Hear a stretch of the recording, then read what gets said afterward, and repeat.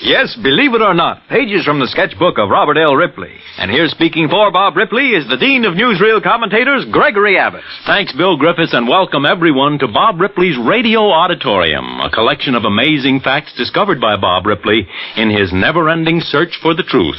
The truth which is always more unbelievable than fiction. What's in the radio sketchbook today, Greg? As usual, Bill, on page 1, it's Bob Ripley's Believe It or Not quiz question. So sharpen your wits on this.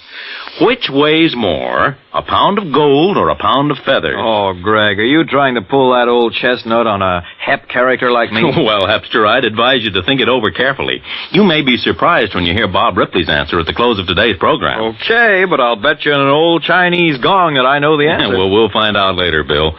But right now, let's see what Bob has sent us for today's radio sketchbook. What is the topic today, Greg? Witches. No, what is?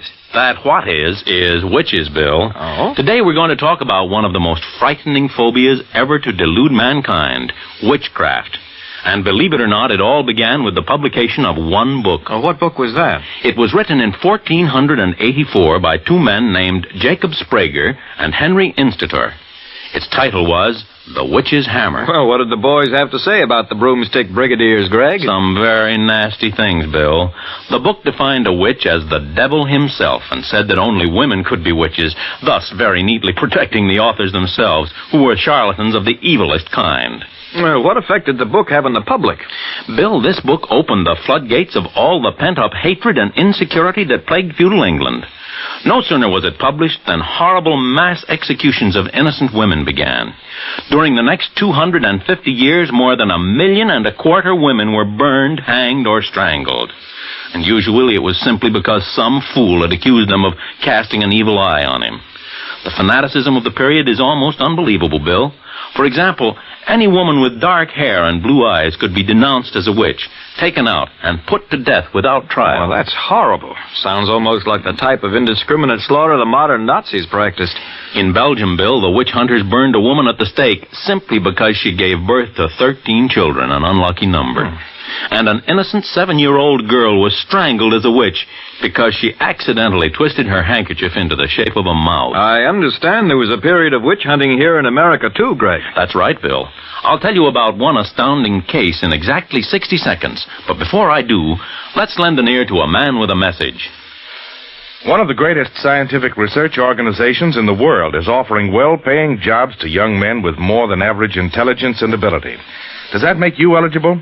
Well, if it does, you'll want to look into the proposition thoroughly because these jobs offer unusual opportunities. The Regular Army is the scientific research organization that is one of the greatest in the world today, and you may be eligible to become a member of this compact, carefully chosen force of skilled technicians.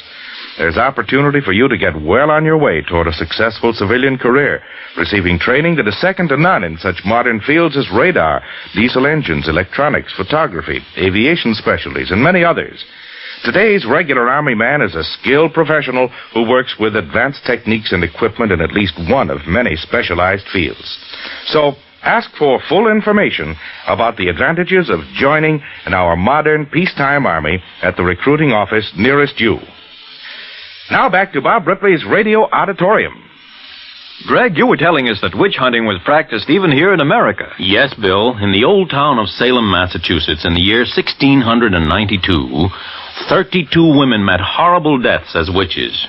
And believe it or not, as recently as 1930, during the national census, 2 women actually reported their profession as practicing witches, believe it or not. Well, Greg, I see now it's time for Bob Ripley's Believe It or Not dramatic sketch. And I suppose the topic is witch hunting. And a very important bit of witch hunting it was, too, as you'll soon find out. But now let me set the scene for you. The time is 200 years ago.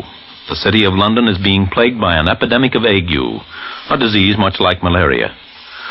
Our scene opens on a dark and stormy night in March. At the door of a tiny cottage on the outskirts of the city, a father, carrying a tiny bundle, raps cautiously on the door. Mother Saunders! Mother Saunders! Who rapped on the door of Mother Saunders' cottage at this hour of the night? Open up, please. Well, what do you want? Mother Saunders, I'm Peter Grimes. They told me that you could cure the ague. So they told you that, huh? They say you have a magic talisman what drives the sickness away. Are you sick? Not I, it's my baby. This morning she wouldn't eat, took to crying. Then this afternoon she got all blue and began to shake like an aspen tree. Will you cure her? Come in. Shut the door. Quickly. I can't pay you much. Whatever you can give Mother Saunders is enough. I do not covet money. Then you'll cure her? First, you must make a promise. Anything. Promise that you'll tell no one you came to see Mother Saunders. First thing you know, they'll be accusing me of witchcraft. Promise, or I'll put a hex on you that'll cross your eyes. I promise anything but help my baby. Set her down upon this table. There. Now turn her about 3 times and spit to the west. 1, 2, 3. Just done. And now for the charm. You're certain the devils won't get her? Stop shaking and fasten this talisman to her wrist. Quickly! She's turning blue. She don't look right. Fasten the talisman, whilst I light this incense. All right. But for heaven's sake, hurry, she's choking. All right. Spirit, out of the wrist. Out of this baby. Turn and twist. Out with the ague. But now, hist. There. 'Tis made. Look at her. She looks so strange. You've killed her. She's dead. No, it cannot be. She's dead. Look at her. She's dead. And you've hexed her. You witch. You've hexed my child. The baby's superstitious father, certain that Margaret Saunders had cast an evil eye on his child, went straight to the Crown Prosecutor Peter Warburton. Within a week, all London was astir with another of the witchcraft trials so rampant during those troubled times. As our next scene opens, the jury has just returned to the court where Sir Philip York, Lord Chief Justice of the Bench, is presiding. Order in the court. Order. Proceed with your questioning, Mr. Warburton. Thank you, Your Honor. Now, Margaret Saunders, you admit that on the night of March the 4th, you did receive at your cottage this man, Peter Grimes, who brought to you a child sick of the ague. I do not deny it. And you also admit that you did treat this child with all manner of incantations, utterances, talismans, and other devices of witchcraft. I am not a witch. Margaret Saunders, you admit that you used a certain talisman to treat the child. I have treated hundreds of children and cured them too. Answer the question. Did you use a talisman? Yes. Now, Margaret Saunders, remember you are sworn to tell the truth. Admit you received this talisman from none other than Satan himself. Admit it. No, it is not true. Margaret Saunders, you are in league with the devil. Admit it. No. Gentlemen of the court, look how she cringes before good and honest men. I tell you, gentlemen, she received this talisman from the devil himself, and she's used it to bewitch and murder that little child. Gentlemen, there's only one verdict for this creature: death. Murder! Hey, the witch! Kill the witch! Margaret Saunders, you will rise and face the jury. Mr. Juryman, what is your verdict? We find the defendant, Margaret Saunders, guilty of witchcraft. Order in this court.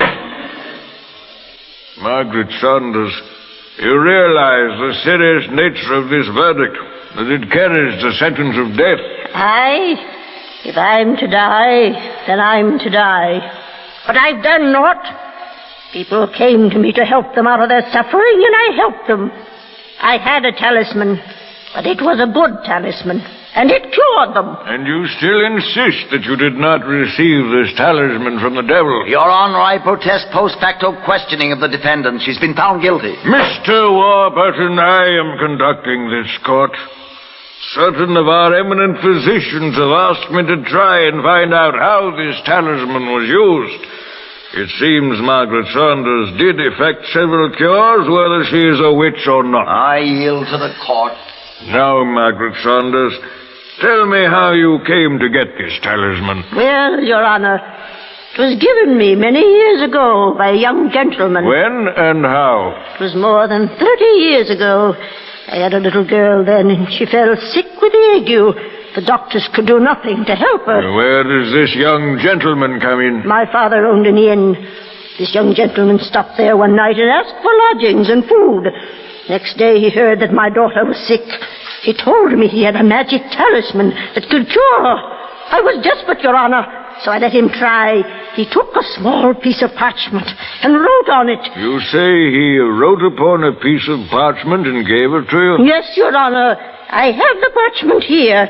You see, it is rolled up and tied with colored ribbons. He told me to fasten it to my little girl's wrist. Stop. I think I can explain what happened.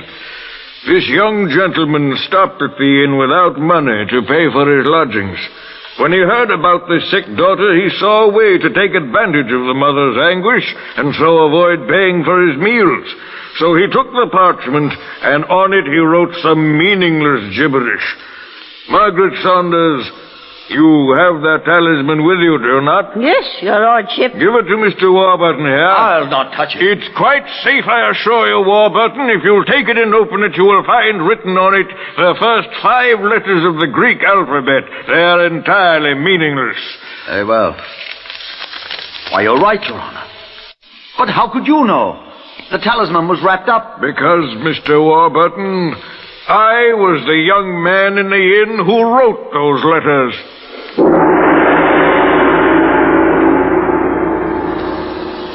Believe it or not, Judge Philip York was the young man who 30 years before had given Margaret Saunders the worthless bit of paper as a cure for her daughter's ague. And believe it or not, that talisman not only apparently cured her child, but also hundreds of others during those years. The astonishing confession by the judge that he, and not the devil, had given her the talisman resulted in the acquittal of Margaret Saunders. And this case so aroused public opinion that from that day forward, witchcraft trials were abolished in England. Believe it or not. In exactly 60 seconds, Gregory Abbott will be back with the answer to Bob Ripley's quiz question. Meanwhile, here's an important believe it or not that concerns you. Everybody knows that money isn't everything, but of all the things it's always nice to have a little of, everybody will agree that money's definitely one. It's impossible to look ahead and try to figure what your financial situation will be, say, 10 years from now, but it isn't impossible to do something about making your financial situation 10 years from now something like you'd like it to be. The way to have money at a later date is to save money now. Put some aside every week, and don't let it merely accumulate. Let it do some work for you. Having your own dollars earn more by investing them in United States savings bonds. A return of $4 for every 3 invested is a profitable investment. And that's the profit you're guaranteed by the government itself. So buy United States savings bonds, sign up for the payroll savings plan where you work, or the new bond-a-month plan where you bank. It's the safest investment in the world, an investment that can help to make your dreams of financial security come true. Now for the answer to today's quiz question. Well, Bill, did you get the answer to Bob Ripley's question? Which weighs more, a pound of feathers or a pound of gold? Oh, that's easy. You can't fool me. A pound is a pound. They both weigh the same. Think I'm a child, right? Well, Junior, I'll tell you. A pound of feathers actually weighs more than a pound of gold. How come? Well, that's because feathers are weighed by avoirdupois measure, which has 16 ounces to the pound, while gold is weighed by troy measure, which only has 12 ounces to the pound. Believe it or not. Okay, Greg, you win. And that takes us right down to the finish line. So how about one of Bob Ripley's famous farewells? All right, Bill. In keeping with the spirit of witches, fairies, and leprechauns, Bob Ripley has asked me to say goodbye to our audience in the words of old Rip Van Winkle. Here's to your good health, and here's to your family's good health. May they live like happy gnomes and prosper like fairy kings. Believe it or not. Tune in again tomorrow at this time, ladies and gentlemen, when Gregory Abbott will be back with more pages from the radio sketchbook of Bob Ripley, including Bob's amazing sketch about an artist who painted a portrait of a ghost. The Believe It or Not show was directed by Walter McGraw and dramatized for radio by George Lefferts. This is NBC, the National Broadcasting Company.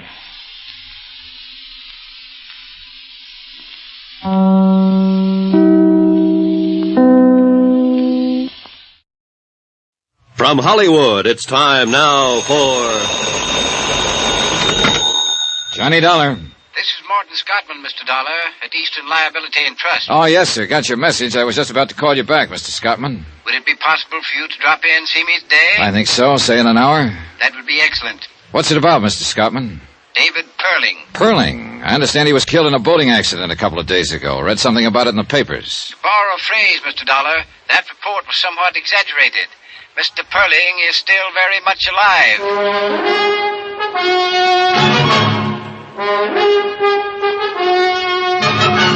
Tonight, and every weekday night, Bob Bailey in the transcribed adventures of the man with the action-packed expense account, America's fabulous freelance insurance investigator. Yours truly, Johnny Dollar.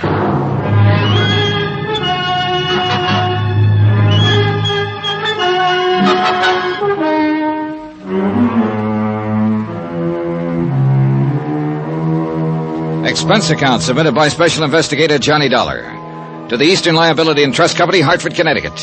The following is an accounting of expenditures during my investigation of the Perling matter.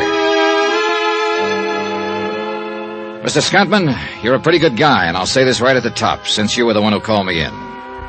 You're reading about the Perling matter in your newspaper right now, but they haven't got the story right. None of them will ever have it quite right. Just remember that as you go through your newspaper in this report, Mr. Scottman. You looked pretty worried when I met you that afternoon about 5 o'clock, and you led me into the top-drawer offices of Eastern Liability and Trust. I tagged you as a meticulous sort of man who knew when his laundry was coming back. I wasn't a bit surprised to learn that you were vice president and chairman of the board. Why don't you sit down there, Mr. Dollar? It's the best chair in the place. Thanks. Cigar? Cigarette? No, I have these, thanks. Lighter right there at your right. Thanks. Yes, Mr. Scottman? You can run along for tonight, Evelyn. No more to do. Thank you, sir. Good night. Good night, Evelyn. I understand you've handled several matters for our company, Mr. Dollar. Yes, sir. I was just going over it in my mind. I believe the last one was the San Antonio case. Yes, Mark San Antonio. Yes. You handled that very well, Mr. Dollar.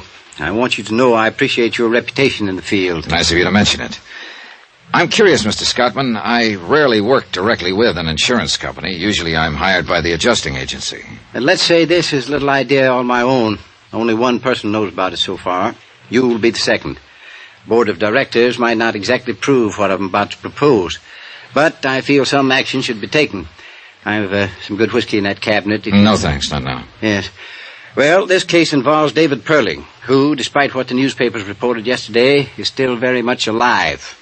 You say you saw the item in the papers? Yes, something about him being killed in a boating accident in Florida, I think. The story was erroneous. It'll be retracted. Oh? Fact of the matter is, Mr. Perling was already on his way back to New York, safe and sound when that report came out.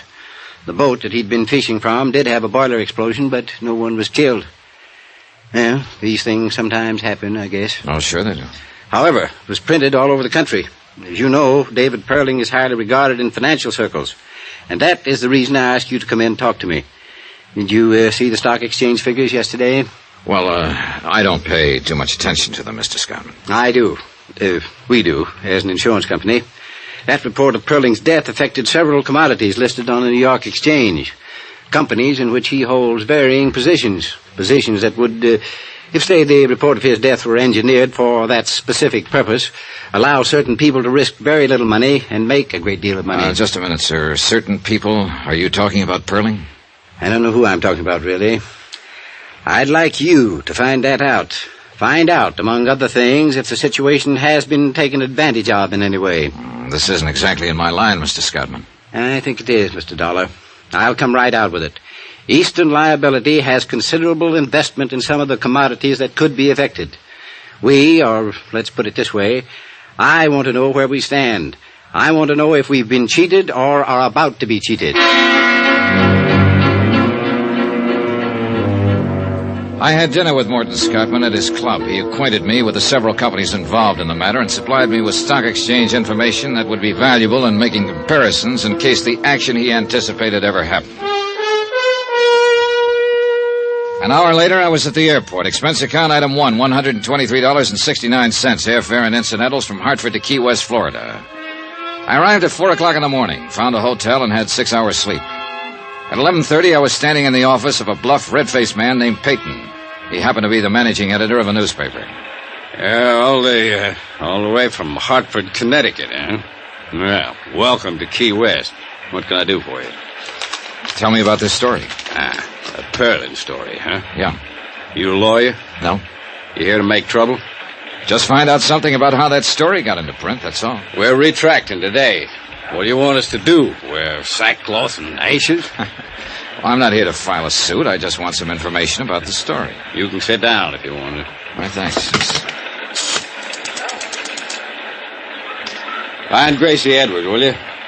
Right. Well, about like the newspaper story, except for the mistake. That was a pretty good-sized mistake, Mr. Peyton. Perlin was here for a week to 10 days. He had an idea he could catch some tarpon or sailfish.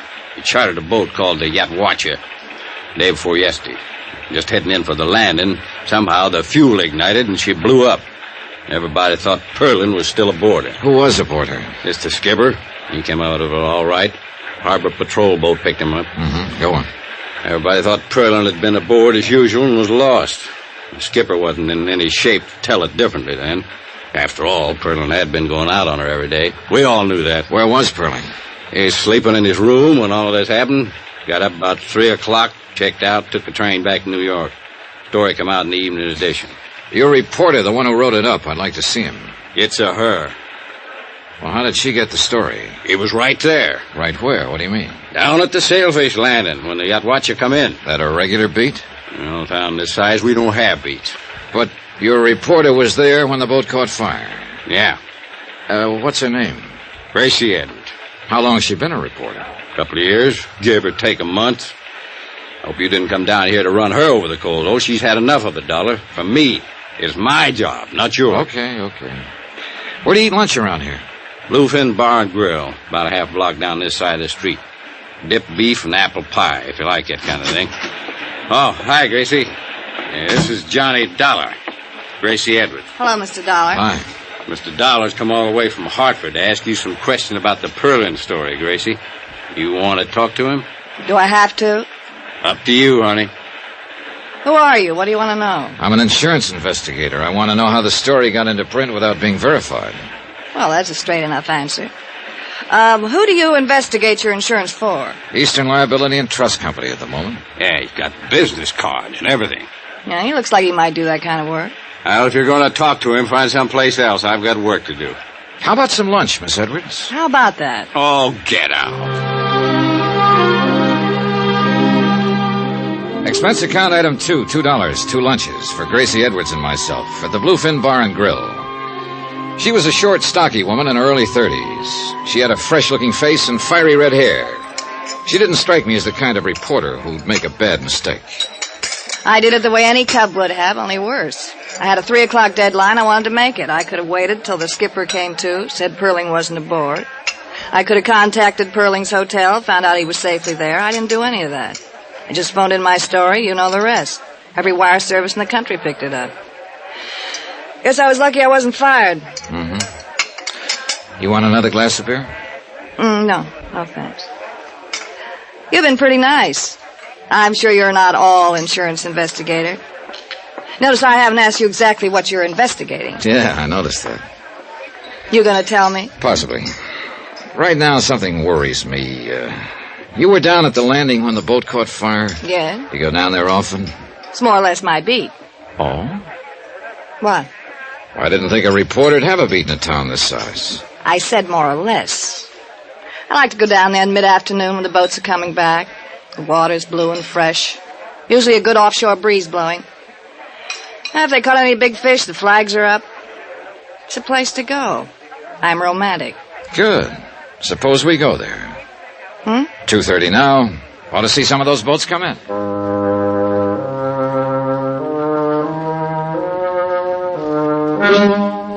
Expense account item 3, $1, 1 cab, transporting myself and Gracie Edwards, reporter, to Sailfish Landing, or as near as we could get. The last 500 yards, we had to walk on the planking between the slips. Now, tell me, where was the Yatwacha when she blew up? Over there. About there. Where were you? Right here. I was sitting right there. Looking out to sea? Uh-huh. How long had you been here? Oh, an hour or so. That was day before yesterday? Yeah. She blew up there. You phoned in your story before 3 o'clock? Yeah, right before 3. Where's the outwatcher now? They raised her this morning, towed her over the repair docks. That's around the point. That's kind of funny. What's funny? Well, I guess I didn't hear it right. You saw her get in trouble. You were right here. Then you went and phoned in your story. That's right. Where'd you phone it in? What? Last phone I saw was at the tavern before we came on the docks. High heels running over these slips. Take quite a while to get to it. I used a phone in town. How'd you get there? Cab. You had one waiting? Look, suppose I did. Suppose you didn't, Miss Edwards. Suppose you weren't even here. If you were, where's the sunburn? Every redhead on earth burns up in an hour when the sun's like this, unless you're an exception. I don't think I like this. I don't like it much myself. But I have to find out something. I'd like to find out from you. I hope I can. If I can't, I'll have to find out from someone else. Maybe the man who owned the boat, the man who ran it, someone around here. I'm going. Wait a minute.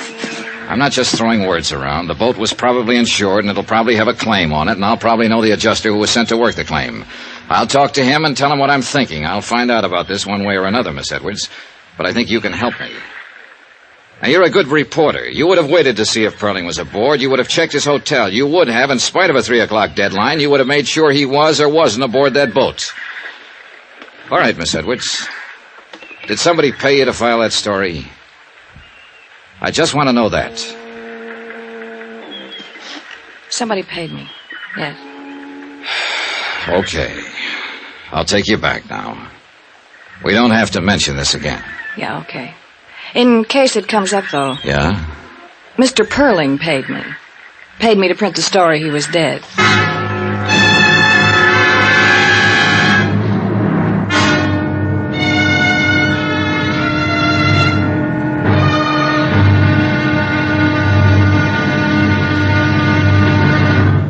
Now, here's our star to tell you about tomorrow's intriguing episode of this week's story. Tomorrow, the affairs of Wall Street follow the current trend in cheating and mayhem. Join us, won't you? Yours truly, Johnny Dollar.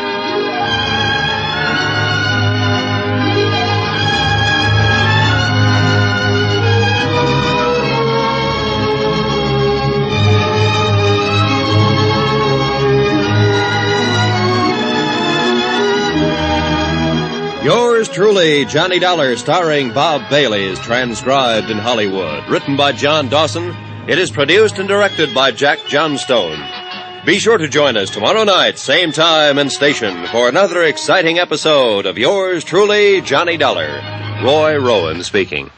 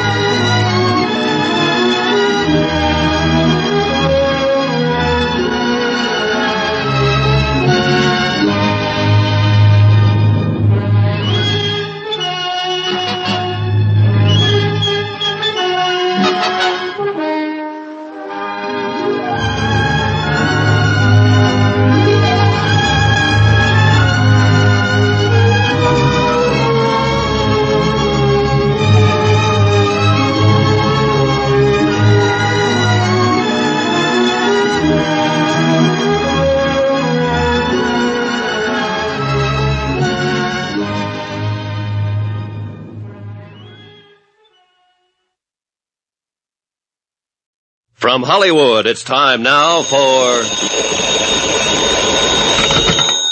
Johnny Dollar. Ready with your call to Hartford.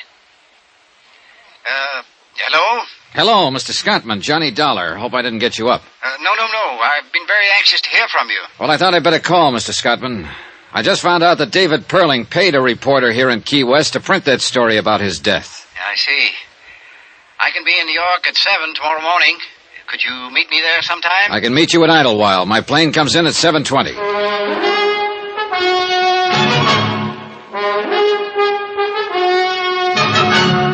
Tonight and every weekday night, Bob Bailey in the transcribed adventures of the man with the action-packed expense account, America's fabulous freelance insurance investigator. Yours truly, Johnny Dollar.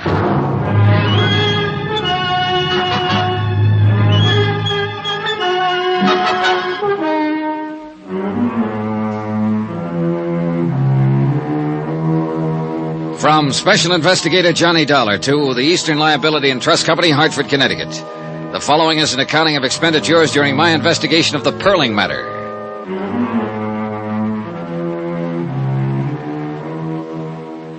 Expense account continued. Item 3, $98.09. Airfare and incidentals, including board and room, Key West to New York City.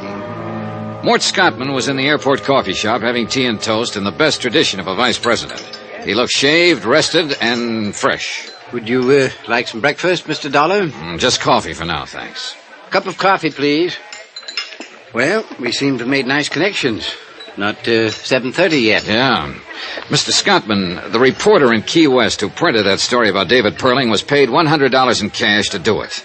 Perling paid her to file an erroneous story that he had been killed in a boating accident. You said cash? Yeah, that's right, cash. No check. No way to prove it one way or another. Just the reporter's word. And she said she'd deny it if anybody else asked her. Disclaim the whole thing. Well, where does that put us? Well, look, Perling had to pay somebody to fire that boat. Probably the skipper, I don't know. But it's an angle if you're thinking about legal lines. Yes, very good. Of course, the boat would demand explanation. Well, let's let it go for the moment. I noticed a retraction disclaiming the story of Perling's death is in every paper this morning. It was in all of last night's papers, too. Now, if the story could affect the stock market, when would it show up? Today, at the latest. There was no action yesterday? Not on the exchange, no. How do you feel about this whole thing now? In view of the fact you've ascertained that Perling himself arranged for his own death report to be published, I can only assume that he did it for one reason. To take advantage of some brisk trading that would occur because of such a report. But there's been nothing of that so far. Tell me, Mr. Scottman, in the event this does happen, what would you do? Well, I don't know exactly. Possibly report the matter to the exchange and see if Perling could be prosecuted for manipulation. Well, let's go over there and see what's what. Item 4, $5. Cab fare for myself and Morton Scottman to Wall Street and the New York Stock Exchange. Since I didn't understand too much about the board, I simply sat and kept an eye on Scottman. The pinstripe suit, the Homburg, the tie, the shirt, the glasses. Somehow he tickled me. I was beginning to like the guy. About 15 minutes before the place closed, he cleared his throat and touched my arm. I suspicioned wrong, Mr. Dollar. There's been no manipulation on the exchange. I thought certainly if there had been any, it would appear in that Alabama company. I was wrong, and I apologize for taking up your time. You're paying for it. Besides, I'm glad you did. Shall we go? Yeah. Where? Well, we know he didn't have the story printed to cheat on the market, but we still have the same old question. What's that? Why did Perling pay that reporter to say he was dead? The reporter lied to you. You've been lied to before, I'm sure. Oh, sure, and by experts. But she wasn't a good one, not even halfway good. So I still believe her story. You believe that board up there? I believe that, too. Well, then? Perling had a reason for getting such a story printed. I want to find out about it.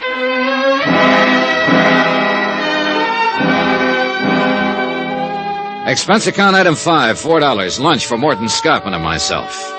After lunch, I checked into the New Weston. Item 6, $50 deposit, car rental. A phone call to the offices of David Perling gave me the information that Mr. Perling was at his home on Long Island. I drove out there.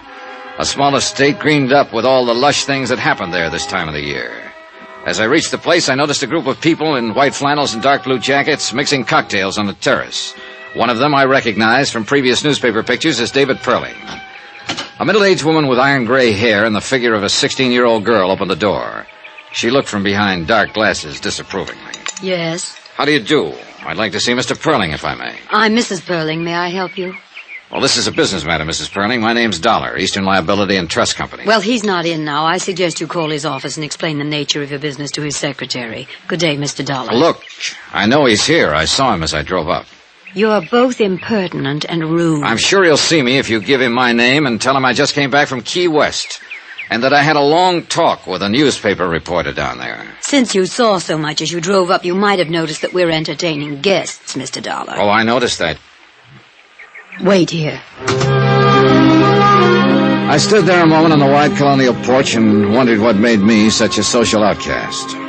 A man who was tending the grounds walked by and turned on the sprinkling system. He waved at me, and I waved back. I felt better.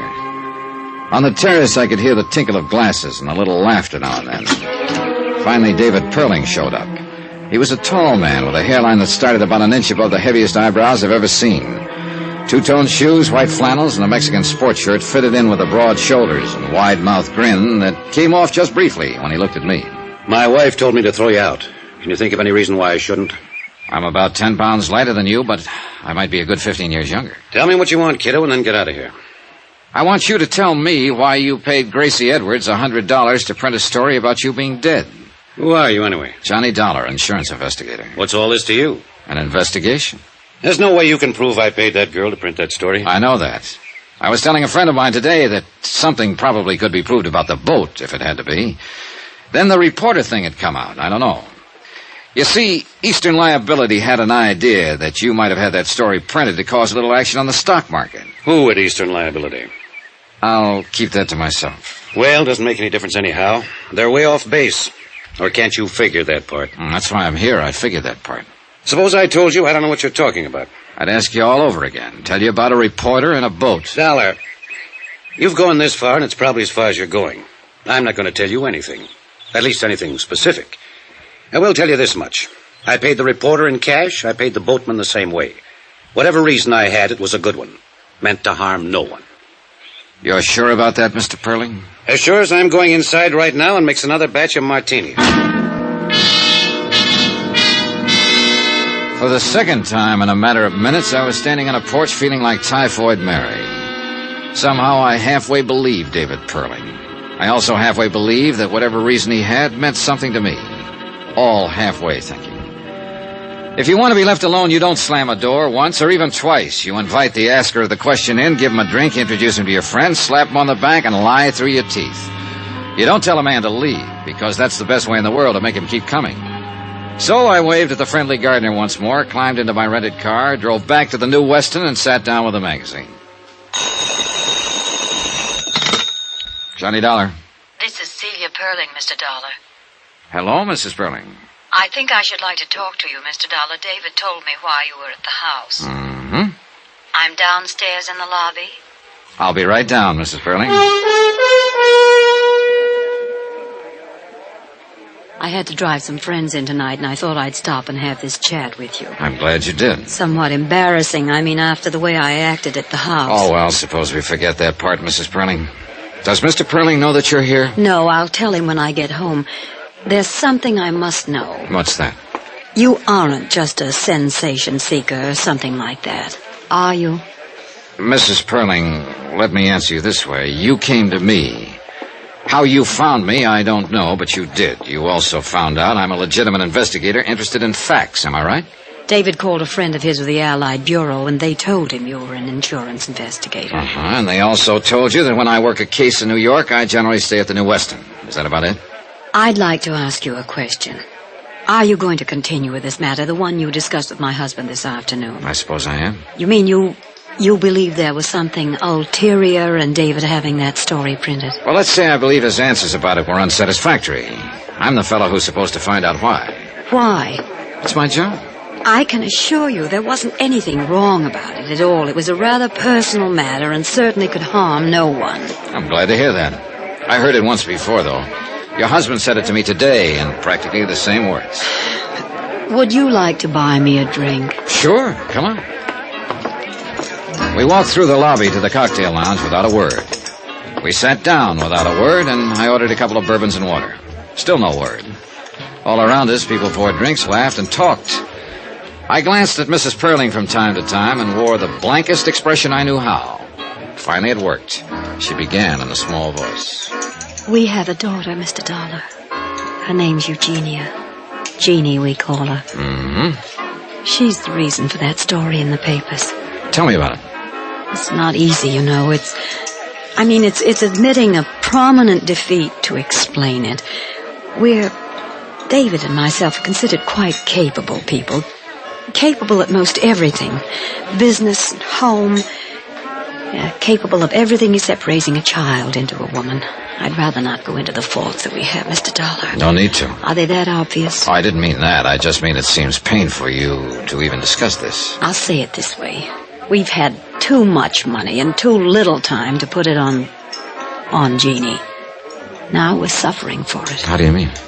Jeannie got sick and tired of being alone and unattended and not understood. She left home a year ago, and we haven't seen her or heard from her since. She left a note saying that we never would. I suppose we deserve it. Well, I wouldn't try to judge that. We have no idea where she is, what she's doing, even if she's with someone. We just know she's gone. It's really quite ridiculous. Now that Jeannie's gone, we know how much we wanted her around. What about the police? Well, we didn't go to the police. I think you can understand why. I mean the publicity. Who did you go to? The Aimwell agency. They've been working on it. Oh, yeah, I've heard of them. Any luck? Not a sign of her. Do you understand now? Well, I don't understand everything. I'm sorry she's missing. But about the story in the paper... Well, Davy arranged that. I mean that his death would be reported. It was a crazy thing to do, I suppose, but we've tried everything else. He thought that if he were reported dead, Jeannie, wherever she was, would see the story and possibly contact me.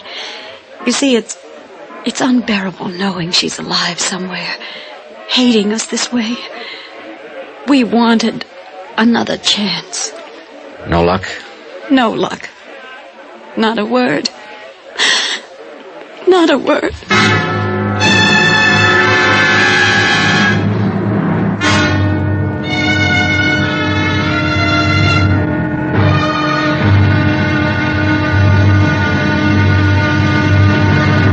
Now, here's our star to tell you about tomorrow's intriguing episode of this week's story. Tomorrow, the trap is all baited.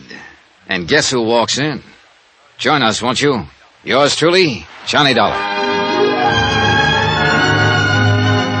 Yours truly, Johnny Dollar, starring Bob Bailey, is transcribed in Hollywood. Written by John Dawson, it is produced and directed by Jack Johnstone. Be sure to join us tomorrow night, same time and station, for another exciting episode of Yours truly, Johnny Dollar. Roy Rowan speaking.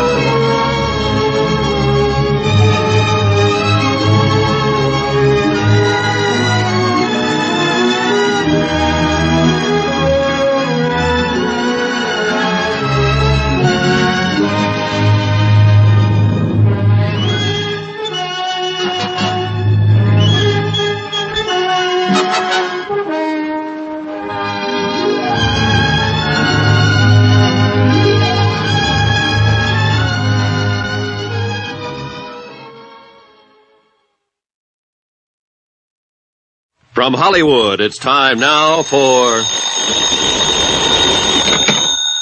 Johnny Dollar. Your number's ringing now, Mr. Dollar. Oh, swell. Aimwell Agency. Aimwell Detectives? Yes? Who are you calling, please? Want to talk to Mr. Aimwell. My name's Johnny Dollar. This is Aimwell. I understand your agency's been looking for the Perling girl for about a year now. Oh, you do, huh? And who told you that? Mrs. Perling. I never heard of you, or her, or a girl. So long. This is the operator. Were you cut off, Mr. Dollar? I'll call them back. Never mind. Call me a cab, honey. I'll talk to them in person.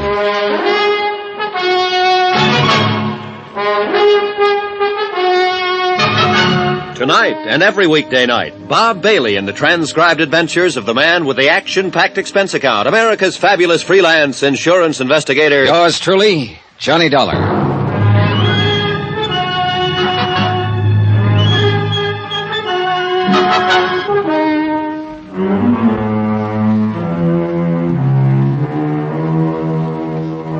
Expense account submitted by Special Investigator Johnny Dollar to Eastern Liability and Trust Company, Hartford, Connecticut.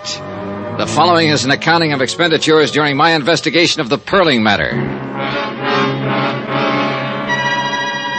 Item 7, $3 cab fare, my hotel to the office of the Aimwell Agency. A red-headed girl at the switchboard looked me over like I was a car she didn't want to buy. I told her my name and that I wanted to see Niles Aimwell. She told me to sit down and wait. 3 minutes later, she waved me down a long, carpeted corridor. I followed directions. A typewriter clacked somewhere. Men in those suits with the little shoulders and hem stitching for lapels moved in and out of offices. It looked more like an advertising office than a detective agency. Finally, I opened a door and stepped into a small room that was decorated in gray. Gray walls, gray carpeting, gray draperies. A desk, a brass lamp, a filing cabinet, and a man were there. He didn't get up when I walked in, but slouched back in his chair and let his bald head rest against the wall. You're kind of determined, aren't you? I suppose so. You're Aimwell? Mm-hmm. On the phone, I told you I didn't know what you were talking about. Now I'll tell you again. Don't slam the door when you go out. What are you paying rent here? If I've got it figured right, you wish you weren't paying it. But then a place like this draws a snappier crowd of clients, so what you've got in the end is more clients and more rent, no more money for yourself. Now that you've said all that, will you get out of here? I know one of those snappy clients happens to be the Perlings. I know you've been trying to find their daughter. This is my ID. This is my license, bond, letter of authority from Eastern Liability. Now, 2 days ago, the papers carried a story that David Perling was killed in a boating accident in Key West. That was a lot of baloney. It was retracted. I know that, but I talked to a reporter down in Key West who told me Perling paid to have that story about himself printed. My client had an idea Perling might have done it to set up the stock market for a killing. Mrs. Perling told me he did it in the hope his missing daughter would see the story in the papers and contact home. Now, what have you got to say? Here's your stuff. One other thing. Perling the kind of man who'd pull a trick like that? Ask him. You got a way about you I don't like. Well, that's too bad. But in between the time I called and the time I got here, you had time to call the Perlings on the phone and ask about me. They said it was all right to tell me what I wanted to know. If there was a daughter, if you'd been hired to look for her. If you don't tell me, you might jeopardize the part of the rent the Perlings pay for you. Now, look, Dollar. I've got something else you aren't going to like. I might just want to see your operative's report on the case. I might have the idea that if you've been looking for her this long, you might just be dragging it out a little bit. You know, the rent money, it's due every month. Get Mr. or Mrs. Perling on the phone right away. I hope they tell me to throw you out on your ear. Well, while we're waiting, let's get back to the questions. Where have you looked? What have you done? We pulled the case 11 months ago, almost to the day. The girl's 5'5", 114 pounds, no visible scars, no glasses. Black hair, brown eyes. She's 24, will be 25 next month. We thought we had her located in Muncie, Toledo, Detroit, Fort Worth, and Pueblo. We think she's traveling alone. We think she's a little girl who was fed up to here with Mama and Daddy and just struck out for herself. But you haven't found her. 5 men have been looking on 8-hour shifts, 7 days a week for 11 months to the day. 5 men, 11 months, 7 days a week, and I'm one of the 5. My feet hurt, and my head aches most of the time. My wife's thinking about divorcing me. And then you walk in here and plant yourself in my office. You're suggesting maybe I can go out and find her just like that. Well, I can't. Nobody can. So I want you to know I kind of resent that remark about how I'm laying down on the job. And if you don't take it back, I'll have to cave in the side of the wall with you. What do you got to say, Dollar? I take it back, Mr. Aimwell. Sit down and have yourself a smoke. Hello? Well, hello, Mrs. Perling. Mr. Dollar's in my office now. Yes, I'll cooperate with him. Yes, Mrs. Perling, I understand. He explained it all to me. Yes, ma'am. The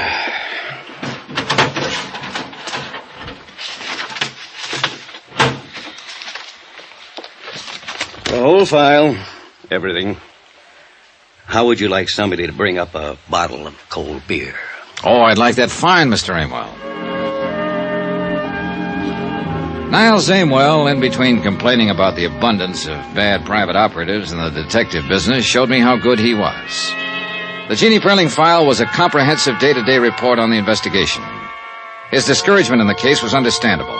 The only thing that meant something was the picture of Jeannie Perling. Coal-black hair over a fresh white-skinned face. Dark eyes, a nice smile. Somehow, not my idea of the daughter that would belong to David Perling. Too old, too young, or too something. I couldn't put my finger on it. If I had been able to, I could have ended this expense account right here. As it was, I spent $100,000. Somebody else's money, sure. But I spent it just the same. Well, Mr. Dollar, I'm certainly surprised at this development. You say Perling's daughter is missing? That's right, Mr. Scottman. And I'm convinced that the detective agency he's had looking for her have been doing just that. Well, then, I'm relieved to know you got to the bottom of this matter. I'm sorry, of course, for Mr. and Mrs. Perling. But, as I say, relieved that there was no attempt at financial manipulation. I think then I can call you off the case. There is no case now. Nope, guess not.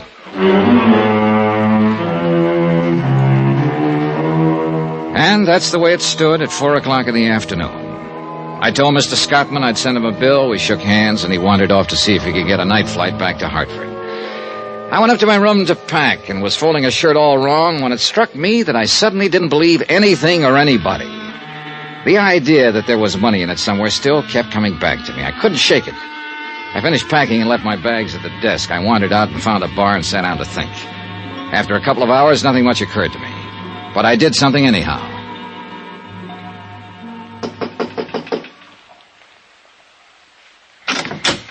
Oh, hello, Dollar. Hi. My plane doesn't leave till 11 o'clock. I haven't had dinner yet. I didn't come about dinner, Mr. Scottman. Well, what is it? Well, how does this case strike you? Eh? A phony death report, a missing girl, a stock market manipulation that didn't come off. How does it strike you? Well, very neat, if that's a phrase I can use, Mr. Dollar. We had a question with serious implications to it. We have an answer now. That's what we wanted. But it's too neat. I'm not sure I know quite what you mean.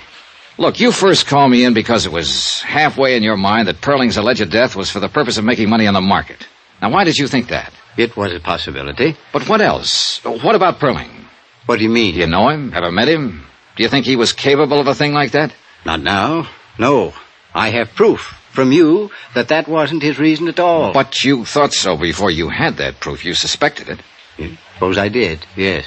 Well, I didn't know him from a load of coal, but I always figured there's money in it somewhere. And I've met David Perling. He doesn't seem like the kind of man who'd worry about a grown daughter who didn't like him and ran away. Just didn't seem that way. Oh, here now. A detective agency working on the case, a story in the paper. But no police, Mr. Scottman. No bulletins. No 100% effort to find her. Why?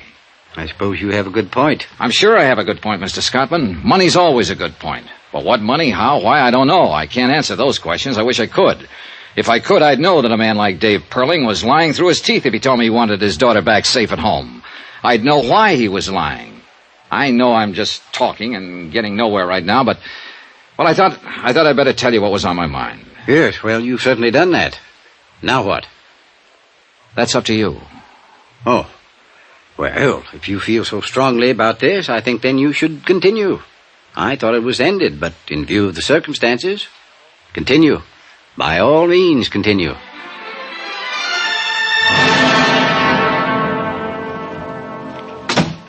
Well, Dollar? Well, you're working late. Yeah, I'd rather stay here than go home sometimes. Most of the time. Hey, well, we might be seeing quite a bit of each other. How did you know? Perling told me to contact you. You're pretty cute, Dollar. Tell me why.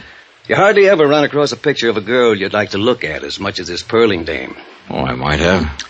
You know, you kid me most of the time, and I'm an old slob who stands around with hardly any fast answers. But you aren't kidding me this time, Pally. You show it all over. If I walked in a place and I seen a girl as nice looking as this, and I had any business with her, I'd be the luckiest guy in the world. Now, there are women and there are women. But if that picture means anything, boy, she's a woman. And you want to meet her, right? Sure I want to meet her, but you're getting romantic. And if I saw but didn't have any business with her, just saw, I'd go take a walk around the block before I talked to anybody. Yeah, I know. And I don't blame you. You're a very lucky fella. You're going to see her. That's why Perling asked me to contact you. Huh? Here. Came in about an hour ago. One of our men located her. Where? She's in New Orleans. He handed me the wire, and I read it over. Then I looked at him, he looked at me. I didn't ask any questions. He didn't say a word. It was a wonderful make-believe world, but it really didn't exist. Too neat and too tidy. And we all know the world's full of bumps. Ever hear of Mount Everest?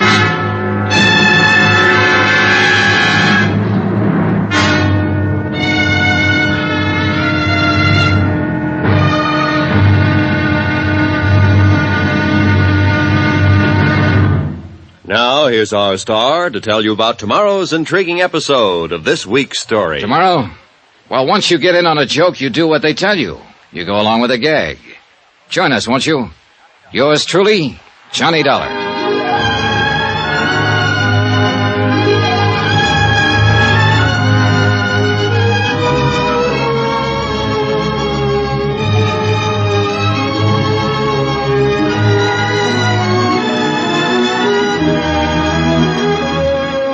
Yours truly, Johnny Dollar, starring Bob Bailey, is transcribed in Hollywood.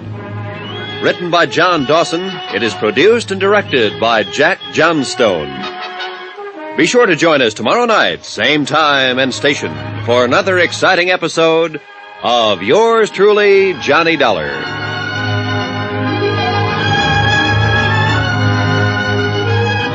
This is Roy Rowan speaking.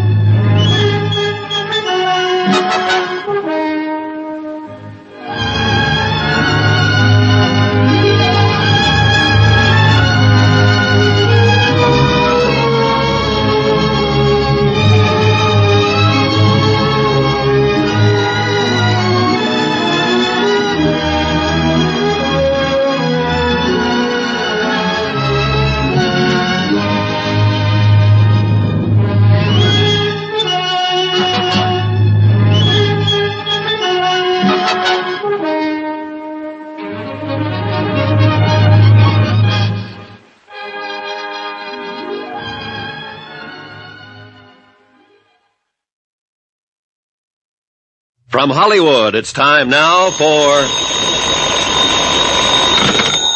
Johnny Dollar. Dave Perling, Mr. Dollar.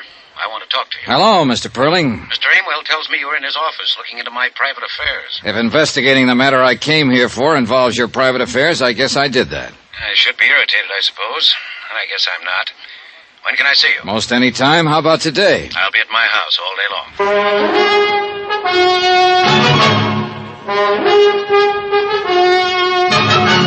Tonight and every weekday night, Bob Bailey in the transcribed adventures of the man with the action-packed expense account, America's fabulous freelance insurance investigator. Yours truly, Johnny Dollar.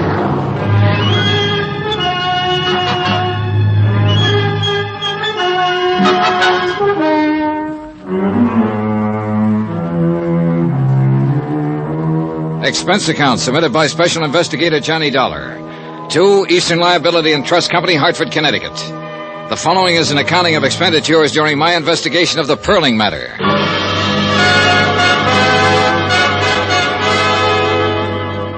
Item 9, 10 cents, one phone call to Morton Scottman advising him that Jeannie Perling had been located in New Orleans by one of Aimwell's operatives. Mr. Scottman thought that over for a while and then assumed it would be in the best interests of Eastern Liability to make certain this was the truth. I told Mr. Scottman I intended to do just that. Item 10, $5, cab fare from the New Weston Hotel to the home of David Perling. Hi. Come on in. The man who opened the door wasn't a servant. He wore a dark blue double-breasted suit. He smelled of cigars and bourbon, and private detectives stuck out all over him. He jammed a pudgy finger in the general direction of what later turned out to be the library, and I followed. The room we went into was empty, except for us. As far as I could see or hear, the rest of the house was empty, too. The man in the blue suit sat down on a leather sofa and pointed to a quart of bourbon that had just come out of a sack. You must be this Dollar guy, huh? Yeah. Mr. Perling will be along in a minute. He asked me to say hello to you. By the way, my name's Brad Copeland. I'm one of Niles' men. Niles Aimwell? That's great. Where is Niles? He's with Mr. Perling. They'll be along. Sit down, relax. They said they thought it was about time for a little conference. What for? The girl's been found, hasn't she? Oh, sure. Now they gotta figure some other things out. I'll bet. You don't believe much of this, do you? Nope. Well, then I'll put it this way. I'm the guy who found Jeannie Perling. How about it now? Okay. Look, I got put on this thing because an insurance company executive thought Perling might have had a false death report made on him to juggle some things in the stock market. Oh, that story in the papers about Perling dying, huh? Yeah, Perling paid to have that story printed, all right, but not for any stock market angles. He did it to try and scare up this daughter of his who scrambled away from home a year ago. Now, I found that hard to believe, even after I talked to Niles Aimwell and he told me the agency had been hired to find the girl a year ago. I suppose you're one of the men who's been looking. Yeah, that's about it. No luck, either. And yesterday morning comes a phone call. I don't know who it is, tells me where she's living, what name she's using in New Orleans. I scram down there by plane and check it out. It's all true. So I come back here, and here I am. Conference. You found her on a tip from somebody you don't know? Man or woman? Always a man's voice. Wonderful, ain't it, what happens sometimes? How does it look to you? Like a sealed freight car full of nothing. That's the girl down there in UO, all right. I managed that.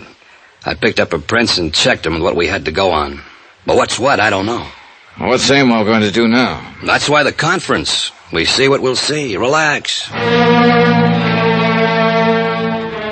I tried to do that, but I didn't do very well. Copeland settled to his bourbon, and I picked up and laid down a half a dozen magazines, smoked 2 cigarettes, paced up and down. Finally, I heard a door open somewhere, and Niles Aimwell and David Perling walked in the room. Then Aimwell motioned Copeland to his feet, and both of them left the room without a word. David Perling and I were alone. How much do they pay you, Dollar? Oh, I'm paid well enough. What's that got to do with it? I was just curious, is all. You seem like a competent man. As a matter of fact, the most competent I've met, and that includes Mr. Aimwell and Mr. Copeland. By the way, I just fired them. Really? I don't think I need them anymore now that I know where Jeannie is. Oh? You've had an extraordinary interest in my affairs lately. I'm willing to bet that you won't leave me alone until you're satisfied about my daughter. You'd be right. I want Jeannie to come home. Here, where she belongs. Why don't you go get her? I think that might be difficult under the circumstances. I'm afraid she bears considerable rancor for myself and Mrs. Perling. Perhaps someone like you could, persuade her that it would be the best thing to do. I go down to New Orleans and get her? Exactly. I was going anyway. Oh? Why? Well, offhand, you don't seem like the father who's happy to know that his daughter, whom he hasn't seen or heard from in a year, is alive and well. You haven't made a move to go and pick her up yourself. Also, she was found too soon and too fast after I got in on the picture. You can stop right there. I'm sure I wouldn't even attempt to explain any of those things. I didn't think you would. Or could. I'm on my way to New Orleans, Mr. Perling, to get your daughter. I think she'd be crazy if she came back here, but I'll take it up with her. Do that. I wonder if you'd like to try to explain something else for me. What? Why you were feeling me out a couple of minutes ago to see if I'd buy off. Get out of here. Get out. Why not? Expense account item 11, $113.15. Airfare, incidentals, New York to New Orleans, Louisiana. The temperature was exactly 28 degrees hotter when I landed. In the cab from the field, I peeled off my coat and loosened my tie and took off my hat. I walked into the lobby of the Roosevelt Hotel that way. Everyone else seemed cool enough in linens and tropicals. Everyone except myself and a big blonde giant of a man leaning against the CNS ticket counter. Boy, take Mr. Dollar to 511. The giant smiled when he saw me and stuck out his hand. Well, I'm certainly glad to see you. We thought you'd never get here. Hope you had a pleasant trip. I was okay. I know you're tired and hot and would like to wash up a little and refresh yourself, but the rest of the boys are headquartered in 810. They're mighty anxious to meet you. Mighty anxious. Us Delta cotton growers are going to make it or break it at this convention. Yes, sir. Yes, sir. We sure are, aren't we? As soon as you're cleaned up, you come right over. We have a drink, and I'll show you around the town. Yeah, that'll be swell. 8:10? 8:10. About an hour? About an hour. I'll see you. Hey, clerk. Yes, sir? How long have the Delta cotton growers been in town? Delta cotton growers? Well, they had their convention last month, sir. Who's registered in 810? We have no 810, sir. I'd done someone dirty. When he came over with a hand out in front, I was supposed to say, "You got the wrong fellow. My name's Dollar." But I made him play it out for a particular reason. He wanted to know who I was, and he didn't quite know. But then I wanted to know who he was, and I didn't quite know. I wanted to know him because of that .38 strapped under his left arm. It bulged out just enough to make me curious. By 7:30, I'd eaten dinner and found an address on Ursuline Street, the address where Jeannie Perling was living. The mailbox carried that name. It was one of those unpainted apartment houses in the French Quarter, full of heat and low-watt light bulbs. The girl who opened the door was a medium-sized blonde, and she wore a black dress. The girl I was looking for had coal black hair. Yes? How do you do? My name's Johnny Dollar. I came here to see Jeannie Perling. Come in, please. You're a friend of Jean's? In a way, I just came from New York. You know her father, then? Yes. Oh. I'm Janice Floyd, Jean's roommate. This way. Careful, it's a little dark. Sure. Maybe I had the feeling when I saw the black dress. But I knew I had it when Janice Floyd turned and led me through the two large rooms that made the apartment. I thought that was the end of it, but there was one more room. The blonde girl stood to one side so I could see in.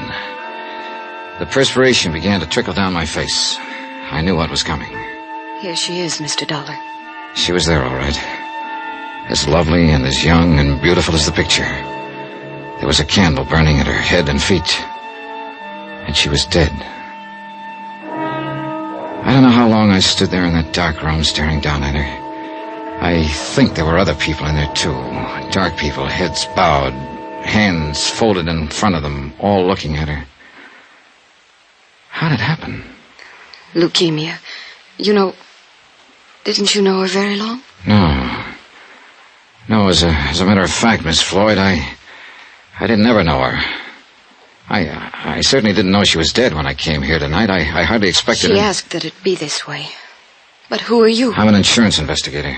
From her father? Not exactly, no. Oh, yes, I see it now. You aren't the first one who's been here looking for her. There have been others. Detectives and lawyers trying to get her to go back. What? If he'd loved her, if they'd loved her for just one unselfish moment, she would still be there. Well, Mr. Dollar, she's where her father can't bother her anymore. You tell him that when you go back to New York. Tell him he can stop hiring lawyers and detectives to find her. Now, get out. Expense account item 13, $5, the usual charge in any city for having a legal document copied and photostated. A death certificate verifying the fact that the girl had died on the 20th day of the month. A medical report attached to the certificate named the cause of death as leukemia. I had copies of all these legal documents by 10 o'clock the following morning. I even went through the motions of phoning the desk and asking for a bill and making a plane reservation for that night. I had a feeling someone would be very interested to see me take care of all those things, and I was right. The big blonde man with the .38 happened to be in one corner of the lobby when I paid my bill. He also happened to be at the airport when I picked up my ticket, but then he got careless. I walked through the gate, waited 2 minutes, and slipped back to grab a cab in front, just in time to see him wheel a battered convertible out of the parking lot and head back for town. I followed in my cab. He went to the Ursuline Street address. 2 minutes later, he came out. Expense account, item 14, $8. I let my cab go and strolled up to him just as he was getting in his car. Hiya. What? Look, we've been playing games long enough, don't you think? Well? Why don't you go back to New York and do what you have to do? Deliver this death certificate? I don't believe it. You saw her dead, didn't you? Still don't believe it. That's too bad, because that's the way it is. He got in his car, started it up, drove away. I stood there and watched him go. Money, I kept saying to myself. Money. There's money in it somewhere. Plain old money.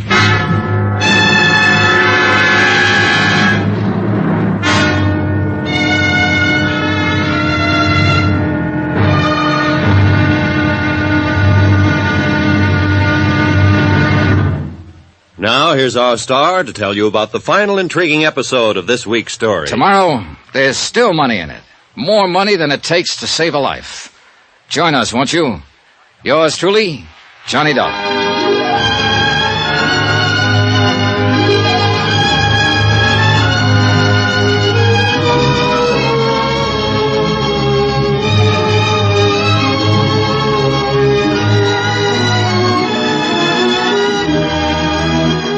Yours truly, Johnny Dollar, starring Bob Bailey, is transcribed in Hollywood. Written by John Dawson, it is produced and directed by Jack Johnstone. Be sure to join us tomorrow night, same time and station, for the final episode of this week's story of Yours truly, Johnny Dollar. Roy Rowan speaking.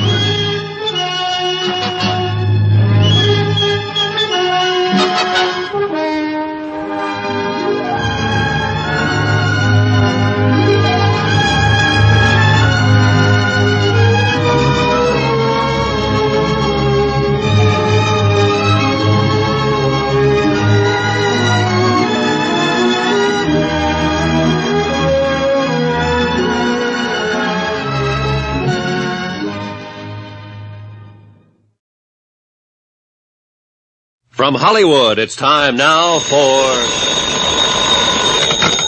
Johnny Dollar. This is Janice Floyd, Mr. Dollar. Hello. I understand you don't quite believe that Jeannie Perling is dead.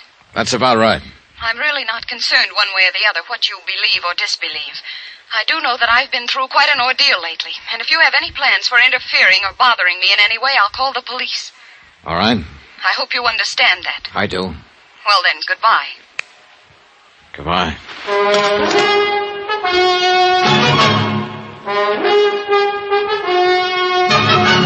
Tonight and every weekday night, Bob Bailey in the transcribed adventures of the man with the action-packed expense account, America's fabulous freelance insurance investigator. Yours truly, Johnny Dollar.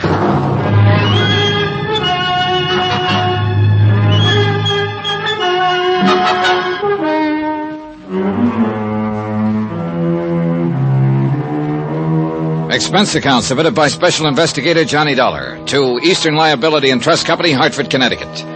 The following is an accounting of expenditures during my investigation of the Perling matter.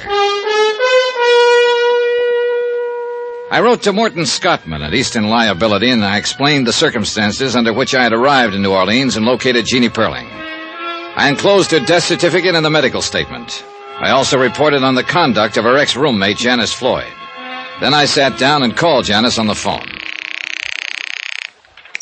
Hello? This is Johnny Dollar, Miss Floyd. Yes. I think it's time we had a talk. Mr. Dollar, we have nothing to discuss. I think we have. What? How you're being taken. Taken? By whom? By a couple of people. Goodbye, Look, Mr. don't hang up on me, Miss Floyd. I came down here to find Jean Perling. I'm with an insurance company. It was my job to check on a story her father told. Finding her was part of it. Let me come over and talk to you. I'll be home tonight. The apartment was 6 blocks from the hotel. I walked it for a reason. All kinds of people have followed me at one time or another, and I've followed all kinds of people. But the man who followed me off and on in New Orleans, the big blonde man with the .38, knew what he was doing. He was a professional.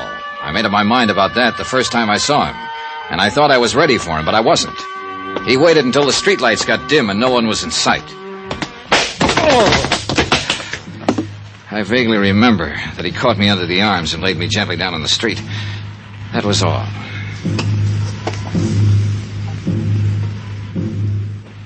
Easy, buddy, easy. You've been making too much whoopee. Oh. You folks visiting down here ought to be more careful. Get your suit all dirty. I wouldn't have found you, but my cab conked out right here. My head, the side of my head. You must have fallen hard. You had enough for tonight, or you want to keep going? Oh, I've had plenty. Yes, sir. I'll call a doctor. No, help me. I'll be all right. You're easy now, easy. Thanks. What time is it? Almost midnight. 2 hours. Where you want to go? Ursuline Street. Get in, get in. Expense account item 16, $10 to one Good Samaritan cab driver who picked me up and dropped me at Janice Floyd's apartment. I was still weaving on my feet when I tapped on the door. Mr. Dollar, you've been hurt. Come in. I'm all right. Packing? Yes, I've decided to leave town. Tonight, as a matter of fact. Yeah, I thought it'd be something like that. Did a big fella, a blonde man, have anything to do with your decision to leave? That's none of your business. Let me tell you my business, Miss Floyd. I came down here to see Jean Perling. You saw her. She's dead. Yes, I saw her, dead. Yesterday, I mailed a copy of her death certificate to New York. Well, then what else? What other business? The man who came here yesterday and reported to you, the man who told you I'd left town and you could breathe easier again, the same man who called you later and told you I was still around, still asking questions. He's my business. He followed me on my way here tonight. He slugged me. I don't believe you're telling me the truth. What's his name? Any idea why he carries a gun? Carries a gun? You're making all this up. Why would I? I've got what I came for, or practically what I came for, legal proof of the whereabouts of one Jean Perling. If Al hit you, he was trying to protect me. Now listen to me. I think I have pretty much of it in hand. Now you tell me if I'm wrong.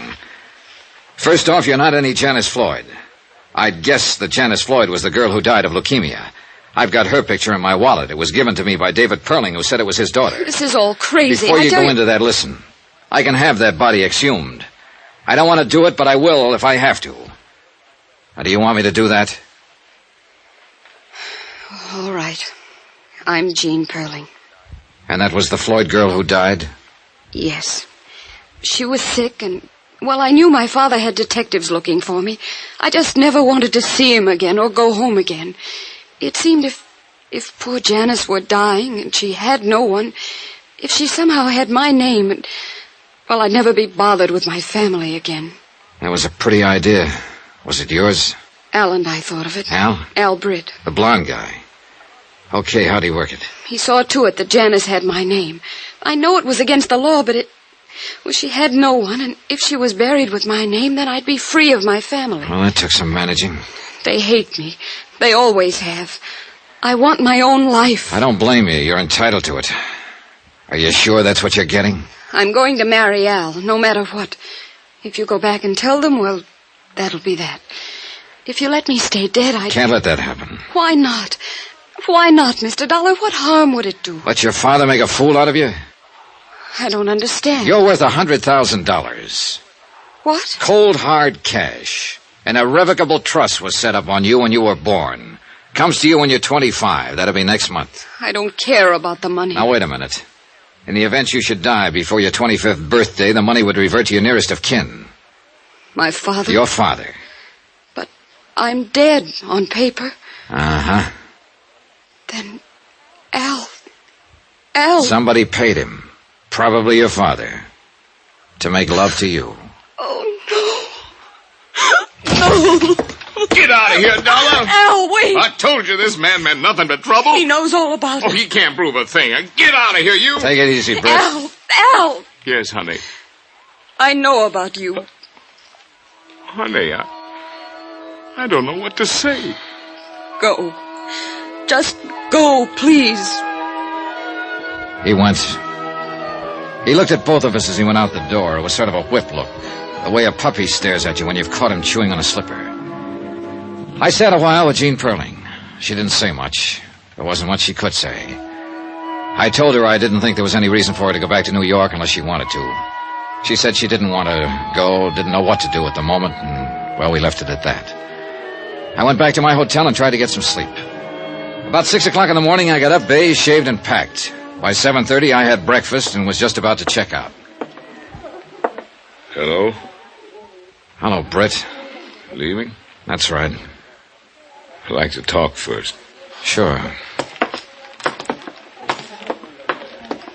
Okay. You messed it up fine for her and me. I tried to call her this morning and she hung up on me. I went over there, she wouldn't let me in. I don't blame her, do you? I guess I don't. I decided to leave town. Yeah, maybe that's better. I don't know whether it is or not. You make it hard for a guy to talk. All right, now look at it my way. This whole thing's been rotten. I met her father, and I know what kind he is. I know what he's done to her, what he'll do to her if she goes back. And then there's you, Britt, the hired man. You went in and made love to her for a salary. I didn't like it having to tell her that, and it must hurt. It must hurt pretty bad. So you see, I'm not too interested in what you might have to say or what you're going to do. Wait. You're right reading me out this way. I deserve it. The old man found out where she was 4 months ago. I found out for him. I knew the girl she was living with had leukemia. I planned the whole switch. I put it to her the way she explained it, about being dead to keep away from her old man. Of course, you didn't mention that $100,000 he could get his hands on once she was dead. Oh, I didn't. But something funny happened to me, Dollar. I mean, I've done my share of dirty jobs. I've seen a lot of the human race. Taking a salary to make a sucker out of her didn't bother me at all. Not at first. And then I found out when she touched my face, I lived for that touch. And when I held her, she lived for me. I never thought it had happened to me, but it did. If you see her again, Dollar, tell her I was trying to stop it. I mean, all this part. But it was too late. Funny how things turn out, huh? Yeah. Funny. Expense account item 17, $42.13, hotel and board bill.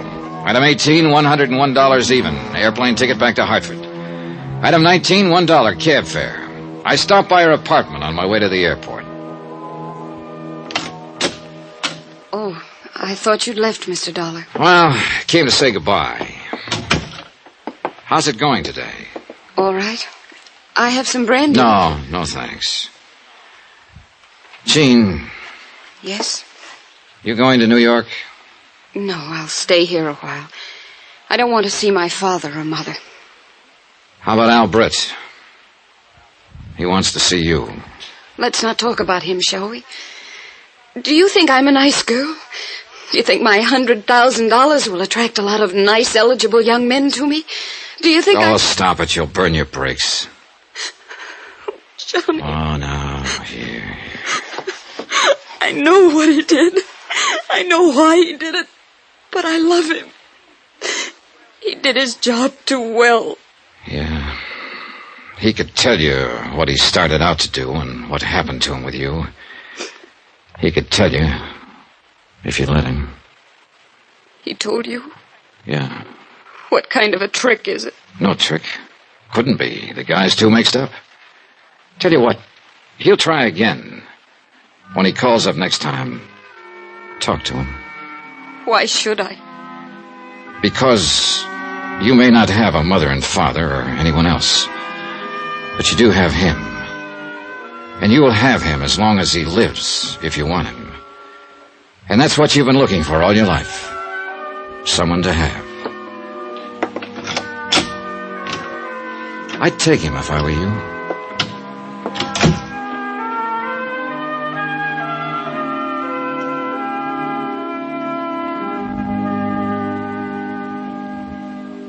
Item 20, $10. Miscellaneous. Total expense account, $714.35. Remarks? None. Report?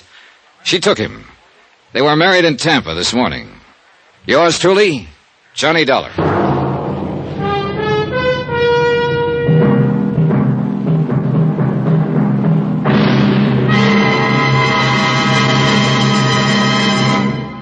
Now, here's our star to tell you about next week's intriguing story. Next week, a lonely girl, a fine young man, a gentle father, and one of them is a killer. Join us, won't you? Yours truly, Johnny Dollar. Yours truly, Johnny Dollar, starring Bob Bailey, is transcribed in Hollywood. Written by John Dawson, it is produced and directed by Jack Johnstone. Heard in this week's cast were Mary Jane Croft, Forrest Lewis, Jeanette Nolan, Russell Thorson, Michael Ann Barrett, Jack Petruzzi, Barbara Fuller, Herbert Ellis, and Marvin Miller. Musical supervision by Amerigo Marino and Carl Fortina. Be sure to join us on Monday night, same time and station, for another exciting story of yours truly, Johnny Dollar. Roy Rowan speaking.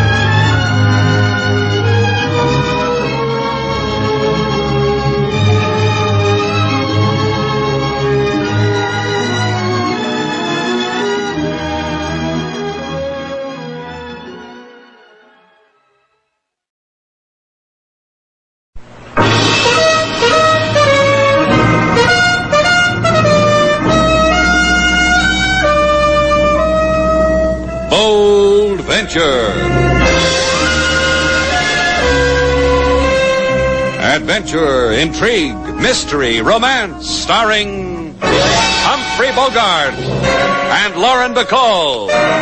Together in the sultry setting of tropical Havana and the mysterious islands of the Caribbean. Bold Venture.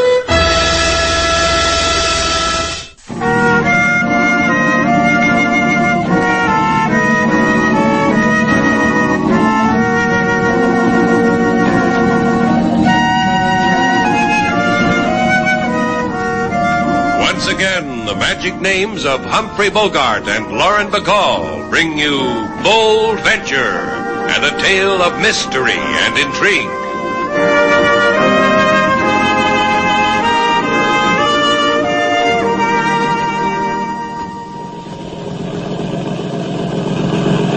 Sailor, let go of the wheel for a minute Why? so you can pinch me.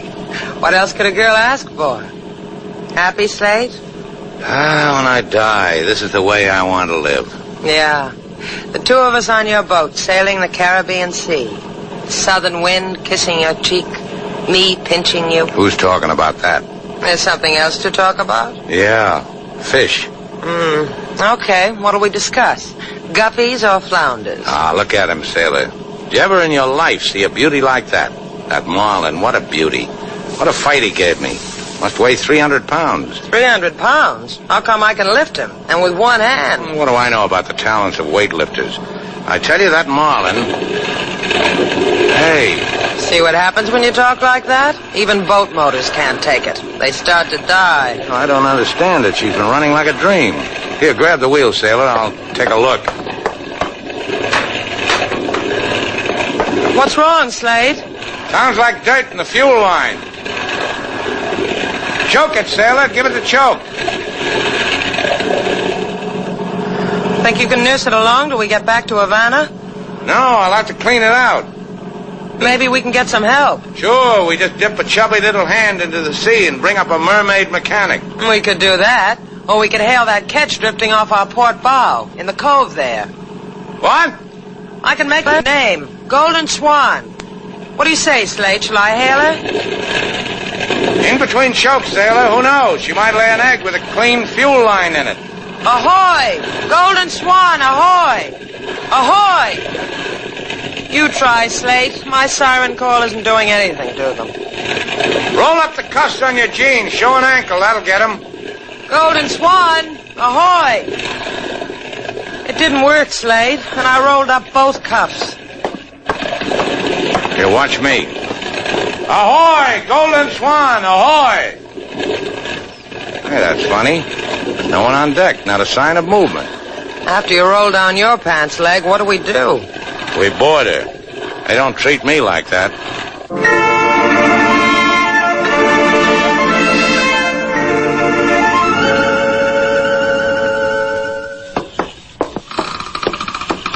Hold my hand, Slate. I've never walked through a ghost ship before. Eerie, isn't it? The other hand. This one's got a stalk of celery stuffed with Roquefort I swiped off the captain's table. Catch riding off an uncharted key without a soul aboard. Who's going to miss a stalk of celery? The way that table was set, like a banquet. Hors d'oeuvres, chicken under glass. Who walks away from things like that? Not you, baby. Enjoy your chicken sandwich? Yummy. I don't understand it. Not even a dead man aboard. He's complaining. Come on, sailor. There's something about a deserted ship that brings out the lonely in me. Maybe we could tow her back. Finders keepers, you know. No, I don't want her. She's too rich for my blood. Come on.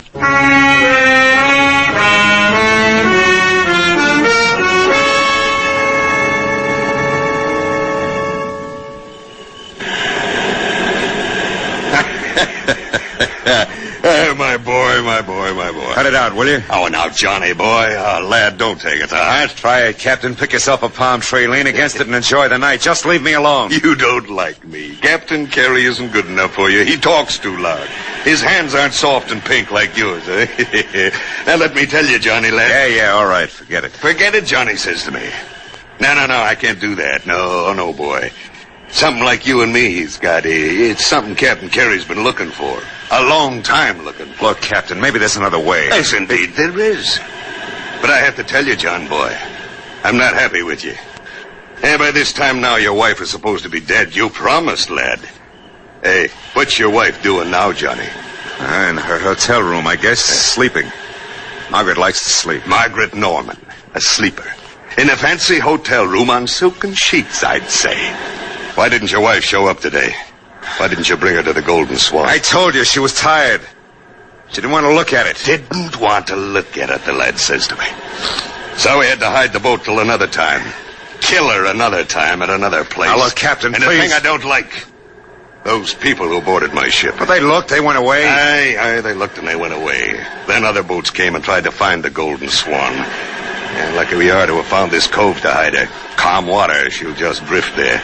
And lucky we are. Yeah, we're lucky fellas. Yes, indeed we are. To have such confidence, you and me, each in the other. Yeah, we're fortunate. Now, the final item, lad. Here. What do I want with a gun? Why, lad, but for a thing. Kill your wife with it. You're crazy. Be I now? Go on, take it. Hey, take it home with you, John. You're going to sit here and wait? Oh, lad, you're such a child. Listen, John, 2 people came to my boat today in a power cruiser. Its name I saw was Bold Venture through my glasses. And I must seek them out. Tell them how lucky they are still alive. Tell them it might not be so the next time.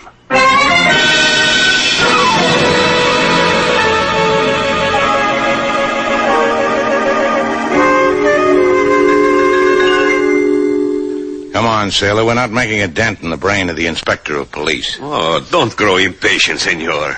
My brain is your brain. Make dents to your heart's content.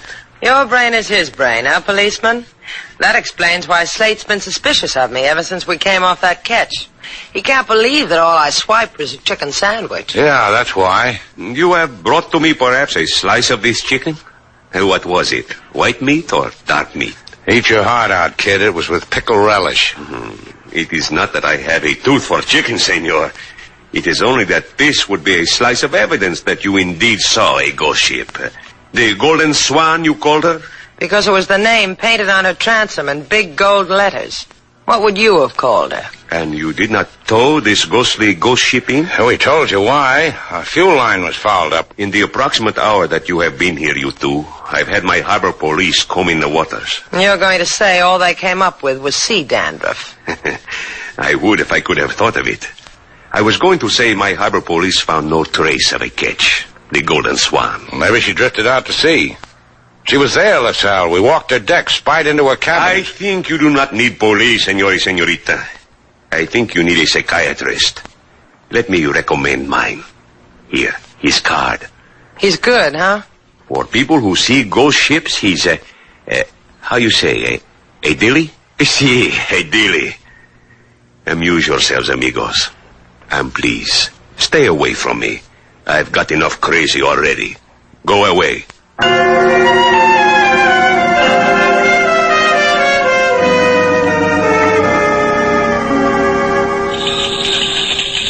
How much longer are we going to have to wait? How do I know?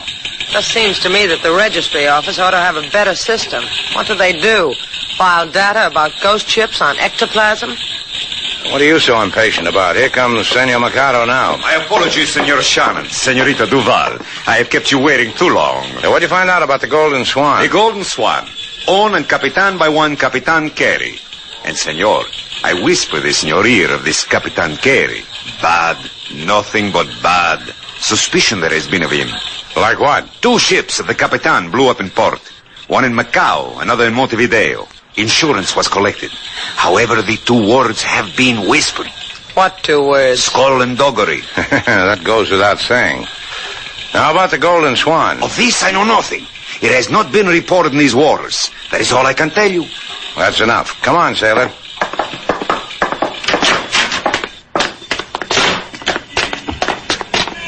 Sailor, how come a ship we saw and the cops didn't see and is never reported and... Which way to the registry, mate? Oh, in there. Hey, don't I know you? Yeah, what makes you think you do? Sure I know you, lad. A shipmate once on the Golden Swan. Oh, the Golden Swan, huh? When were we shipmates? Oh, that old death ship, the Golden Swan. Oh, you see her again, mate, keep away from her. Take it from an old shipmate. You trying to tell me something, old shipmate of mine? I said it. Now look, Buster. My boy. Remember the old days? Old me, handy with the shiv, the knife and the ribs? Sure you remember. So remember about the Swan. Keep away from her. Goodbye, my boy.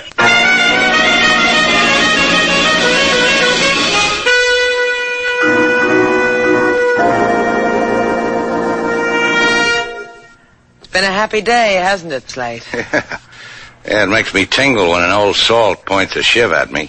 All he did was carve his initials in your pea jacket. Yeah, but on the lapel. Well, let's leave it like that, huh, Slate? Like 2 ordinary people living a humdrum existence. How come we see things no one else does, sailor? How can complete strangers stick knives into us? We're talented. I'll get it. I'll get it. Grab your darning needle. Start being humdrum. Shannon's place. Slate Shannon speaking. Mercado speaking. I know something, senor. Goody. Been a nice chat. Goodbye. I know that only this minute my mouth is talking to a lady. A lady of fragrance who wished to buy the catch Golden Swan. She wanted to know if the title was clear. What lady? Where? The Senora Margaret Norman at the Palace Hotel. Her perfume was... Put up your thimble, sailor. We're calling on a lady of fragrance.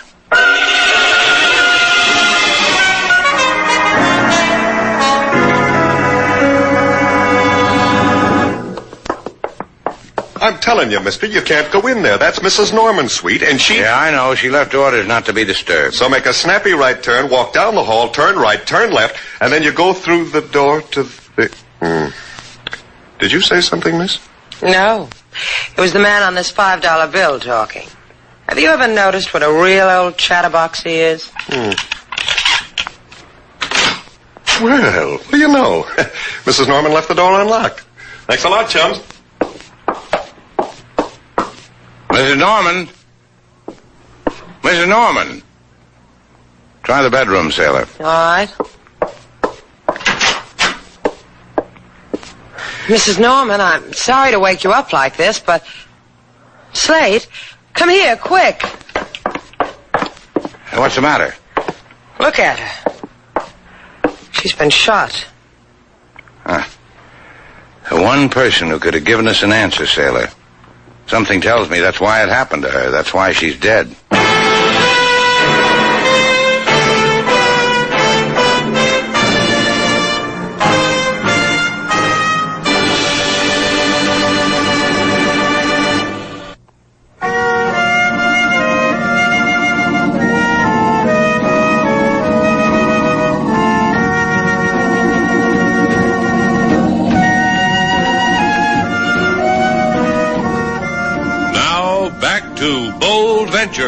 Our stars, Humphrey Bogart and Lauren Bacall, and the second act of our story.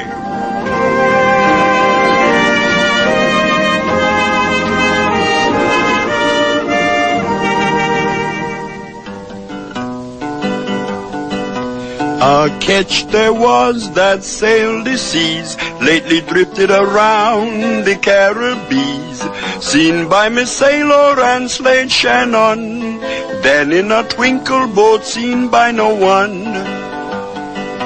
Then come a lady to registry, who owned Golden Swan, so asked she. Then she returned to her bed, perhaps she is tired. Come person with gun, lady expired. Por favor, Senor Slate. I have come to ask questions, not to hear music. King Moses answered all your questions, Inspector LaSalle. Rhymed him, too. Thank you, Miss Sailor. However, in the case of a lady who has been murdered, it is not always easy. I think you did very well.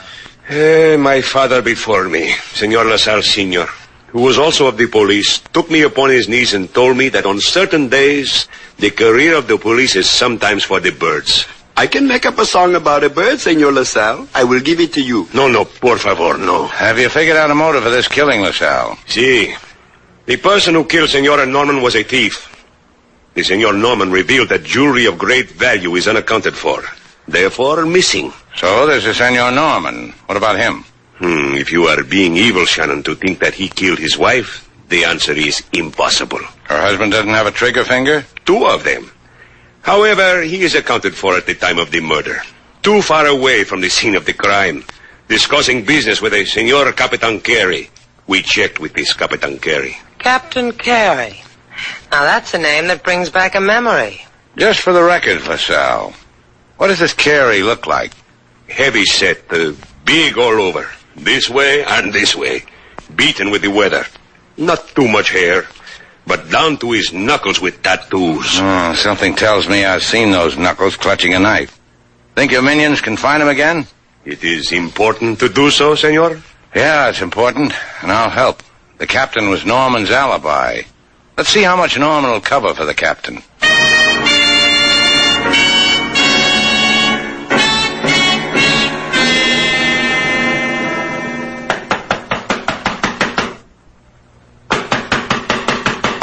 Who is it? Slade Shannon, Mr. Norman, with a friend. That's telling him. Go away. Get out. That's no way to talk, Mr. Norman. I told you, get out. Inside, Mr. Norman. What do you want with me? You working with the police? Mr. Norman. This is Slate's private project. Well, I told them I didn't kill her. I didn't kill Margaret, and I don't know who did. A beating won't make me know either. You don't understand, kid. That's not the project. All I want from you is an old shipmate of mine, Captain Carey. Captain Carey? All I know about him is he owns the ketch I wanted my wife to buy for me. That's what we were talking about on the other side of Havana when Margaret was murdered. And you wouldn't remember where that is? No. Not even if you... I know. Not even if I beat you. You're in for a disappointment, kid. I'm not going to beat you. Let's go, sailor.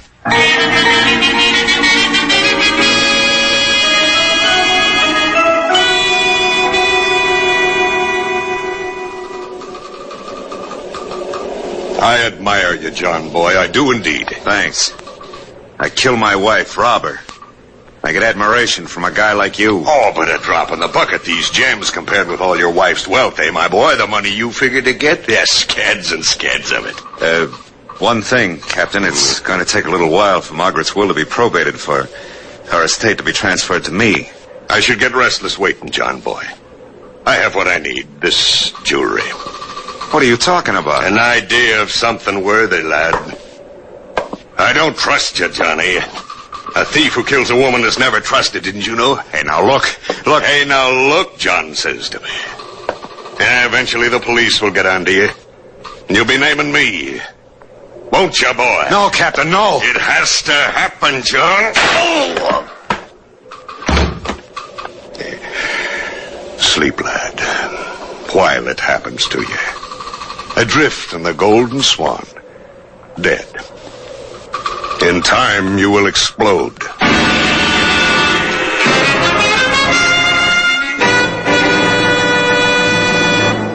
Come on, sailor, on your feet. Slate, we've already looked in every waterfront hole in Havana for Captain Carey. How far can you go on a crummy vendetta? Till one of us drops, me or him. Well, you take it alone this time, Slate. I'll stay here at the hotel to rest my weary jeans. I'll get it. Shannon's place, Sailor Duval. Inspector LaSalle, señorita. We have found Captain Carey. Don't you lay a finger to him. He's Slate's. It's LaSalle. He's found your boy. Hey, give me that phone. Where? Where is he, LaSalle? In my office. He laughs in my face and tells me how he does not know where is Senor Johnny Norman. He says... Maybe he'll tell me, LaSalle. Just hold him there. Bye, sailor. You kidding? I'm going with you.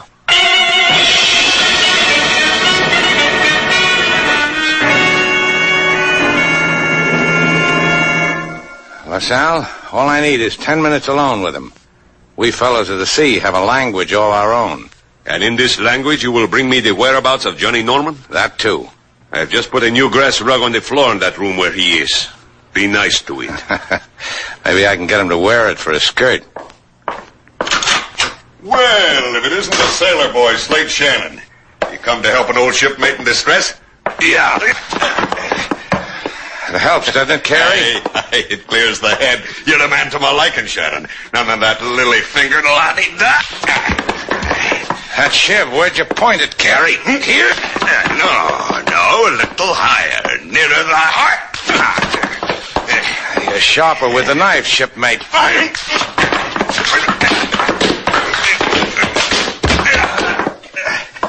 You unconscious, Carey? If you are, I'll hate myself in the morning. Hey, what makes your blood boil so, lad? What is it your brain's drooling for? I already got what I want, but I'm running an errand for a policeman. They want Norman. They want a murderer. All right, they can have him. I'm weary of the lad. Where? On the Golden Swan, 2 miles off Verdugo Key. Is there anything else your seaman's heart needs? Now that you mention it. So I'll hate myself in the morning.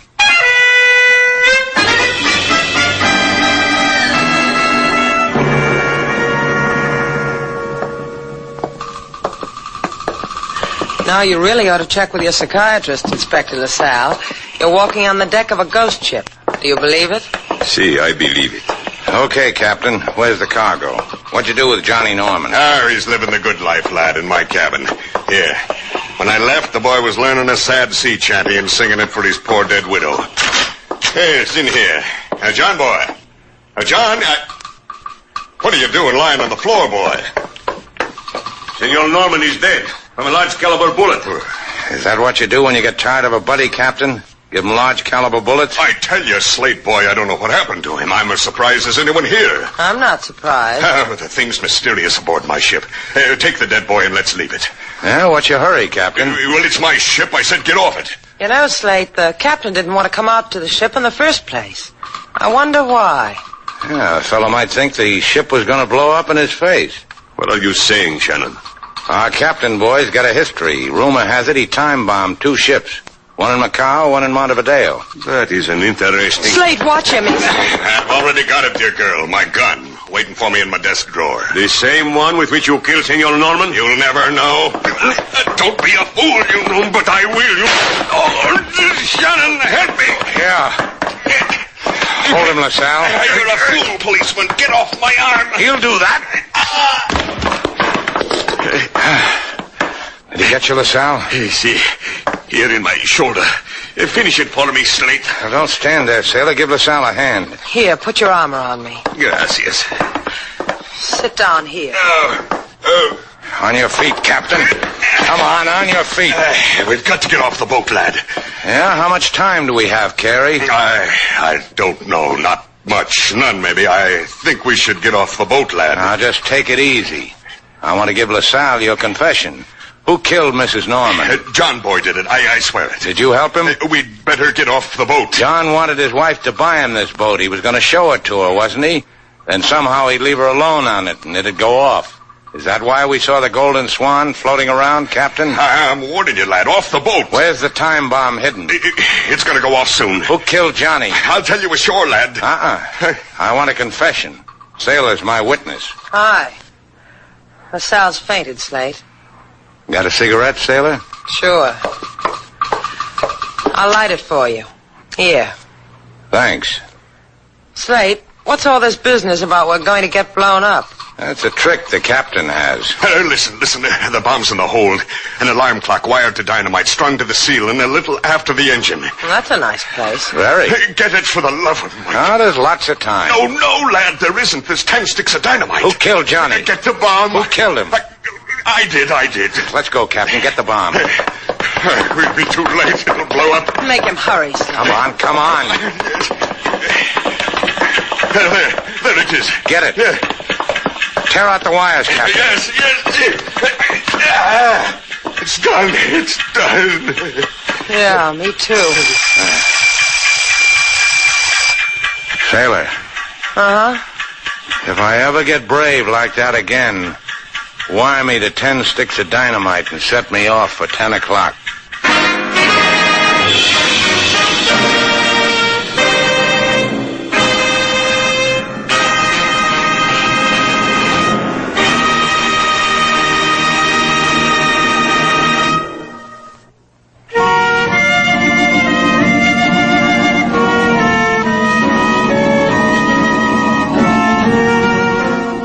Slate? Yeah? I just got a call from the hospital. LaSalle's going to be all right. Oh, that's fine. Sailor, take a walk on the beach? Not tonight. Oh, this is a new sailor. What makes tonight different? Who needs walking on the beach? Okay. Bye. Bye. Where you going? I got a standing date with a hat check girl at the El Nido. We walk together between hats. That's nice. Bye. Well, aren't you going?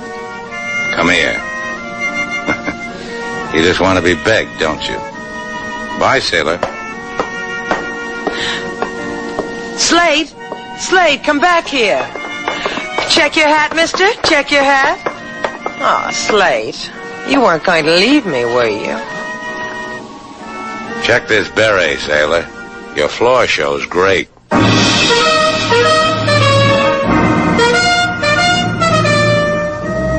And so our 2 stars, Humphrey Bogart and Lauren Bacall, have brought to a close our latest bold venture story. Special music was composed and conducted by David Rose. May we invite you to listen again next week at this time for another exciting adventure starring Humphrey Bogart and Lauren Bacall together in Bold Venture.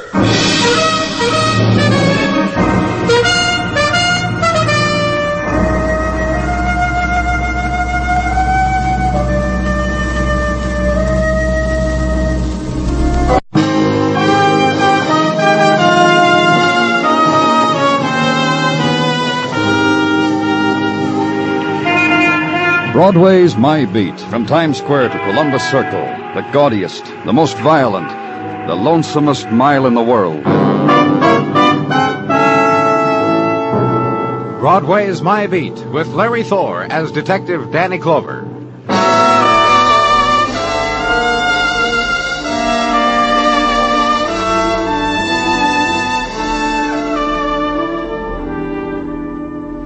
A nighttime of May books passage through Broadway, and crowd stands on banks of pavement, waving it through the neon shoals.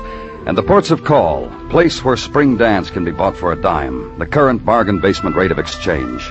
Or moon-drenched beach of the spectacular, on which a girl sways and miraculously spells out the word aloha in twisted tubes of light. Or place of muted trumpet and quick fingers on a bongo beating out tropic messages. And another place where a woman sits trembling alone in a booth, turns her nighttime face to the man who touches her shoulder. Nighttime of May, journey into nowhere.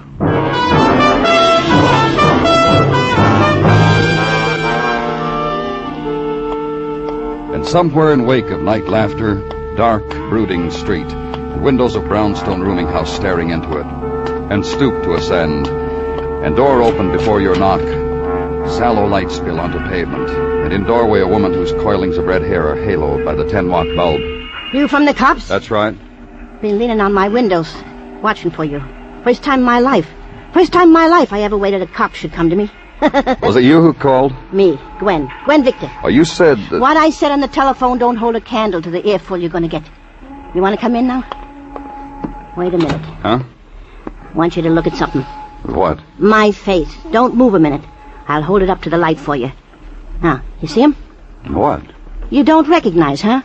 You don't recognize where a lady's been crying tears and the marks they leave in her powder base. I didn't repowder especially so you could see where I've been crying. See? Those 2 rows. Well, that girl you told us about on the phone, the girl who was hurt? That poor thing. That poor little hurt thing. To fall at my feet like a wounded dove. Look, take me to her. We're wasting... We're wasting nothing, mister. You gotta be filled in, don't you? I know you, misters. You gotta be filled in. Then you'll take me to the girl, huh? Then I'll take you to the girl. Because right now, from her and her condition, you'll get nothing. Just from me. All right, Miss Victor, you tell me. I'm a lady who's got a big heart inside her. I want you to understand that. Then you'll understand why it's happening like this. Well, go on. I got a very big heart. It's one of the reasons I sit out on the stoop nights, in case my roomers want to gab a little in the fresh night air, in case they need advice on certain matters or the loan of a kind word. About the girl. It's what I'm coming to. Oh, the poor girl. Tonight I sit on the steps. My roomers have drifted to wherever. I'm alone by myself on the stoop. A car rolls down the street, lets a girl out. Whoosh! The car rolls on. The girl walks toward me, staggering like from the bottle. Flop! She falls at my feet. I lean over her. Honey, baby, I say to her. Honey, baby. She whimpers to me. Help me, help me. I see she's been knifed. I yell for Doc. Doc! Doc? Doc Roundtree, my oldest roomer. I yell for Doc. We lift and carry the hurt honey girl into a vacancy I happen to have at the present. Now you'll take me to her. Just so you'd understand about me and Doc. Now, come on. How is she, Doc? How's our honey girl? She's sleeping, Gwen. She's dying. Ah, you poor baby. You poor sweet baby. Gwen. Huh? Oh, him. Don't worry about him, Doc. He's fine. Best of health. He's from the police. He came for our wounded bird. Good night, Gwen. Come back here, Doc. Now, look, mister. Look, all I did was try to help her pain a little. I didn't do anything unethical. I didn't even try to wash the wound. I just held her hand, try to make it easy for her. Doc's trying to tell you he ain't practiced in 12 years because Doc ain't supposed to. I did nothing unethical.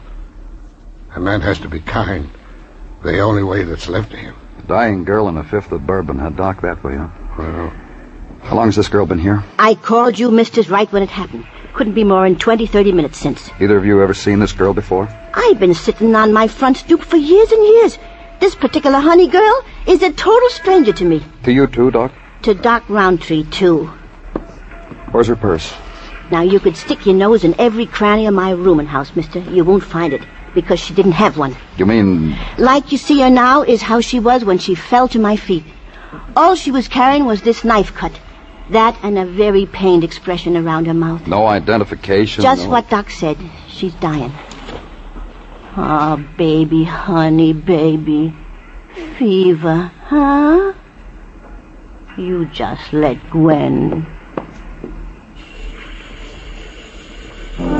Act of compassion. Miss Victor rinses out a towel, clean, in Hotel Emerson, Baltimore, Maryland. Embroidered in blue, lays it against the girl's forehead. And Miss Victor gains thereby an approving nod from Mr. Doc Roundtree. Then the two of them, alerted to reality by the sound the street makes, look at each other, then down at the girl, then up at me, then shake their heads. Tenement tableau. Stay with it until a stretcher is brought in, until a wounded girl is lifted up and taken away. Then leave. Home now, and 2 more pages of the novel while coffee boils. 2 more pages propped against the sugar bowl. Bed, and finish the chapter a few seconds before sleep.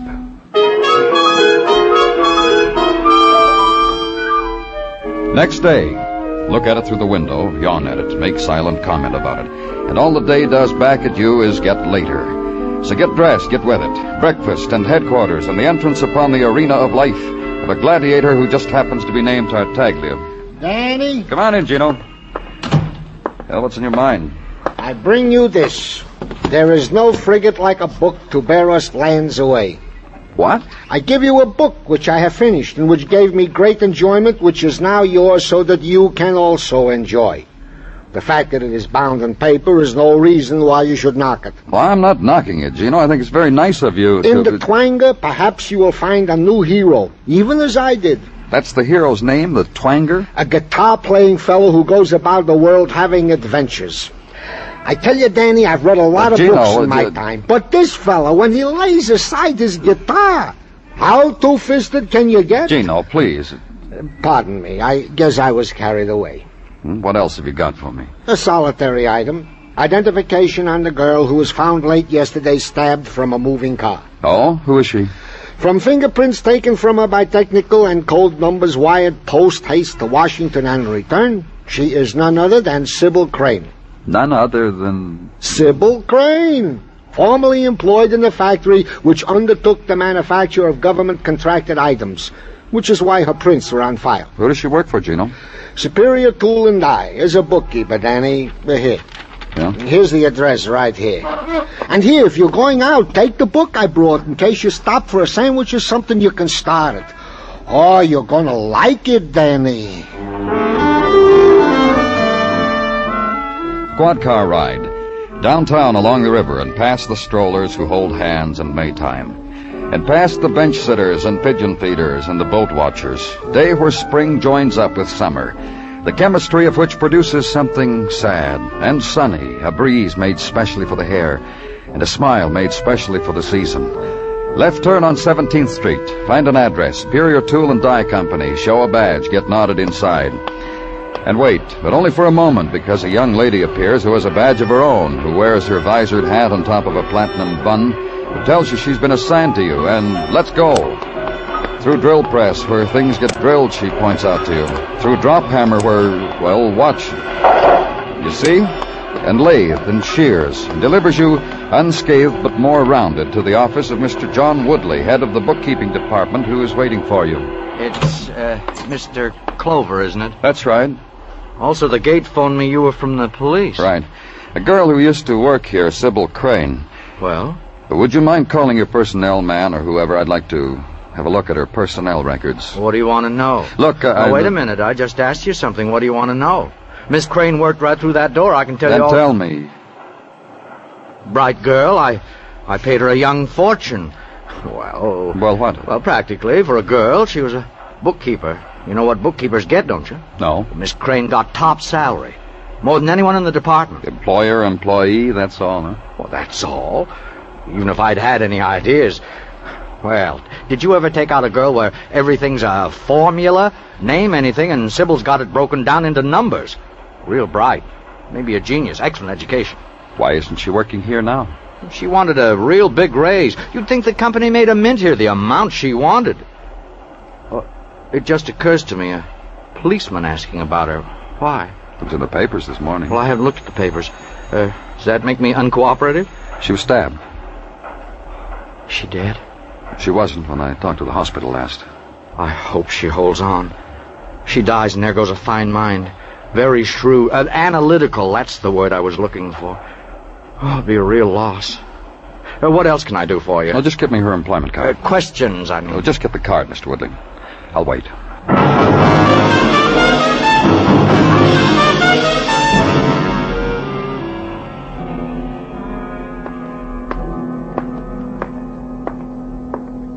Danny? Huh? Oh, how's Miss Crane, Doctor? The thread that holds her life, Then Danny. she's still alive. Alive? Yes, I suppose you would say that she was From Miss Crane's room, come on. The visitor, the lady, Miss Victor, she said her name was. Oh, baby. Poor baby doll.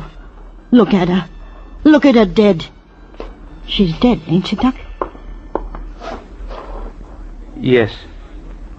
You know what I'm going to do? You know what I'm going to do? Miss Victor. $1,000 reward. How do you like that?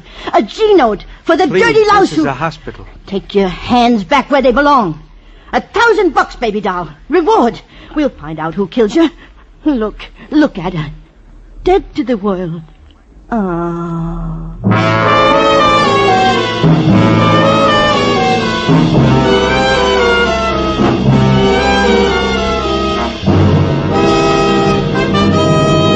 You are listening to Broadway's My Beat, written by Morton Fine and David Friedkin, and starring Larry Thor as Detective Danny Clover. Savings bonds are a gift to appreciate. If you have received one, you can be happy for yourself and proud of the giver, because United States savings bonds guarantee interest at 3% if left to maturity. They offer security. Because they help Uncle Sam fight inflation and pay for defense, they are a patriotic gesture as well. Now and in the future, United States savings bonds can be the difference between security and uncertainty in the lives of the loved ones. Buy them regularly, where you work or where you bank.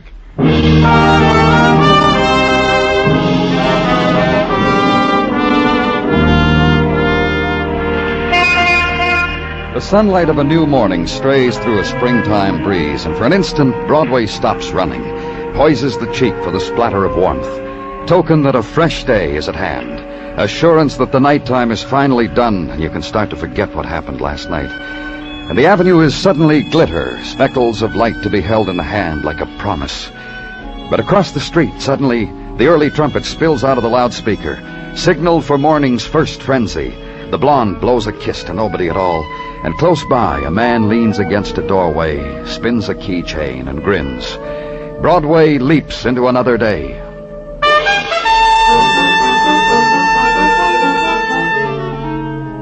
And at headquarters, time for consideration, with tools at hand. Cigarette, warm coffee, glazed donut with most of the glaze missing, and Detective Muggavan, who likes them that way. It's funny. At home, I can't eat breakfast. I get here to work, 4 donuts, no trouble at all. You mind if I tell you look it? Yeah, I know. I'm going to have to start taking off the weight. Dennison checking on the background of Sybil Crane? That Dennison's a good boy. Thanks so much for the information, Muggavan. I've been wondering for the last 9 days what kind of boy Dennison... Yeah, he's checking. Mind if I ask you something? Why should I mind? Have you checked with Dennison to see whether he's found out anything for me? He hasn't found out a thing. Nothing we don't already know. Oh, thanks. Better employment record on your desk? Mm-hmm. See it? Thanks. If Sybil Crane didn't lie when she was filling this out, she's a real brain, huh? That's funny. What? She left Woodley's employ a year ago, and what she did after that, like she vanished. Now get it. Don't bother. Danny Clover speaking. You the man with the reward? What? In this morning's paper, $1,000 for information Who leading is to... this? I'm Mary Dixon. I have information concerning, what the papers say about Sybil Crane. Where this information will lead to depends entirely upon how... Where can I find you, Miss Dixon? I am presently employed as 22nd floor maid of the Moral Arms Hotel. When may I expect you? About 10 minutes. Make it a half hour, Mr. Clover. Then I'll be on the roof having my lunch. The 3rd redwood chair from the chimney. In a half hour, Miss Dixon.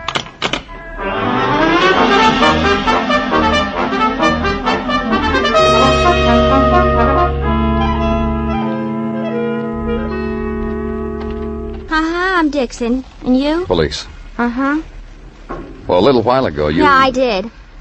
You know, there's never been a time in my life I wanted $1,000 as much as I do right now. In this weather, what a woman could do with $1,000. All right. Sybil Crane's murder. Let's start with that. She used to live here in this hotel.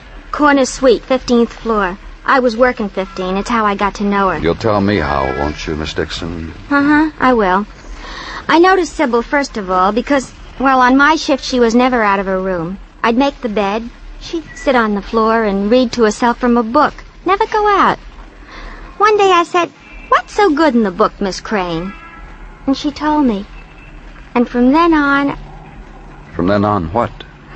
From then on, she got me to read a lot of books. I'd finish one list, and then she'd start me on another. Like a private teacher. I don't know what was with it, but I enjoyed. I learned things I never dreamed they wrote about. And that's the information you want $1,000 for? Uh-huh. That and how she'd call up room service on my time off, and we'd eat together, and have a couple of cocktails, and talk. And then Bud would join us for culture. Bud? Bud Anderson, bellhop. He also got a lot of culture from Sybil, including more material things. Bud Anderson. Is he... No, he don't jump bells here anymore. He's got a shop of his own, 23rd and Lexington. His name right over the word books. Success story, huh? Bellhop to books to killer. You're sure that he's a killer, Miss Dixon? You talk to Bud, then send me the grand. Care of the Lincoln Suite, this hotel, huh? $30 a day a suite, and Dixon'll be in it. Care for a banana? And she peeled it for me, and took it in good grace when I refused. Waved me farewell with it.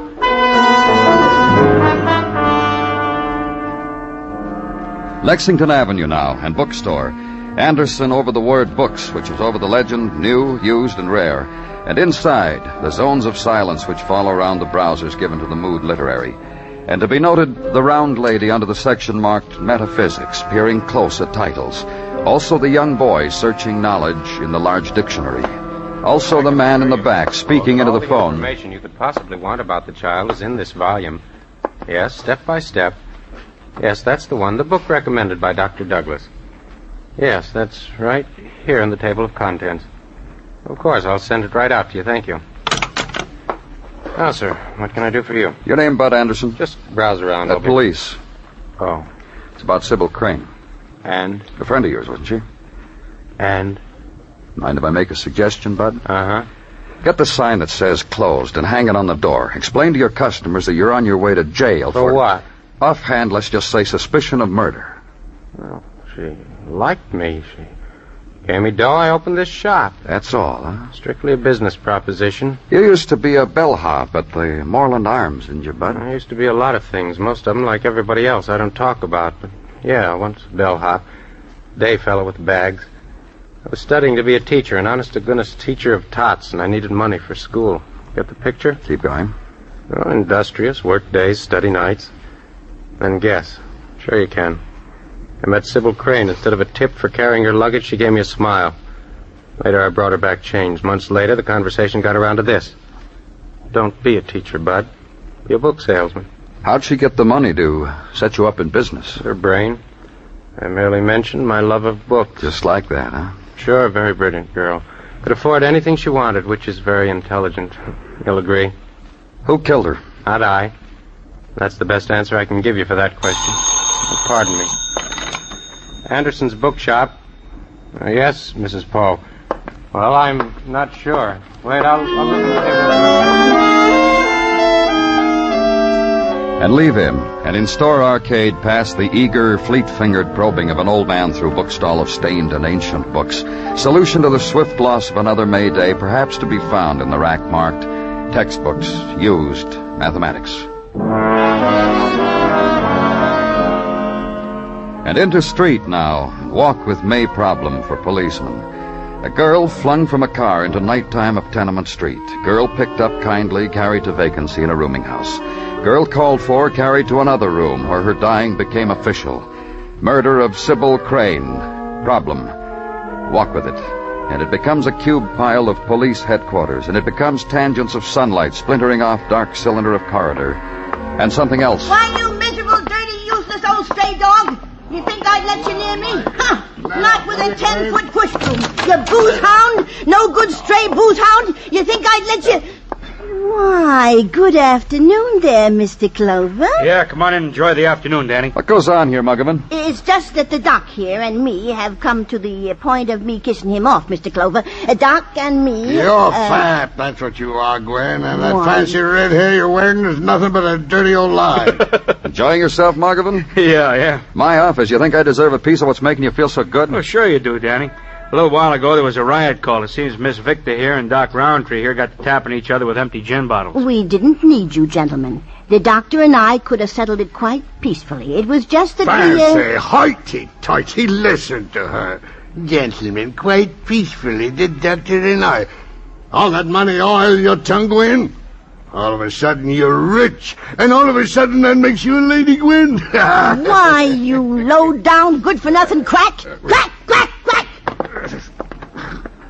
Someone going to tell me what this is all about? Make her tell you. Make her tell you. Make her tell you where she got all that money. Money for awards, money for operation. Go on, make her. Well, Miss Victor? Well, I've been an ailing woman for the last 5 years. And I need to have a doctor go over me, a good doctor with a diploma. And if he happens to recommend an operation, why, it just so happens I'm in a position now to recompense him for his services. I'm a good doctor. I'm a good doctor, old moneybags. I shall not even discuss it, if that's your opinion of yourself. Operations are expensive, Miss Victor. Yeah, don't I know, Mr. Clover? I've been putting a little aside for mine for 5 years. Liar! Liar! Tell him how you got the money. Crack! Crack! Crack! I'll tell you where she got it. That dying girl, that Miss Crane. Gwen was at her all day to whisper her name to her. And she did. And Gwen here... All the fuss.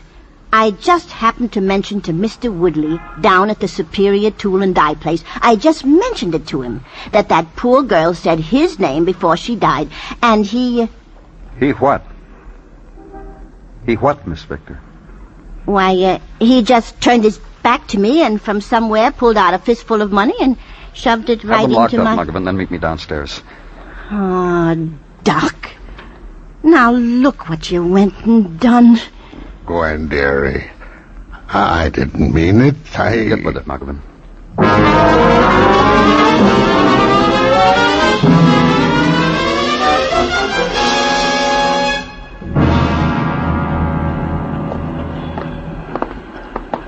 It's quite a factory they have here, huh, Danny? Uh-huh.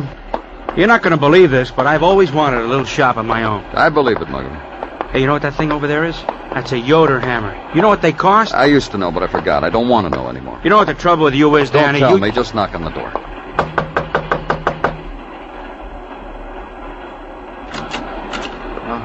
Oh, hello, Clover. They phoned me from up front you were on your way. Well, what are you doing here? I brought a friend around I want you to meet. Mr. Woodley and Detective Muggavan. Hi. Come on in. Now, better? Less noise? You can concentrate easier? What do you want? The factory makes you irritable, huh? Look, I'm busy. Yeah. How much money did you pay off to Gwen Victor, Mr. Woodley? Who? A dame who whispered a name to you. I'm supposed to have an idea what you're talking about? A real good one. We'll just add the word blackmail, and you can take it from there. Blackmail? Why should I pay anybody blackmail? That's a good question. We'll take them one at a time. First, Gwen Victor paid her blackmail because she walked in here and said she knew a dying girl. Dying girl named Sybil Crane. Gwen found the girl with a knife wound, knew she was dying, took her home, sat with her for a day until she mentioned a name.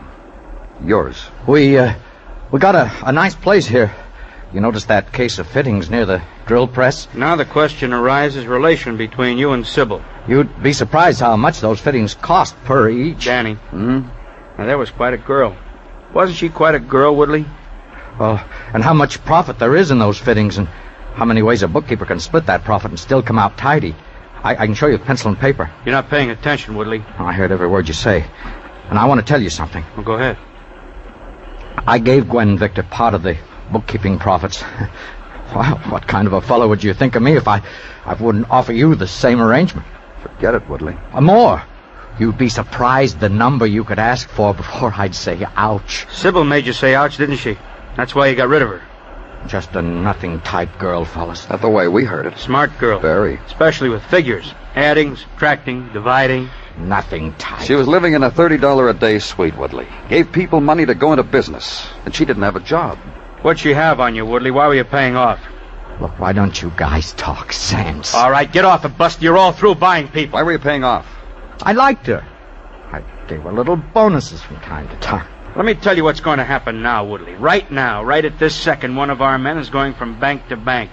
He's going to find out where Sybil kept her money. He's going to find out how much she had, how often she made deposits.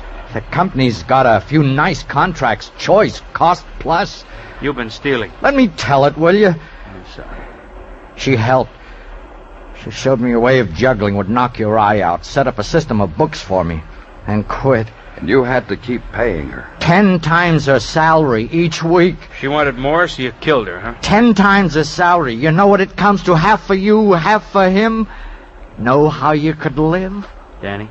Uh-huh. Isn't he spunky? Yes, he is. He'll go far. Let's go, Mr. Woodley.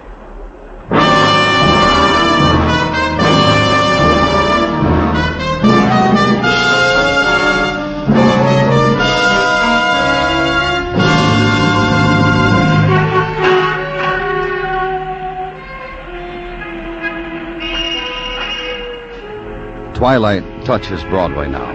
It's quitting time. The subway hour of tired faces.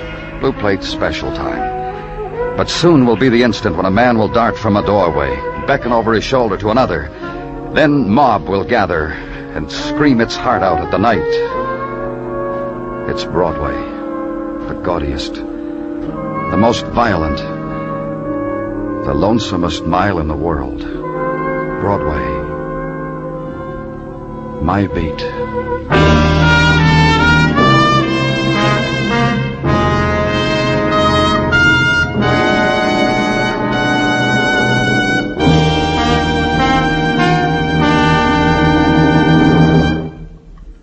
Broadway's My Beat stars Larry Thor as Detective Danny Clover, with Charles Calvert as Tartaglia and Jack Crucian as Muggavan.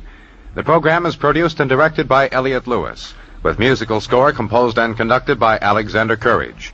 In tonight's story, Joseph Kearns was heard as Woodley. Featured in the cast were Martha Wentworth, Sandra Gould, Paul Richards, and Joe Granby. Bill Anders speaking.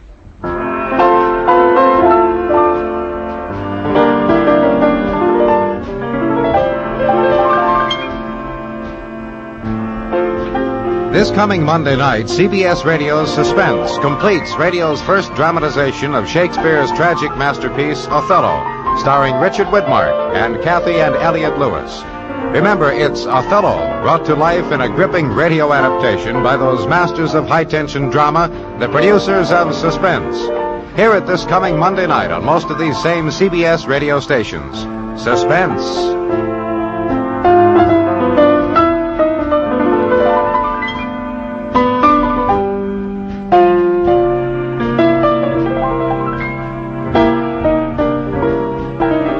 America's 45 million radio families listen most to the CBS Radio Network.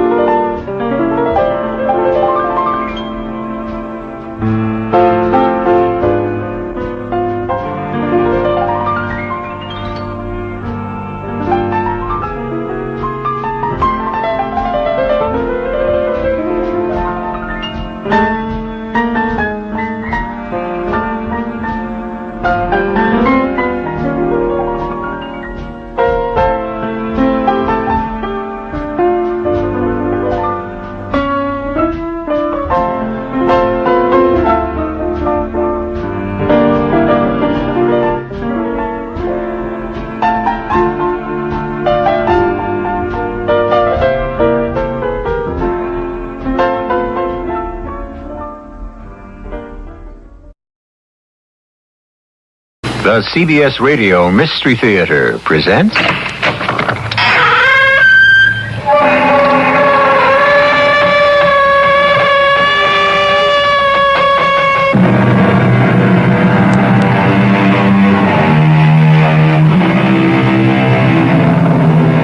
Come in.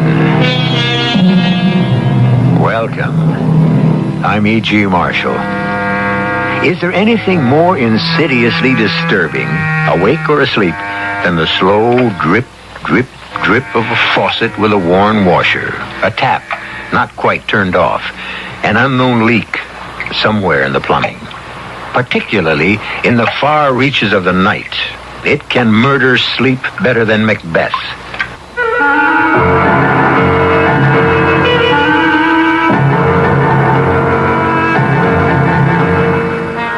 Our mystery drama, The Lady of the Mist, was written especially for the Mystery Theater by Ian Martin and stars Rosemary Murphy.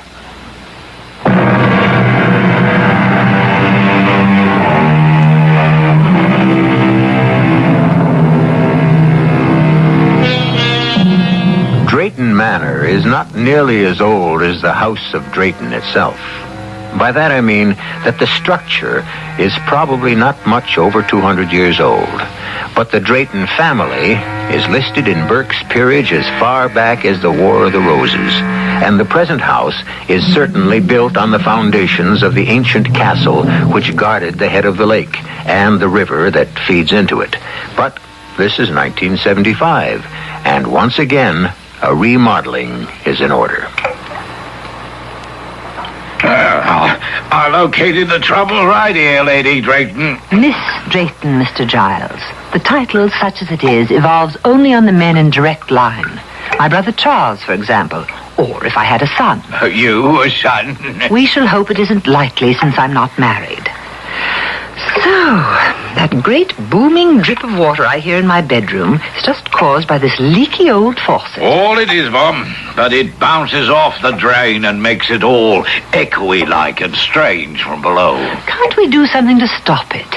My brother and his new bride have to sleep right under this. I tried a new washer, Mum, but the old stem is so warm. Can you stop the noise is the important thing. Oh, yes. All it takes is to be careful. Like when you turn off this here cold tap, you just gives it an extra little nudge, like, and she's tight as a drum. Well, thank heavens. That drip, drip, drip was like the Chinese water torture. Enough to drive a person stark staring mad. Oh, yes. Nothing new in these parts, though, or in this family. Hey, your ladyship. Miss Giles. Miss. Sir Charles is the lord of the manor, but in this day and age, who pays attention to such things anymore? Oh, around here we cling to the old ways and the old superstitions. Sort of rubs off on you without your knowing it, you might say. Just looking out that window there at the waterfall, twilight coming on as it is. If I didn't know better, I could swear I could see the Lady of the Mist peering through there like it was a veil or a curtain. Now, come along, Giles. I don't know what's come over you. Oh, just remembering and hoping she's resting easy now. Who? Her. What puts the water madness on you like she did to poor Sir Charles' first wife? Oh, Giles. Nobody knows if the woman really ever existed. It's all just folk legend. Oh, she existed all right. You'll never convince me or any of the plain folk hereabouts she didn't. Lonely she is, calling people across the veil to the other side to keep her company. And the animals. The what? Oh, they've took the water madness again ever since the news of the wedding. Peter Dombey, he found 2 of his sheep wandered, and they came up drowned in the lake. And I lost me old cow. I'll take odds that's where she's off to. Oh, she'll turn up one of these days. If your Lady of the Mist is lonely for company, why pick on animals? I'm sure she'd rather have someone to talk to. But even if she doesn't, why does she return them? Dead, she does. It's the soul she wants us all, you see. Shades and spectres, just like ourselves. And it isn't only animals. What about the Blodgett boy 5 years ago, eh? And comes to that, what about her poor first ladyship 10 years ago? Why, Giles, you know that was an accident. Suicide, some still whisper. What nonsense.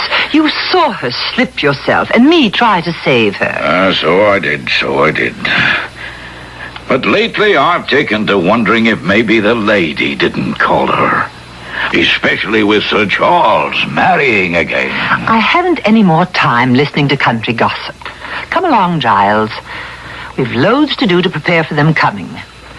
I don't know how we'll ever manage it. At least that drip has been fixed. Pick up your tools and let's get along. Yes, sir. And I don't want to hear one word of this from now on. Do you hear? I want this Lady of the Mist put to rest. Oh, yes, sir. If only she'll stay there.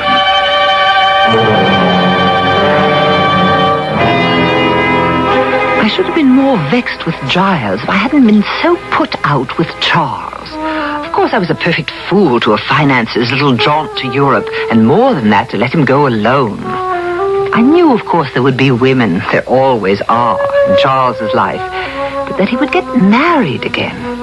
Well, it was just like the first.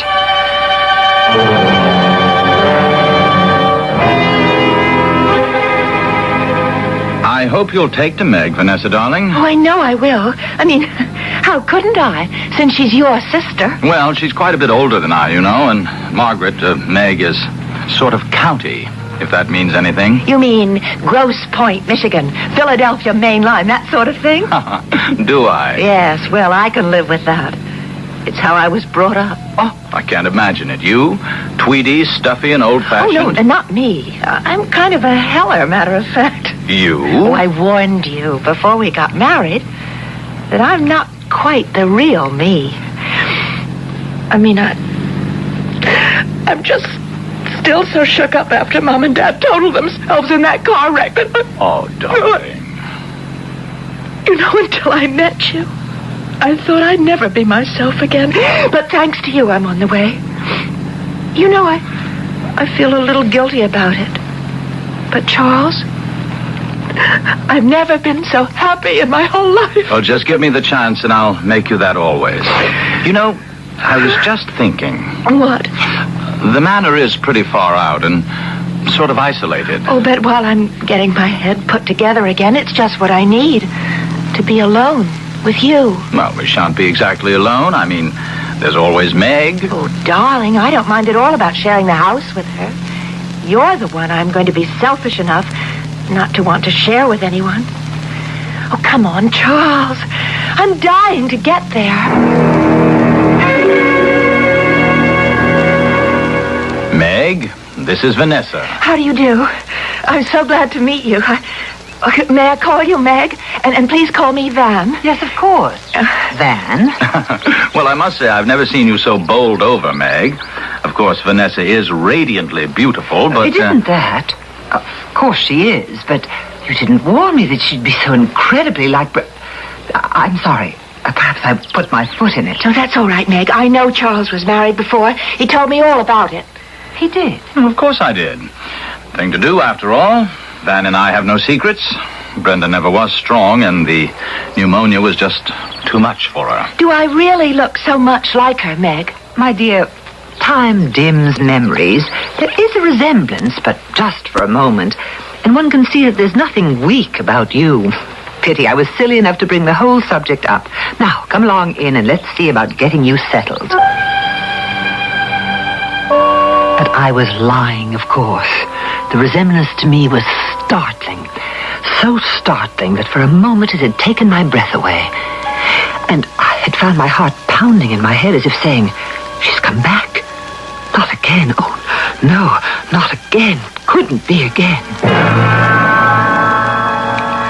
But the pleasant, familiar process of dinner and after-dinner coffee buried such thoughts below the veneer of normal hospitality. It wasn't till Charles went out to put the car away and close up the garage that they started to sneak back insidiously. More coffee, Meg? Oh, I didn't mean to sound as if I were taking over. I just... Oh, my dear, it's your house now. Oh, our house, I hope. You can't know what it is to have a family again, feel cared for, and not alone. You took your mother and father's death very hard, I suspect. I flipped. It was so sudden.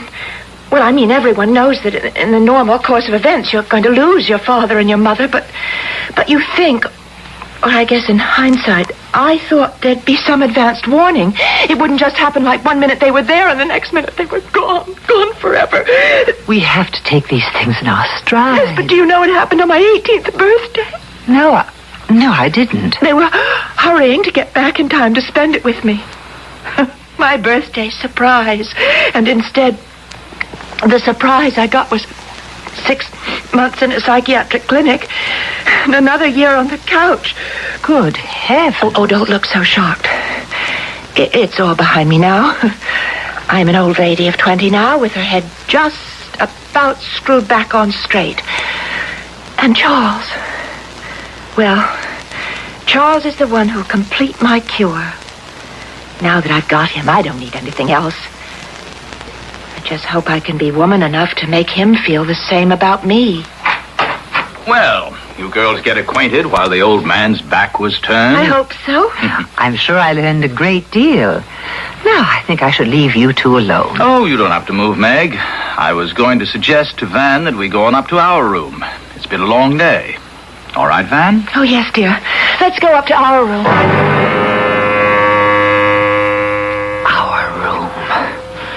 Two words like a scalpel which opened up the wound and let me look at it openly for the first time since the news of the marriage. Our room. Why, that was my room, which I had to vacate to accommodate this intruder. Worse than that, an intruder returned almost as a ghost to haunt me. Brenda, as she was 10 years ago. I crossed to the window and looked out. The park was bathed in bright moonlight.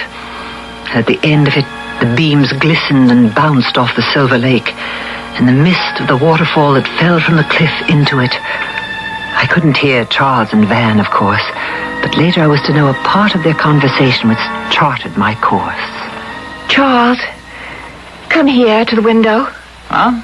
What are you looking at, darling? How peaceful and lovely it all is. And that curtain of stars falling down to the lake. Every drop of water in the moonlight looks like a star. Yes, my dear. Now, come away. Let's get to bed. Just one moment. Let me soak it all in. Look, Charles. Isn't it strange? What? The waterfall.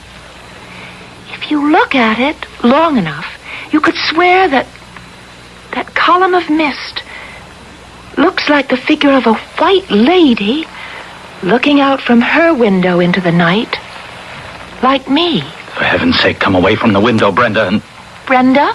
I'm sorry. I meant Vanessa.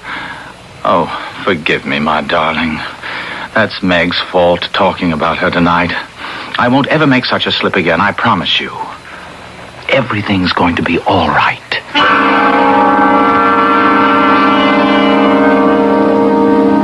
Do you really get that feeling that it isn't going to be all right at all?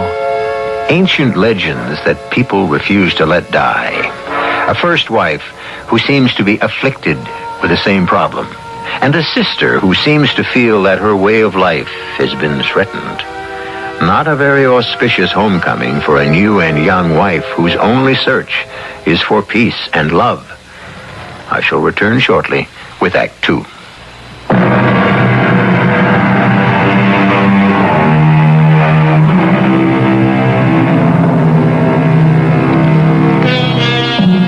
Well, perhaps too much of my life is concerned with brooding night fancies, which vanish with the light of dawn. Certainly breakfast the following morning has been a pleasant and cheerful meal, with the bright sun streaming in the windows and drenching the green grass of the park and the dancing blue of the lake with sparkling warmth. Now as Van, Meg, and Charles rise from the table... I'm glad you slept well, Van. I certainly did, Meg, like a top. Well, what's on the program for you two today? Well, I thought maybe Van might like to have a look at some of the scenery around the manor. First of all, I want to start by walking down to the lake and looking at that mysterious lady I saw last night. What mysterious lady? Oh, it's just that old optical illusion that... Oh, good morning, Giles. You looking for me? Begging your pardon, sir, but Molly said you'd be finished breakfast and it'd be all right for me to come in. Of course it is, child. And you haven't met Sir Charles's new wife, have you? Van, dear, this is Mr. Giles Folkham, who lives down the road and who's not only an invaluable part of the family, so to speak, but also a fount of local knowledge. How do you do, Mr. Giles? Oh, Lord bless me, lady. Not Mr. Giles, it is, plain and simple. Oh, Giles is our jack of all trades and master of most of them. Giles, did you want something? Why, yes, sir. I wanted to know if you'd be wanting the horses ready this morning. Well, what do you say, Van? We can ride, use the carriage, or putter about in the car? Well, we got to go down to the lake first. I want to look for the lady. Oh, begging your pardon, Mum, but if I was you, I'd stay away from the lake. At least for a while. What does that mean, Giles? Why, you know what I was telling you, Miss Drayton, and you said that Oh, you mean all that nonsense about the water madness turning up again. Did you find your cow? Now, wait a minute. What's all this about water madness? Well, you know, sir. Seems everyone knows but me. Can't I be let in? Oh, it's just some silly local superstition. Why don't you get along and have a nice ride? Yes, why not? What shall it be, Van? Auto, carriage, or some good stout horseflesh? I've a nice docile little mare if you fancy the last, and I did see some riding clothes of yours, didn't I? Oh, yes, I love to ride, but no docile little mares, please. I'd like something with a little get up and go. Well, excuse me, Meg. I'll go up and change. You coming, Charles? Oh, I'm half dressed for riding already. You could bring down my jacket if you will, or I'll be up in a moment. Just want to check out the tack with Giles. Right, dear. You go ahead, Giles. Right with you. As you say, sir. Meg, what's all this about Giles's cow? Oh, you know, the usual. It's been a dry summer, and while you were off in Europe, a few cattle turned up drowned. Giles lost a cow? No. At the moment, it's just missing. But, of course, he's convinced the Lady of the Mist is up to her old tricks. Now, look here, Meg. I don't want any of this nonsense brought up in front of Van. I'm sorry, but she has to know sooner or later. Oh? You don't like Vanessa? I didn't say that. Then what are you saying? Great heavens. Are you too blind to see for yourself? The resemblance. You've married the same woman you did 12 years ago, except for the accent. It's like bringing a ghost back to haunt us all. I think we'll stop this right here, Meg. I'm quite madly in love with Van. It's a whole different thing than that childish schoolboy marriage of years ago. But if you don't like it, you can get out. You don't have to live here. May I remind you that the manor may be yours by entail, but it's my money that keeps it running ever since you gambled your own away. Now let me tell you something in return. As it happens, Vanessa was left a very rich girl. And not only has she given everything to me in her will, but she's already given me power to handle her money. So I don't need you anymore, Meg. The apron strings have come untied. Charles, I don't want to quarrel. I don't know how this started. Nor do I. I just want you to know how things stand. Like it here, and you're welcome to stay. If you don't like it, you can lump it. At first, I was shocked beyond belief. Charles hadn't defied me since he was a little child, and I was left to bring him up. Then suddenly, I was monstrously furious. The years were rolled back, and it was Brenda all over again. An interloper had chased me from my room and from my rightful position. Title or not, I was the Lady of Drayton Manor. It was mine, and nobody was going to take it away from me. It didn't take me long to recover. It was just something to handle, as I always managed to handle things. The only question was how. That would have to be resolved. In the meanwhile, as time passed, things progressed exactly as I might have foretold. Charles! Oh, what is it, Van? You're not going off and leaving me like this? Well, good Lord, it's only for the day. I can't let old Gookie down. The pheasant are running, and we always shoot over our land together. Why can't I go with you? Oh, don't be silly, Van, my dear. Hunting is men's business. No place for a woman.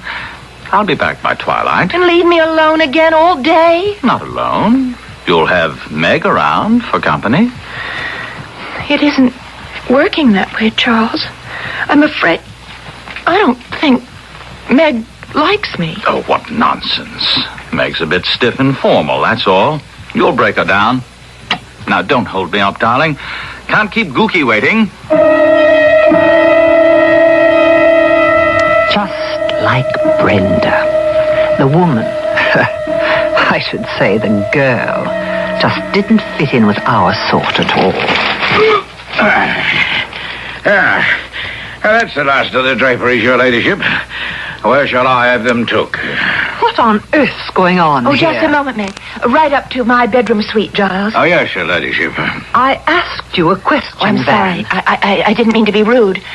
I'm going to do over our bedroom, for a start, anyway. Do over the bedroom? But it's full of family heirlooms. Excuse me. You can start taking them up, Giles. Yes, your ladyship. See, that's just the trouble, Meg. What? Well, they are heirlooms, and I'm sorry, but they loom over me. I'm trying to shake off all the cobwebs I've been fighting against. I don't want a past. I want the future for myself and for Charles.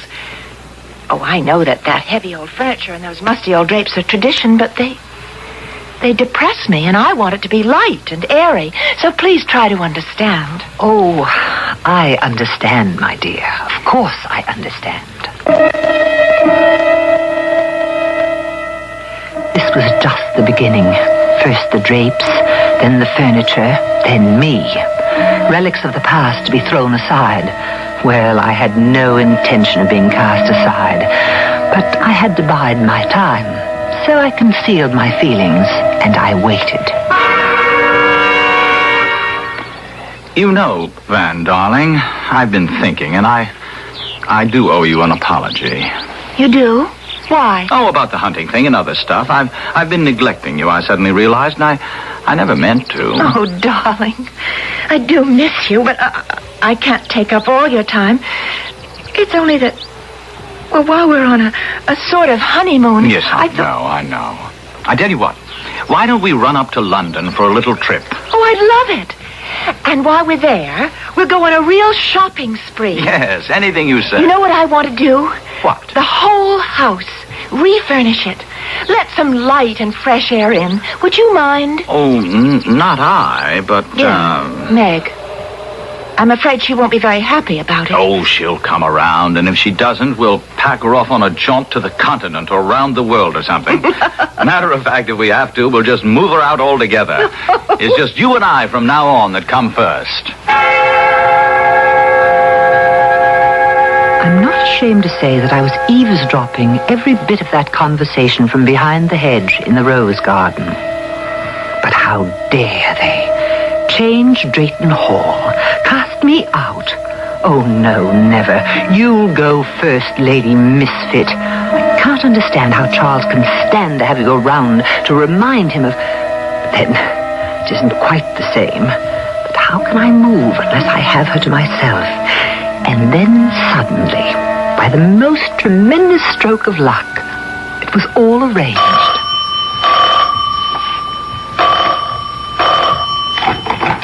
Hello? Yes, this is he. What? Good Lord. Oh, Mrs. Chatham, I am sorry. I'm devastated. What can I do? Oh, yes, of course. No. I wouldn't have it any other way. One of the best friends I ever... Look, I'll drive up right away and stay through the funeral. Yes, only too glad to be of help. What is it, darling? Something happened to Reggie? He's dead. Heart attack. Just like that.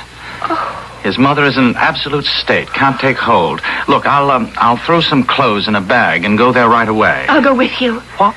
Oh, no, dear. Wouldn't work. Under the circumstances, much better I go alone. You will excuse me, won't you? And now I had her to myself. As soon as she was safely in her bed that first night, I started the water dripping. Not for long, just long enough to find out if it would waken her, and she'd hear it. I don't want to be alone again. Oh, Oh, Charles. Charles, I love you so. All right with you here, but when you're away... What's that? What's that sound? You're sure you didn't hear it, Meg? Not a sound, darling. It's a loose faucet or something, maybe in the plumbing. It's a strange sound, and Don't it just you worry. We'll have Giles get rid of it. Matter of fact, why don't we stroll down to the lake right now? What's he doing down there? He's installing a little present from me to you. Present? Yes, a light, so you can illuminate your favorite waterfall and the local legend. The Lady of the Mist. Oh, I'd forgotten about her. Yes, let's get out into the air and listen to some pleasant-sounding water. And maybe you could tell me the legend about her? Delighted to, dear. And Giles can add his own embroideries. He makes it quite an adventure, like listening to a ghost story on a windy night when one was a child. I had to move fast. Hadn't much time. And I could see my way to removing Vanessa from my life and hers.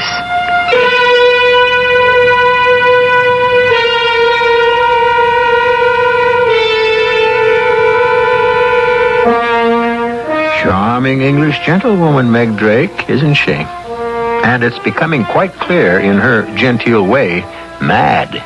Mad as a hatter. But does she really think in a few days she can drive Vanessa mad? Or what is the way that is quite clear to her? I'll return shortly with Act 3.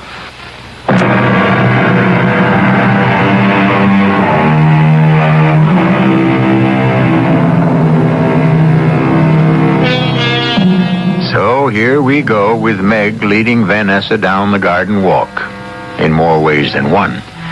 And now, the closer we come to the waterfall, which looks so charming at a distance, and whose gentle sound is muted and not heard at the manor, a different picture of it emerges.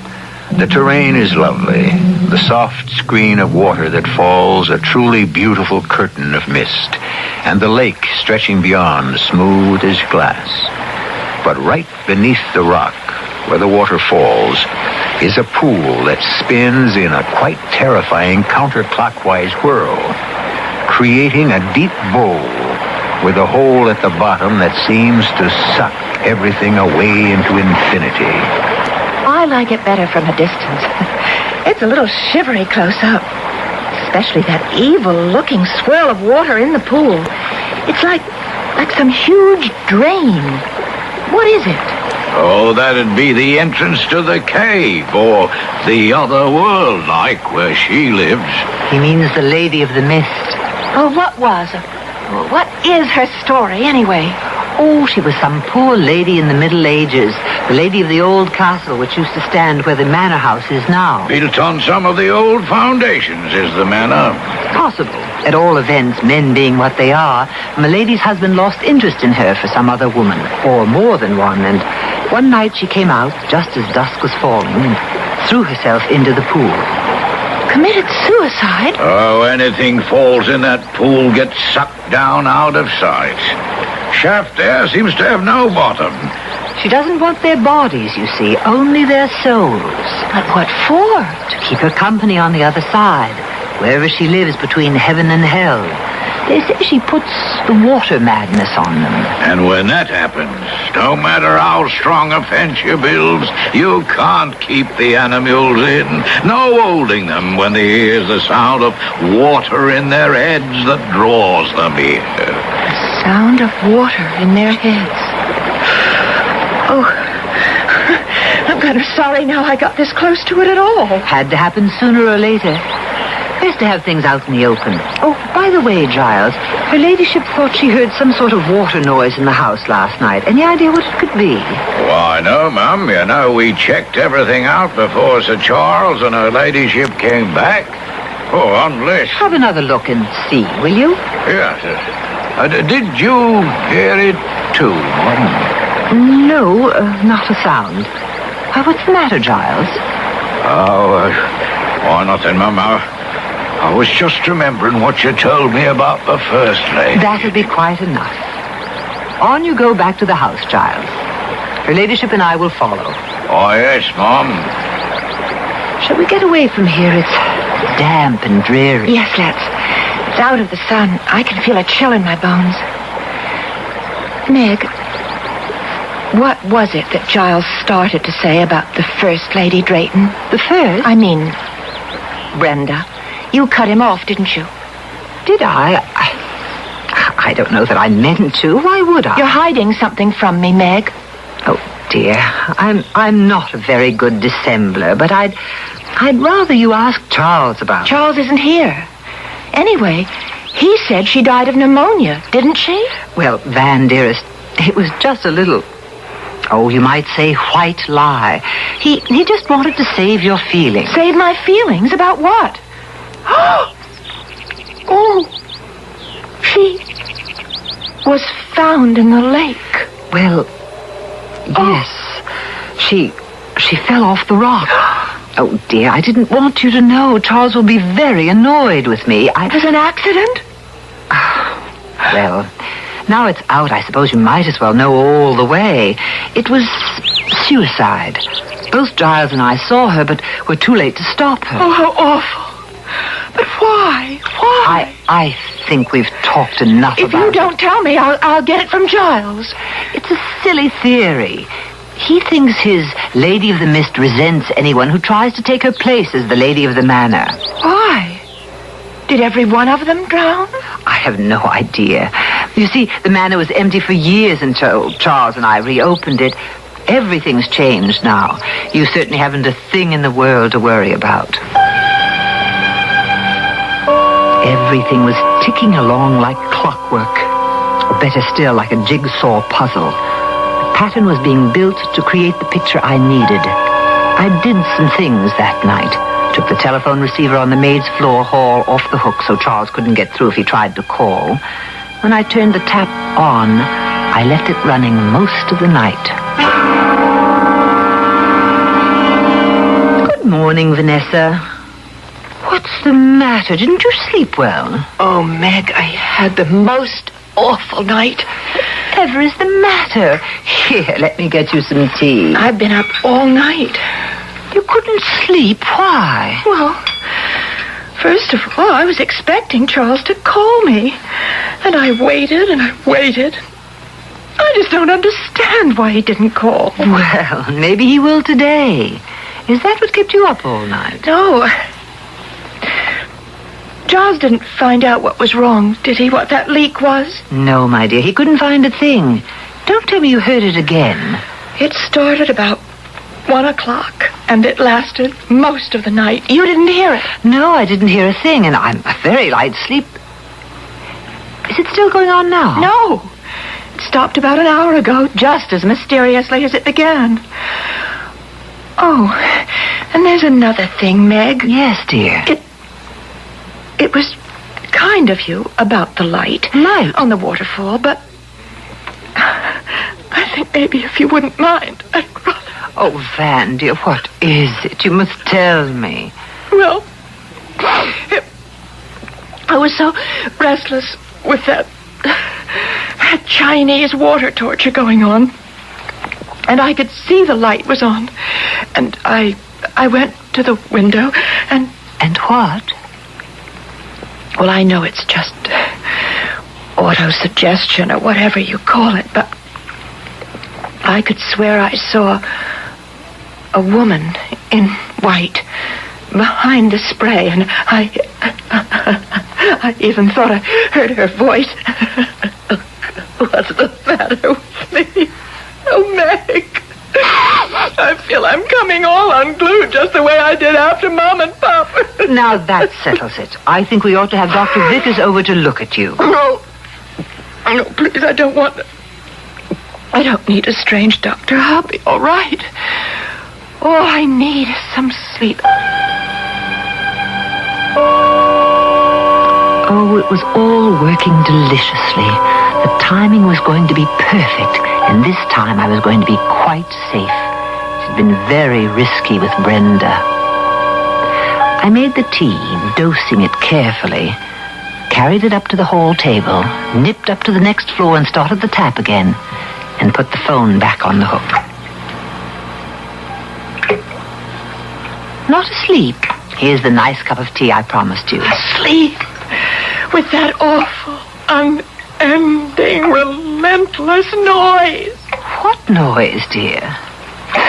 You mean you can't hear it? You don't mean the water sound? It's driving me mad. Can't we stop it? But, darling, there's nothing to stop. Whatever it is, it's all in your... Well, I shouldn't put it that way. You must have an inner ear infection or something. Now, really, this time I insist. I am going to call Dr. Vickers. Yes. Maybe it better. At least maybe he can give me a sedative. Yes, now in the meantime, you must drink your tea.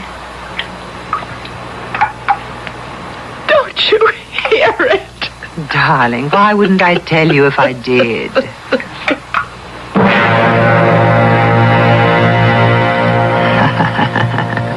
Why wouldn't I tell her, indeed? Oh, everything was going just splendidly. She drank her tea obediently, not realizing she was getting another nice jolt to keep her on the ragged edge. Then I called the doctor. On the way down to let him in, I turned off the tap, of course. Very sensitive, very highly strung young lady. She doesn't take any kind of medicine, does she? Oh, no, Dr. Vickers, not now, anyway. What do you mean, not now, Miss Drayton? I told you about her parents, how protected she'd been, and that she'd been under psychiatric care for several years. Oh, yes, possibly. There is a slight dilation of the pupils, but then she's under such a strain that I'm a very unstable girl. You think this girl might be suicidal? It's what terrifies me. Well, I've given her a sedative and she should rest now. I'll look in again after supper. She should be watched very closely, very closely. I don't think she should be left alone for a moment, just in case.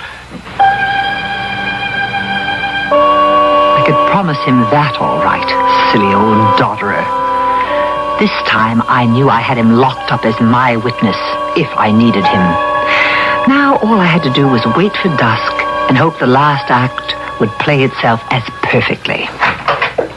Vanessa, what are you doing up? I wanted to call Charles, but something seems to be wrong with the phone. It's always acting up in the country. But maybe he's been trying to get in touch with me. Oh, can't we go to the village and phone? But Charles took the car. Isn't there a carriage? Or could we go by horse? I wouldn't think of it. It's much too far in your condition, but Giles has a phone. I could go over there. Oh, no, I don't want to be left alone in the house. Well, if you feel up to it, dear, it isn't far. You would come along and make the call yourself. Oh, yes. Oh, please. Please take me. I'm sorry I'm so slow, Meg. I just feel so dizzy and weak. It's so dark. Don't worry, my little one. You'll soon be at rest. What are you stopping for? Come along.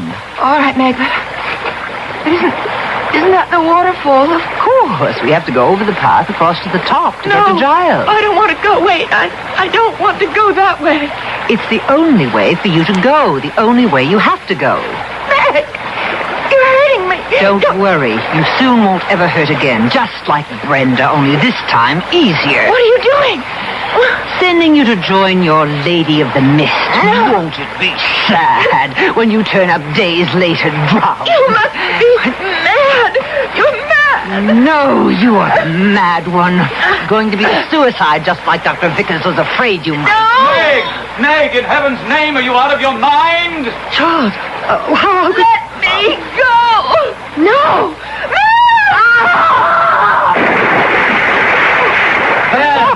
Diane, what's going on?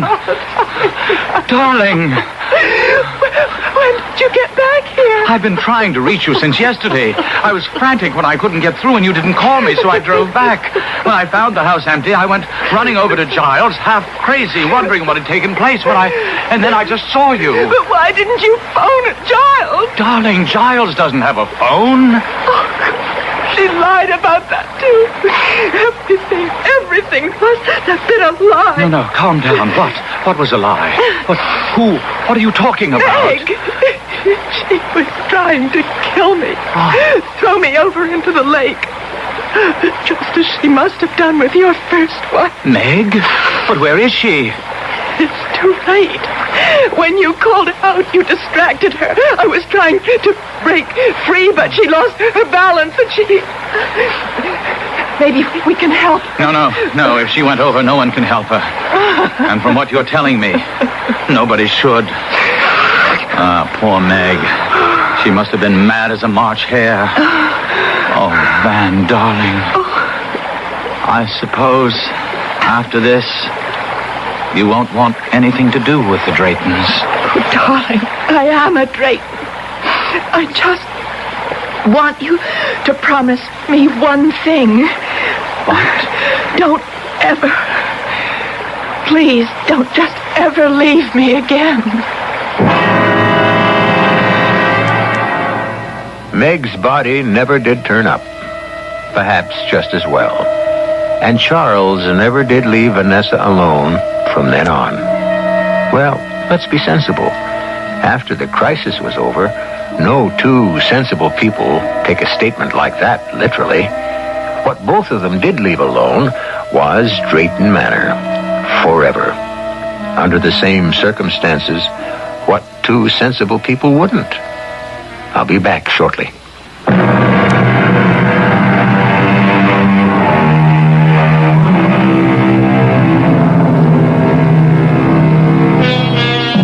Bit by bit, agonizingly, Van and Charles eventually pieced the story together as we know it. A sad story. Few people would go so far as Margaret Drayton just to preserve the status quo, the way things are. But that is life's great illusion. Because the status quo doesn't exist. Life is the process of constant change. The business of learning how to make the most out of life is to learn that to begin with. Our cast included Rosemary Murphy, William Redfield, Marion Seldes, and Ian Martin. The entire production was under the direction of Hyman Brown. This is E.G. Marshall inviting you to return to our Mystery Theater for another adventure in the macabre. Until next time, pleasant dreams.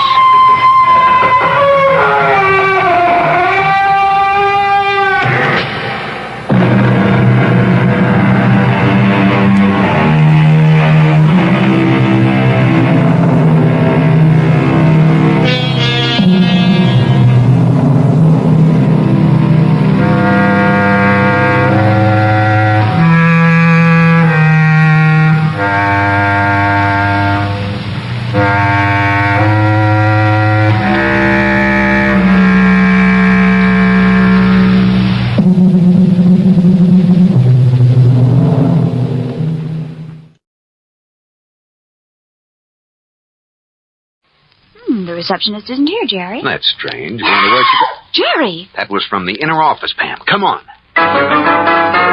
Mr. and Mrs. North, starring Barbara Britton and Richard Denning. Listen as Pam and Jerry solve the mystery, Runaway from Murder. The office of the president of the Gordon Electrical Appliance Company is a large and cheerful room. But the man who sits behind the desk in that office has little in common with his surroundings. He is neither large nor cheerful. He's a small man. Small, tired, worried, and frightened. Yes, Miss Nichols? Mr. Schaefer of the Seaboard National Bank calling, Mr. Gordon. Oh yes. Put him on. And would you come in, Miss Nichols? Yes, sir. Hello, Greg. What's the news? Only 30 days. But I asked for a 3-month extension. I know, but... Yes, I understand, Greg. I see. Well, thanks for calling. Is something wrong, Mr. Gordon? The bank is giving me only 30 days more on my loan instead of 90. You don't have $100,000 you could lend me, do you, Miss Nichols? I wish I did, Mr. Gordon. You could have it. Thank you, Marjorie. What are you going to do? Oh, I'll raise it somehow. Has that production curtailment order gone out? Yes, I distributed it first thing this morning. You look terribly tired, Mr. Gordon. I am, a little. You should try to get away for a few days. That's impossible right now. I was hoping I could run up to Syracuse for my class reunion. I haven't attended one in 10, 12 years. Would you believe it, Miss Nichols? When I was in college, the one thing in the world I wanted to do was write. Why didn't you? Don't get me started on that, or I'll be telling you my life story. You're much too easy to talk to, Miss Nichols. Maybe that's because I like to listen to you talk. Thank you. Mind if I quote you to my wife and children? Oh, by the way, Mr. Gordon, Mrs. Gordon called while you were out. Asked me to remind you to send a check for $500 to Howard's for the coat she bought for your daughter. 500. All right, Miss Nichols. That'll be all. Yes, sir. Oh. Good afternoon, Miss Nichols. Mr. Harris, I didn't see you. My uncle in. Why, yes, but you. I don't think he wants to be disturbed. Well, Hillary. Hello, Uncle Rice. I just got back in the office and I found this on my desk. The curtailment order? Yes. What does it mean? Just what it says, Hillary. I can't afford to throw any more money into heavy appliance production. Am I being transferred to another department? No, you're going to be laid off, just like the rest of the people in your department. I'm sorry. Does Aunt Frida know this? I didn't discuss it with her, if that's what you mean. And I doubt if she'd be particularly interested. She's rather involved in planning the autumn festival at the country club. Ah. Well, if you ask me, this is a pretty rotten thing to do. Now, look, Hillary. I realize that the prospect of having to go to work for the first time in your life comes as quite a shock to you. But that's it, and I don't want to discuss it. I'm tired, and I have a lot on my mind. And right at the moment, I'm fed to the teeth with greedy, grasping, selfish relatives, including you. Now get out!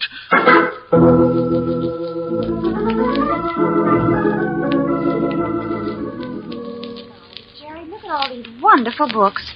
Do you think Mr. Gordon really wants to get rid of all of them? No, I don't think he wants to get rid of any of them, Pam, but from what he tells me, he has no choice. His business has been going badly, and, well, he needs every cent he can get. But all these beautiful editions. It must have taken years to collect them. And when I think how hard I worked to raise those chrysanthemums. What chrysanthemums? In back of the house. Huh? What on earth are you talking about? Chrysanthemums? Oh, stupid of me, isn't it? I thought we were talking about rare books. We are. Good. Oh, for a minute there, I was afraid I was getting confused. All that work for nothing, and you don't even remember. Remember what? The chrysanthemums in back of the house. What house? See what I mean? In Connecticut. Hmm? Don't you remember that summer we rented a house in Connecticut, and I spent months babying those mums, and then we moved back to the city before they bloomed. I never got to see them bloom. Mm-hmm. It nearly broke my heart. That's how Mr. Gordon must feel. Why? Has something happened to his chrysanthemums? No, Jerry, these books. Oh. He spent years collecting them. Now he has to give them up. Yeah, before they ever even bloomed. Oh, Jerry, you know what I mean. You think I'm being silly. Yeah, and I could kiss you for it. But now let's look over the rest of these chrysanthemum books. I promised to tell Gordon what I think he can get for them, so I'd better get to it.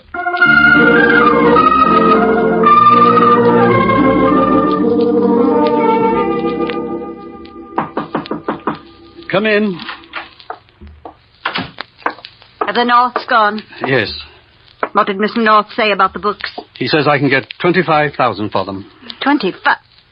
But you paid a lot more for them than that. Jerry knows the rare book market, Frida. And on a forced sale, that's all I can hope to get. Then where's the rest of the 100,000 coming from? From the liquidation of the heavy appliance division, sale of the machinery, inventory. I've already made a deal with American Electric. This is almost like starting all over, isn't it? We'll pull through it. Have you talked to Hillary? He telephoned, but I made it clear to him that I wouldn't try to influence your decision. Well, thank you, Frida. I'm sorry you can't make a place for him in the company, but if you can't, well, we have to look out for ourselves. Frida. Yes? What you said a moment ago about starting over, it will be, in a way, in the work I'll have to do. And What, Russell? I don't think I can do it. But you just said we'd pull through. And we can, if we want to. But I don't. I'm tired, Frida. I want to quit. Quit? Let the bank foreclose. Let it have the company. I hate it. I've always hated it, really. But what would you do? I wouldn't do anything if I didn't feel like it. We could get by. We'd have $6,000-7,000 a year. 6,000 or 7,000 a year. We couldn't live on that. Not the way we're living now, no. But we could sell this house and a place in Southampton, get rid of the servants and one of the cars, and buy a little place. Have you gone completely out of your mind? Is it such a crazy idea? It's insane. Why? This is our life. What kind of a life is it? A good one. Good. Yes, Russell, a very good life. I like it, and so do the children. I'm sorry if you've decided you don't, but it can't be helped. Frida. And after 25 years of asking me to expect one thing, you can't suddenly change your mind and ask me to take something else. But... You've grown almost to hate me, Russell. Yes, and the children, too, because you think we're selfish. Well, what do you call this preposterous idea of yours? You're 50 years old, Russell. You're not a child. And our life isn't a toy you can toss aside because you're bored and tired. All right, Frida. Forget it. Where are you going, Russell? Nowhere, Frida. Nowhere at all. Except to bed.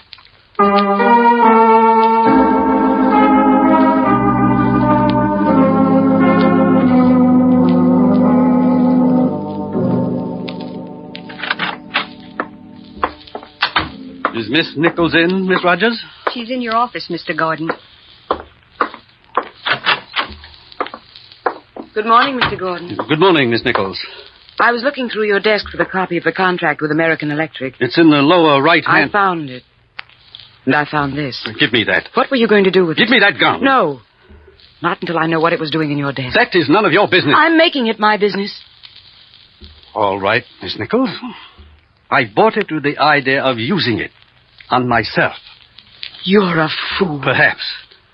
But now that you know why the gun was in my desk, may I have it, please? Take it. Thank you. You won't use it. Won't I? No, Mr. Gordon. You're not the type. You haven't the nerve. All you like to do is think about killing yourself. It excites you. It excuses your mistakes. It convinces you that you're all alone and misunderstood. I hired you as a secretary, Miss Nichols, not as a... But you're not alone. Or misunderstood. No? No. Russell, not if you don't want to be. I think perhaps you'd better go, Miss Nichols. All right. But let me tell you something, Russell. I don't... Just one thing. Maybe I'm wrong. Maybe you will use this gun. But if you're that desperate, why don't you live instead of die? What do you mean? You have $50,000 from the sale of machinery to American Electric. Yes, but... And you'll get 25 more from the sale of your library. $75,000. Are you suggesting... I'm suggesting we take that money and go away. We? We, Russell, yes. You and I. But Frida... Oh, don't think about Frida. Think of yourself. Think of me, Russell. Look at me and think about me. I can give you life, Russell, life. Marjorie. And what can Frida give you? Oh, she'd love it if you'd use this gun. She'd have your insurance. You wouldn't be around to annoy her. Use it and she'll dance on your grave. But come with me and But money, it isn't mine, really. Well, nothing is yours unless you take it. Oh, where would we go? Oh, anywhere. Everywhere. It's a big world, Russell. It's a wonderful world. Marjorie. Oh, Russell, you'll never regret it, I promise you.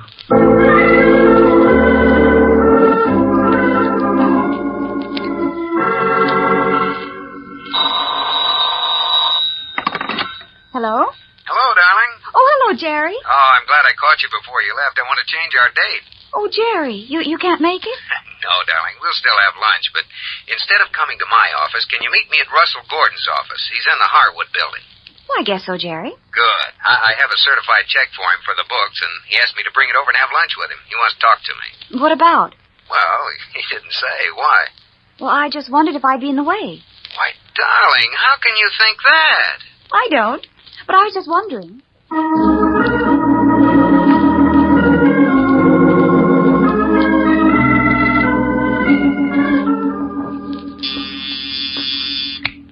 Yes, Miss Rogers? Hey, Mr. and Mrs. North to see you, Mr. Gordon. Mr. and Mrs. North? Oh, yes. Tell them I'll be right out. Well, what are they doing here? I'm having lunch with them. But it's nearly 12:30. It's all right. I'm all packed. I have the bags and briefcase right here.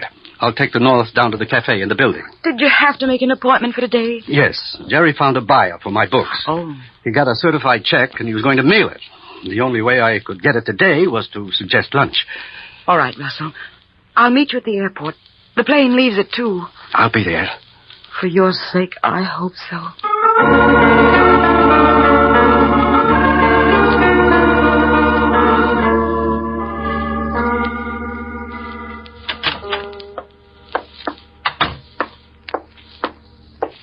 Hello, Miss Rogers.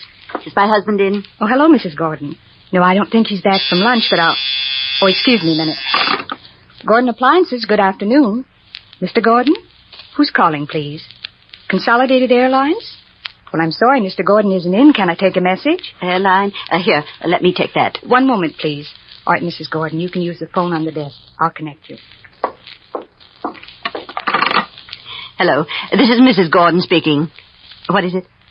What? What reservations? Today? I see. Well, Mr. Gordon isn't here. He's the only one who can confirm it. I'll tell him when he comes in. Goodbye.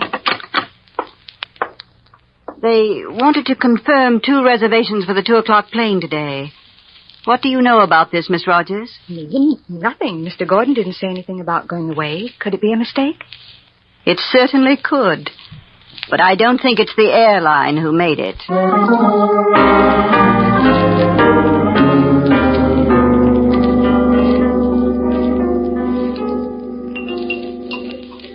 And how's Mrs. Gordon? I haven't seen her since...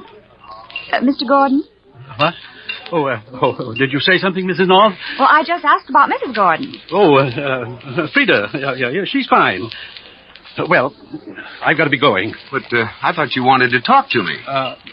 It'll keep, Jerry. Thanks again for helping with the books. Oh, I was glad to do it. Now, I really must get back to the office. But you folks finish your lunch. Don't let me interrupt. Don't get up, Jerry. Thanks again. I'll be in touch. Jerry, what on earth's the matter with him? Business worries, I guess. Oh, Jerry, look. What? He forgot his glasses, left them on the table. Oh, yeah. Well, his office is in the building. Let's finish our lunch, and then we can take them up to him. All right. You know, Jerry, it's strange. What is, darling? Well, a man who makes as much as Mr. Gordon does having to worry about money. Well, it doesn't matter how much you make if more goes out than comes in. But why should it? Look at you. You don't make nearly as much as Mr. Gordon, and still you can eat your lunch in peace. Well, maybe that's just because we spend everything I make, not more.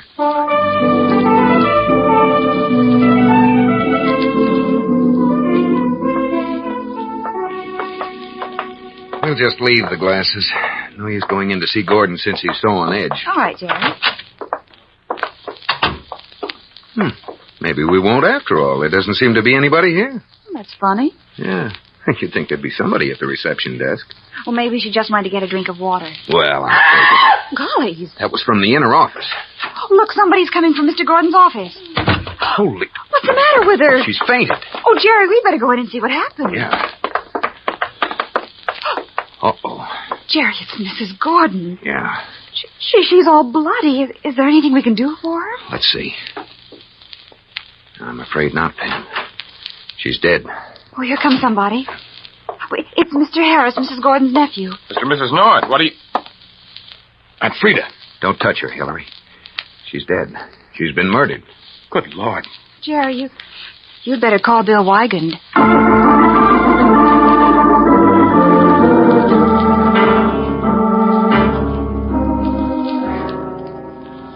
And as you came into the building, you saw your uncle getting into a cab. Yes, Lieutenant. He was carrying a suitcase. Have any idea where he was going?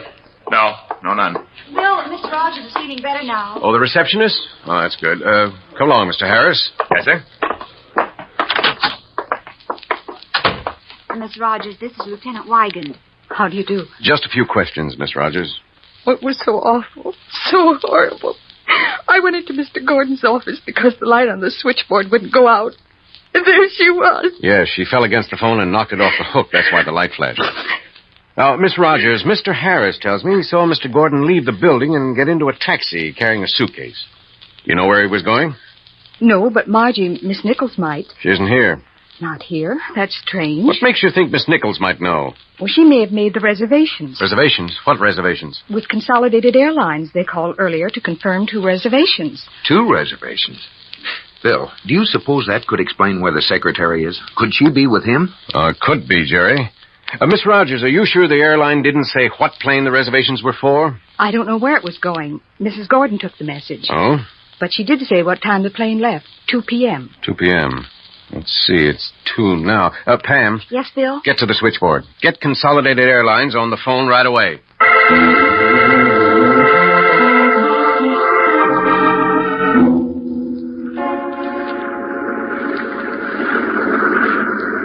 What are they waiting for? Why don't they take off? For heaven's sakes, Russell, relax. We've been sitting here for 10 minutes. Where's the stewardess? I want to ask. Oh, we're starting. It's about time. Everything will be all right. I hope so. Wait a minute. We're not taking off. We're turning around. Maybe they're going to use a different runway. Let's see.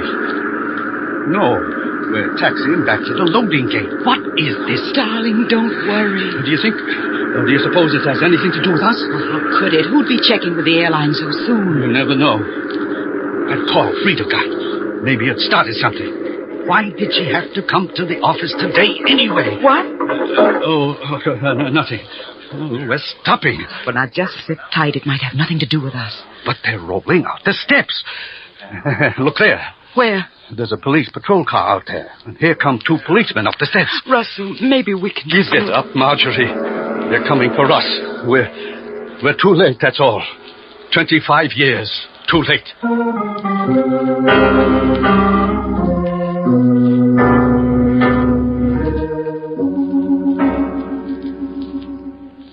It's been quite a while since the police phoned that they took Mr. Gordon and his secretary off the plane, Jerry. I wonder when they're going to get here. Well, it takes at least half an hour to get in from the airport, even in a police car, Pam. Well, it's been a half hour.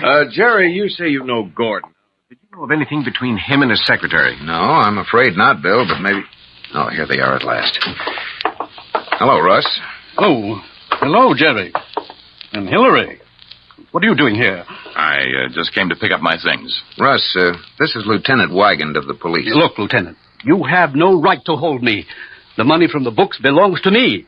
As for the rest of it, there's no proof I wasn't going to repay the bank. Frida's just trying to make trouble. What? Oh, of course, I realize how things look. No, wait a minute. What'd you say about your wife trying to make trouble? Well, isn't she? Isn't that why you're here? Because of her? Yeah, that's why we're here. But what's this money you're talking about? Well, didn't she tell you? She didn't tell us anything. I don't understand. Well, I'm not so sure I do either. Now, suppose you answer my question. What's this money you're talking about? Company money. What'd you do with it? Well, it's right here, in my briefcase. I was taking it with me. Here. It's all in... What's the matter? Well, it's not here. What? The money, it's not here. Russell. Look. The briefcase is just stuffed with old papers. Yeah. Russell! Mr. Gordon.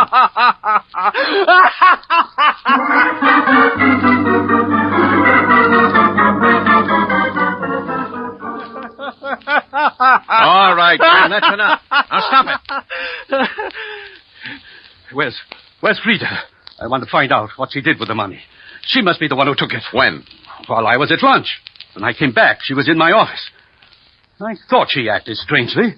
When I told her I was going away on an overnight business trip, she didn't even ask why I hadn't told her about it.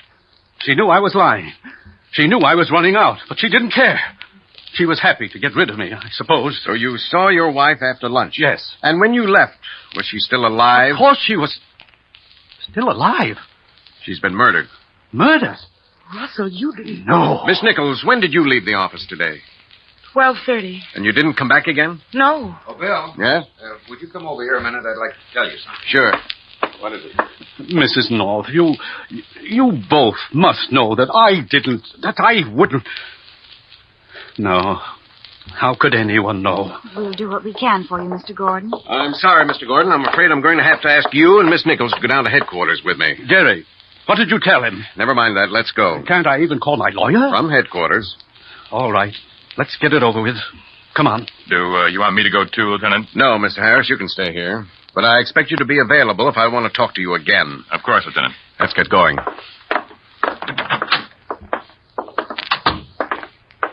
All right, Gordon, Miss Nichols. Wait right here till I come back.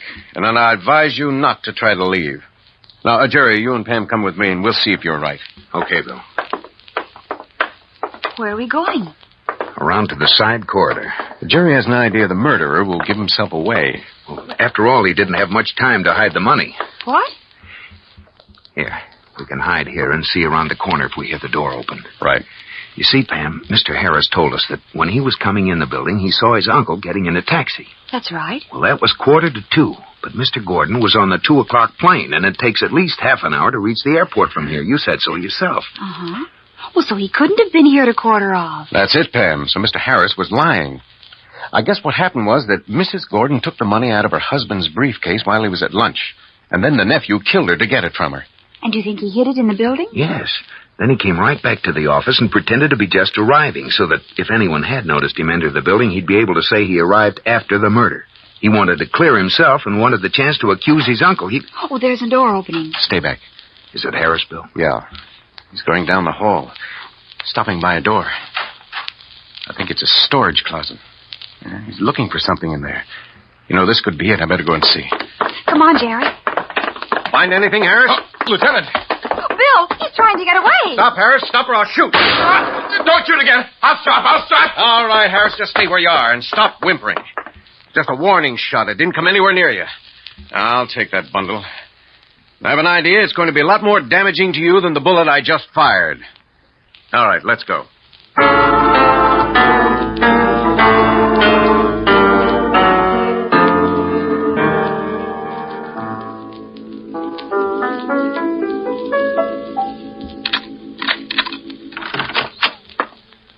Hey, Pam.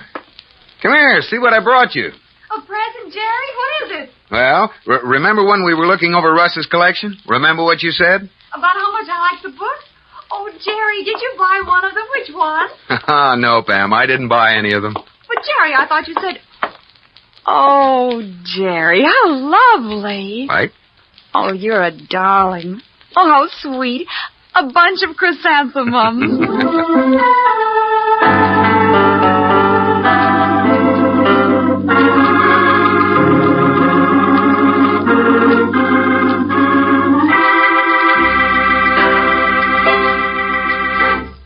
Well, that puts the finishing touch on another Mr. and Mrs. North mystery.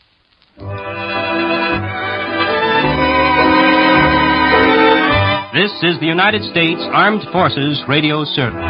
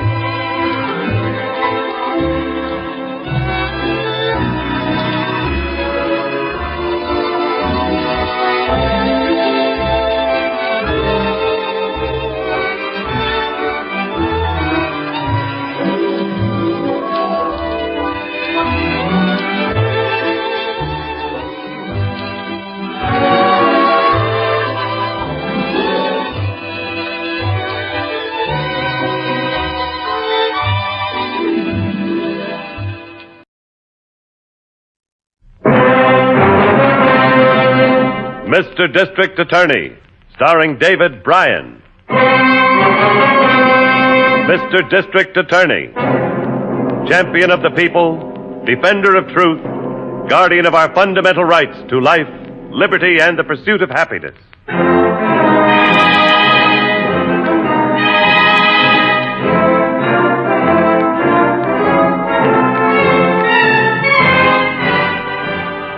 And it shall be my duty as district attorney not only to prosecute to the limit of the law all persons accused of crimes perpetrated within this county, but to defend with equal vigor the rights and privileges of all its citizens.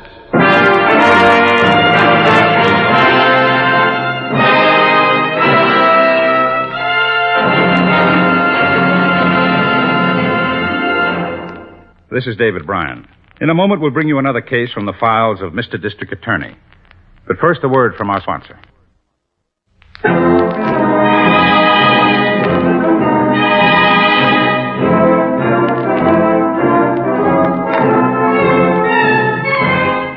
And now, here is our star, David Bryan, as Paul Garrett, Mr. District Attorney.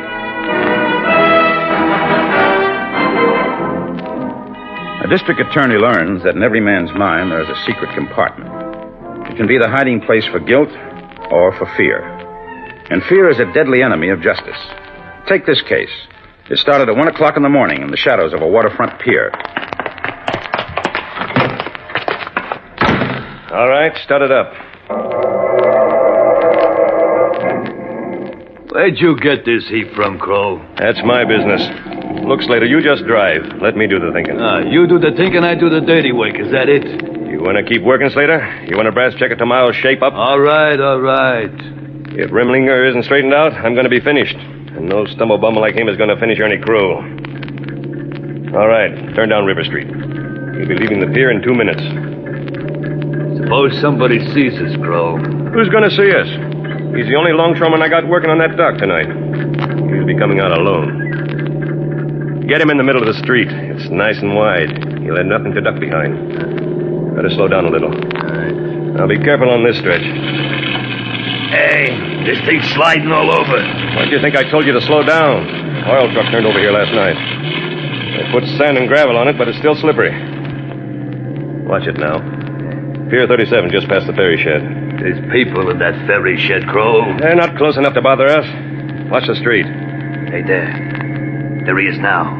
Let him walk further into the street. Now, gun it. He stopped, Crow. She'll let you go by. Perfect.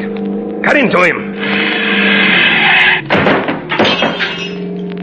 Keep going. Think we got him? We knocked him 100 feet, Slater. But the front of the car's all smashed. So what? I'll give the kid $100 to have it fixed. That's getting rid of Rimlinger pretty cheap. And the newspapers ain't going to try to pin this one on any crew. I can see the headlines now. Longshoreman killed in hit-and-run accident.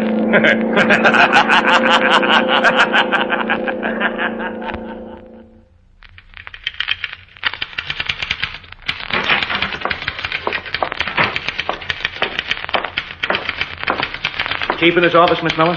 He's waiting for you, Harrington. Go right in.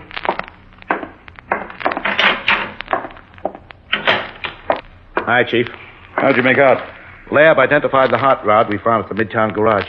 It's the one, all right. Any line on the owner? Yep. We picked him up. A newsboy, 16 years old. Name's Jimmy Leonard. I got him down to the detention room now. You want to see him? Yes.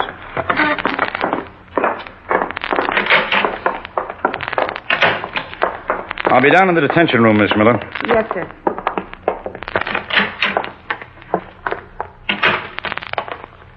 What's the boy's background, Hank? He lives with his father. Coldwater Walk up on the east side. No trouble with the police before. As a matter of fact... What? He peddles his papers near the 9th Precinct house, Chief. Every cop in the place swears by him. They don't think he'd do a thing like this. It's his car, isn't it? Yeah. He keeps it in a public garage near the paper. Says when he went in this morning, a fender and a headlight was smashed up. We picked him up when he took it to a body shop to have it fixed.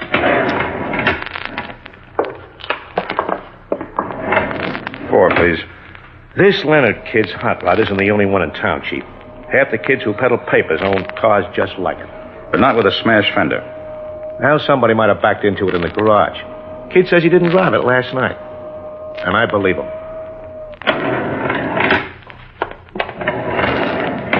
Sure you're not being influenced by the opinions of the men in the 9th Precinct? Yeah, it takes somebody pretty cold-blooded to run a man down and then beat it without stopping to help. And this kid, he just isn't cold-blooded. 16-year-olds can do a lot of foolish things when they're frightened. Oh, here we are.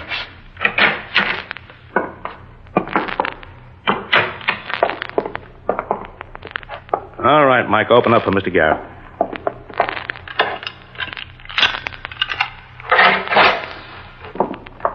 Thanks, Mike.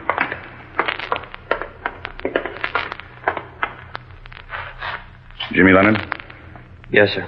My name is Garrett. I'm the district attorney, Jimmy. He'll help you if he can, boy. Just be honest with him. We'd like to know where you were last night. I already told him. I was home. Your father says you weren't. Maybe he didn't hear me come in. He was sleeping. I guess I got up this morning before he was awake. Mm-hmm. The man who was killed was struck down just after 1 a.m. Can you tell us where you were then? No. If you're hiding something to protect yourself, son, you're being very foolish. If you're trying to cover up for somebody else, you're being even more foolish. I don't want to say no more, that's all. I just can't tell you, sir. Why don't you go away? Why don't you leave me alone? Your father says you weren't home all night. Not since you left to sell papers yesterday afternoon. Jimmy, did you ever lend your car to anybody? Is anyone else in the habit of using it? Anybody who might have a duplicate of the ignition key? No. I was the only one who ever drove it. Only assembled the car a month ago. You made it yourself? Yeah, a bunch of us made them. We all chipped in and bought parts so we could get them, wholesale. Mm-hmm. Any of the other newsies keep their car in the same garage, right near the paper? Yeah. Rembrandt, I don't know his real name. Guys call him Rembrandt because he goes to an art school at night. And Frankie Cutter. They're the only ones. Is that all you can tell us? Yeah. It's no use, Harrington. Come on. Log him in, Mike.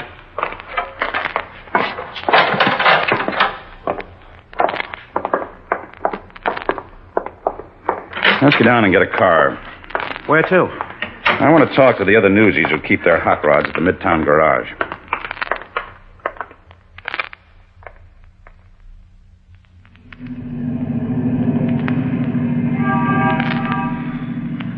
Well, that kid they called Rembrandt was no help, Chief. No, he wasn't. But I still want to see that other newsboy, Frankie Cutter. Did you find out where his stand is? Yeah, 12th and Madison, but he won't be there. Well, why not? He works the corner nights. Somebody else has it the daytime. He lives over this way in Tenement Row, a couple of blocks from the Rimlinger place. I'm going to see Rimlinger's wife sooner or later. Maybe I better go over there while you're talking to Cutter. Oh, give me the address. Hey, it's written down here. Ground floor flat. Should be the next street to the right. Working nights, he'll probably be sleeping. Drop me at the corner.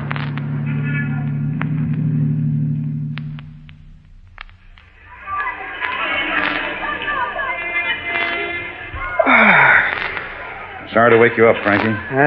Those kids in the street wake everybody up anyhow. So Jimmy Leonard's in kind of a jam, huh? A bad jam, Frankie. I understand you've got a car just like his. Sure. Bunch of us got 'em. We all made 'em together. You garage them in the same place, too. Gotta keep 'em someplace. What a racket. $8 a month garage rent. I could leave it in the street and save the dough, but the cops keep slapping tickets on it. These your keys on the dresser? Yeah. This your pair of dice, too? Oh, yeah. I must have left them out without thinking. Shove them in the top drawer for me, will you? Thanks. My old lady spotted those. She'd scream like an eagle. Frankie, did you happen to see Jimmy Leonard anyplace last night? No. Why? You say I did? No. And where was your car during the night? Last night while you were working, I mean. Was it in the garage? Where else? Is it there now? Of course it's there now. Rembrandt's, too. Well, thank you, Frankie. That's all I want to know for now. You don't have to go through the kitchen. Other door leads right into the hallway. This is supposed to be a parlor. Some laugh, huh? A parlor in this rat trap. Thanks. Well, why don't you stick around for a few minutes? You being the DA got the old lady all excited. She went out to get some breakfast rolls. She'll fix some coffee or something. I'm afraid not, Frankie. Well, thank your mother for me. Tell her some other time. You're the boss. So long. So long, Frankie.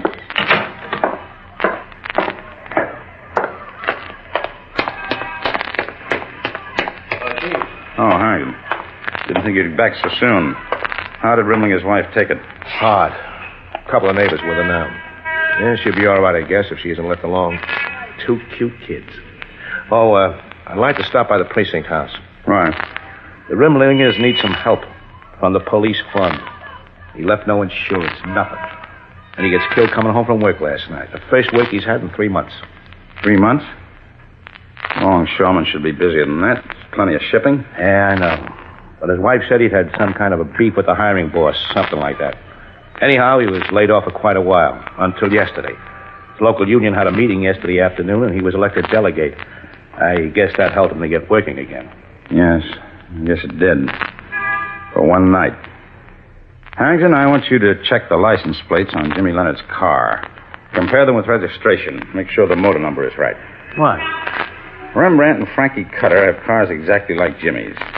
One of them might have switched parking stalls and license plates. I want to make certain that Jimmy's car is Jimmy's car. His key fit the damaged car, Chief. He drove it out to a repair shop. Fella can always tell his own car, even from others like it. You know that. No, I don't, Harrington. As a matter of fact, at this point, I'm beginning to wonder whether we can tell a case of hit-and-run manslaughter from murder.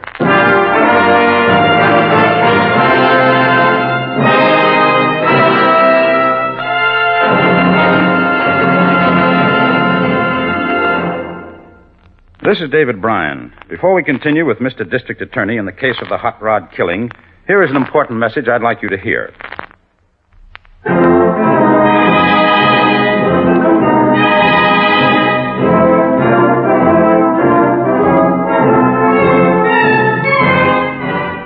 And now, back to David Bryan, starring as Paul Garrett, Mr. District Attorney.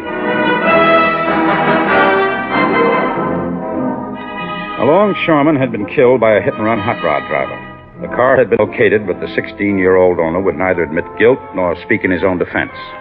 While Harrington was continuing to check on the death car, I went to see the boy's father.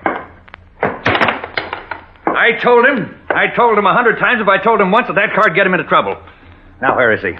Behind bars. If I get my hands on him, I'll break his neck.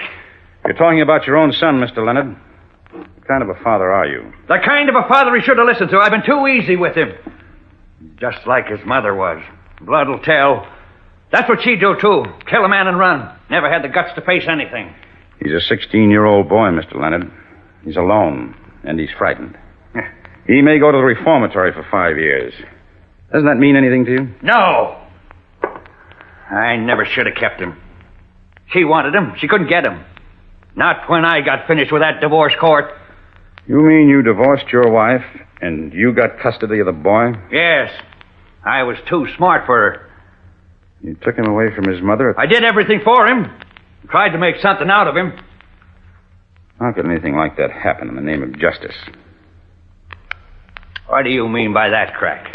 You never wanted that boy. I took care of him, made a home for him. You took him so you could do just what you have done. You took him so you could punish him. So you could use him to revenge yourself on his mother. So you could ruin both their lives and separate them for your own satisfaction, to appease your petty vanity, for whatever you think your wife did to you. Get out of here. You're not going to talk to me like that in my own house, even if you are the district attorney. Go on, get out! And when you see that son of mine, tell him I hope they keep him in jail forever. Tell him I hope he rots there. He'll never rot the way he might have rotted here. If your boy is guilty, I know who should really go on trial. A reformatory won't hurt him. Compared to the home you've given him, his life there will be a paradise. Yeah? Excuse me, but is Mr. Garrett here? I'm from his He's office. just leaving. Hello, Miss Miller. There was no phone listed for here, so I came over We can to talk outside. Mr. Leonard was right. I'm just leaving. Well, does he blame you because the boy's in trouble? No, he blames the world for whatever trouble he has inside himself. Well, why did you come after me? Well, as I said, there was no phone listed for Leonard. Some of the policemen at the 9th Precinct were trying to help Jimmy. Yes? One of them found out where he was last night. Where? Well, it's kind of strange. They found out from another newsboy who has a stand near the Park District. Saw Jimmy going to the Savern Plaza Hotel. They checked with the desk clerk. The boy was registered there. Jimmy Leonard registered there? At the Savern Plaza? That's one of the best hotels in town. The desk clerk says he comes there one night every month, always on the 15th of the month. Do you know why? No. Have you heard from Harrington? Yes. The registration and serial number matched Jimmy's car, all right. Well, where is Harrington now? We said to tell you he was going down to the docks, near where a Rimlinger was killed. Now, how did you get here? By cab. Good. Take another one going back. Make out an expense voucher. Couldn't I ride back with you? I'm going to stop at the docks and meet Harrington. Well, there's a couple of things I want you to do. Yes, sir. Get the cop that found out Jimmy was registered at the Savern Plaza. Tell him to go back to the hotel and check the register for the past year. See if he can find one other particular name besides Jimmy's that appears on the register for the 15th of each month. Get the name, find out who it is and where they come from. Yes, sir. And then go into the civil courts records. About 10 years back, I want a transcript of a divorce case. Leonard versus Leonard. Have it all at my office by the time I get back. Yes, sir. See you later.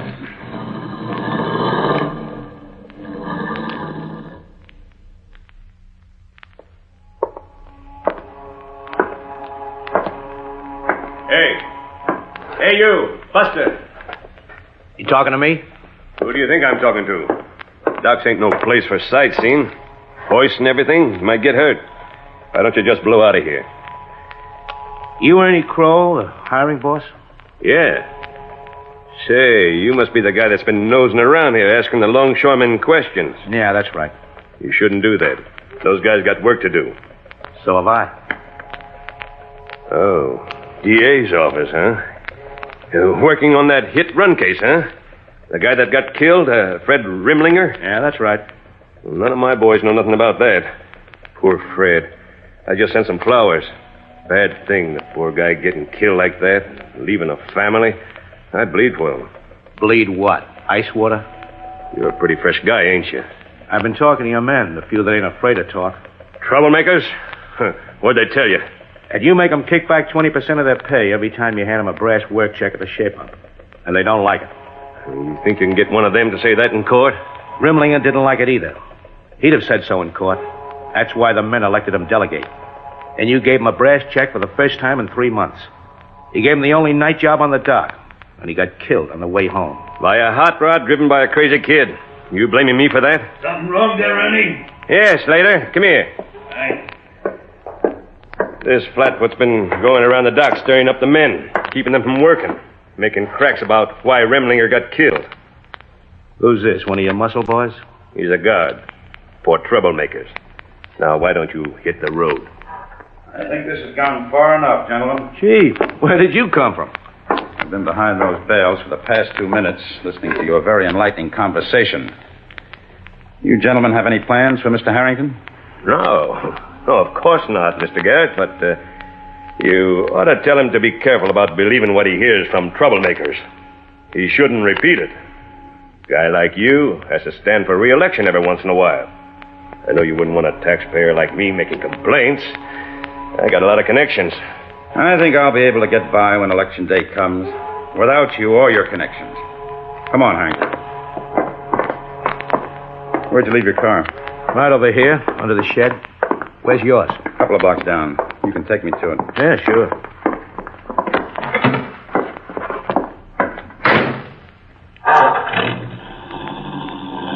Which way? Turn right when we reach the street. Up past the ferry slip.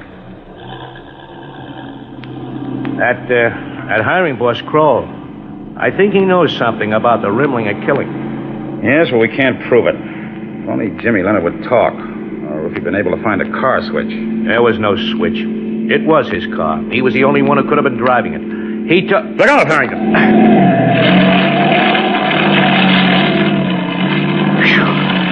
That screwball almost skidded right into us. Yeah, it wasn't his fault. It's this road. Slippery. Oil truck turned over here day before yesterday. They tried to cover it. There, you hear that sand and gravel kicking up under the fenders? Yeah, I hear it. Never mind my car, Harrington. Turn south to the Midtown garage. What's up? That car that killed Rimlinger must have come through that oil slick and gravel. Yeah? Then the death car will be bound to have some oily sand and gravel stuck under all 4 fenders. I want to see Rembrandt's car and Frankie Cutter's. Hurry.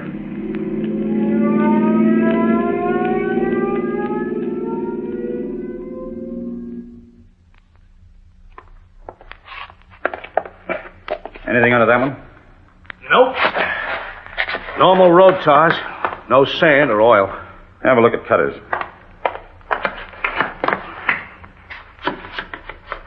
No. Well, this one's okay, too. Hey, wait a minute. Let me get this flashlight focused. Well? That's funny. Hey, give me a hand out, will you, Chief? Sure. What did you find? Well, right front fender is clean underneath. But the left front and the 2 rear fenders are covered with oil and sand. That's what I was looking for. Cutter's car is the one that killed Rimlinger. But Jimmy Lennon's car has the smashed fender and headlight. Because the right front fender and the headlight from this car were taken off and switched for the fender and headlight on Jimmy's. That's why the underside of this fender is clean and the other 3 aren't.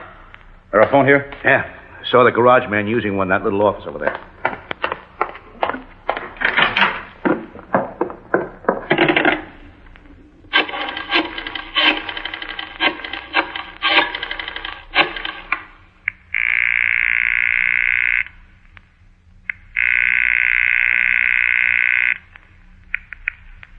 Attorney's office. Mr. Garrett, Miss Miller. Oh, Mr. Garrett, Jimmy Leonard's mother's here waiting for you. What? Yes, sir. She just came in on the train from upstate. She heard about his arrest on the radio. Her name's Mrs. Goodrich now. She's remarried. I see. Well, there's something else.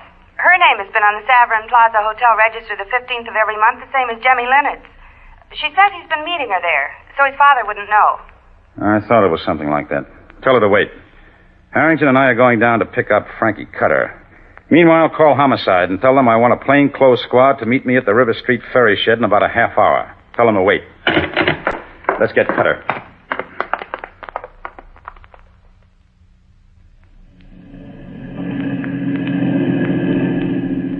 Where are you taking me? I didn't kill the guy, I tell you. Hey, what are we doing down here by the docks? There ain't no police station on River Street. You know what we're doing here, Frankie. You want to tell us who was using your car? Or shall we tell you? You know, don't you? It was Ernie Kroll, wasn't it? Better answer, Frankie. Yeah. He came by the stand. Wanted to know could he borrow the car. To a guy like him, you don't say no. So I give him the keys. What time? Midnight. I was just going to eat. Then he brings the heat back about 2 a.m. Tells me he had an accident. Give me a C-note to have it fixed and keep my trap shut. I thought I'd keep it all, so I glommed onto the fenders and light from Jimmy's car. You want me to drive right on the dock, Chief? Yes. A lot of guys walking out. Longshoremen finishing their shift. Climb into the back, Frankie. Get on the floor and stay there. Don't worry, mister. I don't want no trouble. Stop here.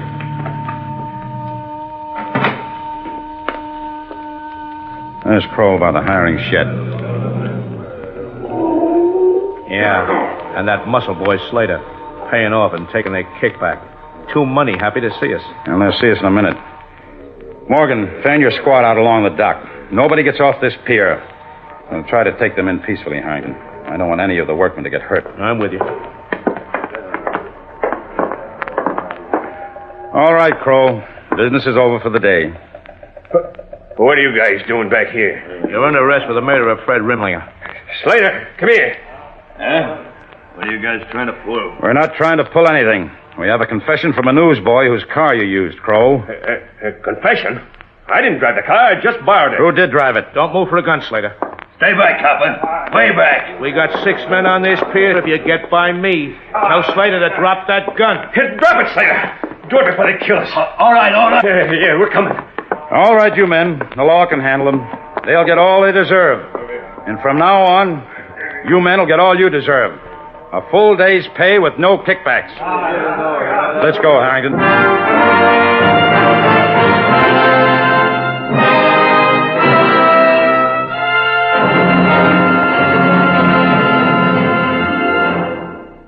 This is David Bryan. I hope you enjoyed this case from the files of Mr. District Attorney.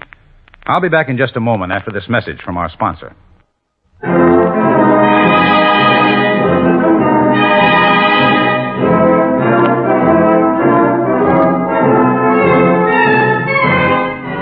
Now, here is the star of Mr. District Attorney, David Bryan, with a word about the program you have just heard. Jimmy Leonard's father tried to regain custody of the boy, but the court reversed its original decision when the true facts were presented. Meanwhile, hiring boss Ernie Kroll and his strong-arm man, Bud Slater, were sentenced to life imprisonment for the murder of Fred Rimlinger. Frankie Cutter is a ward of the juvenile court until he reaches the age of 21. And now this is David Bryan inviting you to join us when we present our next case based on the facts of crime from the file of Mr. District Attorney. Mr. District Attorney was originated by Phillips H. Lord.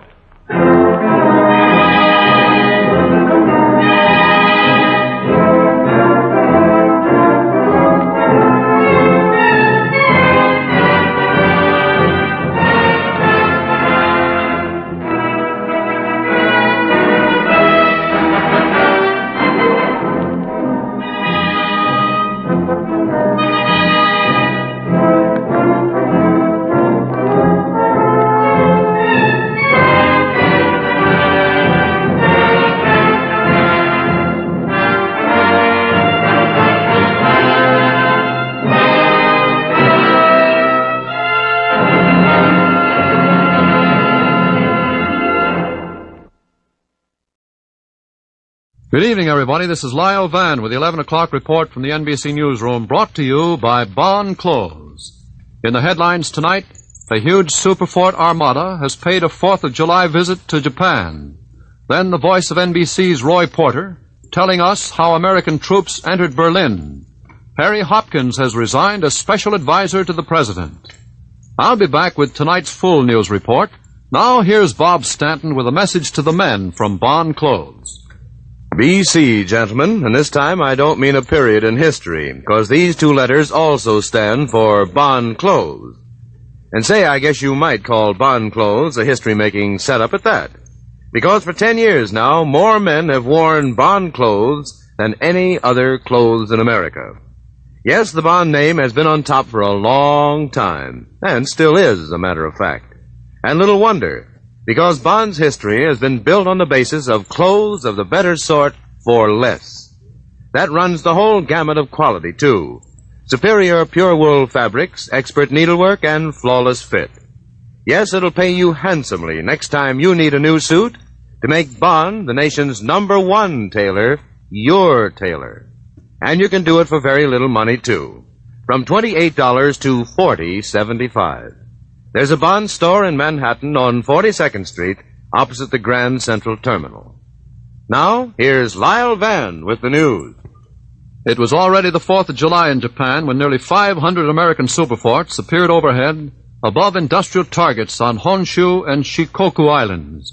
Appeared overhead carrying 3,000 tons of unfriendly fireworks for the enemy down below. Thus began Independence Day for the fighting crews of our giant bombers, carrying the aerial offensive against the Mikado's imperial nest to a new high. War industries were the targets in this third all-out attack in 3 days. There's no such thing as Independence Day in Japan, you know. Meanwhile, the new invasion of Borneo at Balikpapan is going ahead, turning enemy airfields near the oil port into fighter bases for Allied aircraft, now near enough to attack Java, the heart of the Dutch East Indies. The Australian commander in the Balikpapan area says the campaign already is won strategically. Aussie troops are pressing northward, headed for the last Borneo oil field still in enemy hands. And over on Asia's mainland, victory is the underlying theme of the communiques issued by the Chinese High Command. Chung King reports that Chinese forces have dented the east flank of Japan's important Hong Kong-Hankow corridor when they captured the highway center of Sinfeng. Meanwhile, Tokyo is grinding out its usual propaganda broadcasts, declares that new Japanese fighter planes now being manufactured underground will soon take to the air to meet the B-29 menace. Then another broadcast says that the food situation is growing worse, tells the people to get set for a 10% cut in food rations until the fall harvest. Today, American occupation troops rolled into Berlin, and among the American newsmen in the vanguard of the triumphal march was NBC's Roy Porter, who broadcast the story of the entry into the German capital earlier tonight. It was transcribed then for rebroadcast now, so here is Roy Porter with the story of Berlin today. This is Roy Porter in Berlin. This battered former capital of Germany is occupied and well occupied tonight by armed forces of 3 nations, Russia, America, and Britain. By lengthy negotiation and formal agreement with the Soviets, American and British forces began to move into their separate zones today.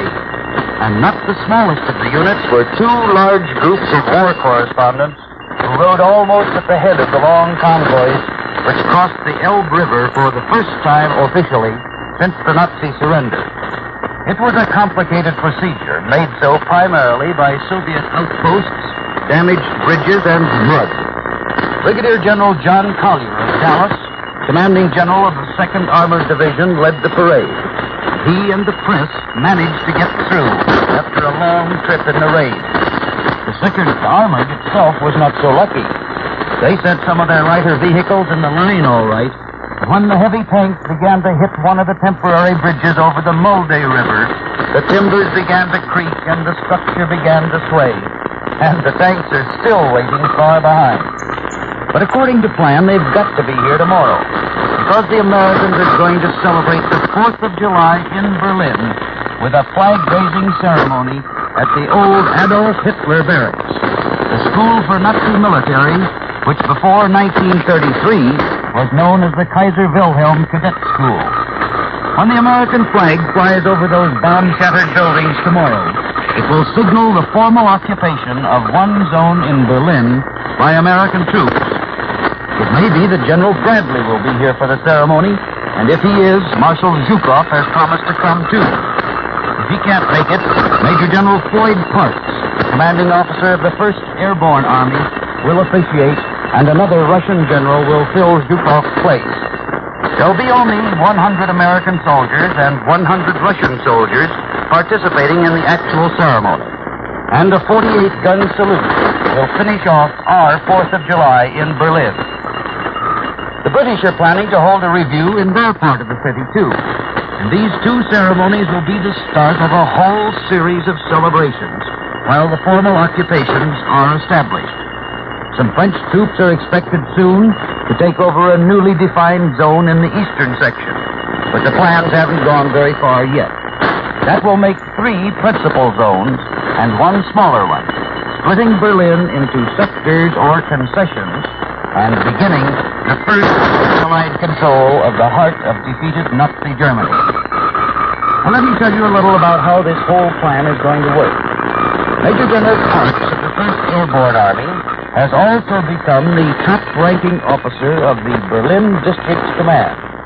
As such, he will represent the occupying force set up early last month by General Eisenhower, Marshal Zhukov, and Field Marshal Montgomery.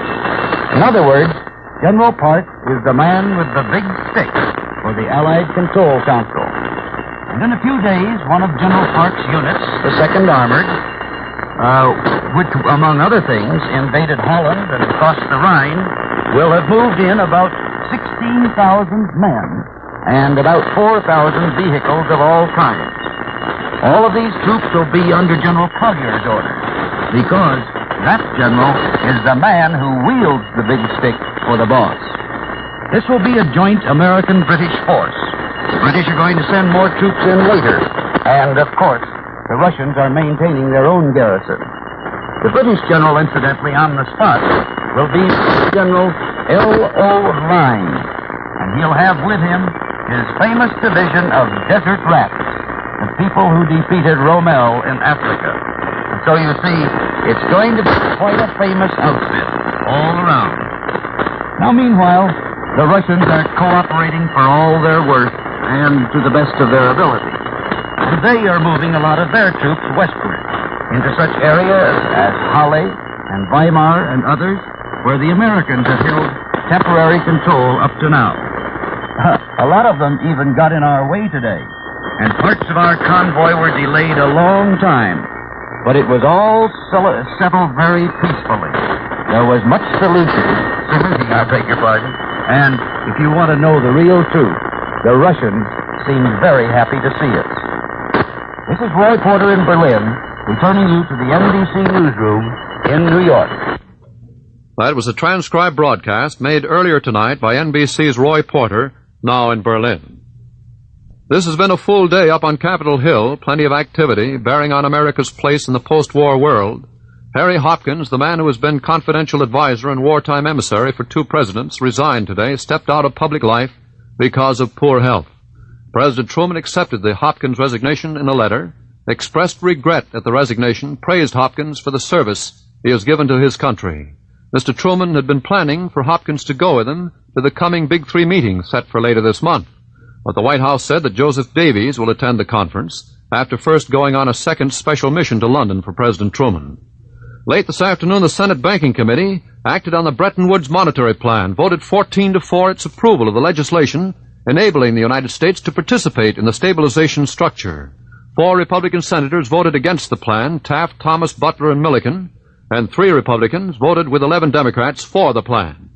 Meanwhile, in the Senate today, GOP Senator Bushfield leveled one of the first full-fledged attacks against the Charter. Bushfield declared that the Charter has at least 6 flaws which should be corrected before it is ratified.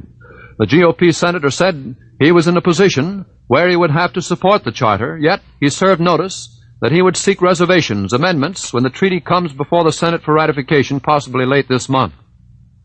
On the White House terrace, in bright sunlight today, James Burns took the oath as the new Secretary of State, then made a plea for worldwide tolerance.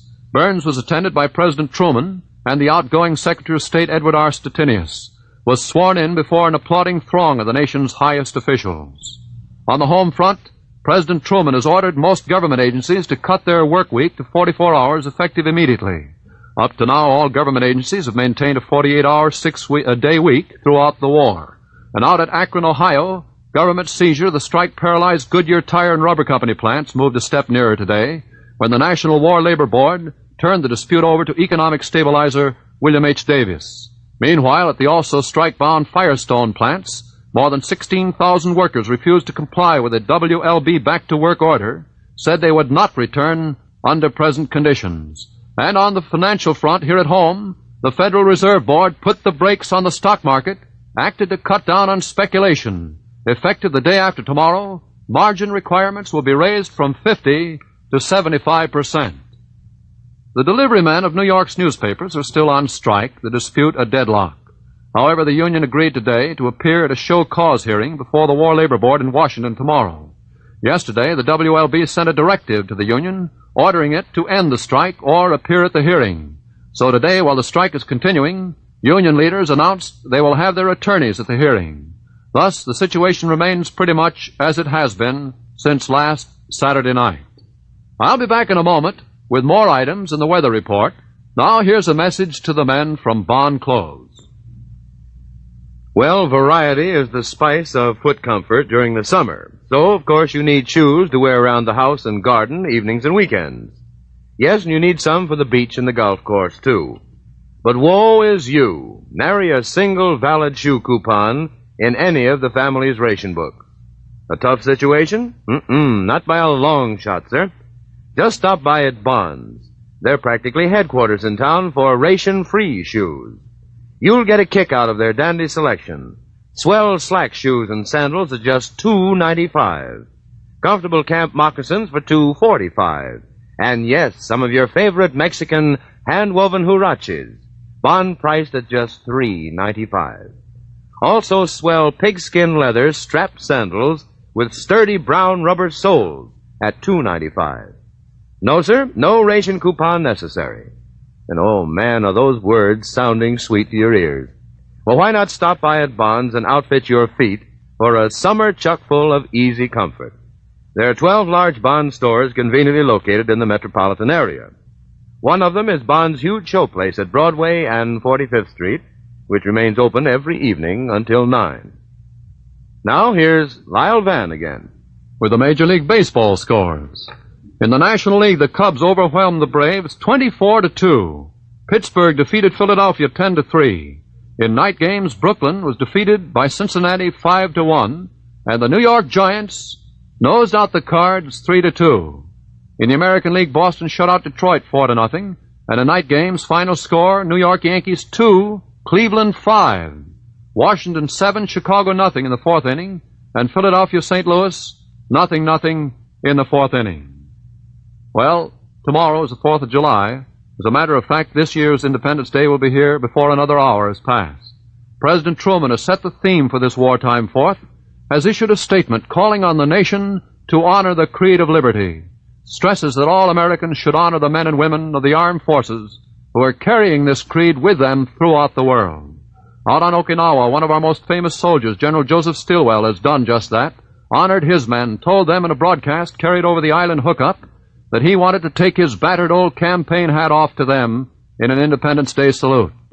Yes, another 4th of July is almost here, and the weatherman says it's going to be just about the best it can be as far as atmosphere is concerned. The forecast is for sunny and pleasant in New York City and vicinity, with the highest temperature around 85 degrees. At the moment, it's 74. And that's the 11 o'clock report from the NBC newsroom. It's now exactly 16 seconds past 11:14, and this is Lyle Van speaking for Bond Clothes, inviting you to be with us tomorrow and every night at 11. So good night until tomorrow night. This is the National Broadcasting Company.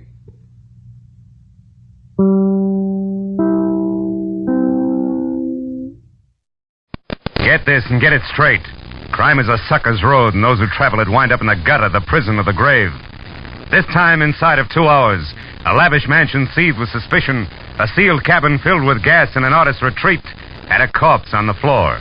All because one man was too good looking to be true to anyone. From the pen of Raymond Chandler, outstanding author of mystery, comes his most famous character and crime's most deadly enemy as we present The Adventures of Philip Marlowe.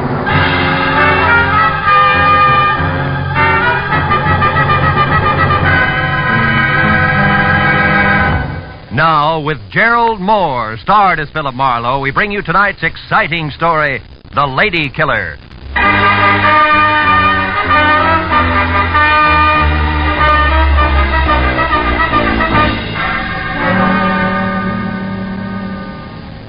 The longer I sat in my office with my feet up on the desk and thought about it, the more convinced I became. Paul Niles was unquestionably the handsomest man I'd ever seen. He had a face that belonged on a Greek god, only his features were better, more finely chiseled. They looked as though they'd been molded out of alabaster from a blueprint by some inspired genius. And the classic side view he presented made the great profile show up like a bowl full of shredded wheat. In fact, the guy was much too good to be true in more ways than one, which had been my original impression of Niles when I'd first met him, just 2 hours ago at the corner of Sunset and Cahuenga, and at his insistence had driven him around the quieter streets of Hollywood in my car while he tried to hire me. He was scared stiff.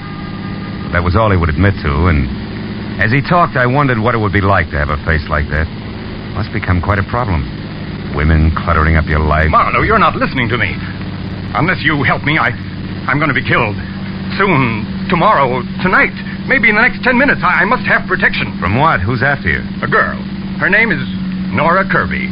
She's threatened my life, and now she's here in town. She actually intends to go through with it. I found out where she's staying. I went there to talk to her, but she was out. Why is killing you so important to her? Well, I don't even know for sure. It's something ridiculous. Nora Kirby obviously doesn't think so. Let's have it, Niles. Why? I can't tell you that. I see. Also, I suppose you don't want to take this to the police where it belongs, and you can't give me the reason for that either. Yes. I came to you because I need private help, and I'm willing to pay well for it. Now, you don't have to concern yourself with the reasons. Simply see that Nora doesn't get to me. Now, here, as a starter, here's $200 for just that. Keep it. I only accept money from the people I work for. You mean you won't help me? I just want to know where I'm going before I start. Now, wait. You can get off here. Don't you understand? My life's in danger. I'm scared. Not enough to loosen your tongue any. Here, this is as far as I go. But tell me one thing first, just for laughs.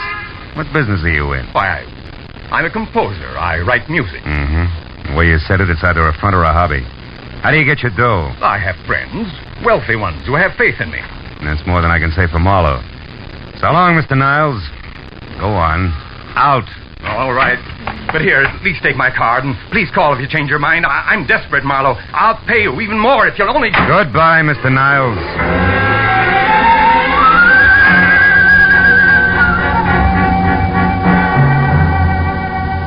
That was the way I'd left it 2 hours ago at 8. And I'd spent the time in between trying to referee a tug-of-war in progress with the feeling I had that I'd been stuffy on one end and my undernourished bank account on the other, and was slowly but surely getting no place. So when the break came, I grabbed at it. Hello, Marlowe speaking. Marlowe, this is Paul Niles again. Oh? I've thought it over.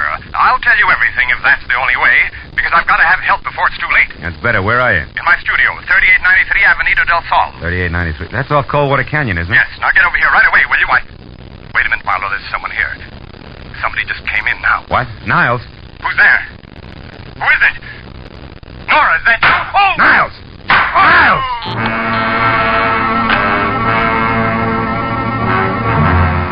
When Niles' phone went dead, I hung up, ran to my car, and was headed for Coldwater Canyon before I stopped to think of what I'd heard on the telephone could very easily have been bait for a patsy routine. Because I had nothing more to go on now than before except Niles' promise to tell all, and that I'd got no further than gunshots. But I was already well on one easy way to find out, so I corkscrewed my way over the mountains to Avenida del Sol and followed it to number 3893, which was a straight-up driveway etched narrowly into the hill face that ended on a gravel shelf just big enough for the redwood and glass studio, a generous helping of imported jungle for landscaping in a circular parking space. As my headlights slashed across the tangle of overhanging trees in the center, they trapped the figure of a woman running. She stopped, crouched, and looked back into the glare like a cat does, then darted for the darkness again. But I caught her at the corner of the house. Just a minute, baby. Not so fast on the curb. Let me go. Let me go. Not until we've been properly introduced and had a chance to talk a lot of things over, Nora. Nora. Yeah, Nora Kirby, girl with murder on her mind. Oh, no, you got the wrong person. My name's not Nora, it's Lynn. I don't know anyone like that. Lynn what? Lynn Horton. Lynn Horton. Mm-hmm. Okay, Lynn Horton. What's inside that got you so panicky you can hardly stand up? Is it Paul Niles? Yes. I gotta get away from here. And it actually happened, huh? He was shot. Is he dead? I don't know. I think so. How did you know about it? Who are you? Name's Marlowe. Come on, Lynn Horton. Let's take another look. No, I couldn't bear it. Can't see him through the window. Means you must have been inside. Inside? No, I wasn't. Now, look, baby, you're too jittery to try to lie. Let's have the key. Come on, give. That's better. After you. Go on, inside. Now, where is it?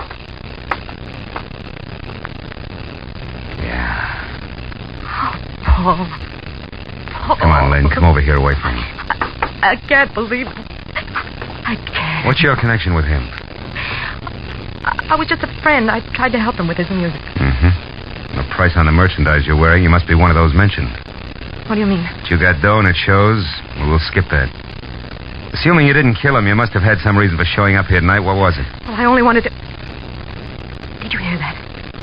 Someone's outside. Yeah, get the light. There. On the terrace. Something moved down there. I'm going out to see who it is. And listen, there's no such thing as welcome visitor just now, baby. So you stay here, understand? And don't budge. I felt my way out the door, down the stone steps toward where we'd seen the movement, and along the wall to the far end of the terrace. But there was no sound. Nothing moved. Whoever had made the noise had gotten away clean.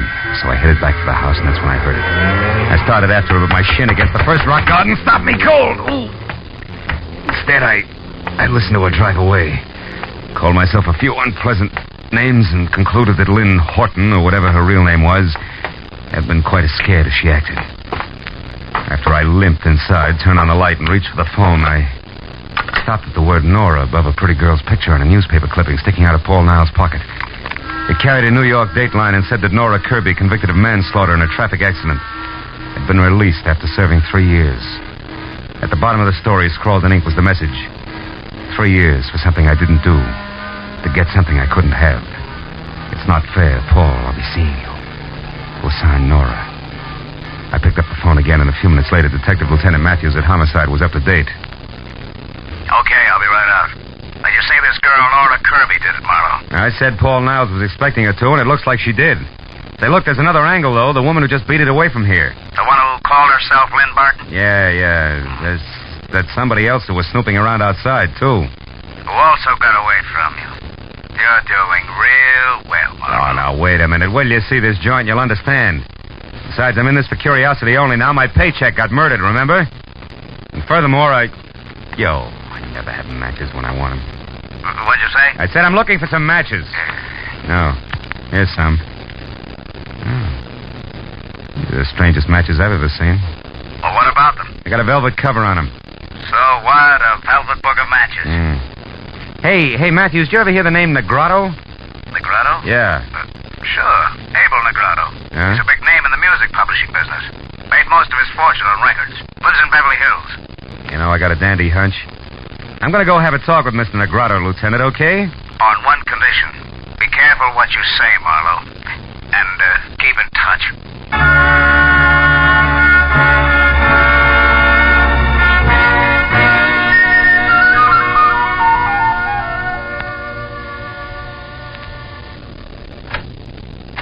Good evening.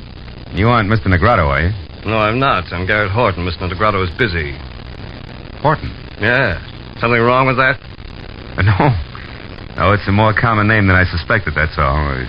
Will you tell Mr. Negrotto I'd like to see him for a few minutes on an urgent matter? Name's Marlowe. Perhaps you didn't understand me. Mr. Negrotto and I are in the middle of a business conference. We can't be disturbed. No, you can't be disturbed. Well, look, Mr. Horton, a man was murdered tonight, and one trail leads from the co-op straight to this front door. Either Negrotto talks to me here now or later at police headquarters. You decide. Well, if that's where you feel, come in. You an officer? Not exactly. I'm a private detective. I see. Well, follow me. He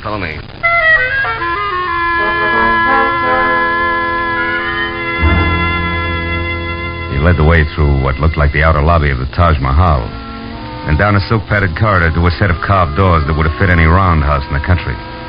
When we walked in, a man glanced up from a stack of papers and with a pair of eyes that belonged on a shark. did his best to look a hole through me. Horton introduced us. This is Mr. Marlowe, private detective. Mr. Negrato, I'm looking for a girl named Nora Kirby in connection with the murder of one Paul Niles tonight. She either committed the murder or knows who did because she was there and saw it. And what exactly brings you to my house? Well, I found this book of matches near the door of the dead man's studio. I think it's yours. It is. Go on. Any idea how it got there? None whatever. And until you mentioned their names, I'd never heard of either Nora Kirby or Paul Niles. How about you, Mr. Horton? No, I'm afraid not. Oh, there's my wife. Oh? I'm sure you'll want to give her the third degree, too. Just a moment. Lynn, darling. Come in here, please. Lynn, this is Mr. Marlowe. How do you do, Mr. Marlowe? I'm glad to know you, I'm sure. Thanks. I'm pleased to meet you, Mrs. Negrato.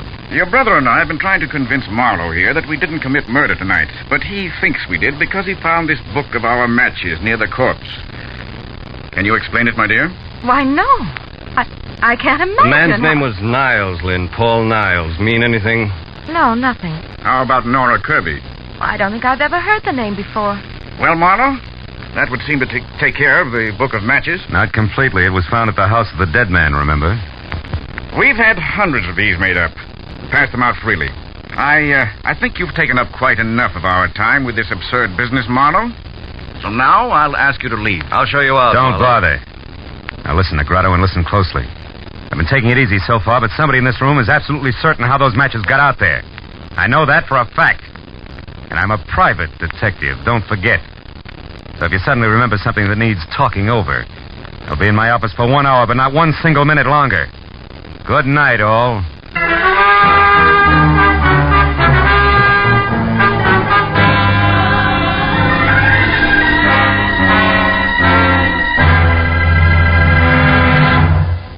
In just a moment, the second act of Philip Marlowe. But first, every Sunday afternoon, CBS brings you 2 outstanding programs of music.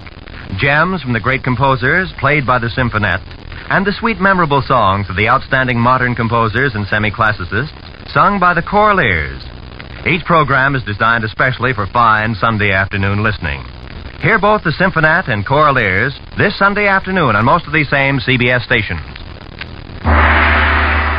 Now, with our star, Gerald Moore, we return to the second act of Philip Marlowe and tonight's story, The Lady Killer.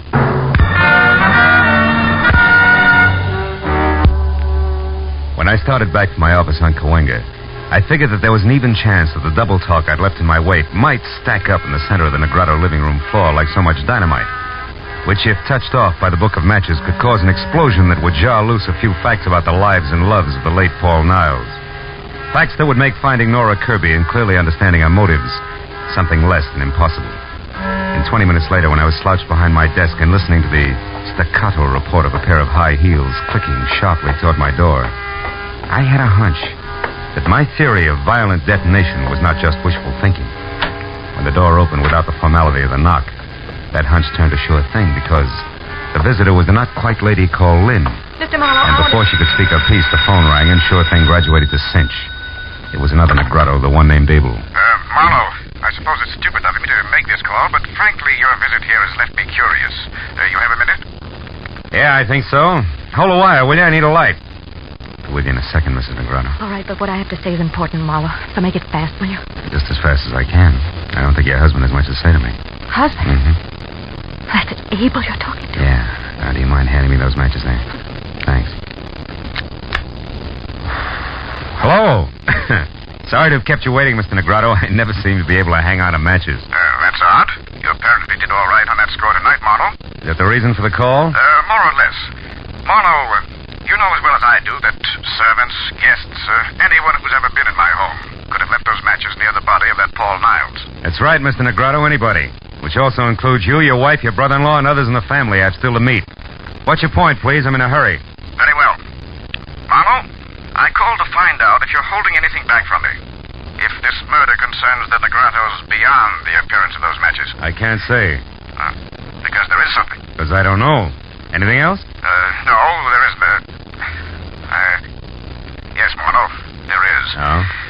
To be honest, I admire the way you handle the situation. What's your address? I may have work for you soon. Tonight. Thanks, Mr. Negrato, but I don't think I'll be available. At least not till I get through with the job I'm on. Which matches, what? Handling dynamite while I play with books of matches. Good night, sir. What did he want, Marlowe? Among other things, an expressed desire to hire me. To do what? Report on you, I suppose. He didn't say. What makes you think that's what he wanted? Addition, Mrs. Negrado.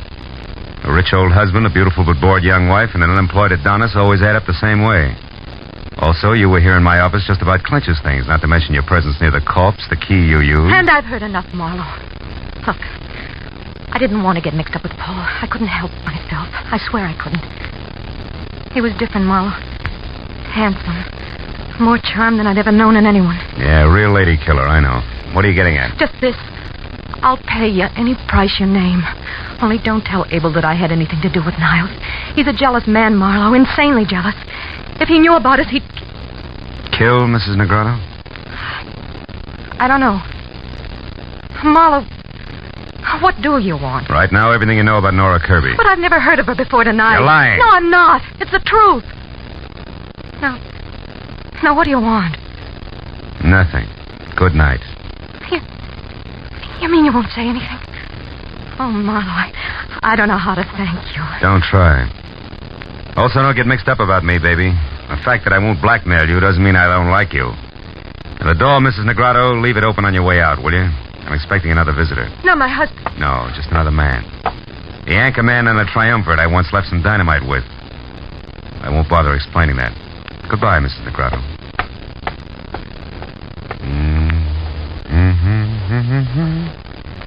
You great, big, beautiful darling.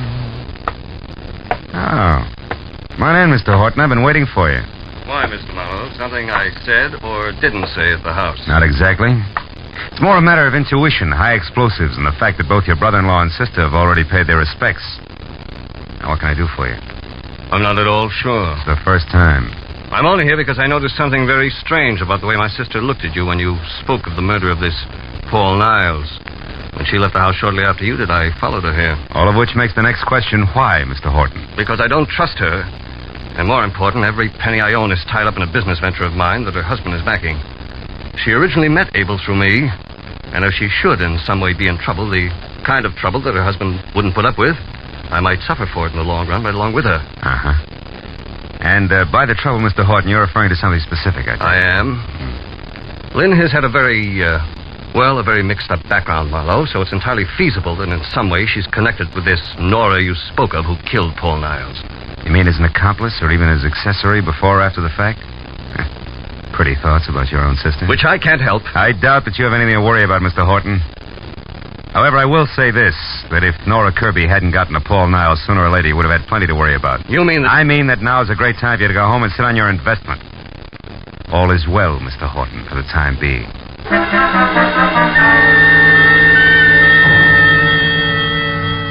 A moment after Horton left the office, I came to the hollow conclusion that although my little bombshell had exploded on schedule, damages had been light and had jarred loose neither fact nor fancy about the late Paul Niles and much less about the elusive Miss Nora Kirby. So my next move had to be a second trip to Avenida del Sol and a report to Detective Lieutenant Matthews, which is what I was about to do when it came from someplace outside, long and loud. I ran the length of the corridor outside my door, then belted down the single flight of stairs to the street where in the half-light of a distant lamppost, I saw the shadowed figure of a girl slip behind my car, then dart toward a storefront nearby. I started after her and stopped at a noise behind me, which was a... Oh, mistake!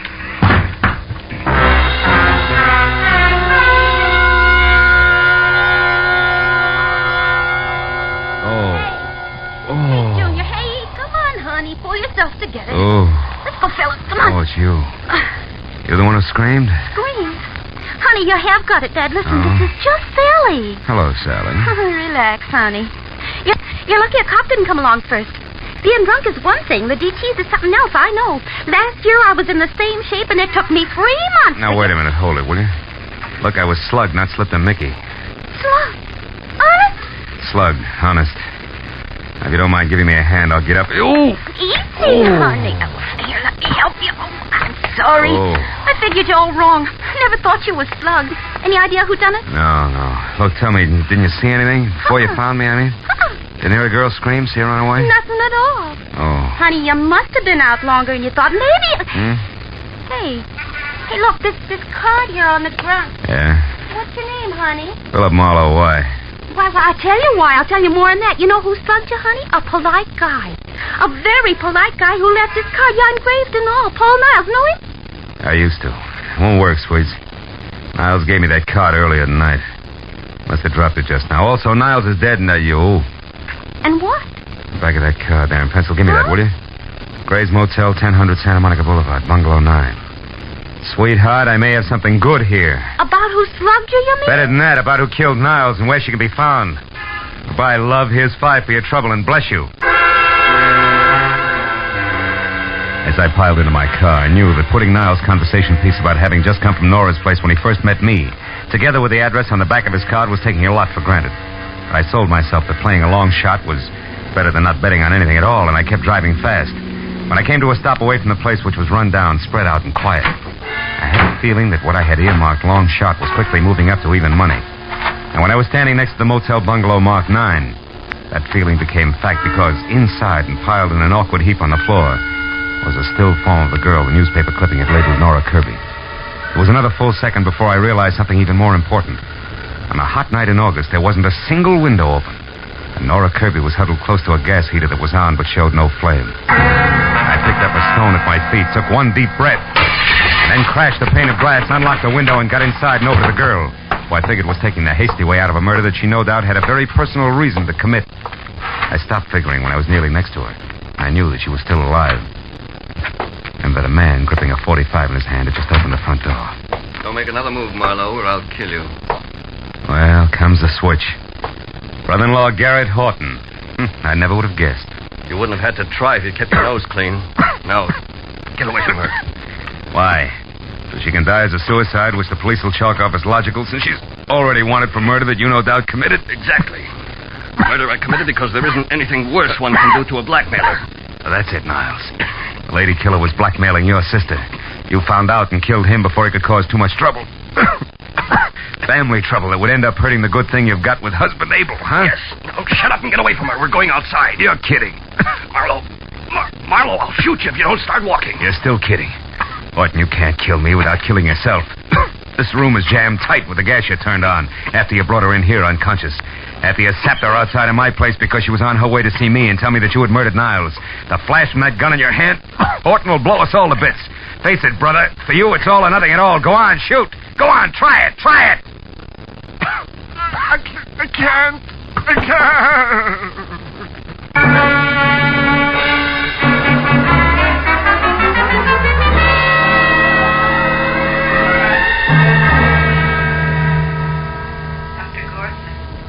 Dr. Gorson, please report to Ward You 21. can see Miss Kirby now, Mr. Marlowe.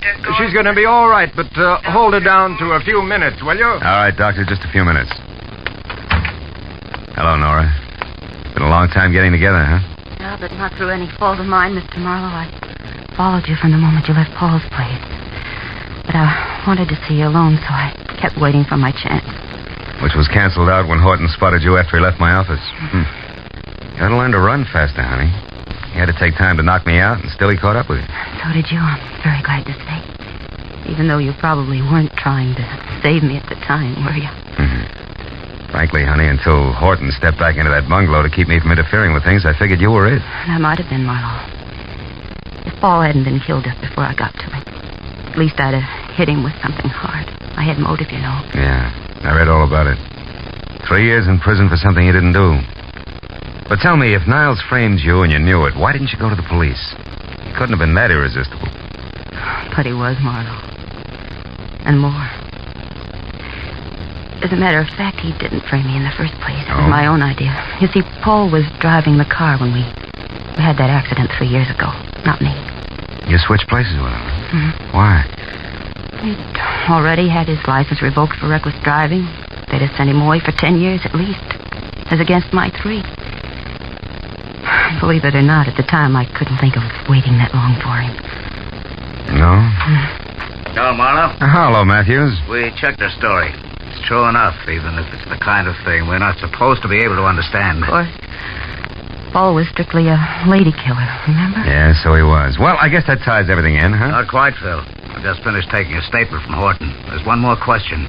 Whatever made you so sure that in a room half filled with gas, a gun exploding would blow everything up? Oh, well, that's simple.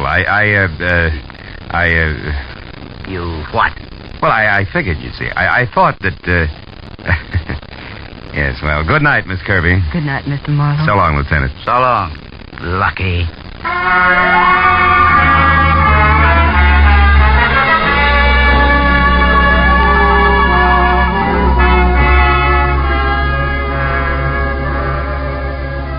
By the time I got back to the quiet of my apartment on Franklin, it was a little better than 2 in the a.m.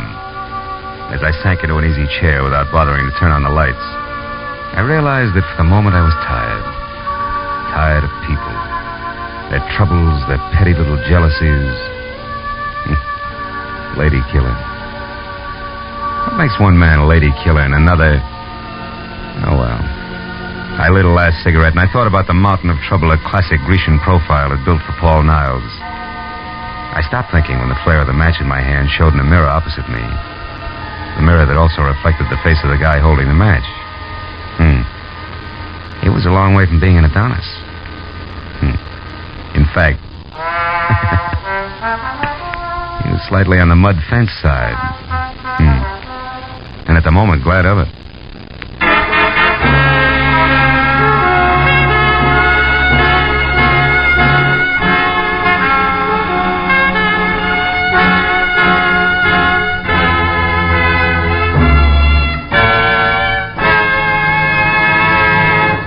The Adventures of Philip Marlowe, bringing you Raymond Chandler's most famous character and crime's most deadly enemy, star Gerald Moore, and are produced and directed by Norman MacDonald.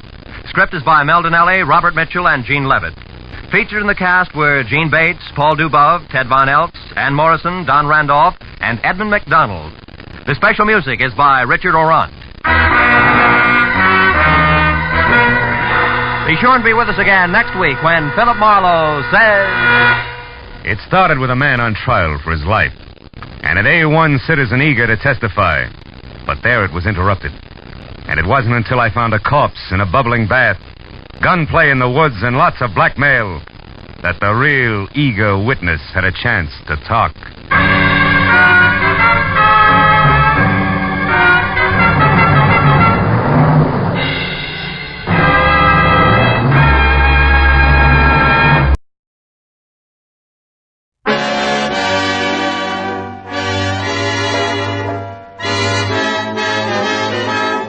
The makers of Camel Cigarettes present Dick Powell as Richard Diamond, private detective.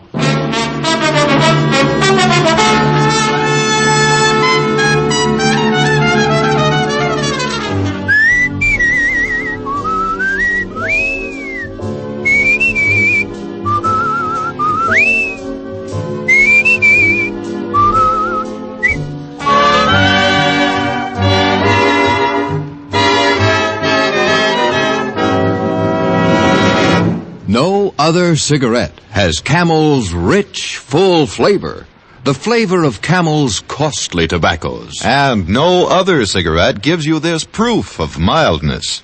In a coast-to-coast test of hundreds of people who smoked only Camels for 30 days, noted throat specialists reported not one single case of throat irritation due to smoking Camels. Make a note.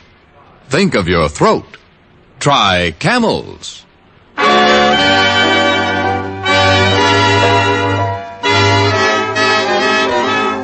Here transcribed is Richard Diamond, private detective, starring Dick Powell.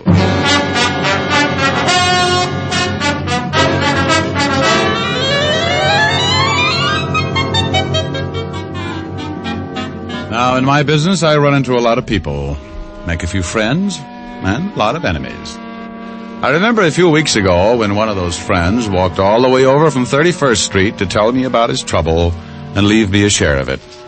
His name is Angelino Giuseppe, and he runs a butcher shop. Little guy with a big, broad stomach and a smile to match.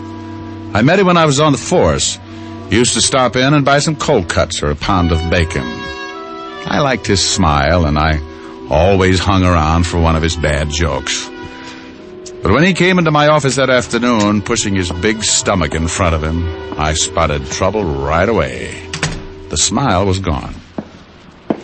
Well, Angelino. Hello, Mr. Diamond. Haven't seen you in a long time. Come stai? Sto male.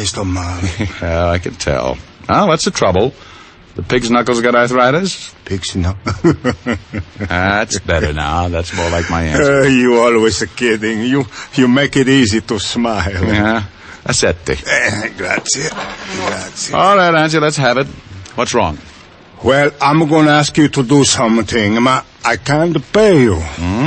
We'll talk about it later. You can take it out in a trade. That'll run into a lot of ham hocks, Angelino. But I want to pay you. Well, I can always throw a barbecue. Now, tell me about it. Well, you see, it's like this. I come to you as a sort of a representative from all the other butcher shops, the independent ones. I see. I ain't the only one that's worried, so all the butchers got together last night and decided to do something about it. All of the independent butcher shops? That's right. Every week, a couple of guys come around and collect. Now, if we don't pay, we get our shops bust up, and if that ain't enough, we get our heads busted too. Look, you see, I still got 3 stitches right here in the top of my head. Oh, I see. Well, that's a nice job. Doctor must have used a loom. I got this last week when these 2 guys came for the money. I couldn't pay, so one of them hit me with a blackjack. Oh, that's too bad. What about the law, Angelino? That'd give you the right kind of protection. Well, we discussed that at the meeting, but we decided it was too dangerous. We've been warned. If we go to the police, we get hurt bad. Well, we all got families, Mr. Diamond. We can't take the chance. Now, have the 2 men who beat you up been back? No, but they will be. Okay, let's go. Well, we're going someplace? Yep, we are going someplace. You don't know it, Angie, but you just hired yourself a new assistant. I have? You certainly have. Come on, I want you to show me how to carve a lox.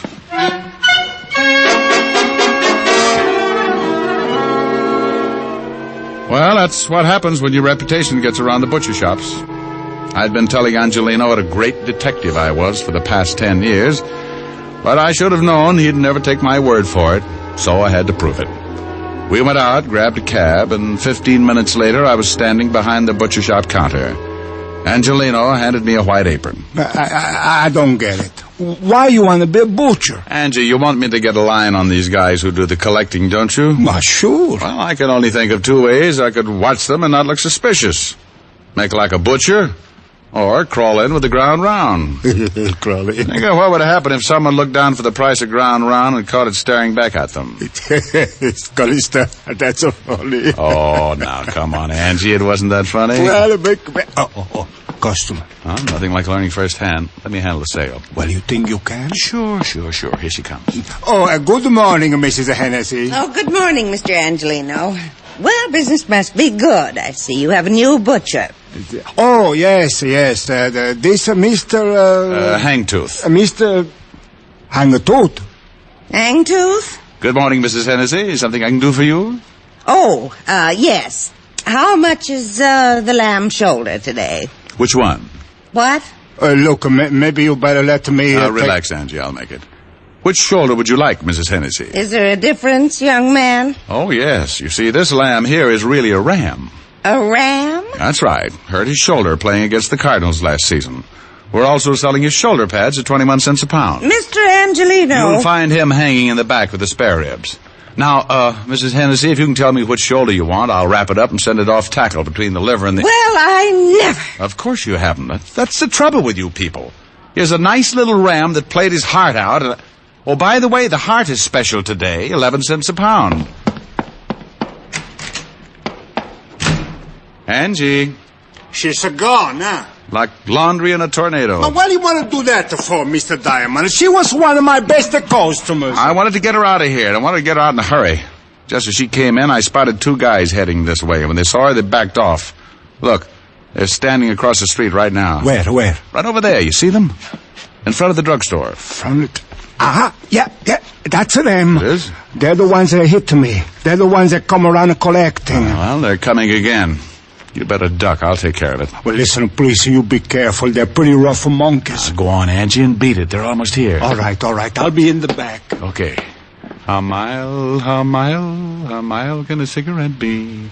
Make the camel 30-day test and you... Well, good morning, gentlemen. What can I do for you? Hey, where's Angelino? Oh, well, he's out buying some old buffalo. I'm the new assistant. Buffalo? Shut up. Well, tell me, new assistant, when'll they be back? Well, it's hard to say, gentlemen. These buffalo are in Wyoming. Oh, yeah? Carl, I think this guy's trying to be funny. You, my friend, win yourself a lamb chop. How'll you have it, with or without the bloomers? Hey, you know, some Red, I think you're right. Hey, what's your name, laughing boy? Hangtooth. Hangtooth? Oh, I'm going to have more fun with that. So's everybody. Well, look, Hangtooth, you know who we are? How many guesses? You won't need even one. We're in a hurry. We're collectors. Oh, well, we put all the scraps out and back in a can. You can't miss it. I don't like you. Well, I have a friend. Maybe we could double date. Look, let's stop the clowning. If Angelino didn't tell you about us, it's going to be too bad for you. We're here for some money. We get every week $25. Yeah, last week Angelino didn't have it, so he accidentally hit his head. We figured that all that blood would make him remember it this week. Well, I'm sorry, friend, but Angie didn't say anything about it. Tell me, what does he pay you boys for? Oh, little things. Protection, mostly. You see, if he paid us last week, he wouldn't have hit his head. You know something? I know a big, fat cop who would just love to hear all about this protection Angie's paying you for. You do, huh? Yeah, I do, huh? Well, look, seeing as how you're a new boy around here, maybe we ought to tell you first. Why don't you do that? Yeah, let's go in the back. I like it here. I listen better. Oh, you do, huh? Is that all you guys can say? Now get out from behind that counter. I want to explain the thing to you. Yeah. Go on, Red. Explain it to Mr. Hagtooth. Hangtooth. You'll have to pardon him. He don't hear so well. How's your hearing, Hangtooth? Depends on what I'm listening to. Well, listen to this real good. Seeing as how you're working for Angelino, you're going to need protection, too. So let's have the $25. I want to know what I'm buying. Oh, sure.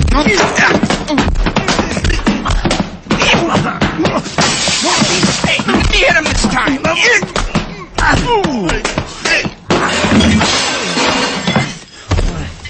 Hey, a rough one. Yeah, you bleeding. Yeah. Want to get rough, Hangtooth? Hey, you're liable to kill him. Yeah. Let him alone. Hey, we better get out of here. Yeah. We'll come back for Angelino later.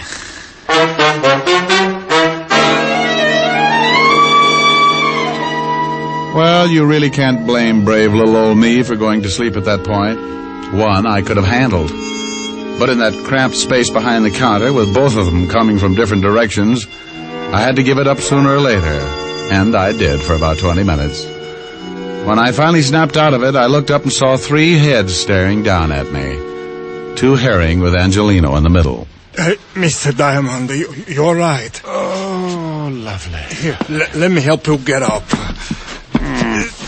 Swell. Now, look for my eyes, will you, Angie? I didn't know what to do. I guess I should have called the police. Oh, fine time to tell me. Let me sit down. Now, when I thought about calling the police, I also thought about my family. Those 2 men might beat up my family just like this. Yeah, I guess you're right. Mr. Diamond, please, you better forget about this. It's too dangerous. When they come back, I'll pay them the money and nobody gets hurt. Look, Angie, I can understand why you're scared. Those 2 headhunters aren't kidding, but you can't let them get away with it. I can and I will. I ain't taking no more chances. First they bust up my shop, and then they bust up me, and now you. No thanks, I got enough. Okay, Angie, but not me. What are you going to do? Well, I got a sore face and a nasty disposition. I won't get back to normal until I find those 2 guys and tie their necks in a bow.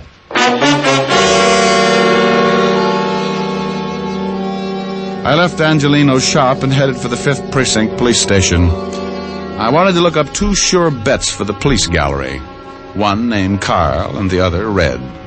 2 guys who went around scaring poor little businessmen like Angelino. By the time I reached the station, the aches from the beating were making me very unhappy. And when I walked into the squad room, I spotted something that didn't make things any better. Yeah, what are you... Holy cow, Diamond. Well, Sergeant Otis, I'm glad you noticed. Means I put myself together all right. What happened to you? Don't be silly. I always bleed just before lunch. Well, how did it happen? It wasn't easy. Is the lieutenant in? Sure, go ahead. Well, thanks. Say, Otis, when are you going to start shaving in the morning? Why? What's wrong? Your 5 o'clock shadow is 4 hours fast. Oh. How are you, Walt? Wow. What hit you? Wait till the bruises show up. I come on in Technicolor. Someone sure did a good job. Yeah. That someone is 2 guys, Walt. One named Red and the other Carl. Red and Carl? Yeah. I got closest to Red. Name matches the hair, busted nose, about 190, very nasty with a sap. And Carl? Dark, greasy, well-dressed if you like the type. Big boy with a scar under his right eye.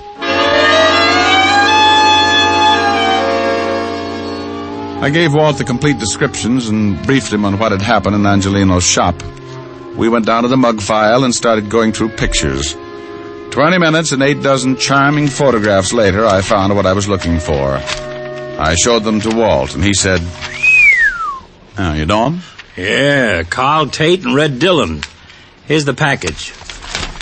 Dozen arrests, half a dozen convictions between them. Very impressive. Couple of muscle men.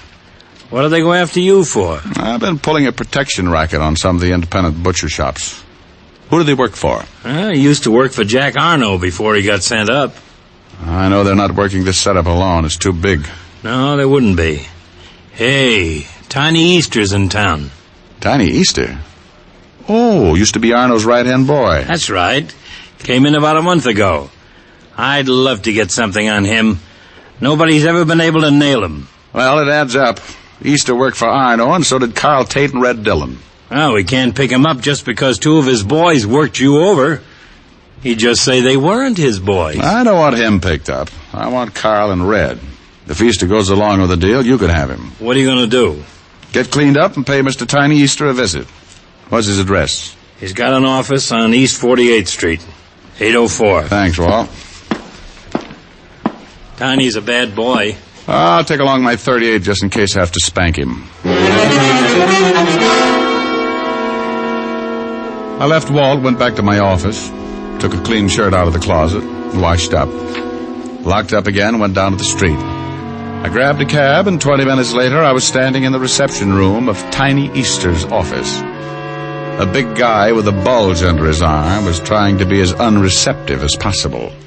So you want to see Easter? You have an appointment? No, I haven't got an appointment. Now tell Easter I'm out here. What's your name? Oh, you're going to get hung up on this.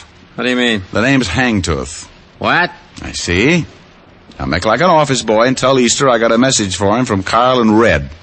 You're a pretty fresh guy, aren't you? Yeah, and I'm going to spoil if I have to stand around much longer. You can spoil rotten for all I care. You're not going to see Easter. He's busy. Okay. You know, you get so excited you'll ruin your stomach someday. Oh, I don't think so. You don't, huh? Skeptic. What do you want? I'm collecting scalps. How'd you get by Lefty? He's tied up with a stomach ache. Swallowed a fist. Okay, so you got muscles. Also, you got a pushed-in face. Lefty do that? Carl Tate and his blood brother Red. Oh? What you come to me for? They're working for you, aren't they? You smell like a cop. Name's Hangtooth. I doubt it. Good for you. I'd hate to go through that again. I'm a private cop. Well, now, good for you. I was in a butcher shop when your 2 boys wandered in and started playing squash with me. I don't like to get pushed around, Easter, and I don't like your racket. I want Carl and Red, and if I get you along with them, the state will hang a medal on me. Looks like you got nothing to lose. Well, look at it any way you like. Now, what about your 2 playmates? I don't know what you're talking about, Shamus. Never heard of those 2 guys. I don't think you understand, Tiny. I'm pretty mad. I'm going to find these 2 guys, and I'm going to do it even if I have to be unpleasant with you. Just what do you mean by unpleasant, Mr. Hangtooth? You break a leg, that's unpleasant. Ow! Don't try to pull a gun on me. You busted my hand. Take your foot off. Drop the gun in the drawer. Okay. My hand's busted. Now take the hand out, empty. Oh. Now let me explain it again. If you go out and shoot 12 people tomorrow, I'm going to be sore about it.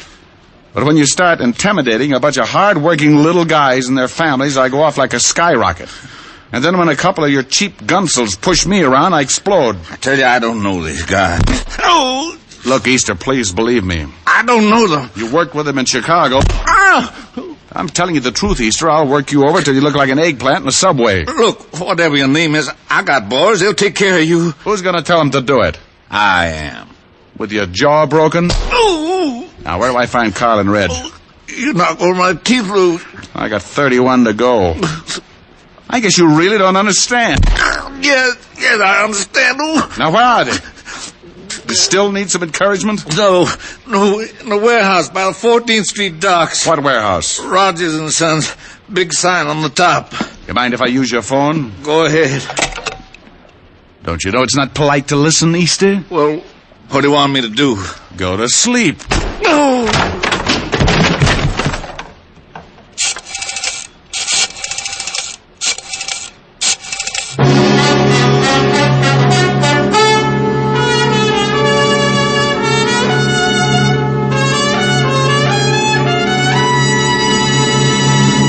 Before we continue with Richard Diamond, here are a few words about smoking enjoyment. More people smoke Camels than any other cigarette. That's right. More people smoke Camels than any other cigarette. Behind Camel's great popularity are the two things that mean steady smoking enjoyment: flavor and mildness. No other cigarette has the rich, full flavor of Camel's costly tobaccos that are properly aged and expertly blended. And no other cigarette gives you this proof of mildness.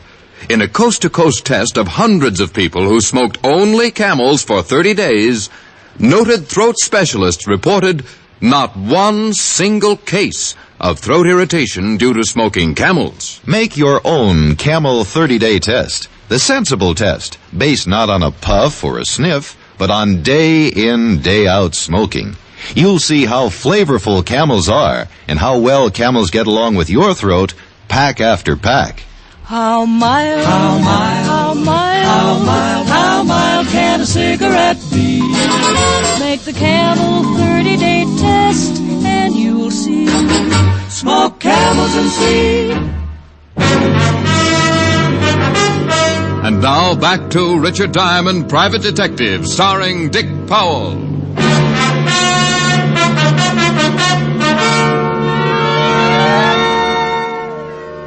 I put in a call to Walt and told him what had happened. He said he'd send a couple of men down to pick up Easter and agreed to meet me at the warehouse. It was getting late in the afternoon when my cab pulled up near the river and I got out. A cold breeze was kicking up little patches of white on the water, and the light fog was moving in from the Atlantic as I started down toward a big building with a sign on the top that read, Rogers and Sons Importing. The place was boarded up, but a window in the basement showed signs of recent use, so I jimmied it open and dropped down on the dark, cold pavement. I held my breath and listened. The place was as quiet as a tomb. So I moved across the room until I found a flight of stairs and went up to the main floor. I opened the door and listened again. Hey, it sure is getting cold in here. Yeah. How long are we going to have to stay here? Till Easter tells us to leave. Now relax. It was Carl and Red, all right. They were somewhere in the warehouse, so I kept on my toes and moved as quietly as possible toward the voices. You want to play some cards or something? Yeah, it's okay with me. I don't know why we got to hide out like this. Because Easter said to, that's why. We gotta stay cool till he finds out about that guy we worked over this morning. Hagtooth? Yeah. Might have been a cop. So what? We were cops over before. I'm cold. Look, just steal the cards. Yeah? What?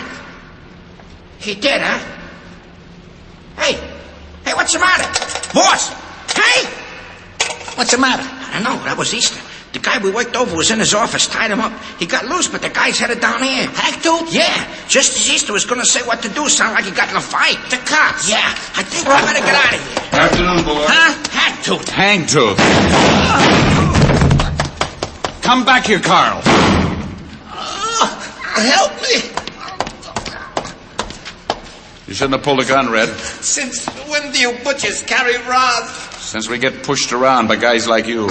You're the doctor. I'm shot bad. I can't take it back. They'll all be here in a minute. You're a lousy butcher. I hope Carl pays you good. I'll see that he gets the chance to try. I left Red lying on his face and ran toward the front of the building. The only way out was that window in the back, and Carl was sure to be hiding somewhere in the dark, hoping to get around me and head for the basement. There were a dozen places to hide in that warehouse, but I had one advantage. He couldn't see me any better than I could see him. I stopped and listened. Come on, Carl. Red's hurt pretty bad, and the law's on the way. You gotta get me before you can get out of here.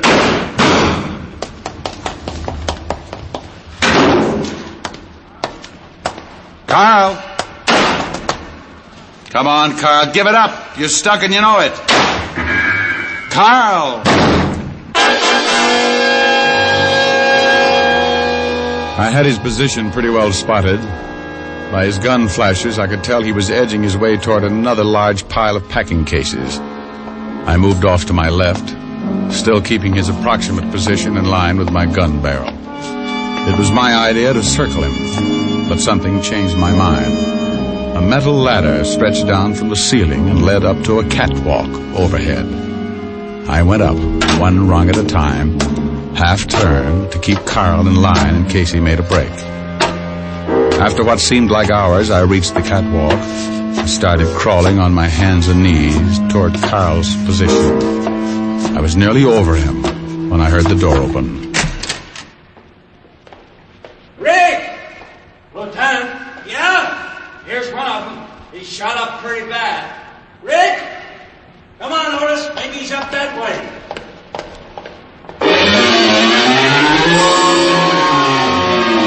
I couldn't answer him, and he was heading right for Carl. I kept looking down, hoping Carl would show himself. Walt got nearer, and I held my breath. Just then, Carl stepped out and aimed his gun at him. I beat him to it.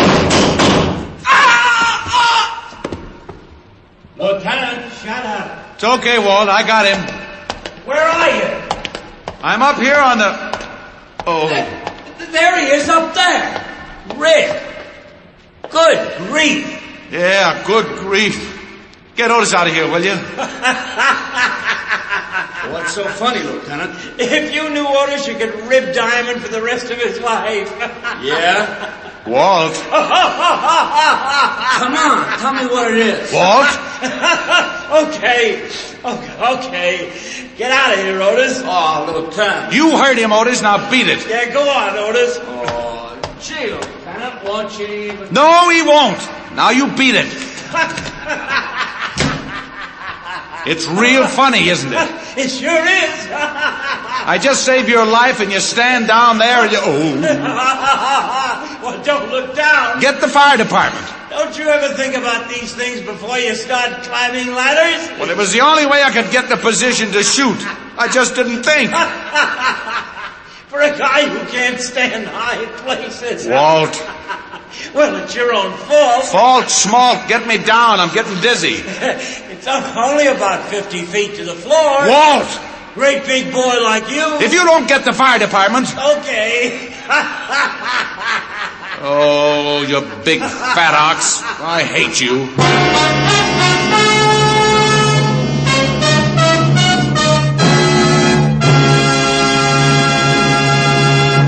Dick Powell will return in just a minute. According to a repeated nationwide survey, more doctors smoke Camels than any other cigarette. Again, doctors in every branch of medicine, doctors in all parts of the country have been asked what cigarette they smoke. Again, the brand named most was Camel. Friends, make the sensible cigarette test. Smoke only Camels for 30 days, and you'll see why so many people say, once a Camel smoker, always a Camel smoker. And remember, your best buy is Camels by the carton. How mild, how mild, how mild can a cigarette be? Make the Camel 30-day test and you'll see. Smoke Camels and see. Here's Dick Powell with a special message. Thank you. Ladies and gentlemen, many men who have served valiantly in our armed forces are hospitalized. And as a tribute, the makers of Camels send them gift cigarettes to hospitals in the country and overseas. This week's Camels go to Veterans Hospitals, Dallas, Texas, and Phoenix, Arizona, U.S. Naval Hospital, Pensacola, Florida, and to all hospitals operated by the European Command of the U.S. Army. Now, until next week, enjoy Camels. I always do.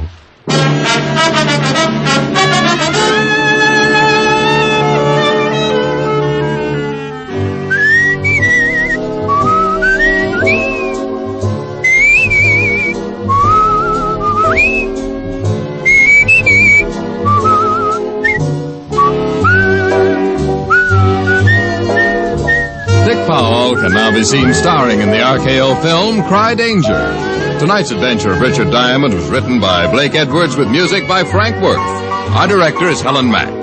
Featured in the cast were Virginia Gregg, Wilms Herbert, and Arthur Q. Bryan.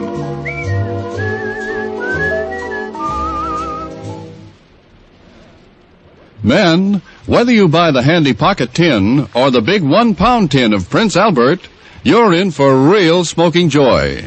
PA's Choice Tobacco has a rich taste and delightful natural aroma. It's specially treated to ensure against tongue bite, and it's crimp cut for smooth, even, cool smoking. Get Prince Albert, the National Joy Smoke, America's largest selling smoking tobacco.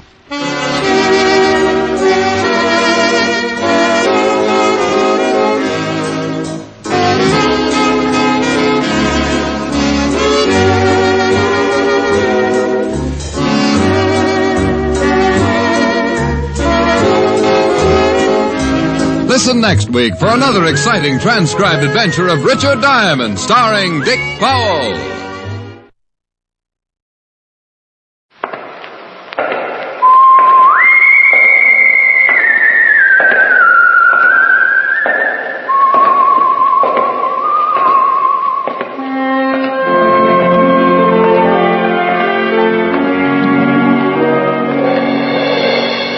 The Adventures of the Saint, starring Vincent Price.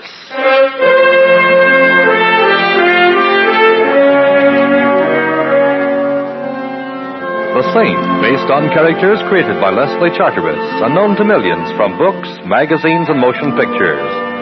The Robin Hood of modern crime is now transcribed for radio, starring Hollywood's brilliant and talented actor Vincent Price as the Saint.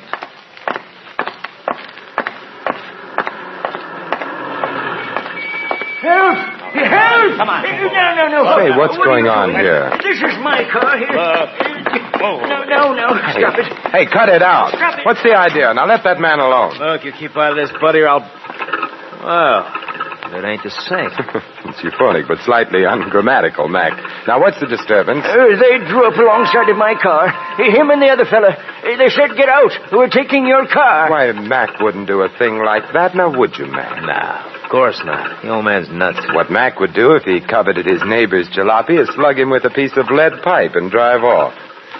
So good night. I got business. Now, wait, Mac. You could satisfy my curiosity a little. Why should you want to steal this gentleman's old automobile when you've got nicer, newer ones to choose from? Yes, ask him, mister. Ask him. Yeah, ask me, Saint. Go ahead. And I'm going to satisfy a little curiosity of my own. I didn't think you had any, Mac. What shape does it take? I always wondered how you'd look dead. Good night, all. Good night, Mac. Be seeing you? You let him go? Yes, he convinced me that I should for now. There's nothing like a 32 in the pocket of a known thug for winning an argument. Did you say there was another fellow with him? Yes. Run off when he heard you coming. It was the same fella tried to buy my car yesterday. Someone tried to buy this car? Oh, sure. This fella tried to buy it. And there was a woman made an offer, too. Did you mean you actually refused? I ain't selling until I find out why they want to buy it so bad. This fellow who tried to buy the car, do you know his name? No, he looked like a gentleman until... Until you found him consorting with felonious intent with our just-departed friend, eh? Tell me, was he well-dressed, an annoying little mustache placed just over the sneer he wears for a mouth? Well, yes. Say, how did you... That's easy. Our friend Mac does piecework for him. Fancy Dan Turner is his current alias. But I see you don't keep up with such things. You're going to tell the police? Later, perhaps, when there's something to tell them. Right now, I've got a great thirst that needs quenching. A thirst for knowledge. Huh? Yeah, what's your name and where do you live? Collins. 302 East 8th Street. Mm-hmm. Now, put your car in cold storage, old-timer, and take care of yourself. Something tells me this is Rat's night out.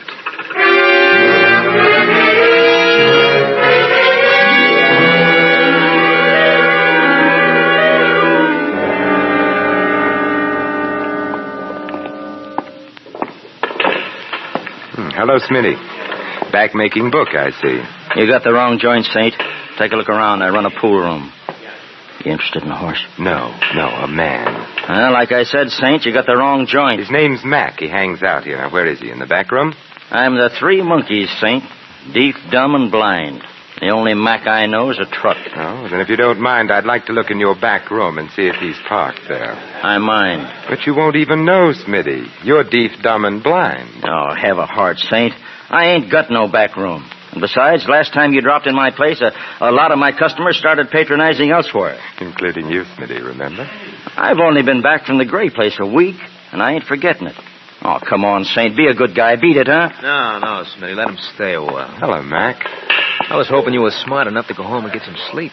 How could I sleep with you out roaming the streets, Mac? You know how I worry. Yeah, too much. What does he want, Smitty? You. Why, Saint? I want to talk with Fancy Dan Turner. What about? Now, let's not be coy, Mac. It doesn't become you. I want to ask Turner why he's trying to steal a jalopy from an old man. Well, what do you know? I got a surprise for you, Saint. I'll take it to him.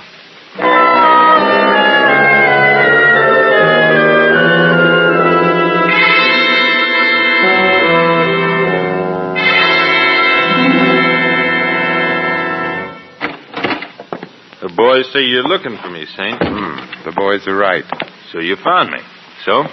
I understand you're interested in a certain old car. So what? Probably the Smiling Irishman is, too. A broken down 1929 sedan seems a little slow for a fast man like you, Fancy Dan. Well, maybe I like to go slow enough to read the billboards when I drive. What's it to you, Saint? It depends on what it is to you, Turner. What's on the fire? You are.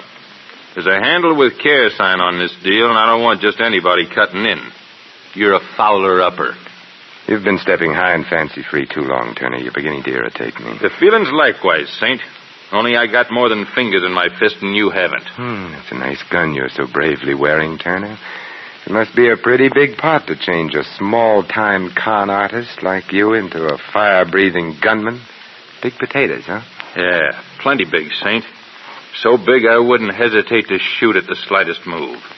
Am I clear? You couldn't be clearer if you were a day ordered by the Chamber of Commerce. Good. Now, it ain't a palace, Saint. It's just the back room of a pool parlor, but please stay and be my guest. Oh, very well. For a little while, anyway. Where are the boys? Out. They're wasting their time. Collins won't sell his old wreck. Some old men are stubborn. And Collins seems like a hard man to intimidate. Well, that all depends on who's doing the intimidating, Saint. Now, Mac's a chowderhead and Smitty's even worse, but put the two boys together and you'll get a job of work done. Dan, I've adopted old man Collins as a friend. Ah, how big are you? Yes. You know how I feel about people who push other people around, Turner? Especially when the guy getting the shoving is a friend. You know, if I had a glass of beer, I'd cry into it. Sit back and relax, Saint. The boys will be back with what they want after soon enough, and maybe then I'll let you go home. You mean they're coming back with the car? Well, maybe not the whole car. Sit back and relax. Hey, relax. Hey, what are you doing? Sitting back with my chair to the wall, Turner. You want me to relax, don't you? Yeah, Hey, let go of that cue stick. As my old grandmother used to say, Turner, there's nothing as relaxing as a game of pool. Particularly with a hoodlum's head as the cue ball.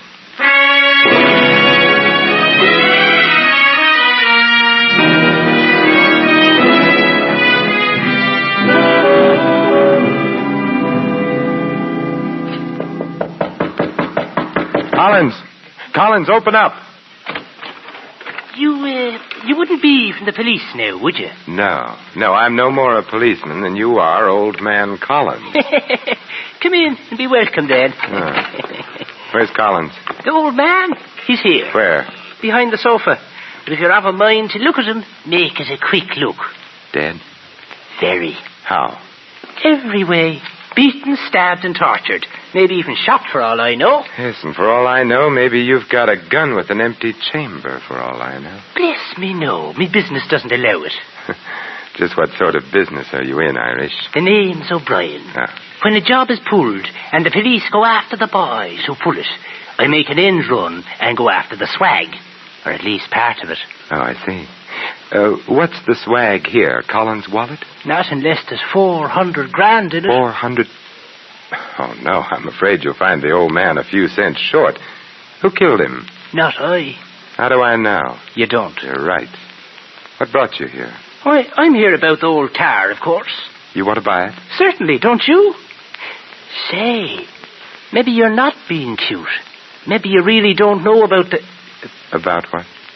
Well, now, I'm greatly relieved. When I first saw you come through that door, I said to myself, O'Brien, here comes some more competition. But I see you're not. I'm relieved, laddie. Greatly relieved. Turner is competition enough, eh? Yes, but Turner and his ugly ducklings are nothing compared to... Who? In time. I got here just a minute before you, laddie. The old man was dead when I arrived. Beyond that, I know nothing. Get down. Oh, O'Brien! O'Brien! Competition. Getting worse. All the time. Look, I'll call the doctor. No. Thanks, laddie. Lay off this frolic. He'll get you next. You're gonna die, mister. You're gonna... O'Brien, the old man's car, what... Well, I guess I'll have to try another angle. This one's pretty dead.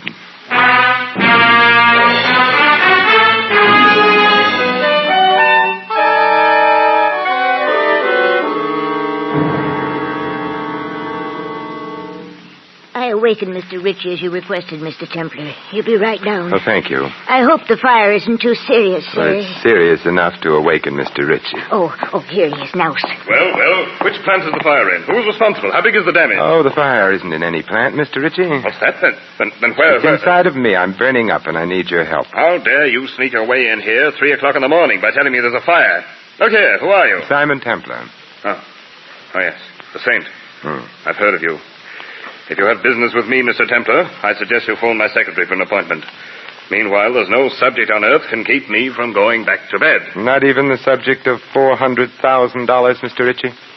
What do you know about it? Nothing other than that it was stolen from you, Mr. Ritchie. That happened 7 years ago. The criminal, John Quayle, was caught, tried, and convicted. Now, if you'll pardon me... Quayle worked for you, I believe. He was my head accountant. And the money was never found? No. Quayle drew 20 years in the penitentiary. He never revealed where the money was hidden. Until the day he died. Died? Yes. 2 weeks ago in prison. And now, Mr. Templar, if you don't mind, I need my rest. I won't detain you much longer, Mr. Ritchie. Just 1 or 2 more questions. Well? Did Quayle have a wife? Yes, he did. If he knew he were dying in prison, it's quite possible he made an attempt to get word to her, to tell her where the money was hidden. He may have made the attempt, but he couldn't possibly have succeeded. He was too closely watched. After all, $400,000 is a lot of money. A lot of money. Yes, you could almost buy a second-hand car with it. If I hadn't been fully covered by insurance, my firm would have gone under in the face of a loss that large. And now, Mr. Templar, if I might ask a question. Certainly. Why this sudden urgency? This 3 o'clock in the morning business? An old man was tortured to death. Then a fellow named O'Brien, who came calling on the old man, was shot to death. But before he was killed, O'Brien told me he was tracking down $400,000 that had been stolen. Oh, I see. Yeah, and some checking back over how many people have ever had that amount stolen from them. Led you to me. Yes. I wonder what I've led you to, Mr. Templar. I wonder, Mr. Ritchie. I wonder.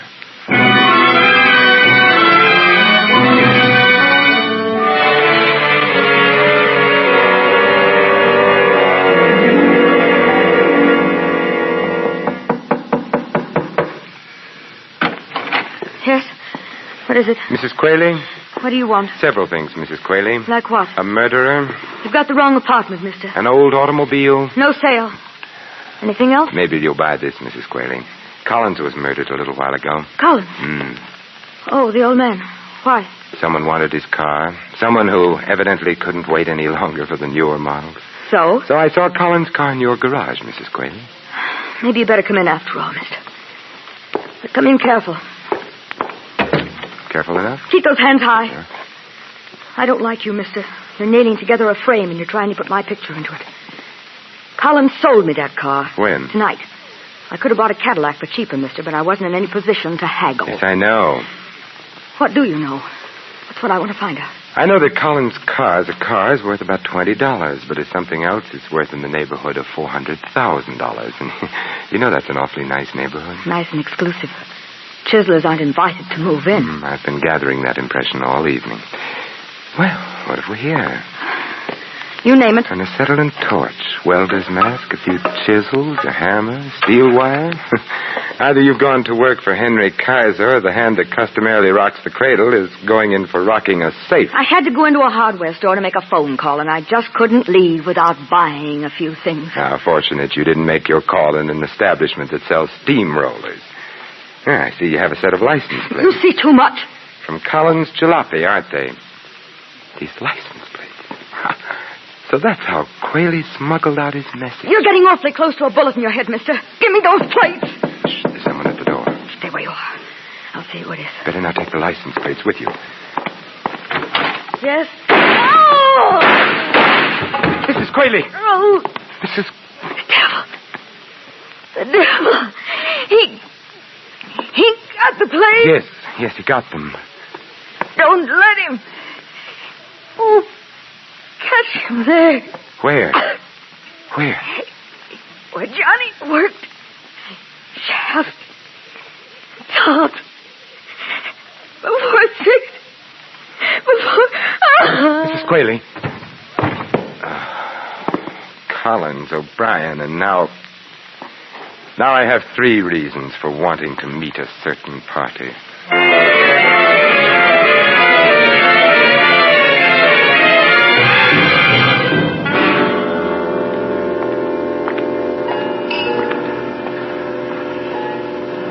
Taxi!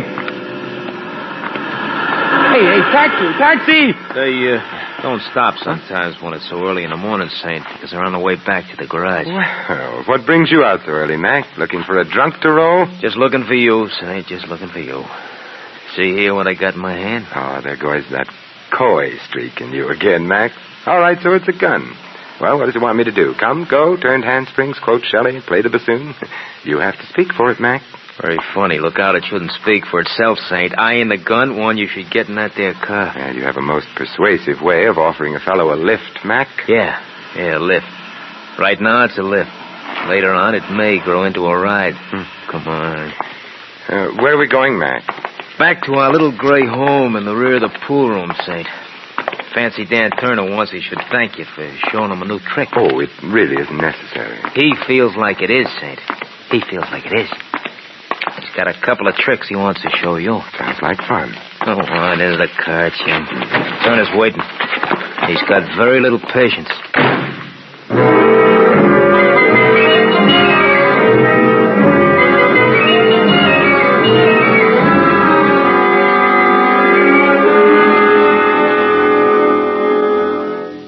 Nice to have you back with us, Saint. I missed you. From the looks of that bandage on your skull, Turner, I'll bet you wished I'd missed you. Not now, I don't, Saint. It's a nice feeling having you here, knowing that I owe you something. I pay my debts, Saint. I pay off. Yes, I know. O'Brien was paid off. So was Mrs. Quayle. Paid off with lead checks. They're dead? Oh, now save that innocent expression for the jury, Turner. You'll need everything you've got. Well, when were they killed, Saint? Okay, I'll stooge for you. They were killed an hour or 2 after I so abruptly left you before. Oh, well, I'll have to find another pigeon, Saint. My alibi's fat. How fat, Turner? City Hospital. Having Remember the Saint embroidered where a cue stick hit me. And Smitty and Mac were there, too, to see me through it. Hospitals have records, Saint. We're clean. We're clean. Huh. Then you've got a competitor you don't know about, Turner. Yeah, looks that way. For a job that was supposed to be as simple as this one, I got too many competitors. I wonder how come. Who fingered the job for you, Turner? Who told you Quayle got word out to his wife about where the money was? I got nothing for you, Saint. Smitty, wasn't it? Smitty just finished a stretch up the creek. My guess is he ran into Quayle, maybe shared a cell with him. No. It was in the jail hospital they met. Smitty worked there. Quayle was dying off his nut. Smitty made him talk. Yeah. And Smitty, not being mentally suited for solo work, spilled the pitch to you, Turner, for a price, of course, for money on the line. Yeah, 10 G's to buy in on a 400,000 job. But what are you driving at? What are you picking Smitty's bones for? I was just wondering, Turner, how much O'Brien paid Smitty for his slice of this exclusive information, and how much your other competitors shelled out. The one who happily goes around killing people. What do you mean? If you ask me, Turner, your pal Smitty is the sort of rat that even rats on rats. He sold Quayle's secret 3 times that we know of. Hey, thanks for handicapping it for me, Saint. If you're really grateful, Turner, you can return the favor by telling me, what time is it? It's 5:15 in the morning, Saint, but you ain't going nowhere. I have a date to keep before 6, Turner, with your competitor. Yeah, Saint, that's what you think. Maybe not, Turner. What do you say we play a little pool while we're waiting for the boys? Get away from that pool table. I ain't playing any games with you, Saint. Well, maybe pool was the wrong game. How about a game of pitch and catch? What? Yeah, I pitch like this. Oh! And you catch it like that. Hate to leave you all by yourself there in the side pocket, but like I said, I have a date to keep.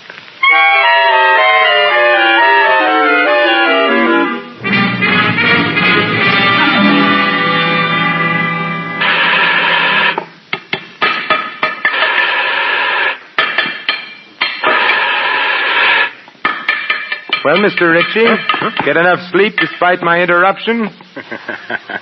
I wasn't really asleep when you called on me, Mr. Templar. I know, Mr. Ritchie. Your hair was a little too carefully combed for a man who's been suddenly awakened and told he's having a fire. You're very clever, Mr. Templar. But not clever enough to catch you before you committed 3 murders. So you're Smitty's silent partner, huh? See what low company's gotten you into, Ritchie? Yes, I see. $400,000 buried in the siding of this elevator shaft. And with the help of this acetylene torch, it'll be all mine. A very ingenious fellow, Quayle. And to think the money never left this building. The place where Johnny worked. Yes, he was ingenious. It was very smart of him to use his prison job making automobile license plates as a means of smuggling out the information to his wife. How did he do it, Richie? Very simple, Templar. There's an extra piece of thin metal in this particular plate, forming a sort of pocket. And inside the pocket, a note on cigarette paper telling poor Mrs. Quayle how to get the money. Of course, once he managed to tell her the number of the license plate, well, the rest was easy, wasn't it? Yes. All poor Mrs. Quayle had to do was ask the Motor Vehicle Bureau to whom the plate was assigned. Mr. Collins, in this instance. Poor old fellow. Mr. Templar, would you mind joining me here in the shaft, please? Yes, right on top of the elevator. I'd like to keep an eye on you while I finish burning out this metal partition. You see, I've only until 6 o'clock when this elevator is switched on downstairs. Oh, well, I... Come, in the shaft, please. Well, really, I have a gun, Mr. Templar. Oh, well, that makes it official, then. There we are. Careful, Mr. Templar. I wouldn't want anything to happen to you. Anything accidental, that is. You know, it's funny. I've known you such a short time, and I have exactly the same sentiments towards you. I've never been astride the top of an elevator before, Richie. And we're right near the top of the shaft. Yes. I don't mean to worry you, Templar, but when this elevator power turns on in a few minutes, it will rise to the top before it descends. How's your treasure hunt coming, Richie? Almost finished. One last strip of metal to cut away, and the partition will come off. Then we'll decide your fate, Mr. Templar. Your future. Here goes. A last blow.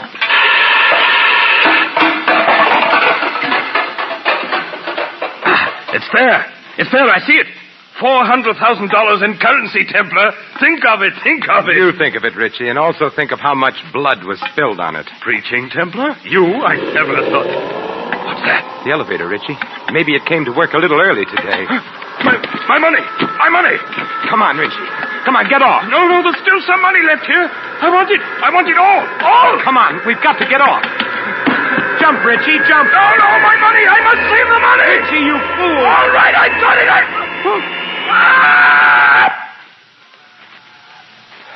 Yes, Richie. You saved your money, and you saved the state some money, too. I'm sure you didn't plan on saving the cost of your execution.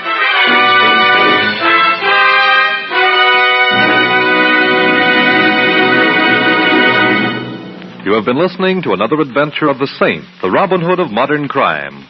And now, here is our star, Vincent Price. These immortal words of Ovid, translated from the Latin, express quite well indeed the justice of our Mr. Ritchie's fate. Nor is there any juster law than that the contrivers of death should perish by their own contrivances. This is Vincent Price inviting you to join us again next week at this same time for another exciting adventure of the Saint. Good night.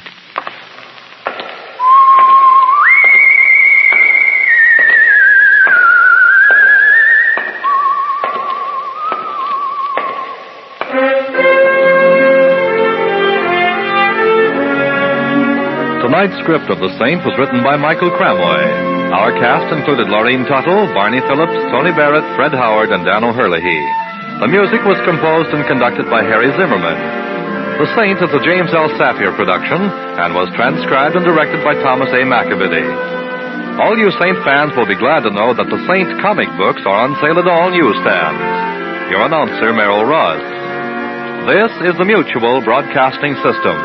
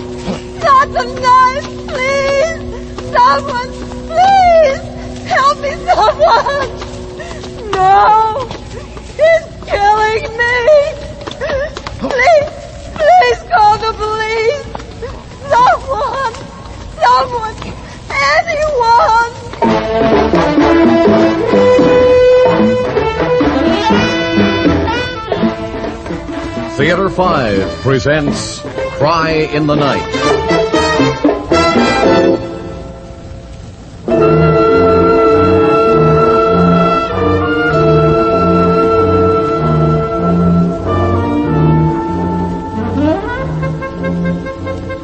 Otto, you have got to speak to the landlord.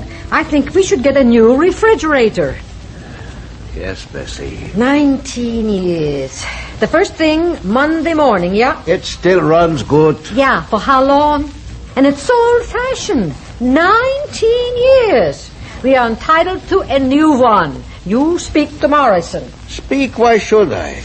Morrison has enough troubles. They are no trouble. They are good tenants. Too good. You tell Morrison either he gives us a new refrigerator or we move out. He won't give, and we won't move.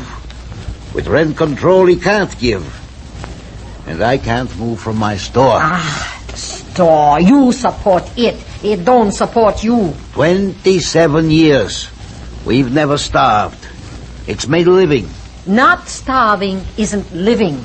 Otto, two things. First, the refrigerator. And I want a new one like my brother Carl got for his kitchen. Second, we got to move out of this neighborhood. Please hand me my hairbrush. Here. Yeah. Bessie, you're talking nonsense. If you get a refrigerator, why do you want to get out of the neighborhood? And if you're moving out of the neighborhood, which you ain't, why bother Morrison because your brother Carl has a new refrigerator? Don't be smart, Alec, about my brother. Otto, let me tell you, this neighborhood, it's not fit anymore. 25 years ago, it was different. Now, I'm telling you, deterioration has set in. New people are moving in every day. New people? People are people. I don't recognize a face no more. New people. I meet them in the store, Bessie. And I tell you, The only difference between the new people and the old people is that their names sound different. All they want is to live nice, bring up their children the best they can. Children, yeah. Let them bring up their children here. But I ain't going to let Erica stay. A girl who is going on 20 don't belong in this crummy neighborhood just because her papa ain't got gumption to pick himself up. Oh, Bessie. Otto, let me tell you, this isn't the only weekend that Erica's going to spend at my brother Carl's in Forest Hills. Every weekend from now on, she will be away. I'll never see her. My daughter. Yeah, when she brings home a nice fella from Forest Hills, you will see her. But Bessie... I won't have her hanging around with that Gloria Palucci. Everything that Palucci girl does, Erica thinks is so smart. Last week she bought a dress like Gloria's, so tight around here and here that she could hardly breathe. The coat, the hat, the shoes. Now she wants to blonde her hair like Gloria. Otto, my daughter is not going to look like a cheap... Bessie, don't say what you don't know. Oh, the women all tell me that Gloria... Oh, the women are jealous because they all look like beer barrels with hair. Ah, she talks too free, that one. A disgrace to the neighborhood. Coming home every night with a different man. And how do you know who she comes home with? Oh, don't worry, I know. And don't think I don't know how she hangs around your store, Otto. I got a few friends, too. A lonely girl, Gloria. Lonely. As far as I am concerned, she can stay lonely. If Erica copycats her anymore, I am going to send her to my sister in Buffalo. Bessie, listen. Did you hear? Hear what? Bessie, you heard that? This neighborhood. Otto, what did I tell you? Every day it gets worse. Now maybe you will believe me and get us out of here. You think it's nice for me to sit here and listen to such terrible goings-on? Bessie, shouldn't we do something about it? Why? They bring these things on themselves, the new people. Let them deal with it. I don't understand. How do you know that this hollering and shrieking comes from the new people and not from the old people? Otto, use your head. That's what I'm using. And it makes no sense. Of course it does. Explain. How do you know it's new people? There was never any trouble like this in the old days. Oh, poor girl. Bessie, she needs help. And you are going to give it to her? Otto Schrader galloping on his horse down Delwood Avenue to rescue the maiden. How can you joke? And how can you be so ridiculous? But I must do something. Sure. I tell you what to do. Mind your own business and go to bed. Oh, Bessie. Don't get involved. Oh, go on. Go have a bite in the kitchen. I don't know if I feel like it tonight. I left the chicken leg for you. All right, then. I'll eat. Eat and don't leave me a mess. Yes, Bessie. I forgot to wind up the clock. I'll wind up the clock. Double bolt the door. I'll double bolt the door. Yeah, put out the garbage first. I'll put out the garbage.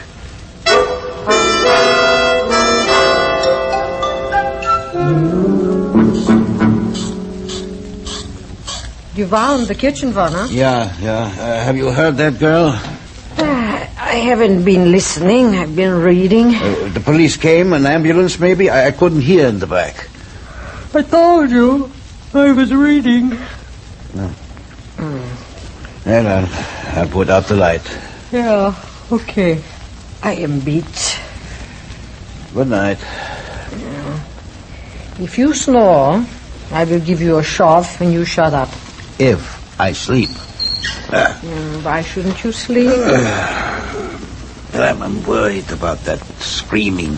You better worry about your own family. Yeah. I'll speak to Morrison Monday morning. Maybe I can make a deal. I'll get you a refrigerator. Bessie, how can you sleep? I can't sleep. Another human being. The world is full of human beings. Well, I can't sleep when I know someone is suffering and is being hurt. So never sleep. all over the world, every minute, every day. People are suffering. I know, but it hurts me. And this is in Brooklyn. This is here. This is right outside my bedroom window. I listen to the screaming, then I listen to you, to what you say, and I close my ears. I close my eyes. I close my heart. It's not right. Otto, you are getting yourself all worked up. It isn't good for you. I tell you, Bessie, it's not in me to lie here and not look. You are keeping me awake with your noble talk. You want to look? Get one good look, and then come back to bed. Yeah, well, I think I will. Now look with your eyes open. See what kind of a neighborhood you make your family live in. And thank heavens you got a brother-in-law rich enough to live in Forest Hills. So Erica don't have to be here tonight to listen to such frightfulness. Well, go ahead. Pull up the blind.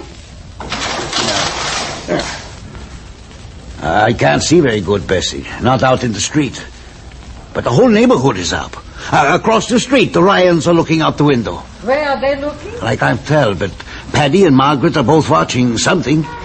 And the corner of the curtain, the Millers is pulled back. Yeah? I think it's the old lady. There's all the blinds pulled at the Taylors, and those new people, I think their name is Richie. But you can't see nothing? No. Yes, I can. Now I can. What? Just over in the shadows near their private house way down the corner. There's a girl fighting a man.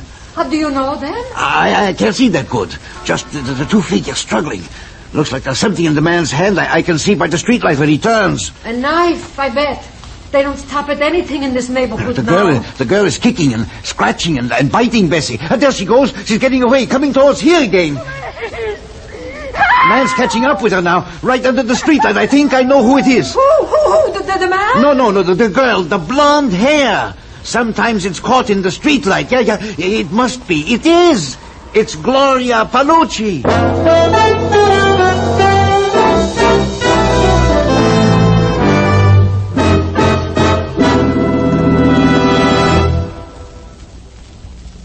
Woodrow Wilson once said, "Freedom exists only where the people take care of the government." In our democratic society, the people are the voice of the government through freedom of speech, of the press, and through freedom to assemble. We know and make sure that our laws are just. The price for our freedom? The responsibilities we share to maintain it. But many people of the world do not enjoy either freedom or personal rights, and they too must pay a price in obedience to a dictatorship, acceptance of the demands of their government, and subjection to slavery.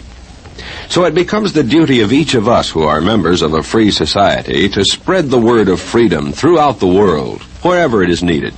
We can do this best by maintaining our example of a people's government, a people's freedom.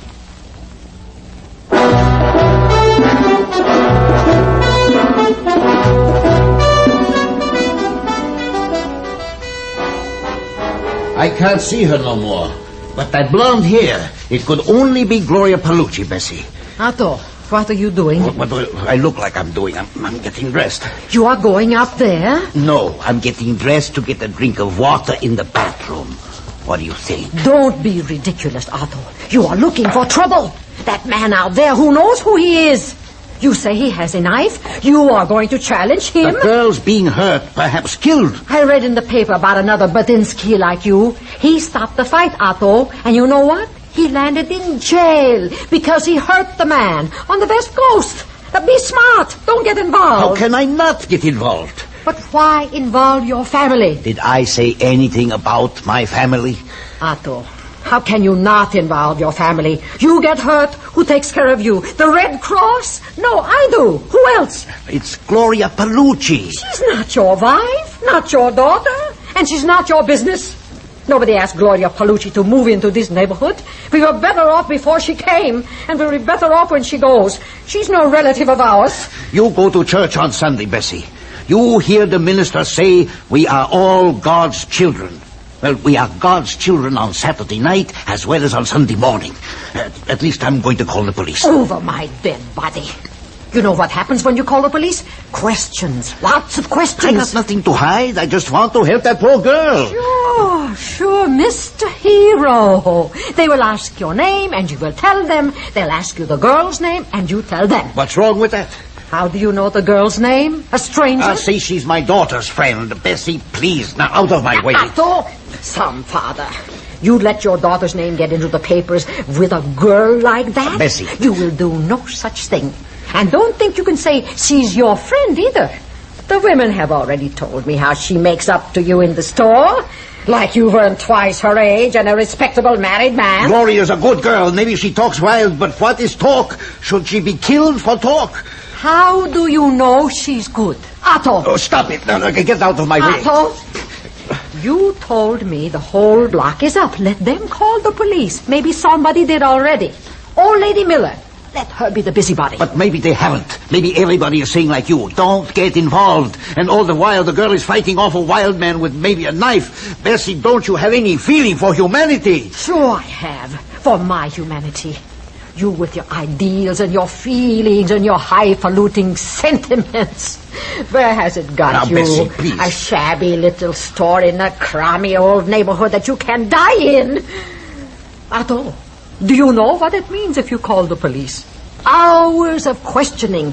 Who, what, when, where? So? Not only now, but later in court. And sometimes there's a second and a third trial. And sometimes it might be a gangster involved. And they don't like you so good if you testify against them. What they could do to your store. How can you weigh these petty things against a human life? These petty things ain't so petty to me. Who takes care of the store while you are in court, at the police station, or thrown in the East River? Me. Yes, me. Mr. Idealist. You are not volunteering yourself. You are volunteering me. Now, Bessie. You think you have a great concern for humanity. Well, what you have is no concern for your own family. I'm going to call the police. Otto, I warn you. Bessie, take your hand off the phone. So, help me, Otto. If you dial again, I will pull the wire from the wall. You are hurting me for that girl. Take your hand off, Bessie. Don't think I don't know. If it was me, you wouldn't raise a finger. Just because he's a floozy with our short skirts, correct side hair, and her blouse cut all the way down to here. You are just like all the other men. That's all you care about. Coming home every night with a different man. Well, she's not getting anything she didn't ask for. For the last time, Bessie, take your hand off the phone. No, I won't. Fighting with your own wife? How can you be so selfish? With me and mine, the world will come to no good end. Fine bards don't make a living. Take care of your own, and let everybody else take care of his own. What? Otto? Tell the phone. There. You've done it. Me? What are you blaming me for now? You pulled the telephone wire. You must have made a short circuit. Nobody asked you to grab the telephone. Well, maybe it's for us. Take your hands off and I will answer it. Nobody calls us in the middle of a Saturday night. Yeah, okay, Mr. Smarty. Now we'll never know who it was. It was nobody. You just made a short circuit. Otto, I know who it was. It was Erica. Maybe she met a nice, rich fella at the Uncle Carl's, so she called to tell her mama and papa. Otto, this time, answer. Sure, answer a short circuit. Well. Hello? Bessie, it's nobody. Hello, Otto. Yeah. It's Carl. What's the matter with you people? You don't answer your telephone. Well, we were asleep, Carl. Then it stopped ringing. Carl? Oh, let me talk to you. Carl, your sister wants to talk to you. Hello, Carl. How come you are calling so late? I was expecting a call from you, Bessie. from me, Carl? I didn't promise. Of course you didn't promise. Erica did. Erica? Yeah, sure, Erica. You know, I gave her a little present when she came here. A present? Oh, not very much. 10 or 15 bucks. Oh, Carl, you're very nice to your niece. Otto, my brother gave Erica $15. The next thing I know, she tells Irma and me that she changed her mind. She don't want to stay with us this weekend. I apologize for Erica, Carl. She should be nicer to you and Irma. Oh, no, that's not what I mean. I mean, she said she was going home. Home? Home? When? Erica's coming home. She left about 9. I said, call here when you get home. So right away she forgets. No, Carl, no. She's not here. She didn't come in. Are you sure she said she was coming home? Straight home? Not straight home. She said she was going to an all-night beauty parlor first. A beauty parlor? How? What? Where? She was going to use my present to surprise you, Bessie. Surprise? What kind of a surprise? You don't know? Carl, I don't know anything except Erica ain't here. Erica ain't here. Erica ain't here. Funny, she said she'd be home around midnight. She was going to this beauty parlor in Manhattan that keeps open all night. A beauty parlor on a Saturday night? Why, Carl? Why? She was going to have the color of her hair changed to blonde. Oh, my God. No, Carl, no. Not blonde. Not blonde. Oh, why not, Bessie? She's a smart girl. She knows that the really up-and-coming guys go for blondes. Hold it, Carl. There's the door. Otto, go let Erica in. Coming. Bessie, it's Gloria Bellucci. She's all right. Oh, Mr. Schroeder. Mrs. Schroeder, something terrible has happened to you and Erica. Something terrible. Yes. I know. Gloria. Hello. I know. The blonde hair. I saw it. I know. I saw it. I know. I know.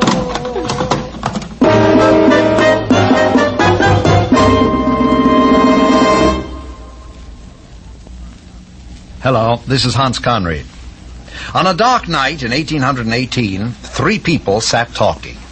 They were the poet, Shelley, Mary his wife, and another poet, Lord Byron. As their conversation turned to subjects more and more mysterious, they decided that each would write a ghost story. Later, as Mary Shelley lay sleeping, she had a terrifying dream in which she saw a monstrous-looking creature bending over the bed of a man who might have been his creator. Suddenly she had the idea for her ghost story and set to work writing it. Soon she'd finished a tale about a young scientist who collected the parts of a human body from graveyards and dissecting laboratories, put them together according to his own recipe, and brought this hideous assemblage to life.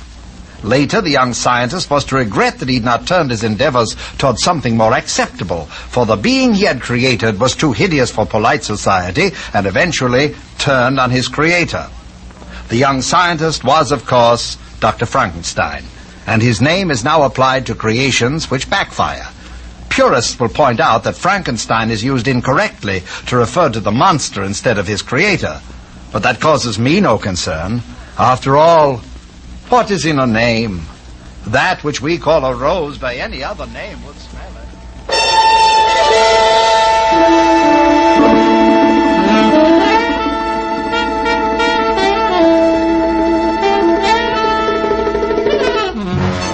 Theater 5 has presented Cry in the Night, written by Raphael David Blau and directed by Ted Bell. In the cast, Vicky Vola, Louis Van Ruten, Marilyn Moore, and Ben Yaffe. Audio engineer Neil Pultz. Sound technician Ed Blaney. Script editor Jack C. Wilson. Original music by Alexander Vlastotsenko. Orchestra under the direction of Glenn Osser. Executive producer for Theater 5, Edward A. Byron. We invite your comments. Write to Theater 5, New York 23, New York. This is Fred Foy speaking.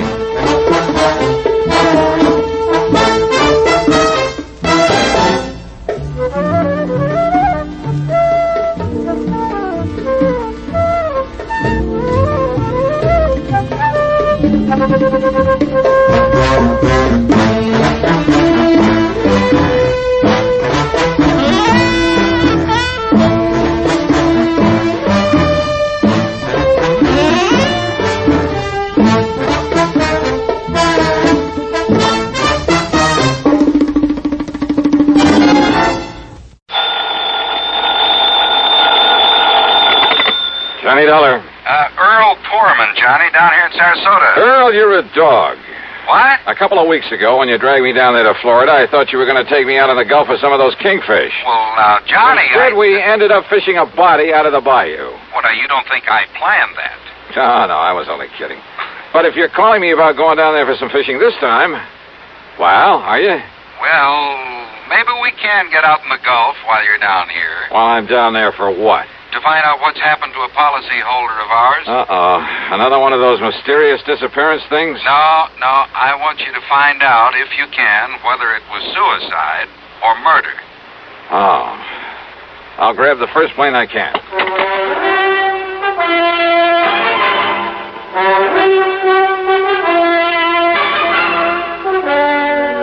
CBS Radio brings you Bob Bailey in the exciting adventures of the man with the action-packed expense account, America's fabulous freelance insurance investigator. Yours truly, Johnny Dollar.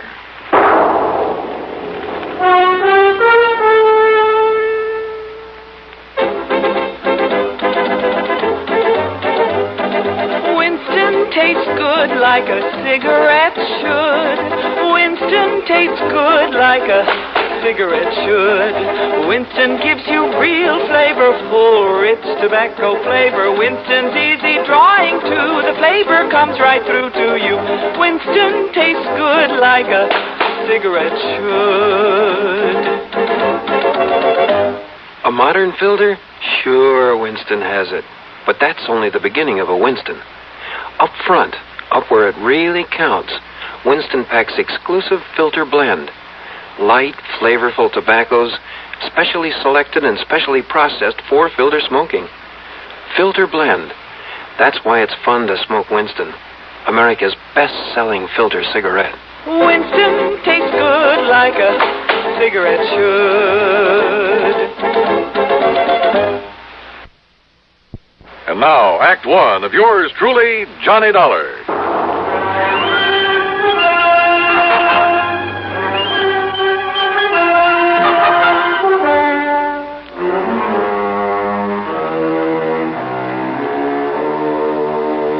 Expense account submitted by Special Investigator Johnny Dollar to the Sarasota, Florida office of Tri-State Life and Casualty Insurance Company. Following is an account of expenses incurred during my investigation of the Fancy Bridge work matter.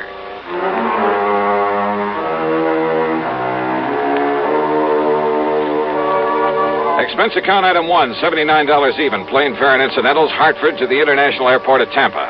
Then a ferry plane to Sarasota, where I was met by Earl Poorman, as usual, in a brand new air-conditioned car.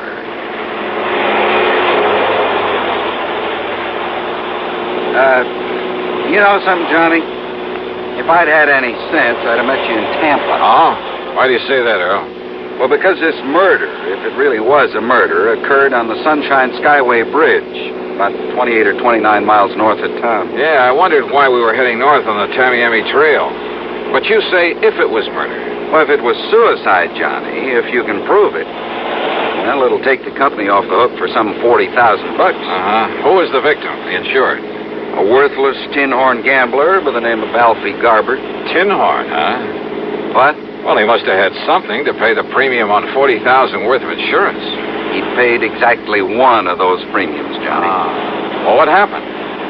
You remember the dog racing track south of town? Yeah, my pocketbook still carries a couple of scars from it. Well, Alfie's been losing his shirt out there night after night. He's not only borrowed everything he can get his hands on, moved into a third-rate motel, but, well, he sold most of his wife's jewelry. They've been practically living on handouts. Police think maybe he's responsible for a couple of robberies around town, but they haven't been able to prove anything. In other words, Alfie's been in pretty bad shape, mentally as well as financially. His wife told a doctor she was afraid he might commit suicide. So you got the picture? Yeah, I got it. Go on, Earl. Well, last night, he and another punk by the name of Luke Thrasher got into a big fight there at the track. Luke is a pretty bad actor, by the way. And how do you mean that, Earl? Oh, there have been a couple of unexplained murders of people who tried to cross him up back in the past. By unexplained, you mean they couldn't pin them on him? Exactly. Oh, here now, we're on the Sunshine Skyway Bridge. Yeah, well, what'd they fight about? Seems Alfie had welched on a bet, a big one. Luke told him if he didn't get out of town, he'd kill him. So? 3 or 4 o'clock this morning, Alfie's wife was at police headquarters asking him to please find her missing husband. He hadn't come home from the track. No message from him, nothing. Is she the beneficiary of this policy? Yeah, she is. And Johnny, she's just about as worthless a character as her husband.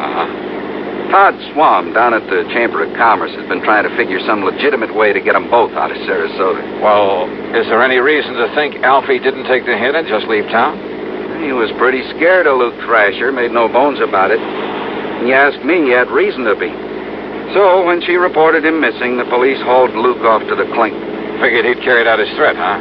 Until this morning, just before I called you. Oh, what happened? Now here we are, coming to the center span of this bridge. Yeah, I see. Yeah. Well, look, what made the police change their highest span of any bridge in the state, Johnny. So I've heard. But, look, you didn't answer my question. Bridge is 15 miles long and over 100 feet high up there. Yeah, I see that. Several suicides off this thing, Well, Johnny. what has that got to do with Alfie Garber? You see the police car parked just ahead? Wow. The reason they're looking things over is because that car in front of theirs is Alfie Garber's, right where he left it. And they figure he took the jump. A fishing boat down below found his hat and his jacket floating around in the bay. Oh, well, that doesn't prove suicide, Earl. Doesn't prove murder, either. Keep moving there, mister. Keep moving. Hi, Lieutenant. What? Oh, you, Mr. Foreman. I kind of thought you'd be out here for a look at things. Lieutenant Dodge, this is Johnny Dollar. He's a special investigator. Sure, Mr. Dahl. I'm glad to see you again. Yeah, hiya, Lieutenant. Well, looks like now we got something to work on around here. You will work with us, won't you? Why not? Well, wait a minute. What did you mean, Lieutenant? Mr. Foreman, we haven't found a body yet, but the evidence, mostly a torn piece of shirt and some blood we found here on one of the girders. Blood? Yeah, and a lot of scuff marks and things. Oh, there's no question there was a struggle before Garber was tossed off into the bay. A big one. Murder, huh? No question about it, Mr. Dollar. Well, then, Earl, it looks like your company's going to have to pay off the beneficiary. And my expense account, of course. Oh, now, why bring that up? But as long as I'm here, do you mind if I look at that evidence you mentioned, Lieutenant? Help yourself, Dollar.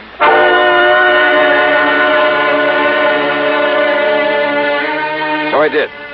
The marks of a struggle, the patches of blood on the girder, even the hat and the coat that had been recovered from the body. And I was inclined to agree with Lieutenant Dodge. That is until... Huh? What is it? Wait a minute. Let me see this jacket again. Well, it's just an ordinary old tweed jacket, Dollar, and it's his all right. I checked it out with his wife. Yeah? Is she all broken up about him? Oh, not particularly. Luke Thrasher died, she might have been. I see. No bullet holes or tears in this thing. Well, so he must have taken it off before the struggle. But, what about this? What? Oh, why, that's just a feather from one of those seagulls that are flying around here all the time. Is it? Well, isn't it? Or is it a clue that Alfie Garber wasn't murdered after all? Huh? Yeah. Give a thought to that, Lieutenant. Now, just a minute, Dollar. How can this little feather prove that Alfie Garber wasn't murdered? Why, I didn't say a thing about proof, Lieutenant. Okay, you said clue. From a seagull, huh? What else? What's the difference? Yes, what are you getting at, Johnny? Hey, Earl, does old Doc Crutcher still live up the street from you? Still does. Why? Now, wait a minute, Dollar. Yes, Lieutenant. You're going to work with me on this, huh? Absolutely. Then do you mind telling me why this feather's got you all excited? Well, I'm not exactly sure yet. You mind if I scrape a little of the blood off this girder? I sure do. That blood will be wanted for identification, for comparison. You mean if you find Garber's body? We'll find it, all right. We have to drag the whole bay. Good luck. Now, Dollar... Hey, swing us around, Earl, and head us back to Sarasota. Come on, swing us around. A, U-turn in the middle of this bridge? Mr. Pullman's right, Dollar. Go right ahead, Earl.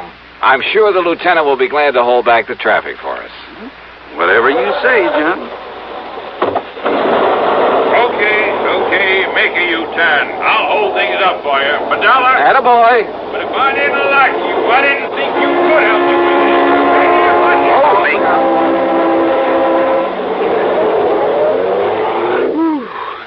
I thought he was going to hold up traffic for us. Yeah. Well, if he isn't any better at solving murders, he is going to need help on this case.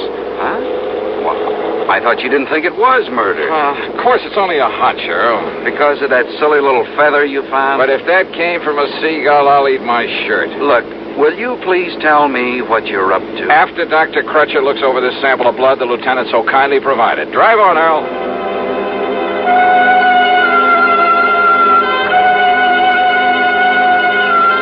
Dr. Les Crutcher, there on St. Armand's Key, is one of the most able men with a microscope I've ever known. He poured us a couple of drinks, took the blood sample, and retired to the tiny laboratory there at the back of his house. Then, after about 15 minutes... Now, Johnny, listen to me. Relax, Earl, relax, and enjoy your drink. We may have to do some traveling around when the doc gets through with that specimen. Well, like where? If my hunch is right, that is. Well, Doc, what'd you find out? Johnny, putting that under a lens took me back to the old days before I got my MD, when I thought I was going to spend the rest of my life as a veterinarian. Chicken blood, huh? What? That's right. Though whatever made you think it was... Well, then that feather was a chicken feather? I kind of thought maybe it was, Earl. Now I'm sure. Well, then Alfie Garber wasn't murdered at all. Those marks of a struggle, the blood up there on that bridge, his hat and his coat, they were just planted there. Alfie planted them there. Which means the police can forget their earlier suicide theory, too, doesn't it? Right. Alfie staged the whole thing to make it look like murder so his wife could collect his insurance. Kind of looks that way, doesn't it? So all his wife has to do is collect the insurance, then meet him somewhere, and they'll be $40,000 richer. At least that's what she thinks. Only she's wrong. They're both wrong. Right, Johnny? One sure way to prove it out, Earl. Yes? How? Sure. Find Alfie Garber.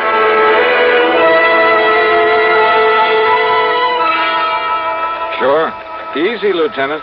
Just find Alfie Garber. So we're right back where we started from. Yep. Only trouble is that by now he could be 1,000 miles away. Well, at least it takes that insurance company of yours off the hook. Yeah, I guess so. Kind of lets Luke Thrasher off the hook, too. Means his alibi really was airtight. His alibi? Yeah, Luke had witnesses to prove he was here in town at the time Alfie's car was left up on that bridge. Oh, I see. So I'd better arrange for Luke's release, I guess. Only hope he doesn't make trouble over being locked up. Well, now, those kinds seldom do, Lieutenant. They're usually smart enough to try to keep peace with you boys. He is a smart one, all right. Maybe if I butter him up a bit. Hey, look. I borrowed one of Earl Pullman's cars. When you let Luke Thrasher out, tell him there's a car and chauffeur waiting to take him anywhere he wants to go. Okay, Johnny. Thanks. As I drove Luke to his little motel out south of town near the track, I hoped he might come up with some kind of a lead on Alfie Garber. After all, he followed the same route year after year, made the same contacts. But I didn't get much help from him. Quite the contrary. Dollar, if I knew where to look for that punk, I might go after him myself. Oh? Why, Luke? I could kill that cheap little Welsher. Only, what's your interest in him? His attempt to defraud an insurance company. Oh. Slow down. Sure. What are you, anyway? I'm a special investigator for the insurance Stop company. the car, Donald. What? I said stop the car. What's the matter, Luke? Private investigator, huh? That's right. That means you're a cop, and me, I don't like cops, public, private, any kind. So keep away from me, Dollar, if you want to stay healthy. Oh? Yeah. Listen, Dollar. I'm listening. You ever hear that maybe I killed a couple of guys one time and got away with it? I heard. What about it, Luke? Just remember that, Dollar. Just remember that. Act 2 of yours truly, Johnny Dollar, in a moment. Meet star Stuart Irwin. Nothing's worse for an actor than a nasty cold. To feel better quickly, I take wonderful 4-way cold tablets. The fast way to relieve cold distress. Right. Tests of all the leading cold tablets proved 4-way fastest acting. 4-way starts in minutes to relieve muscular pains, headache, reduce fever, calm upset stomach, also overcomes irregularity. Take my advice. For your next cold, take 4-way cold tablets. The fast way to relieve those cold miseries. 4-way, only 29 cents. Now, here's a word about another fine product of Grove Laboratories. To get rid of embarrassing dandruff in 3 minutes, change to Fitch Dandruff Remover Shampoo. 3 minutes with Fitch regularly is guaranteed to keep unsightly dandruff away forever. Apply Fitch before wetting hair, rub in 1 minute. Add water, lather 1 minute. Then rinse 1 minute. Every trace of dandruff goes down the drain. 3 minutes with Fitch and embarrassing dandruff's gone. At the same time, Fitch can brighten hair up to 35%. Get Fitch Dandruff Remover Shampoo today. And now, Act 2 of yours truly, Johnny Dollar, and the fancy bridgework matters.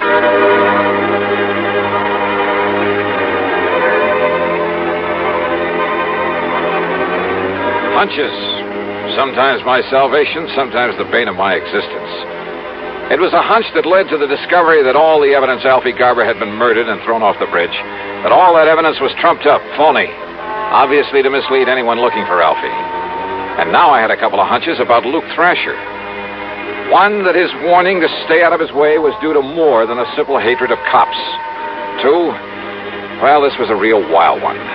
But in spite of what he'd said, I had the distinct feeling he could somehow put me on Alfie Garber's trail. It was late by the time I got to Earl Portman's house on St. Armand's Key. He and his wife had gone to bed. I poured myself a nightcap and sat down on the floor of the room to think things out. Huh?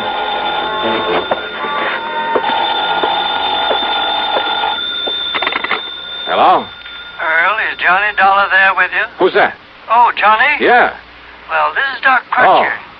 Listen, there was something about that blood specimen you brought me, that chicken blood. Yeah? I wasn't sure at the time, so I put it back under the microscope. And I found traces in it of a trypanosomus virus.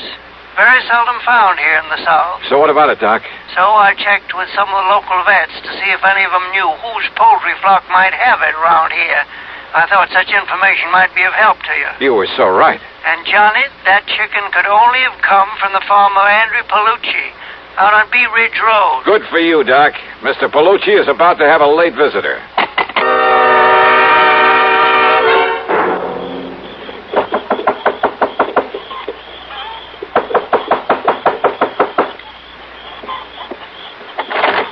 Yeah. What do you want?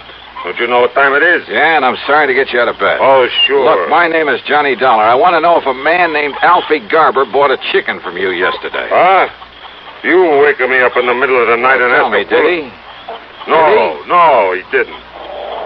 No, it was his wife. She bought the chicken. Oh, his wife? That's right. Her and that man, What man? That'll Luke. That's all right, Luke.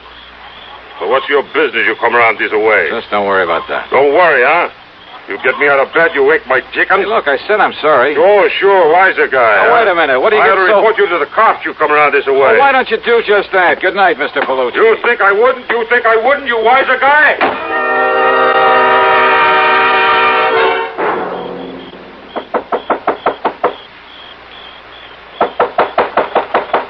Yeah, I'm coming. Yeah, what do you want this time of night? You, Mrs. Garber? Huh? You mind if I come in? Oh, now, just a minute, mister. I want you as an accessory to the murder of your husband. Me? What are you talking about? Real smart, you and Luke Thrasher. Real palsy-walsy with him, weren't you? How long had you and Luke been planning this? What do you mean, mister? You crazy? Who are you? Racetrack bums, all three of you. Oh, now, wait a minute. Alfie was losing his shirt, but Luke was doing all right. He was loaded. So what to do about Alfie, who was giving you nothing but grief? Get rid of him. You're crazy. I asked you, who are you? You made it known that Alfie was in bad shape, that he talked about committing suicide. And that's probably what gave you the idea for the Sunshine Skyway Bridge. There have been several suicides from it. That's what the cops said, isn't it? Alfie took the jump. Wrong. Because making it look like suicide would keep you from collecting his insurance. Now, listen, so it had to be a clear case of murder. That's why you spilled the chicken blood around when you left his car up there. You, Mrs. Garber, yeah, you. After making sure that Luke Thrasher had an alibi, could prove he was in town at the time you left the car on the bridge. You're making a crazy guess, that's all. Oh, pretty good guess, isn't it? Because what it means is that Alfie was killed sometime before you left that so-called evidence up there. Evidence that would make it impossible to pin the murder on Luke. You think you can prove that? Why not? Or would you rather have me prove that you killed your husband? Me? Well... No, listen. They've told me Luke is mighty clever, maybe even clever enough to have made you commit the murder. No, I didn't. I swear it. You can't say you didn't have plenty of opportunity. Mister, listen to me. Yeah? Well, go on. Tell me. How did you kill him? Where did you put his body? No, I didn't do it. Then if you don't want to burn for it, you got to prove that. Can you? Well... Yeah. Because Luke killed him. Luke did it. Can you prove that? Now, where's the body? I'm sure it wasn't dumped off the bridge, because if they'd find the body, they might be able to find the bullet holes or some other mark that would lead them to Luke Thrasher. So where'd he hide the body? Come on, baby, you better talk. What? Alfie, garbage buddy, it's right where yours is going to be, Dollar. Take this gun away from him, Lena. Oh, yeah, sure, Luke. I got it. You know so much it's got to be curtains for you, Dollar. Yeah, in tight in the middle of your back so it don't make any noise. Go on, Luke, kill him. Yeah, right. Hey, Luke, drop the gun. You better drop it, Luke, or so help me, I'll pull this trigger. You two, sisters, go ahead. All right, you want to pick him up, Johnny? Indeed I do, Lieutenant. Okay, now you two up against the wall. Hands up high and against the wall. That's the stuff, Johnny. And just what brought you around here? A complaint by one of our citizens. Seems that one Andy Palucci owns a poultry farm. Well, he was a little bit annoyed by the way you got him out of bed a while ago, just to find out that these two bought a chicken from him yesterday. So he called us up to report you. Just like you suggested to him. Bless Andy Palucci. Now, if you'll just help me climb in this window, I'll take care of these two for you.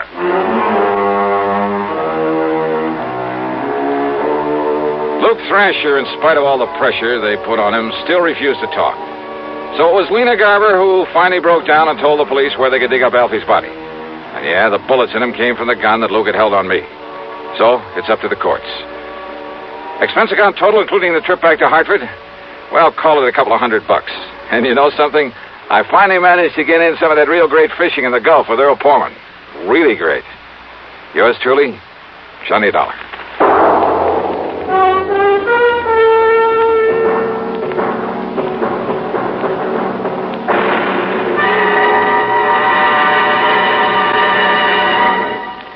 Our star will return in just a moment.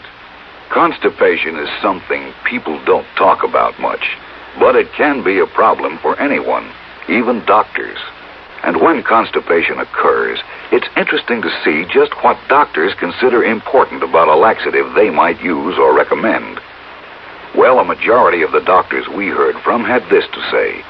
A laxative should be effective, gentle, as close to natural acting as possible, and a medicine that can be used with complete confidence. Now, X-Lax has been popular with many doctors and millions of people over the years because pleasant-tasting chocolated X-Lax is effective. Overnight, it helps you toward your normal regularity. X-Lax is gentle. Next morning, it gives you the closest thing to natural action. And that's why many doctors and millions of people use X-Lax with complete confidence. X-Lax, the laxative that helps you toward your normal regularity, gently, overnight. Is X-Lax in your medicine cabinet? Now, here is our star to tell you about next week's story. Next week, The Wrong Man Matter, a case with a real twist at the end of it. Join us, won't you? Yours truly, Johnny Dollar.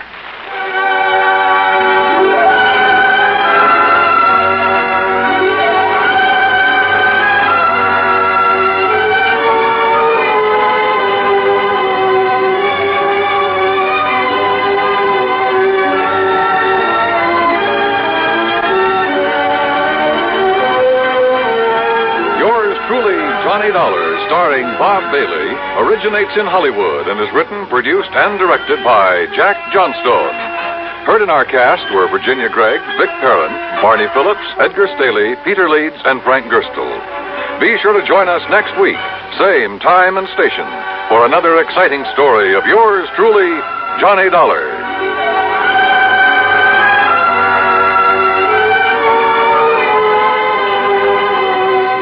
This is Dan Cumberly speaking. Suspense follows on the CBS Radio Network. As you smoke a Duke, you get a sense of ease and comfort that grows with every puff. Because new king-size Duke is king-size in the filter, where it matters most. Radio 59, WROW. You know, we're all not experts on suits or stoves or automobiles, so before spending any money, we find out what makes one good. Aren't schools much more important? Shouldn't we know what a good school is really like? A free new booklet helps you to do this important job. It's called Yardsticks for Public Schools, published by the National Citizens Council for Better Schools. It suggests ways of sizing up a school and of ensuring a better education for your children. Send a card today for your free copy. Write Yardsticks and your name and address on a card. Mail it to Better Schools, 9 East 40th Street, New York, 16, New York. That's Better Schools, 9 East 40th Street, New York, 16, New York.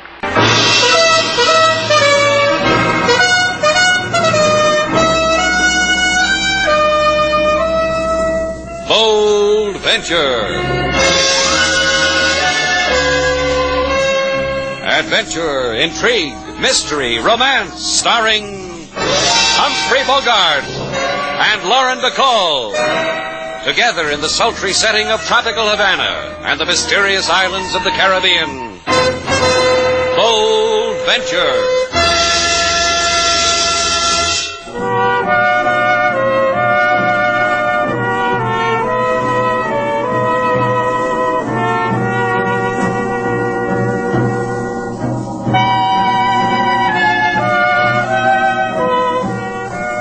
Once again, the magic names of Humphrey Bogart and Lauren Bacall bring you Bold Venture and a tale of mystery and intrigue.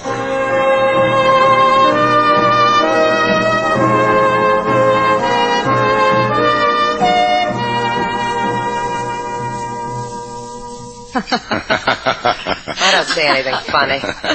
Well, because you weren't there when it happened, sailor. But I was, darling. You sure were, Jenny. Will I ever forget that Mardi Gras with you and Rio? And how about that time in Acapulco spearfishing by torchlight? The fun we had in the snow in the Swiss Alps. You pull sleds too, Jenny? Why don't you go warm yourself a saucer of milk? What's the matter with you, sailor? Jenny's an old crony. Crony? Now there's a word. How do you spell it? C-R-O-N-E? Look, sailor, Jenny and I want to talk about old times. You'd be bored. Nothing would interest you. You know how it is. So why don't you... Well, why don't you, sailor? All right, I will. Bye, fellas. Both of you. Hi, Jenny. Slate, darling. How's Slate? I think about you sometimes. You happy? Here, now. With you, looking at you, watching you. Saying Slate and knowing you'll answer and not an echo. But the other times, most of the times... No, I haven't been happy, darling. There was a Sunday there when I picked up the papers and saw you in a wedding dress beside a man in striped pants. I don't remember the whole week after that. He's here in Havana. I'm going to leave him, Slate. So many things we could have done. Did you hear me? I'm frightened of him. Afraid he might kill me, Slate. He's that kind of a man. I'm going to leave him. Then what, Jenny? I'll come back to you. You want that, don't you? You're Slate Shannon, remember? And I'm Jenny. And they were the old times. I'll come back to you, Slate.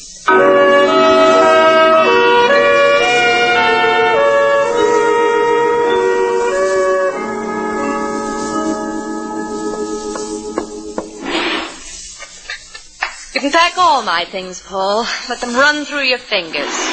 It'll be something to remember me by. Look, Jenny. Anything you want, any price. I can do things for you no other man can do. Good. Sit on the suitcase for me, will you, darling? You're so strong. I never can close these things. Of course. See, Jenny, just with my hands. Oh, your powerful hands. I could almost regret leaving them. I brought you something, darling, my going-away present to you. Don't play with me. It's a sign, Paul. Sign that says vacant. You can hang it on my door. Jenny, come back. Whatever you need, whatever you want. Beg, darling. Get down on your knees and beg. What do you know? He's doing it.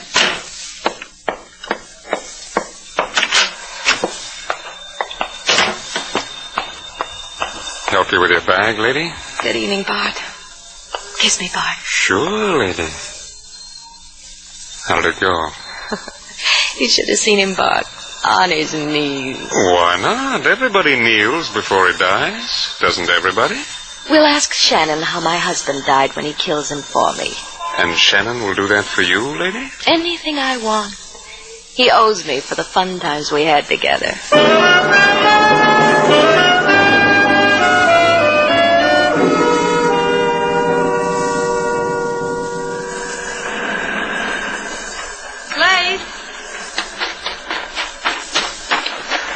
Hello, Slade.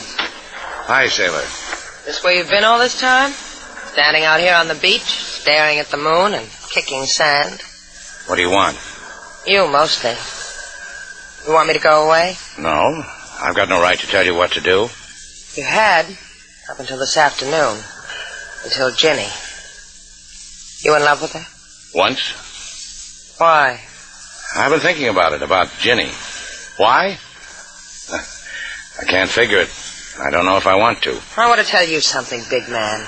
Get her out of the hotel.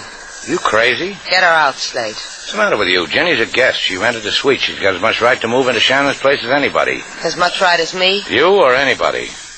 I just coined a cliche, friend of mine. She goes, or I go. You giving me your notice, Sailor? All right. Kidding, aren't you? So long, Sailor. Do you know what you just did? Yeah, I said so long. You told me to get out of your life. That's the way you heard it. That's the way it was. Just like that. No toast, one to the other. No big speeches, how grand it was. Nothing. Yeah. That was all of it. Goodbye, Slade.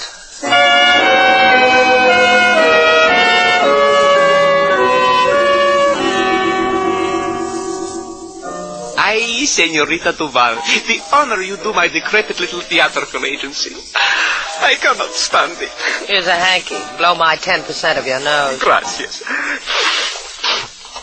Revive yourself. I can do other tricks, too. I sing in the shower. You got something there. But we knock out the shower. Too corny. I see it. I see it. You in a swimsuit. In a white dress. You got a job for me, Akila? Off the shoulder? It buttons at the throat. Off the shoulder get you raves from the music critics. Off the dime, Akila. Is there a job for me? You open tonight at the Club Flamingo. Slate Shannon will be your call boy? Who's Slate Shannon? That is how I like to hear a girl-female performer talk. Especially when... Watch it, kid. I got a trick you don't know about. I call it a right cross. We will have such a lovely 10% together. Keep the hanky, agent. It's a down payment on what I'll owe you.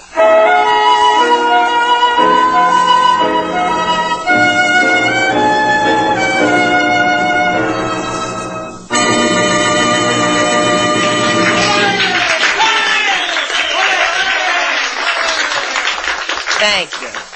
As the final number included in your cover charge, here's a song to remember when someone starts crying on your shoulder.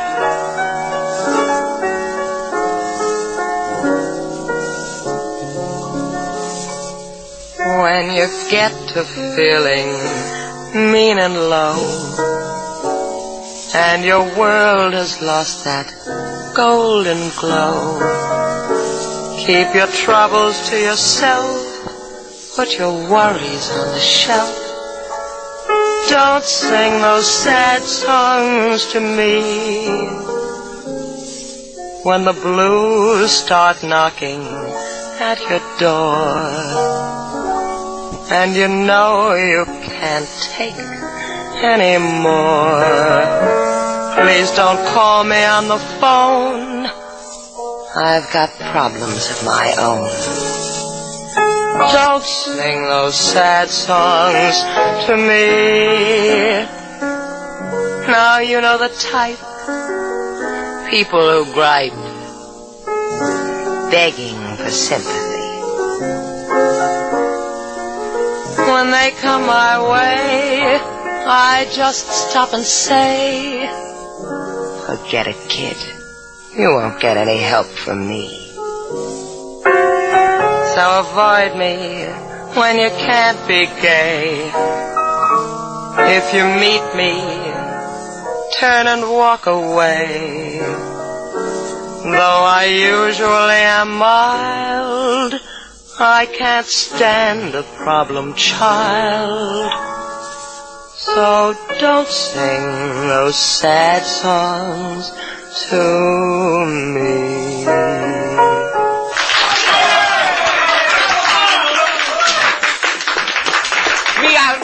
Mi alma forma, Senorita Duval.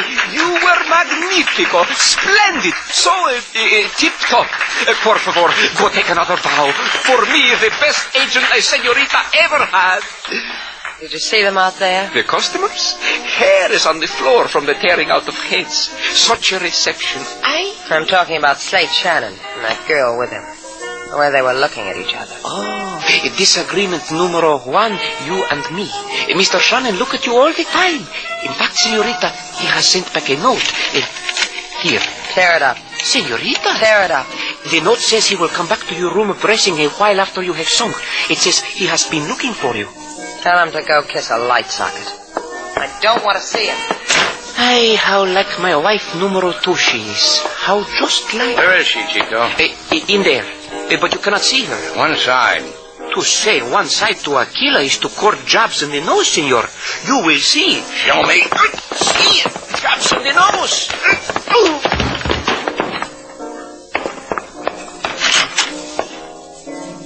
Did you get my note, sailor? What do you want here? I don't know. Maybe I made a mistake. Ginny and me. Well? Something's missing.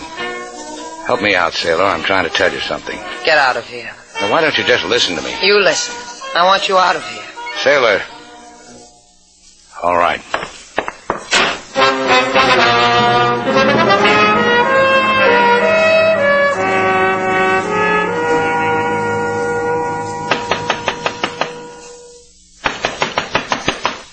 Is that you, Slate? Yeah, I want to talk to you, Jenny. Come in, Slate Shannon. You're wearing a look I remember. The one you had when you left me in Rome. You remember it, huh? Pasted in my scrapbook of losses. So I'd know the reason for the nights without sleep. Look, Jenny, I want you to go away. You're making small talk. So I can get my bearings, so I can pick out what's a memory and what's for real. The devout thing of me, huh? I want it to be straight and clean. Shut up, Slate Shannon. This is the what that's for real. This. And this. Don't look now, Jenny, but someone's peeking over our shoulders. My husband. The husband that would rather have me dead than lose me. Isn't that right, husband mine? Get your things, Jenny. You're coming back to me. You spoiled it, Paul. Like you spoiled everything else you could have had with me. Throw him out, Slate. He brings a chill into my room. Get your things, Jenny. Or do you want me to beat you until you beg to come back, till you want it? Slate. Slate, he means it. He'll kill me. Relax, Jenny. You heard the lady, Mr. Ward. Right now, she doesn't care for you. You leave her cold. It's you she wanted. I can deal with a man like you. You'll spoil the natty crease in your flannels, Mr. Ward. I can deal. You don't care about the crease, huh? Maybe I can give you a new one. You took it. You're a good kid. Real. He'll kill you, Slate. He'll kill you. Hey, good at that. He's an ox. This bookend, Slate. Hit him with it. He'll kill you. He's going for a gun. I don't... Take it. He'll shoot you. Yeah.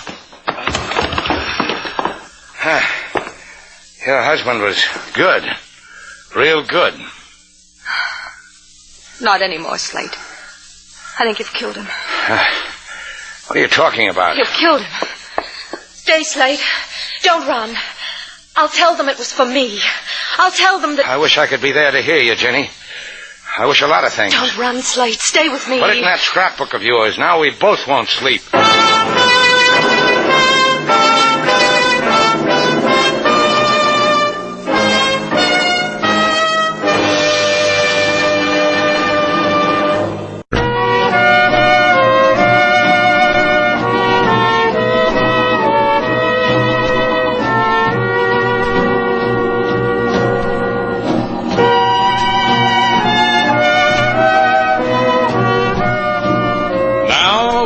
To Bold Venture, our stars Humphrey Bogart and Lauren Bacall, and the second act of our story.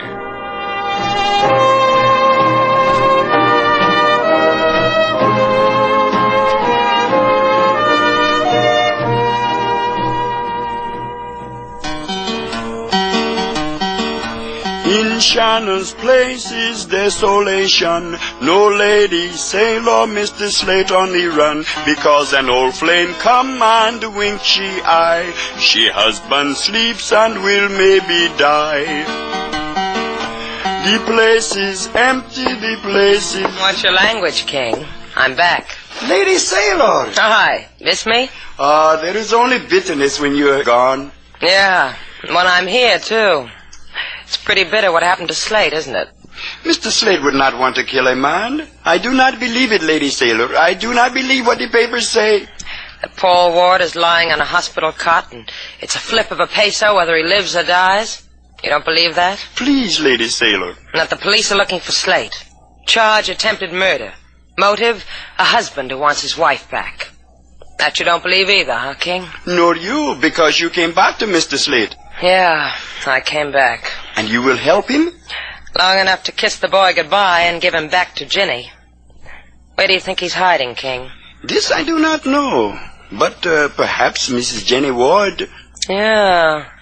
Slate likes to share secrets with her. Memories, dying husbands. She's still here at the hotel? No, she at 56 Paseo Batista. I overheard when I carried she bags to the cab.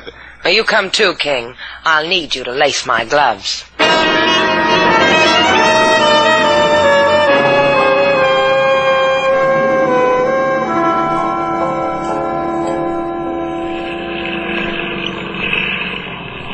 Ahoy! Ahoy! Is that you, Bianco? Slade? Is that you, Slade? Yeah. I'll throw you a line. I'm going to tie up my boat here. Got it? I got it. All secure, Slade. How you been, Bianco? Me? Great. What are you doing here, kid? This key's off the beaten path. You figure I'm going shrimp fishing or something? No. You mind if I stay at your shack for a while? I guess. Let's go. Just throw me a couple of palm fronds in the corner. I need sleep. Yes, you do. You need a lot of things, kid. Come on in. I'll turn off the radio, Shannon. No, leave it on. Why waste the battery? I can tell you by heart what it's going to say. That's how you amuse yourself? You memorize commercials? This one's got a price of $10,000. Offered by Mrs. Ginny Ward for the capture, dead or alive, of Slate Shannon. Radio's been spilling like that all day, Slate. You're a fugitive, eh? You heard it? $10,000. My. Dead or alive, too, the man said. How do you figure it, Bianco? First she said... what difference does it make? You said you were sleepy. Lie down. Go ahead. Use my cot. Get some sleep, kid. I wake you come morning. Nothing doing. You might take a fancy to that $10,000. Why, Slate, how you talk. I sleep outside, Slate. Get out the cards, Bianco. This is going to be an all-night fan-tan session.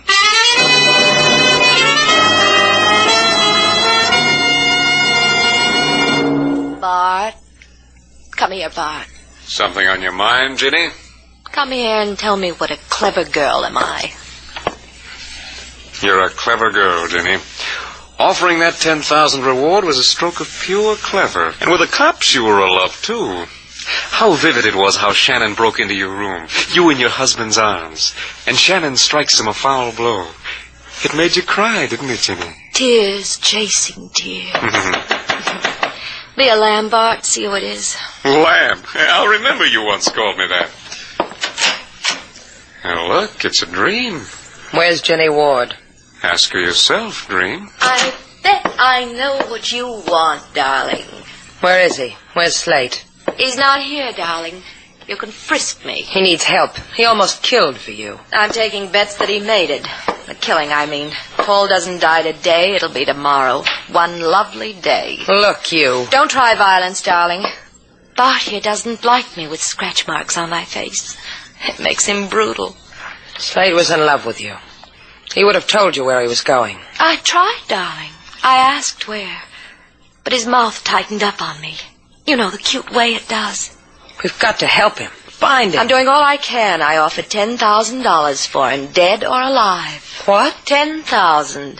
You wanted him to kill your husband. You have naughty thoughts, child. Escort the naughty girl out, Bart. The door you came through, Mr. Vall, it'll be the same one on the way out. When you die, Ginny, let me know. I'll want to go dancing. Oh, well said, Dream. Out, Dream.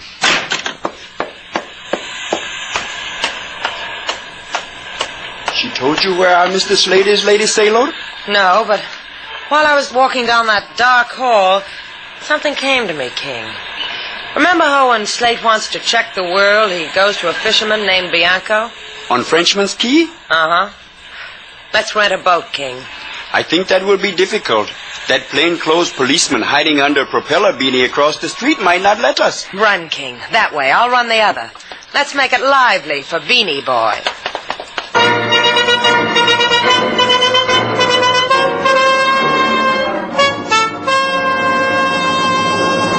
You want a small coffee, Slate?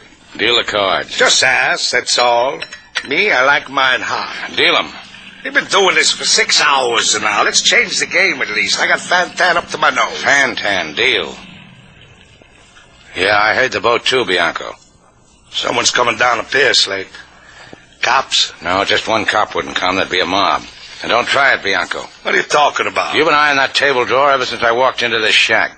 You make a move for a gun, I'll beat your brains in. You raving like a loony, Slate. Go ahead, answer it. Is Slate Shannon? Oh, Slate, are you all right? All this time I've been saying to myself, if Sailor were here, we'd figure out something together. My. Shack of mine never held a woman before. My pleasure, lady. What happened, Slate? Why did you do it? He pulled a gun on me. Jenny shoved a bookend in my hand. Wait a minute. He didn't have a gun, Slate. Sure he did. He was going for it when I hit him. Did you see it? No, I didn't. The papers say unprovoked attack. Paul Ward was unarmed. Ward said so himself. Ward said so? I thought I killed him. No, he's still alive. He regained consciousness for a few minutes, but only for a few. They don't know whether he's going to live or die. Maybe you ought to give yourself up. Hey, wait a minute. Bianco told me he heard over the radio that Paul Ward was dead, didn't you, You shouldn't have turned your back on me, Slate. The gun happened in my hand while you did. So now... This will be real cool. Let's go, Sailor. Let's wrap this thing up.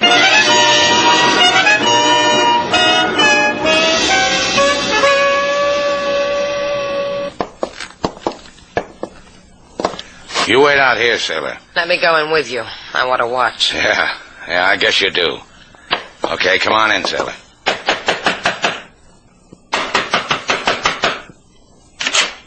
Yes? Oh, I brought you something, Jenny. Let's go inside, Jenny. Yeah, this is home here. Bart. What's the matter?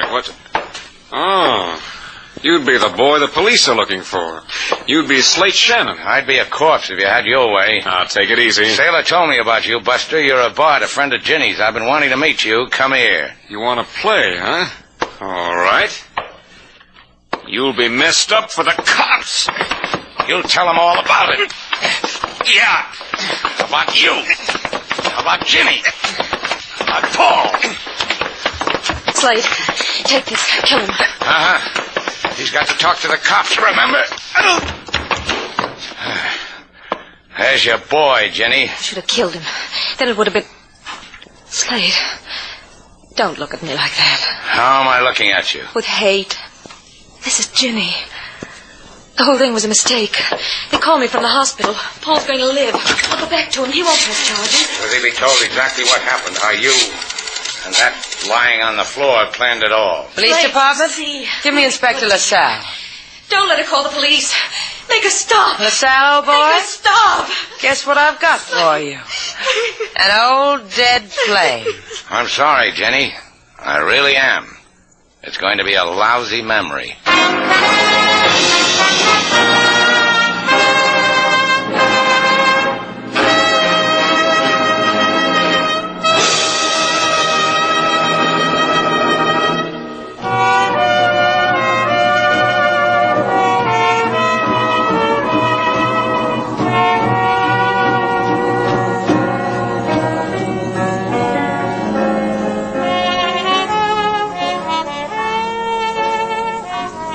da-dee, na-da-dum, ba-da-da-dum.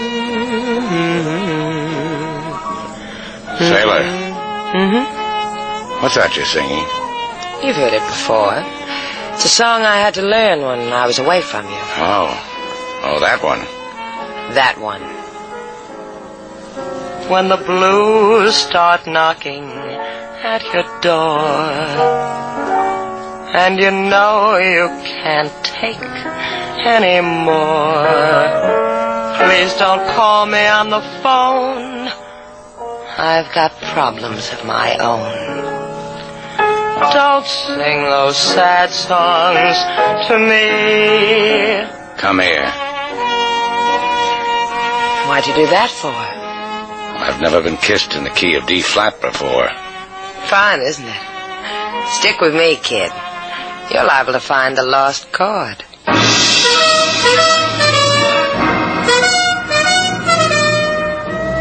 And so our two stars, Humphrey Bogart and Lauren Bacall, have brought to a close our latest bold venture story. Special music was composed and conducted by David Rose. May we invite you to listen again next week at this time for another exciting adventure starring Humphrey Bogart and Lauren Bacall together in Bold Venture.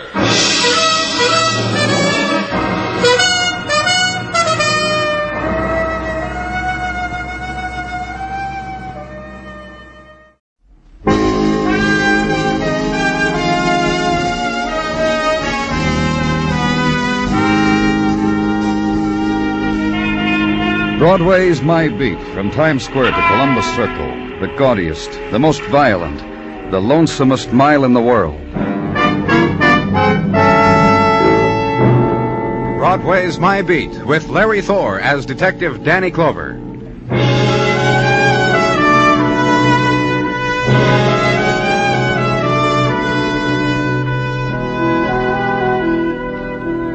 When the rumor gets around that summer is almost here, Broadway is beside itself with glee. Somebody notices the moonlight of May, shouts about it to a girl, who whispers about it to another guy, and the word gets round. It drifts across town, causes phenomena. Crew cuts, bare-legged girls with cheeks of tan, and the boy who runs down the street screaming, "I'm in love." It's the time to turn on the dream, cotton candy and carnival time, bleachers and hot dog with everything time. It's happened. It's started. The lazy days are here again.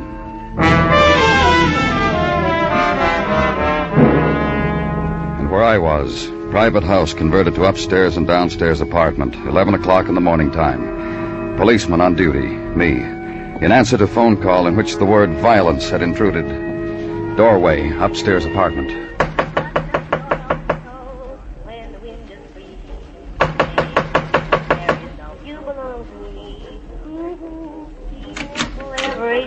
You the police? Come on in.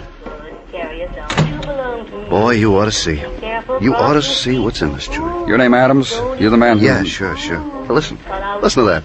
You remember when Whiteman recorded that? Yeah, you know what I was doing then? Well, what'd you do that for? You called. You said there was an attempted murder here. Yeah, well, I wanted you to observe the kind of joint you're in, that's all. You think that's the only record like it? No, hundreds of them. Whiteman, Helen Kane, Columbo, Early Crosby. You got carried away with it and thought to call homicide, huh? Hey, come on. In here. Have an attempted homicide. She's been shot, hasn't she? No gun around, I looked. Yeah. Okay, Mr. Adams, tell me about it. Oh, I wasn't supposed to be here. Oh? But downstairs is for rent. The agent said look at the downstairs apartment, not the upstairs one, as he shook his finger, which is all he had to do. I'm Naughty, the curious Adams. You broke in here? Door was open, and I wanted in, that's all. Oh, you try to book me for something in that line, I'll just yell mistake, that's all. Got bum directions from the rental agent. You know this woman on the bed? Well, if she's the gal in this picture posing with Rudolph Valentino, I'm inclined to think, yeah. Here, hold this picture close to her. You've been busy waiting for me, haven't you, Mr. Adams? Yeah, well, I'm also Naughty the Fidgety Adams. Lots around here to be fidgety about, huh? Old Harvard pennants, raccoon coat, drawings, junk. I figure this dame had her moments around 1928, wouldn't you say? And the picture... It's her, all right. About 20 years younger. More? Go on, read the description there. To Barbara Hunt, what a wonderful dancer sign, Rudolph Valentino. Go on, read it. You just read it, Mr. Adams. How about the man who sent you to this place? Oh, the rental agent, the broker, Mr. Tierney? Uh-huh. I want to talk to him. Sure. Here's the same card he gave me. Well, what shall I do now? Stick around for more questioning, Mr. Adams, when technical gets here. Find a chair and sit in it and don't move. Do that for me, will you, Mr. Adams? Silence, then. Languid dance of May sunlight through a world 25 years dead. Gold drift of light across eyelids, on twisted contour of mouth of a wounded woman. Mottlings of shadow, scurry of dust across polished surfaces, swell of drape to sudden flare of May wind. Response to summer and death. The well-preserved relics of a lost era. And the short wait then for today's harvesters of violence. Their arrival, their briefing, and the leaving of them. The ride downtown and west across to Madison, and a building now where real estate brokers live and play the percentages and are helpful in the matter of a mortgage on the old homestead. Powered ascent to the 19th floor. Controls in the hands of a girl who has a bird tattooed on her shoulder. And the office then of John Tierney, real estate broker. Come here, quick. Huh? You'll miss it, fella. Miss what, Mr. Tierney? What goes in the office across the street every morning, this time right on the nose. Yeah, cry, little fella, you missed it. Every morning on the nose. Now we can talk, Mr. Tierney? Oh, absolutely, fella. You got a thing in mind? A house on East 60th with an upstairs apartment. A woman there named Barbara Hunt. Oh, that's all right. She owns the place. You're interested in the downstairs apartment? I can make you a good deal, fella. You interested? We found her upstairs, wounded. You don't say. She's dying. We're calling it attempted murder. If you're a fella calls it that, then you're a fella who's... That's right. Police. Danny Clover. Pleasure, Mr. Clover. Believe me, a pleasure. She was found there by a man you sent to look at the place. He called it in. Oh, sure, that Mr. Adams. He was interested in a short-term lease on the Clancy side, rent no object. I figured Mrs. Hunt's was just a... Hey, I told that Mr. Adams very plain not to enter the upstairs apartment. He wasn't supposed to go... He did, and he found a dying woman. Anything you want to tell me about her, Mr. Tierney? Barbara? Very nice person. Very lovely woman. She owned that house? In her own name. Maybe a year ago she came to me to handle it downstairs for her. I figured good deal. Pretty house, very pretty decorated, thoughtful rental price. Good deal, I figured. Only it hasn't worked out that way. You'll tell me about it, huh? Well, there have been maybe 3 broken leases already in the period of a year. Nobody stayed there more than 3-4 months. From a good deal into a dull headache. Why? You say she's dying? Uh-huh. Well, that upstairs apartment, that was hers. No tenant was allowed in it, no one except her. She had a key, separate entrance, one of the conditions of the lease. And that's why the tenants didn't stay long, that's what you're trying to say? Well, the lady's dying, you said. I think I better not say anything about Barbara, why people left her house. I think maybe that's a matter better handled by her husband. Look, her husband, Nicky Hunt. I'll give you his address. He'll tell you better why things happened to his wife. Uh-huh, Nicky, not me. Look, I can take you... Yeah, I know, you can take me. And still it won't be me. That's the way it is, Mr. Clover. Goodbye, Mr. Clover.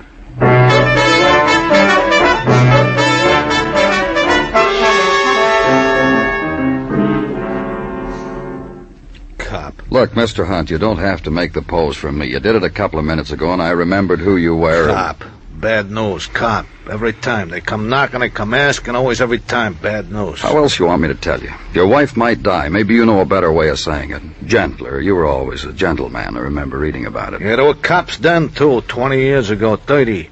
Same way of standing like you and talking. Looking down at you. Help me get up. Hand me that cane. Here. Now you know what's become of Nick Hunt. Who'd? Would you like to hear how the... No. After they nearly shot off my leg 22 years ago, I sold the story to the newspapers. I got 10 G's to tell the public how the gangster's bullets and a woman's true love sent me into retirement, and you don't want to hear for nothing? Hand me that suit coat. You won't need a coat. It's too warm. I'm going to pay a call on my wife, am I not? I got respect. Should I cry for her on my shirt sleeves? I'm sorry. Hand it to me. Here, I'll help you with it. All these years... All these years with Barbara. With my wife, Barbara. What's happened to the thug who almost owned the half of a city? What was your wife doing in that apartment, Nick? She kept Young there. I don't understand. Neither do I.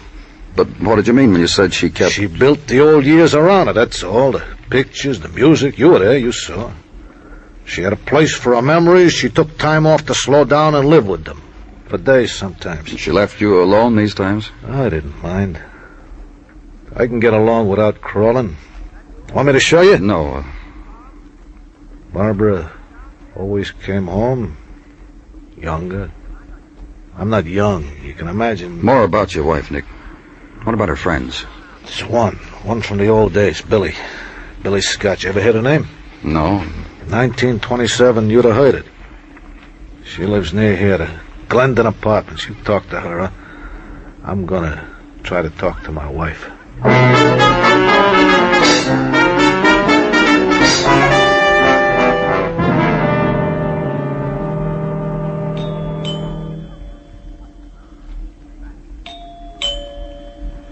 Yes, who is it? Police. You're from the police, and you wish to see me? If you're Mrs. Billy Scott, yes, I... Why? Because earlier today someone tried to kill Barbara Hunt. She's a friend of yours, isn't she, Mrs. Scott?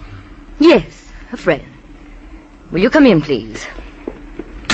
I am alone here. My husband and my son are traveling this summer in Italy, and I'm quite alone. Mrs. Scott... I'm trying to tell you something, and it has to do with Barbara and with myself. May I proceed, please? Yes. Thank you. You are not to misunderstand my emotion about being alone. I'm a woman of many interests. There's always a charity, and there's always a decent cause. And I welcome the respite my son and my husband give me every year. Gives me the time I need to give myself to the less fortunate. Well, let me put it that way, then. Right now, Barbara Hunt is less fortunate. She's dying. And the time I have proportioned for others have given me little time for Barbara. Much as I may have wished it otherwise, has given me little time for Barbara. Her husband told me you were very close friends. Yes, from the short time of youth. When there was the girls' school and rumble seats and the football games and the boys with homemade gin and the silver flasks. And the weekend speakeasies. Then we were great friends, Barbara and I. You haven't seen very much of her lately, is that what you're trying to say? Well, Barbara went her path. I went mine. I have a fine son and I have a lovely home. And my husband stands very little in my way. And what does Barbara have? Well, Mrs. Scott. What does Barbara have? A man whose name is Nicky. A man who was shot up by gangsters. A man who was an invalid. That Barbara has. And something else. What? Well, I asked you... She has the unswerving belief that youth will never leave her. In the few times I've seen her in the past year, she has said that to me. Not me, Billy, she has said. No body wrinkles for me. And now consider her. She's dying. How? Where? In the upstairs apartment. Of course, there. Where else to Barbara? Please. What? I should like very much to see her. May I? Barbara and I, very old friends. And very dear. And I think now is the moment to be at her side. Please. May I? Yeah. Get your things, Mrs. Scott.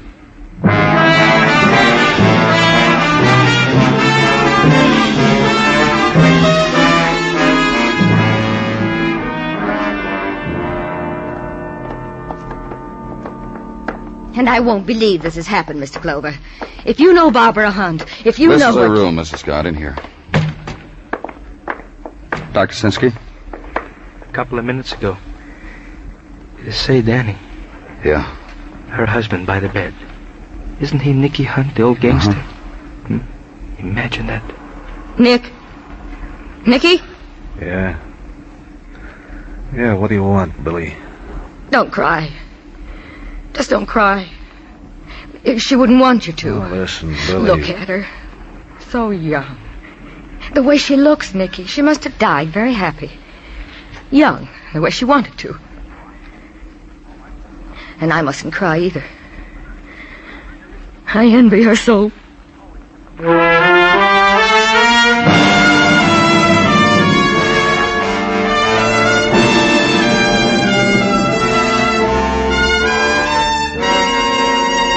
You are listening to Broadway's My Beat, written by Morton Fine and David Friedkin, and starring Larry Thor as Detective Danny Clover.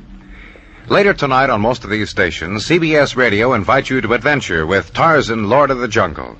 Also later tonight, listen for Gangbusters and the Case of the Crimson Seasoner, a fact crime story taken from the actual police records.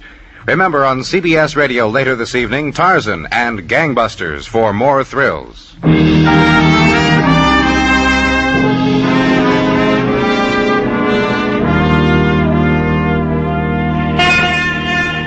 The morning sun strikes summer into Broadway's pavements, and splinters of light attend the early walk of May women, and on them the lingerings of night perfume.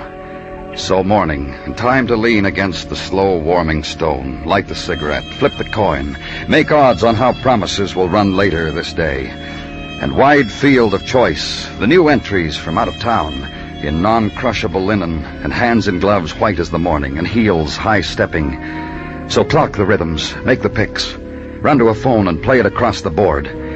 By fall of night, one of them may come in. And at headquarters, the opening event of the day, Sergeant Gino Tartaglia. Good morning to you, Gino. And to you, Danny, likewise. If anyone here is keeping you up, Gino, I just... Put it down to overindulgence. What? One sip too many from that ever-loving joy cup. 2 glasses of wine last night, Gino? Whilst trying to recreate a memory. Gino... A memory brought upon me by the incident of the murder of Barbara Hunt. Her dying made you... Only after the boys in the locker room last evening, before going home, started kicking the item around. How she was found, where she was found, the decorations, the old-type gramophone records in her place, her husband, Nicky Hunt, a hoodlum of yesteryear. And finally, I came up with a contribution. You want to contribute it to me, too, Gino? Memories, Danny. Memories. The roaring 20s, and the weekly supplement articles on the doings of a Barbara and a Billy. Bathtubs filled with champagne, drunks hanging by the heels from penthouses, wine and satin slippers, the wail of soprano saxophones. You said Barbara and Billy. The same Barbara? I was going to make a point to go to the main branch public library, Danny, to research if the same Barbara. Also, if the same Mrs. Billy Scott. I remember the article. Barbara and Billy in large red letters. A high-heeled foot peeking out from a bathtub. On my youth, it made such an impression. Anything else? Anything else is a list of 3 names. Former tenants in the lower apartment of the house of Mrs. Barbara Hunt. Mr. and Mrs. Purdy, a Mr. Ralph Madison, a Jeffrey Sinclair. List obtained by Muggavan from the real estate... Muggavan obtained their present addresses, too? No slop-shot. Danny. Herewith they are. Thanks. Squad card, you know. Ordered and waiting. Isn't it funny how I remembered all that, Danny?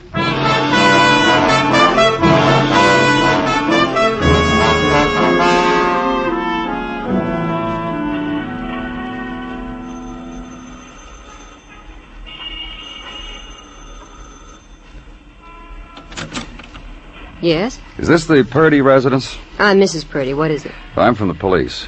Yes? Well, is the trumpet supposed to blow? What? It's about Barbara Hunt. You won't mind if I don't invite you in, do you? This is 5 minutes of sun I didn't expect to get. Let me get some, will you? Boy, man, oh, man. Boy. Well, let me know when you've got enough of it. Never get enough of that stuff. Just say when. Barbara Hunt, huh? That's right. Out of her mind.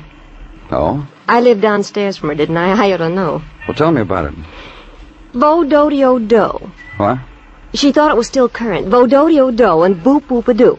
When I lived under, that's all I got. By Rudy Valley yet. One night... Well, what?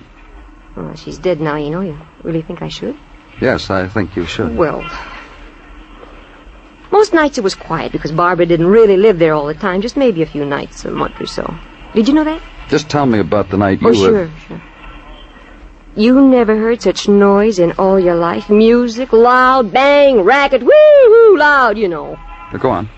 So I went upstairs and knocked on her door to protest. Wouldn't you? Sure you would if you knew how loud. Sure I would. She opened the door, and there she was. Huh? There she was. Hair up in bangs with ribbon, flapper-type dress, roll-down hose, and lips painted in a bowl.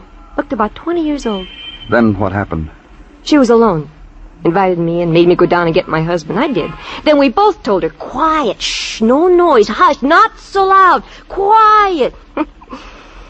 She was too loaded to pay any attention. Grabbed my husband. Oh? For a Charleston. Sidney surprised. Indeed he did. Did the thing with the palms crossed over the knees like this. Mrs. Purdy. Only real good. I had to drag him out of there.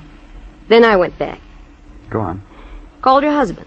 Come get your drunken wife, I told him by phone. He told me to leave his wife alone, let her enjoy herself, and I don't like it, break the lease and move. Which I did. Well, here we are. And not having anything else at all to ask of Mrs. Purdy, leave her.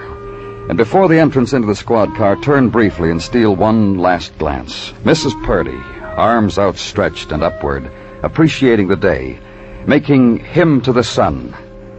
Leave. Cross town now to Riverside Drive and up. Second name on list of Mrs. Hunt's former tenants, Mr. Harvey Madison, and his address. And be told by a young lady in gingham and mint julep that Harvey is to the tennis matches, and didn't I think that was crazy? Mean, too. And no, sir, she didn't even know Harvey when he lived at that other place, so she couldn't give any information at all. And take the wilted hand she offers you and replace it on her julep, which somehow made her stumble, made her curtsy, made her wave farewell. Third name now, and address, a little further uptown, 93rd Street, brownstone and door knocker of brass lion. Hello. It's Danny Clover. Please, come in. Thanks. You're Mr. Madison? Jeffrey Madison. Mr. Madison... And that over there on the windowsill reading the Penny Dreadful is my brother Bobby. Twin brother. People, girls have trouble knowing which is which. Bobby, do something to let Danny Clover know that you know he's here. There. He knows you're here. Oh, but it was me you wanted to see, wasn't it? Uh-huh. You're absolutely certain? Me, not my twin. A while back, you rented an apartment from Barbara Hunt. You're Danny Clover. Mm-hmm. Danny Clover who? Police. That's why you came right out first thing and said Barbara to me. That's why. She's dead. Yes. What about Barbara Hunt? Bubbly. Loads of fun. 40-ish, but very bubbly. You rented the apartment from her Bobby and I. Bobby and you. And you got to know Mrs. Hunt and... And we were often invited to her place upstairs, and there... There what? We'll show you. Bobby, will you put on that record? You know the one I mean, and do that... Look, You wanted to know what, didn't you? Well, Bobby's going to show you. There. The way Bobby's dancing. That's what they did. Oh, nice, Bobby. Very smootherini. She invited you upstairs so Bobby could dance with her, is that it? Drink bathtub gin in Charleston and Maxie. Bobby's very good at those routines. Why, Barbara often said of him that he was like Valentino, sleek and dangerous. What did you do while your twin was dancing, Jeffrey? Why, Barbara even had a pair of gaucho pants made especially for Bobby and a Spanish hat and one of those I asked you something, Jeffrey. You asked what I was doing while Bobby and Barbara danced. You see, my interest hasn't wandered one bit. You gonna tell me? Of course. I danced, too. With who? For Bobby, gay Barbara. For me, an old thing, 45-ish, old and cold. A rather dignified specimen of glacial ice. Who? She said, Billy. Call me Billy Bird, sweetums. Which I did, hating myself all the while. You can stop dancing, Bobby. Danny Clover has to go now.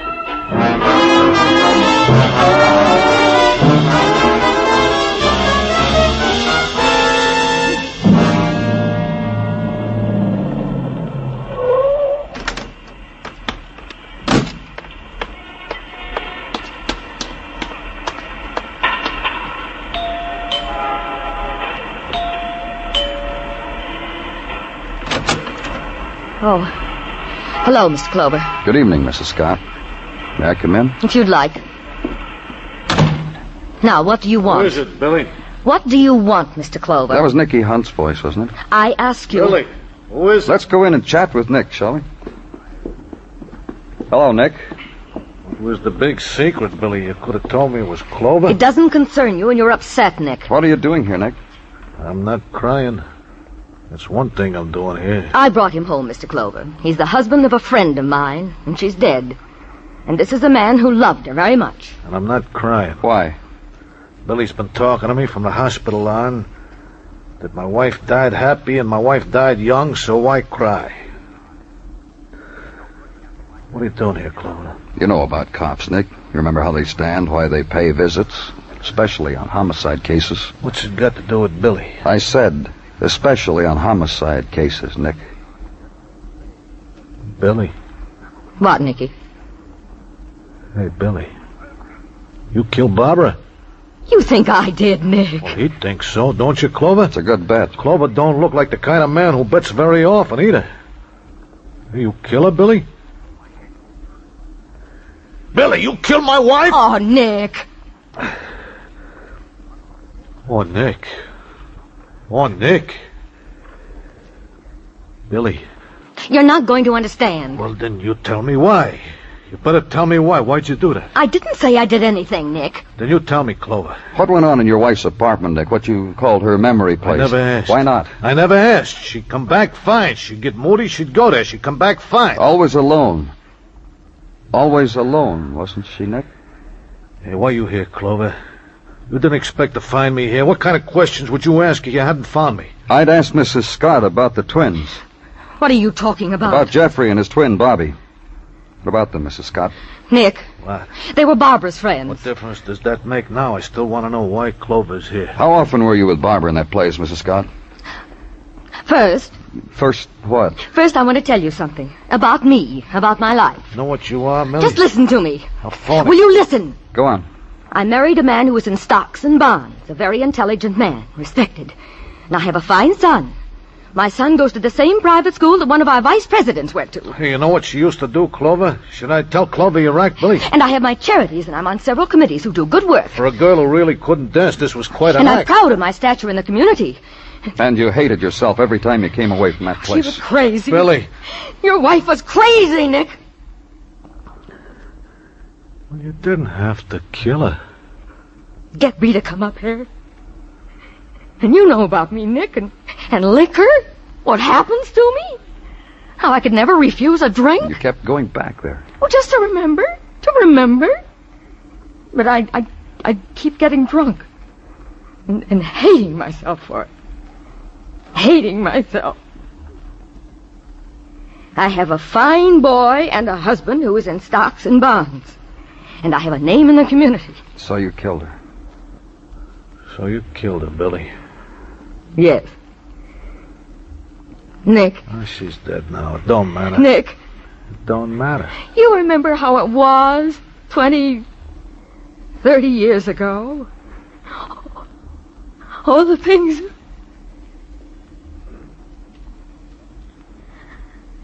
I want a drink. Let's go, Mrs. Scott. I want a drink! I want a drink! I want a drink! Oh, Nicky. I'm sorry, Nicky. Of course, let's go, Mr. Clover.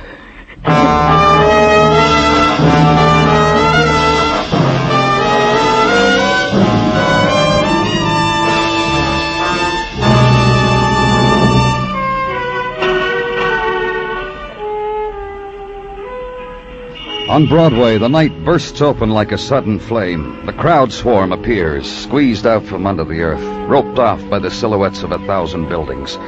They dance their fury away against the time of morning, till the sky soaks up the pain and turns it into dawn. It's Broadway, the gaudiest, the most violent, the lonesomest mile in the world. Broadway, my beat.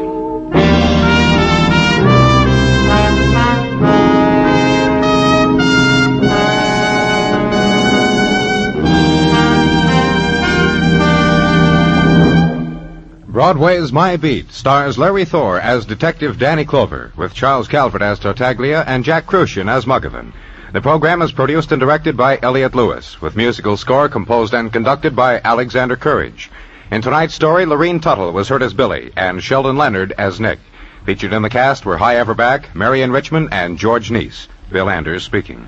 All aboard for Chicago, Philadelphia, Los Angeles, Detroit, Baltimore, Cleveland, St. Louis, Washington, and Boston. 9 of the 10 biggest cities in the United States. And yet more people listen to Jack Benny on radio every week than the total of their combined populations. Like to move in on them? Take the radio special.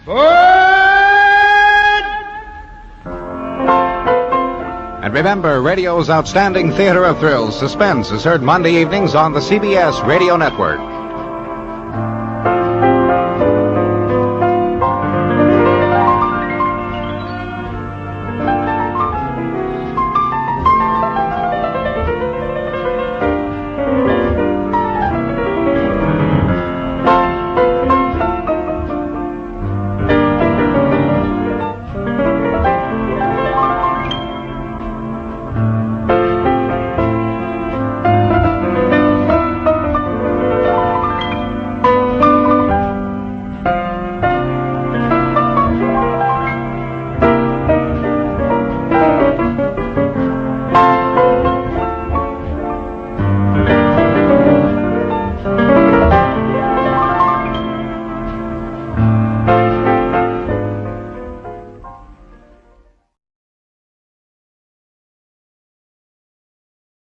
The CBS Radio Mystery Theater presents... Come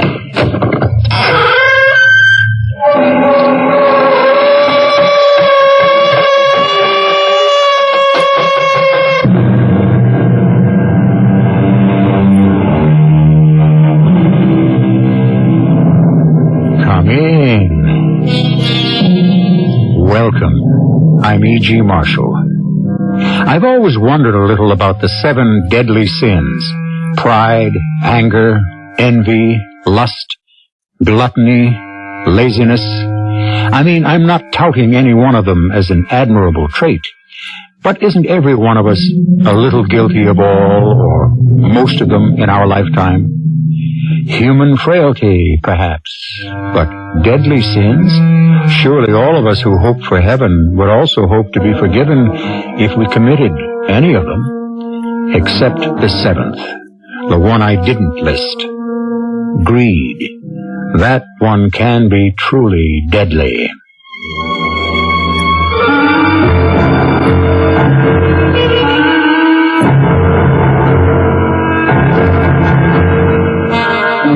Our mystery drama, The Dog Walker Murders, was written especially for the Mystery Theater by Ian Martin and stars Lloyd Battista.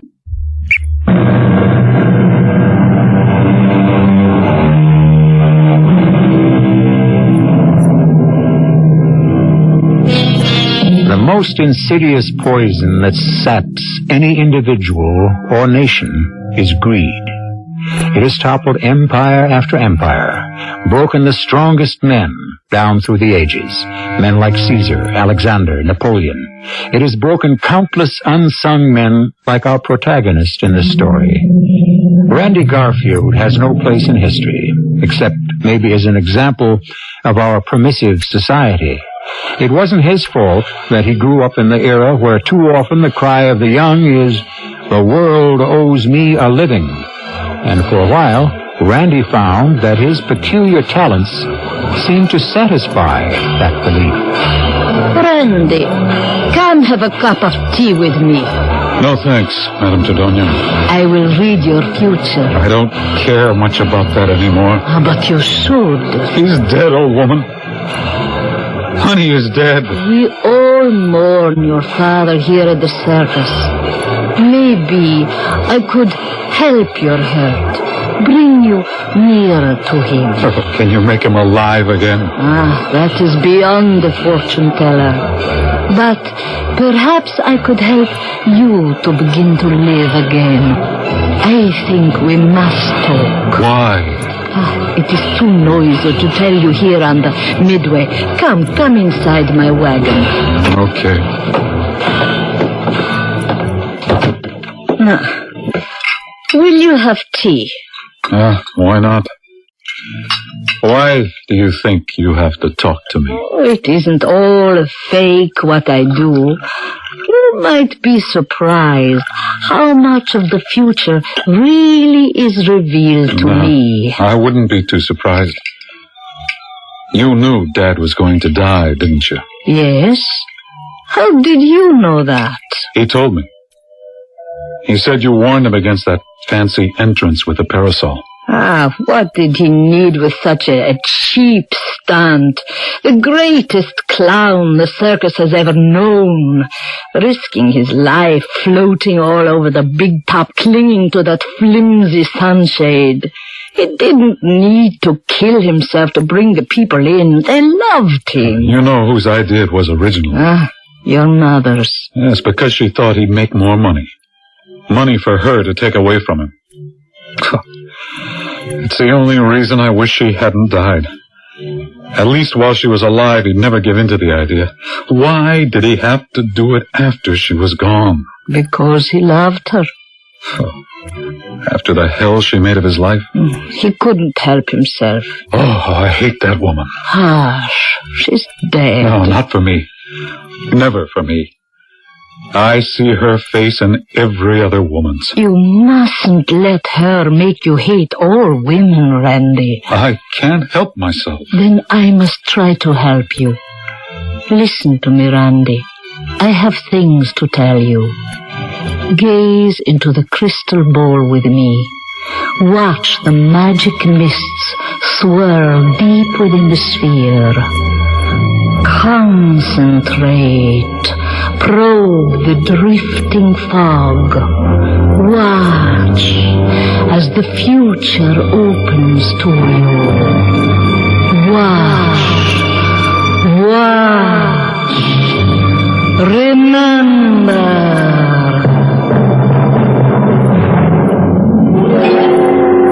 Randy? Randy!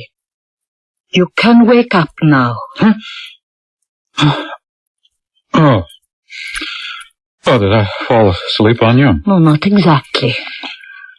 Oh, you hypnotized me. Not so much as you yourself. No, that's impossible. You know that is not true.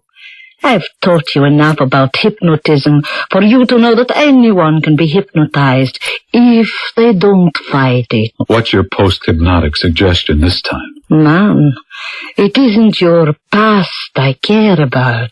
It's your future. My future? Yes. What will you do with yourself now that your father is gone? Get out from under. I mean, I don't belong in the circus. I never did. The only reason I've hung around this long was to take care of Pop. He needed me. I don't care how. I'll find a way. You're a strange boy, Randy. What do you want of life? I'll tell you what I want, Madame Tredonia. Money. Money to buy me anything I want. Money to make me a somebody instead of a nobody. Money to be free to live my life and wipe out all the memories of the past. There are other things in the world. What about love, a wife, children? Oh, what has love ever brought me but disaster? A wife, after my mother's example, children? Would I wish my childhood on any other kid? I must warn you, there is great danger for you in the future. Did you not see anything when you looked with me into the crystal ball? No. What did you see? A face. If you don't change your attitude about women, Randy, you are doomed. A woman will bring you death. If I was fond of any woman, it was Madame Tredonia. But I had no time to pay any heed to gypsy warnings. I wanted to break free, get away from my past. It took time to get my foot on the first ring on the ladder to success. I went to work for a bank.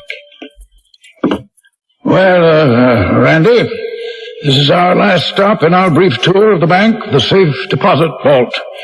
All these shining boxes concealing and hoarding dead capital never to be used to the bank's advantage. Frozen money lying here sterile and unproductive. Terrible waste, terrible waste. Well, that's not your business, is it? Well, we'll start you off as a junior teller. Okay, Randy? Whatever you say, Mr. Banks. Yes, fortuitous name, wouldn't you say, for a banker? Yes. Served me well enough so that after 20 years, I'm vice president of personnel. Isn't that something? It sure is, sir. It took me 25 years. Well, let's hope that your progress will be swifter, and, that you'll be happy here. It wasn't. It was a tedious, back-breaking bore for barely enough money to subsist. It killed me, but all around me was money that could spell ultimate freedom. Money I had no access to. Until after the first year, when I was moved to the safe deposit vault. Would you let me in, please, young man? I'm sorry, madam. I didn't see you come down. Right away. You're new, aren't you? To the safe deposit vault, yes. I've only been here a couple of weeks. Well, you certainly are an improvement over your predecessor. She was a surly old cow. It's nice to be greeted with a smile for a change. Thank you. Especially when it belongs to such an attractive man. Well, it's easy to smile at an attractive woman. Oh. May I have your name, please? Mrs. Sidney Cooper. I'll just get your card out. May I have yours? Beg pardon? Your name. Oh, of course. It's Garfield. You just sign here. Oh. It says Shirley Cooper. That's what I am now. My husband is dead. I'm sorry. I'm not. There you are, Shirley Cooper. And your name again? Garfield. My first name is Randy. Oh, I like that. Randy. I like that name. May I have your key, please? You've only to ask, Randy. She made sure our hands touched. Crossing into the vault to get her box, I was thinking to myself, oh, brother, this is all I need. A middle-aged widow on the prowl. Just hand the box to me, please. Well, it's pretty heavy, Mrs. Cooper. I'll carry it into the room for you. Oh, I'm not going to be that long. No trouble. It'll be more secure on the desk here than on the little slide tables in the vault. Yeah. There you are. Now I'll leave you alone. Well, you might as well stay. I'll only be a minute. Oh, take your time, please. I'm only going to get a necklace out for the opera tonight. You can wait. It's a bank rule, Mrs. Cooper. We're supposed to leave the customers alone. For heaven's sakes, I've nothing to conceal. But if that's your orders from upstairs... You just call me when you want me. Oh, I just might take you up on that, Randy. She was giving me the eye, so I got out fast. Like I said, I wanted no part of her. Or was I so sure of that? Now that I'd had a gander at what she had in that safe deposit box, it was crammed with what looked like Krugerrands. But whatever the coins were, they were pure gold. Oh, there we are. And here's your key, Mrs. Cooper. Thank you. Well, it's been a pleasure to meet you. I can say the same. Your wife must consider herself a very lucky girl. Oh, I'm not married. Really? Well, then that makes us two of a kind, doesn't it? I suppose so. Unattached and fancy-free. Or is there a special girl in your life? Not at the moment. If you'll excuse me, that's my phone. Saved by the bell. You run along. I'll see you tomorrow when I bring my necklace back to the box. I couldn't get that crazy dame out of my mind. Not so much her as all those gold coins I'd seen in her deposit box. The next day, she came in just before closing. It wasn't till after I'd put her box away that she spoke to me. Do you, go home now, Mr. Garfield? Just as soon as I button up a few things. Will that be long? Oh, 5 minutes or so. Oh, why, Mrs. Cooper?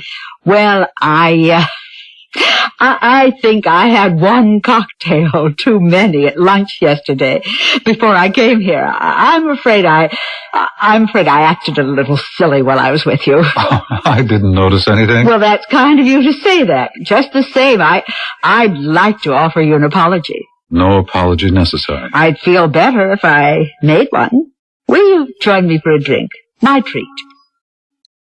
I think I'd like that very much, Mrs. Cooper. What the heck, I thought. If she wants to make a lady killer out of me, what's the harm? I didn't realize then. I was looking at a lady I was going to have to kill. Randy Garfield had been warned by the fortune-teller Madame Tredonia, but Randy had been too anxious to escape from his circus background and forget his past. Now it is to return to haunt him. First of all, showing him the road to riches, and then leading him down the other side of the mountain to total disaster. I shall return shortly with Act 2.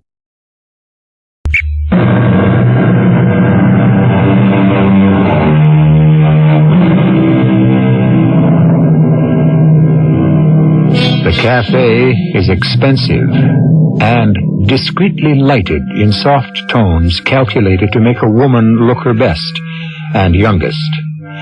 The preliminaries of the brief apology have been quickly passed over in favor of polite but interesting probing by each party for information about the other. The ritual is as calculated and careful as a mating dance, which, come to think of it, is exactly what it is. Your husband, when did he die recently? No, a couple of years ago. I've been without him just long enough for the first ecstatic relief to have worn off, and to find out that I actually feel lonely. Not that I miss him. We weren't very happy together. No, I'm sorry. So am I. Well, it isn't much fun to be a lonely old woman, Randy. I may call you Randy, mayn't I? If you want. But look, you're not old. And I bet you have lots of friends and guys. Oh, I have hosts of acquaintances, my dear boy. I couldn't begin to count the girlfriends I have in my general age bracket. The men, well, that's a little different. The ones in their 40s or 50s are in the throes of the last desperate macho fling and only care for a fresh young game. The older ones are either bores or candidates for a wheelchair. Now, that's enough about me, Randy. Now tell me about yourself. Well, there isn't much to tell, Mrs. Cooper. Now, if I can make it Randy, can't you make it Cheryl? Okay. Cheryl. Do you know that you have the most extraordinary eyes? How about another drink? Well, if you insist. Waiter, 2 more of the same. All right now, Randy? What? Tell me about yourself. Well, it's not very interesting. Let me be the judge of that. I was brought up, sort of, in the circus. My father was a clown. Well, now that's fascinating. I hated it. You didn't want to grow up to be a clown? No. I thought every little boy did. I wasn't allowed to. What do you mean? My mother. She hated the circus and everything about it. Finally, she got so she hated my father. Said he ruined her life. Now, she was always hammering away that circus folks were freaks and weirdos. She could have been a singer or a dancer, she thought. But she liked this stuff too much. She was an alcoholic? She was a lush. You didn't like her? I couldn't stand her. When I got old enough, I cut out.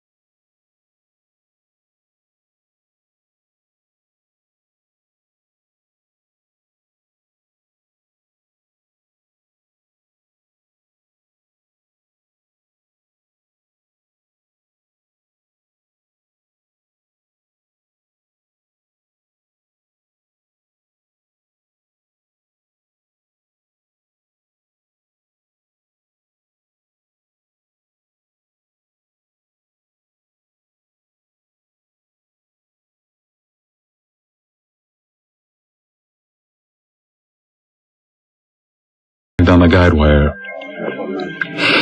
He fell 60 feet. He was dead the moment he hit the ground. Oh. Hey, how come we got off on all this? You're crying. I think I'm drowning. What are you looking at me like that for? It's your eyes. I told you about them. They absolutely hypnotized me. Stay with me, Randy. Have dinner with me. We're a couple of loners, and I can't think of anyone I'd rather be with.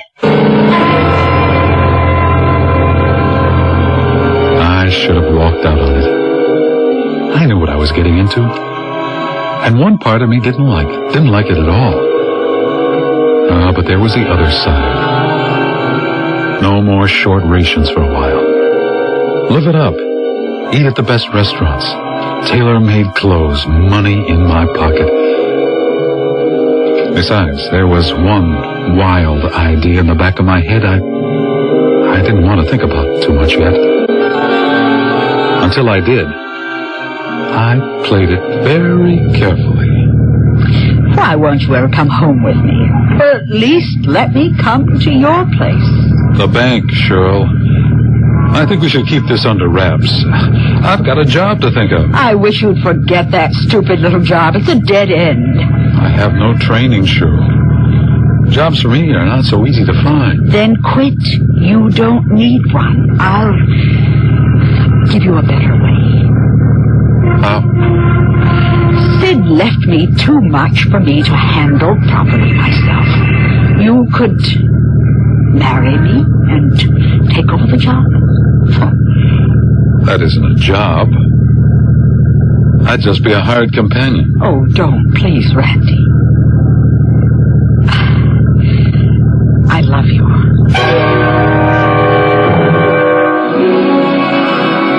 Later, I thought about it. Easy Street. A pocket full of dough, no more hand-to-mouth. I didn't think about it long. It wouldn't work for me. I couldn't be tied down, and besides, Cheryl drank too much. She reminded me of my mother. I didn't even really like her. All I liked was her money and what it could buy me. And I didn't want to lose that. It was the following night she showed me how I didn't have to. Can I build you a new drink, Randy? No thanks, Cheryl. I'm coasting. I'm fresh out. Mind if I fill up? Why not? You're your own woman. Not since I met you, lover. Oh, Randy, I can't help what you do to me. It's those eyes of yours. They just mesmerize me. I'm as helpless as if you had me hypnotized. Have you ever been hypnotized? I mean, really? No. Why? Can you? An old tent trooper like me? Well, I can show you how if you cooperate. You know with me you've got a willing slave, Randy. Okay. Let me get my keys out of my pocket. What do you want them for? I'll show you. I want something that catches the light for you to concentrate on. Now, just keep looking at these as I swing them back and forth. Just a little. Slowly. I'd rather look at you. Come on, Cheryl. Concentrate. Okay, concentrating. Just keep your eyes glued to the keys. Now try to make your mind a blank. Let yourself relax. Concentrate on the keys. Follow the keys. Back and forth. Back and forth. Your eyes are getting heavy. You're getting sleepy. Sleepy. You want to rest. Your eyelids are growing heavier and heavier.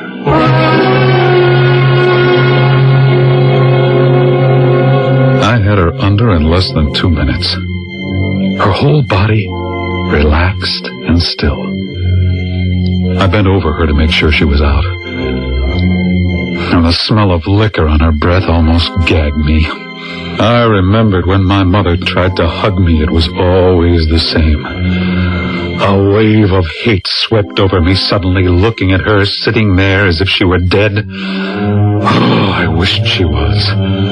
Like my mother. If only I could have killed her, maybe she'd stopped haunting all my dreams. But it was too late for that. It was not too late to kill Shirley. Wake up, Shirley. Now listen to me. I'm going to count to 3. And when I snap my fingers, you'll wake up. 1, 2, 3. Hello.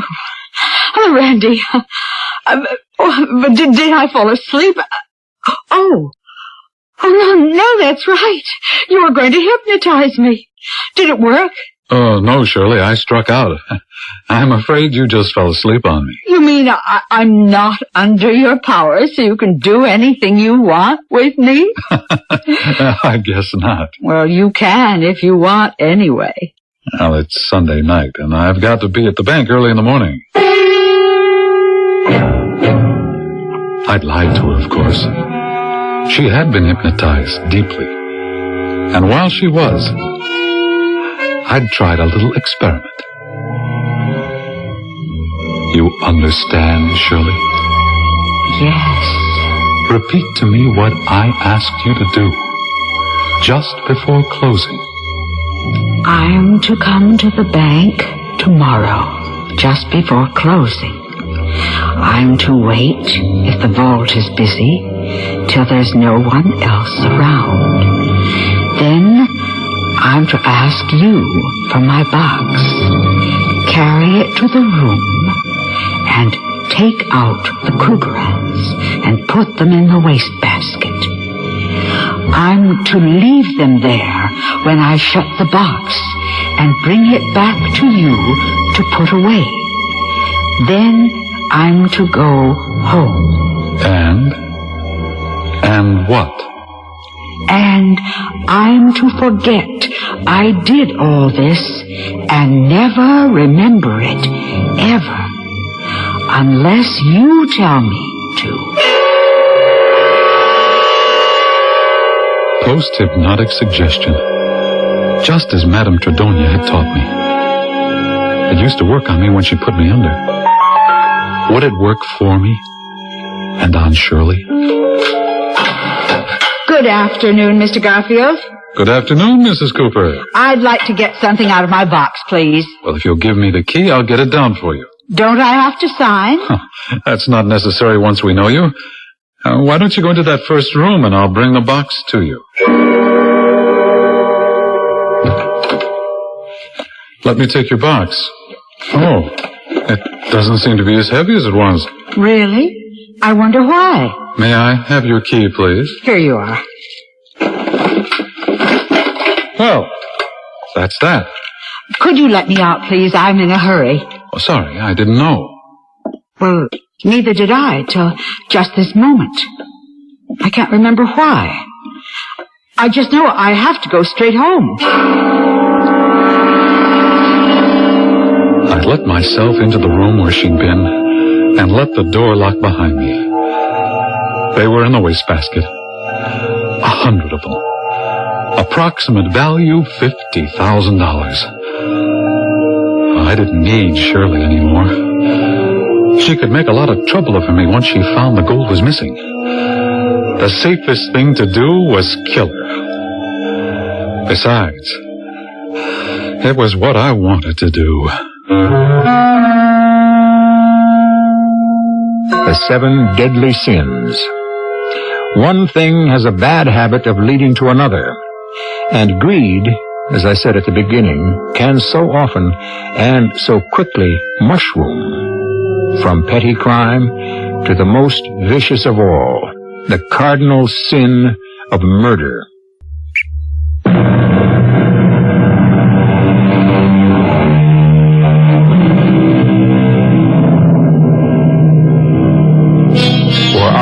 since he got back to his apartment, Randy Garfield has been sitting staring at the pile of gold coins on the table in front of him, mesmerized.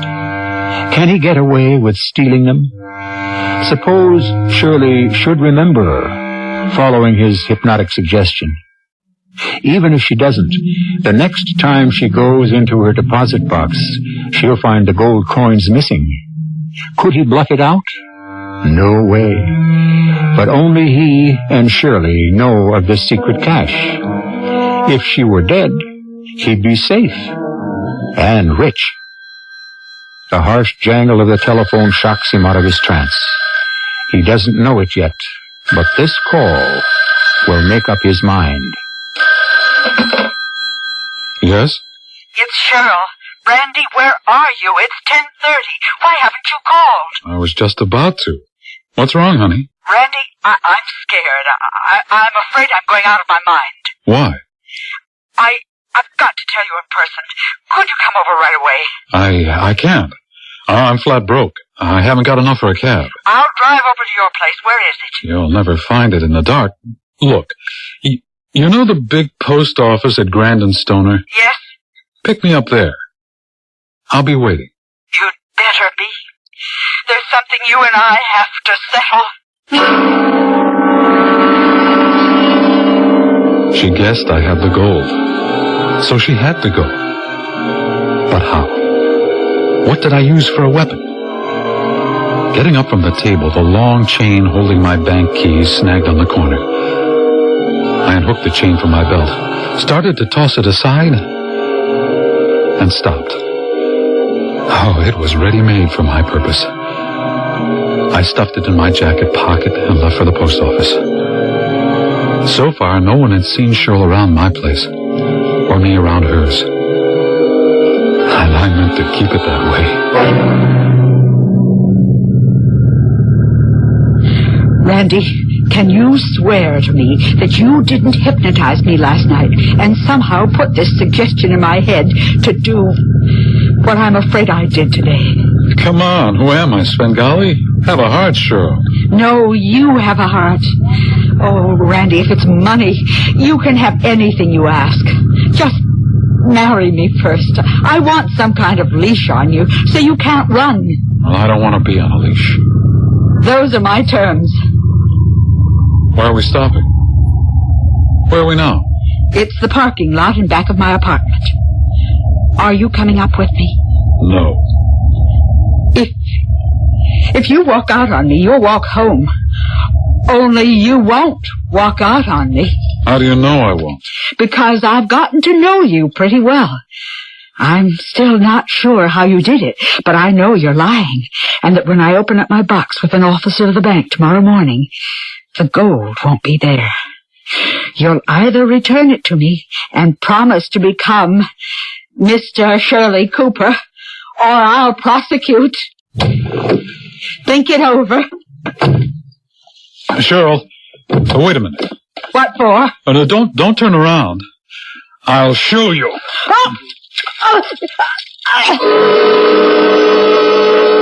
I had pulled the long keychain from my pocket and snapped it around her neck.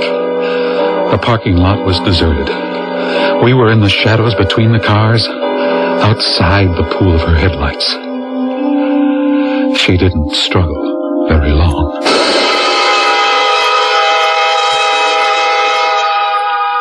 Morning, Mr. Banks. Oh, yes, good morning. Garfield. Oh, yes, of course, Randy Garfield.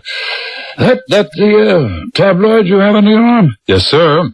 Dreadful scandal sheet. Anything else in it about Mrs. Cooper? Mrs. Cooper? The woman who was murdered in the parking lot of the Norfolk Arms last week. Terrible thing. She was mugged and strangled with some sort of a steel chain. Oh, you mean the dog walker murderer? The what? Well, there was a headline like that in the papers. Something about maybe a dog's leash had been used. But that was over a week ago. I haven't noticed anything in the last few days. Oh, well, I suppose it's a 9-day wonder. Dead as a doornail by now. Dead as a doornail. Looked as if I'd gotten away with it all right. And as the weeks passed, I could be sure I had. I was out of trouble and sitting pretty. Till one day, a couple of months later... Oh, Mr. Garfield. Yes, Mrs. Brubaker? Could you give me a hand in here, please? Only too happy to oblige. My hands are so crippled with arthritis these days. It's difficult to clip all these coupons. I don't know why my husband left me all these bearer bond things. Could you help me get these back in the box? A pleasure. Why couldn't he have just left regular bonds where they send the interest? Why can't I just leave them with my broker? Well, because there's no name on these bonds. Anyone could cash them. They're just like money. There we are. All packed in. Oh, thank you so much. You're such a nice young man. I've really grown quite fond of you coming here to the vault so regularly. That's nice of you to say. Oh, as soon as I can arrange it, you must come and have tea with me. Oh, but I suppose since I'm such an old lady, you wouldn't find that very interesting. I might just find it very interesting indeed. I was careful to stay away from Mrs. Brubaker's house. Instead, I took her to tea out in the country. It was a very secluded inn, and in the shade of a willow by a waterfall. I found her the perfect subject. She came in the next day. 3 nights later, she went out to mail a letter at the deserted corner where I strangled her. The next one was just as easy as Mrs. Brubaker, although she didn't net me such a large return. The police were baffled. I felt completely secure.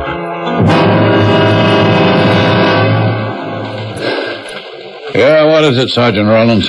I think we just got the big break on the dog walker file, Lieutenant Cassidy. It's about time. 5 of them. And that creep's still walking around somewhere. What do you got there, Rollins? Well, this morning, while you were out, I took a call from a lawyer who represents the heirs of one of the women. A Mrs. Jensen. Oh, that was the one before the last. Right. Well, it seems her son is claiming that he knows his mother had bearer bonds and cash stashed away in her safe deposit box. So what does he think? We heisted him? No, but he's sure somebody ripped them off. That's impossible. Nobody else had a key to her box or in any of the cases. That checks out routine. Maybe too routine, Lieutenant. Maybe that's why no one caught what I missed myself till I went through the file again. The dead ladies all kept their safe deposit boxes at the same bank. You sure? It's right here in the files. Let me see that, Bob. See, I also ran a quick check on the lawyers and the heirs of the other victims, and all of them have a hunch the boxes were plundered. Mm-hmm. But only of valuables that can't be traced. Yes. Gold, bearer bonds, cash, diamonds, and so on. Well, there's only one clerk in the safe deposit vault. His name is Randy Garfield.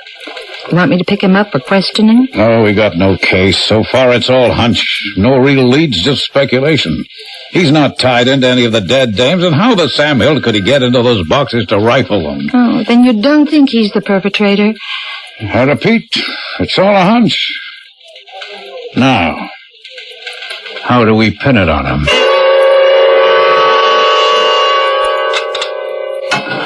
Good afternoon. Am I too late to rent a safe deposit box? Well, it's just about closing time, but I guess you made it under the wire. Won't you sit down, Miss Rollins. Barbara. And, you are... Mr. Garfield. What size box did you have in mind, Miss Rollins? Well, something big enough to hold what's in my briefcase. Oh, dear, how stupid of me. I hit the catch on the desk. Don't worry. It's only money. I'll pick it up for you. Oh, but it's so much money. It must look as if I'd robbed a bank or something. Did you? Oh, no. That's all right. I was only kidding. Well, it's my money. Really it is. I just cashed in all my stocks. It was too good to pass up. I'd meant to lay off, but I couldn't miss this one. So after he conned you into having a couple of drinks at this out-of-the-way bar, he actually hypnotized you, Barbara, right in the bar? Well, I let on that he did. Well, I'm telling you, I had to put up some fight. I mean, it's creepy. The guy's got these eyes. Oh, never mind that. The thing is, he thinks he's planted this post-hypnotic suggestion and you'll go through with it tomorrow. Well, he's convinced I'll walk into the bank, leave the money in the wastebasket for him, and walk out without ever remembering I've been there. Just like he must have worked it out with all those other women he stiffed. You sure he didn't suspect that you're a cop? No, he's too sure of himself. Well, I don't know if we should give him any more rope. Well, he hasn't hung himself yet. You want to meet him for dinner where he said and risk that walk home through the park? I mean, we'll cover you, but it's risky. It takes time to strangle someone.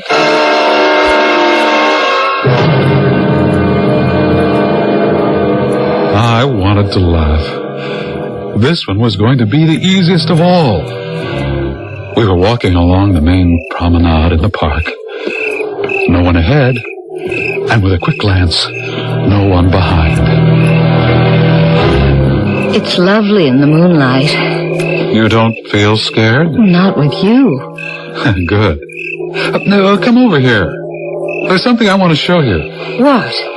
Right down this path. You go first. Oh, I don't think I want to. Die, my lovely. Die. You all right, Sergeant Rollins? I'm all right. All right, hold on to this guy, boys. Make sure he's clean. Here, let me help you with that, Barbara. What kind of chain is this? Oh, I never wanted to use my gun, but I had to. Is he... Well, let's have a look. Garfield? Madame Tredonia was right after all. What? She said a woman would bring me death. I couldn't ever get away from your mother.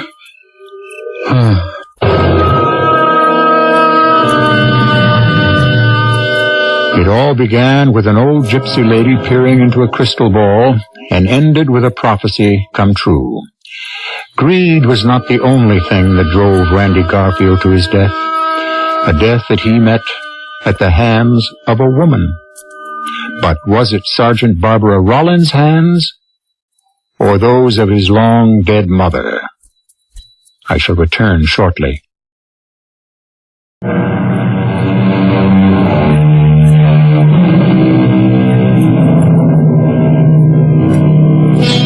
Apron strings, the silver cord. How many of us ever totally shake off that influence that shaped our early lives?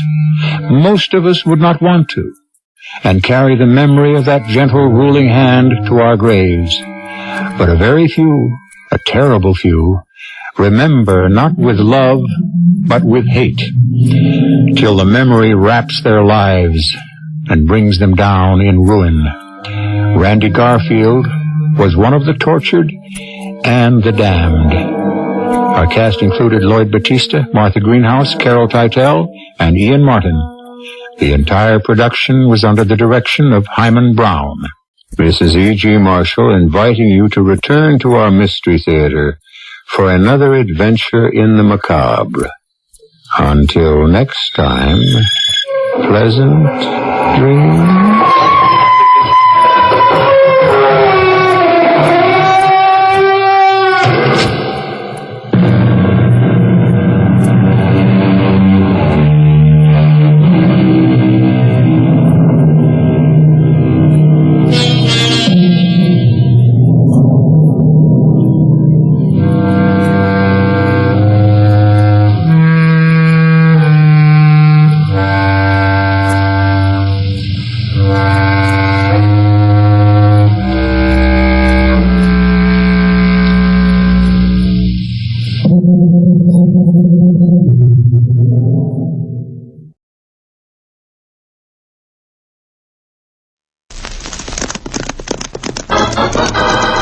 Here's adventure. Here's romance. Here's the famous Robin Hood of the Old West. Cisco, the sheriff, he is getting closer. This way, Pancho. Vámonos. The Cisco Kid.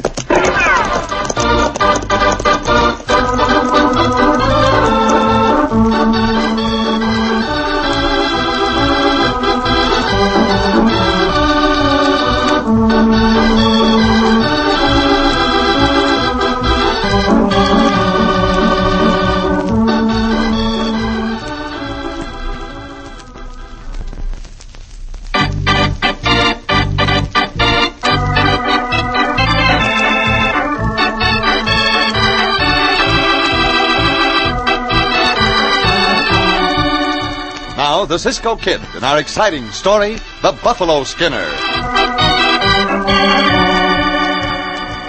It was seldom that the Cisco Kid met a man who could stand up to him in fair fight. But when he fought with Jersey Jack Anson, that was a different story. For Jersey Jack was 6 feet 4 inches, 240 pounds of solid bone and iron muscle, and he was the meanest, ugliest, deadliest buffalo skinner in the whole West. As our story opens, it's early evening, and Jersey Jack, accompanied by his partner, Morose Mose Morris, is just carrying a great load of skins into a trading post run by Weasel Dawson in the town of Prairie. Open the door, Mose. Right.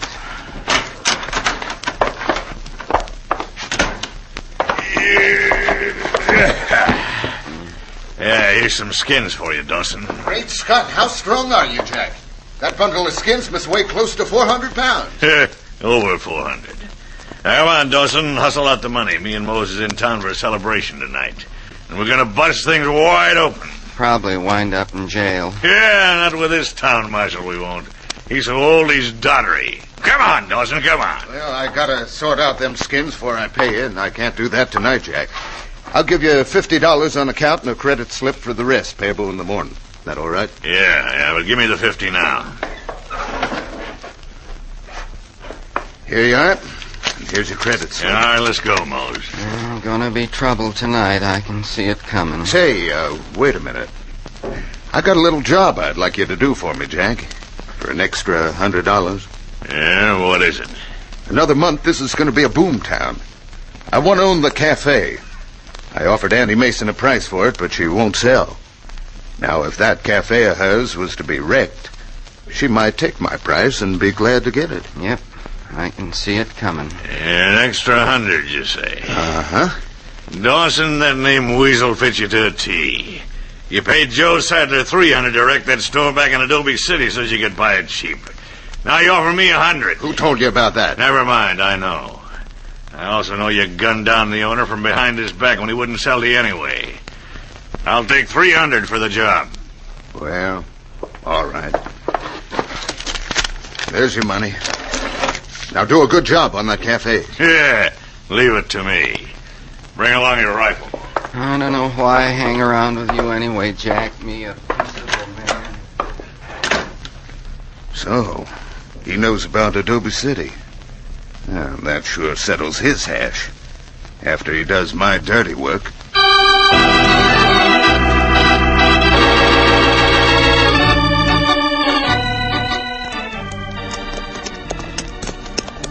What that hombre's name we looking for, Cisco? His name is Bangs, Pancho. Cecil Bangs. And he goes by the nickname of Weasel. Weasel?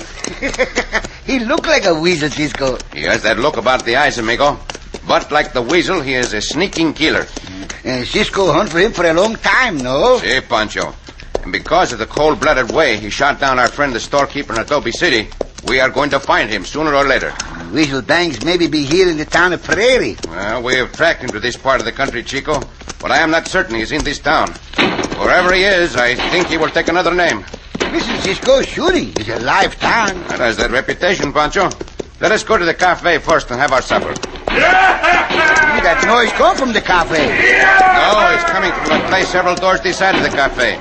This place we are just now passing. I can hold like any man in the country, and that goes for you, and you, and you. Hombre come right out through the window, Cisco. Madre mia, this is a tough town. Hombres pay rough, no? See, but that is none of our business. Here's the cafe, Pancho. Ho there, ho. Oh, look, here the cafe. I believe I am hungry myself. Pancho, hope those hombres not come to the cafe. Pancho not want bullets with Pancho's frioles. Food smell good, Cisco. See, it does, Pancho. Here, let us sit down at this table, Chico. Howdy, strangers. Buenas noches, senora. Buenas noches, senora. Yeah, it's Senora. My husband George went to his eternal reward last year and left me to run this cafe by myself. Annie Mason's the name, and I got pork chops, lamb stew, and buffalo tongue. Well, what do you have? Pancho have pork chops, lamb stew, and buffalo tongue. Oh, all of them? all of them. So, well, what do you have, stranger? Well, Get him 4 minutes, like hero! I'm a stampeding maverick. Oh, dearie me, that awful buffalo skinner's in town again. Who? Well, his name's Jersey Jack, and he's a terror. Oh, I do hope he ain't a-coming in here. I'm afraid he is coming in here, senora. Where's your town marshal? Mike Thompson? Oh, he's hard of hearing, and he's old. And probably over in his office playing solitaire. Oh, mercy. Go and get him, senora. You'd better go out the back door. All right, but please don't let that lunatic wreck my place for you. I'll line up this dozen coyotes and I'll beat your brains out. Santo Cisco, look at the people in here go under the tables. Apparently these buffalo skinners are very bad hombre. Hey, look, Mose. Look at that fly on the ceiling. Watch me get it. Plumb dead center. One moment, hombre. Huh? There's more room outdoors for your kind of play than in here. Who said that? Here, hold my rifle, Mose. I'm going to take this hombre apart. He'll kill you, stranger. Madre mia, Cisco, hombre, big like a moose. If you are determined to fight, let us go outdoors. Yeah, we're fighting in here. And I'm starting by busting this table over your head. Look out, Cisco! That is enough of that, you big head. Pancho, what's the other one? Pancho was the only one. Nothing I like better than a fight. Very well, in that case, I'll be glad to oblige. Just let me get his hands on you. Which you are not going to I'll do. twist your head off. Cisco, he made the rush. Pancho stick out his foot. He knocked himself out. See, hit his head against the wall, bueno. Now, you, hombre, what have you to say? Serves him right. Well, maybe I can have some peace. Come on, Mike. Come on, now, hustle. I'm hustling, ain't I? Who do I arrest? Show me now. Where does that big lummox... Well, now, say, don't tell me you licked him, stranger. No, senora. He fell and struck his head. You had better put the handcuffs on him now, Marshal. Yeah, I'll do that. I'll do it right now. Yeah, and this one, too, Mike. Mose here. I ain't done nothing but watch. You're most as bad as Jersey Jack when you get roused. Just go on, take him, Mike. Go take him. Oh, suit yourself, Marshal. I'm peaceable. I'll take them guns. Up on your feet, mister. Make one false move and I'll drill you. Now, get out through that door. Both of you. I don't know who you are, stranger. But no man ever licked Jersey Jack yet. I'll see you later. Anytime you wish, hombre. Well, I'm awful much obliged to you, mister. We did nothing, senora. Pancho, before we have our supper, let us help the senora clean up these wreckage. Yeah, we help Cisco. Cisco? The Cisco kid? Si, senora.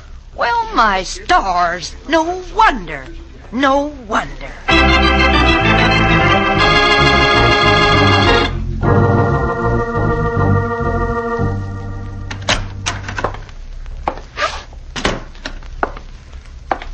Evening, Marshal.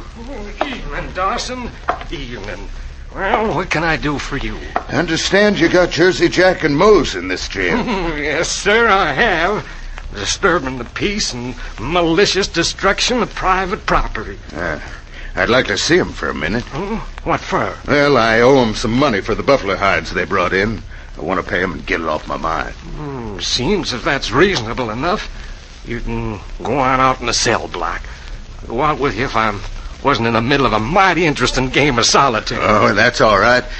I'll only be a couple of minutes.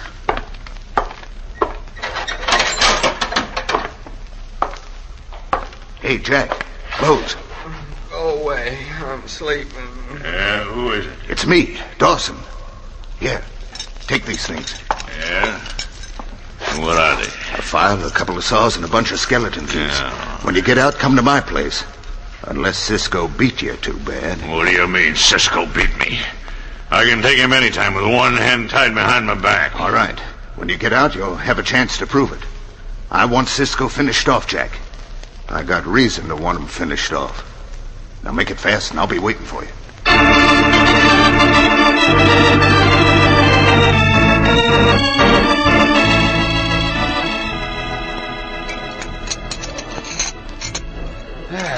There. I believe I've eaten enough of your fine food, Senora Annie, to last me for a week. Hell, that's good, Cisco. Pancho too, Senora. Now that Pancho is finished, have you any food left in the kitchen? I sure ain't got as much in the kitchen as I had.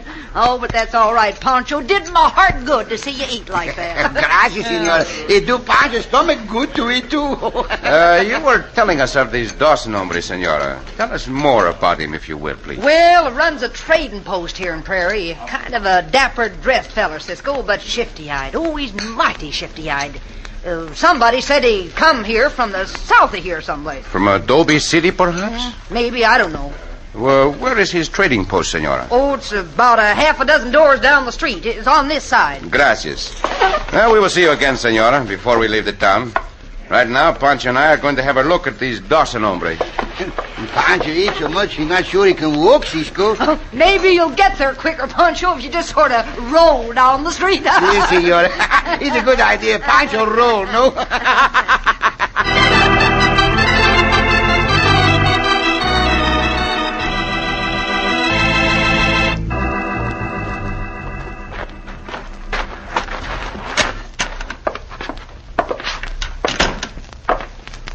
Yeah, we're here, Dawson. What do you want now? Oh, you got out of jail, eh? How'd you get past the marshal? Yeah, he was plumb asleep with his head down on his desk. Sure wished I was asleep again. Hey, what about this here Cisco kid? You say you want him finished off, huh? I sure do. Outside of town. Maybe at your camp, Jack. What's the matter with finishing him off right here in town? No sense flying in the face of the fates. Mose, you're a good man with the rope. We'll hunt him down, you rope him, and we'll take him out to camp. Now, wait a minute. How much? You already got $300 to wreck the cafe, but you didn't do it. That money should be enough for this job, too. All right. But I'll kill this Cisco kid with my bare hands. Any way you like. Let's get going. Wait a minute. Before we find Cisco, I gotta go set fire to that jail. Fire the jail? What are you talking about? Jack always sets fire to every jail he's been in. Gets revenge on the jail that way. Never mind the jail. Hey, wait. What? Here comes Cisco and the other one now. Quick, get behind this adobe wall. Yeah. Rope Cisco, Mose. We can get the fat one easy. No good'll come of this, but anything you say, Dawson. Now, Mose. I got him. Come on, Jack. What's the matter, Cisco? This rope is in my arms and now I got you, Cisco. Oh, yeah. Now tie him up, Mose, and I'll get the fat one. You'll not get the fat one, you... Nice work, boys. Now let's get him out of here. This'll be the end of the Cisco kid.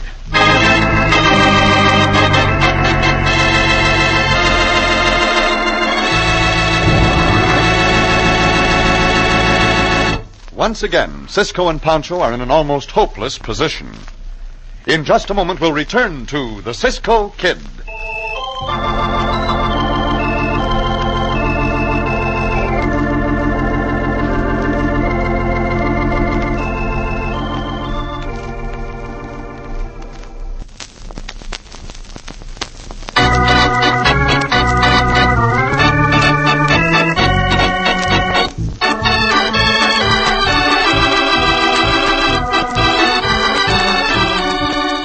Back to the Cisco Kid in our exciting story, The Buffalo Skinner.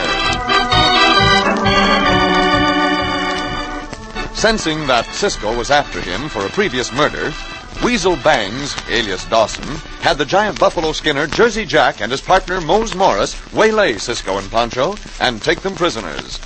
Now, Dawson's buckboard, with Cisco and Pancho securely tied in it, is just arriving at the Skinners' camp well outside the town.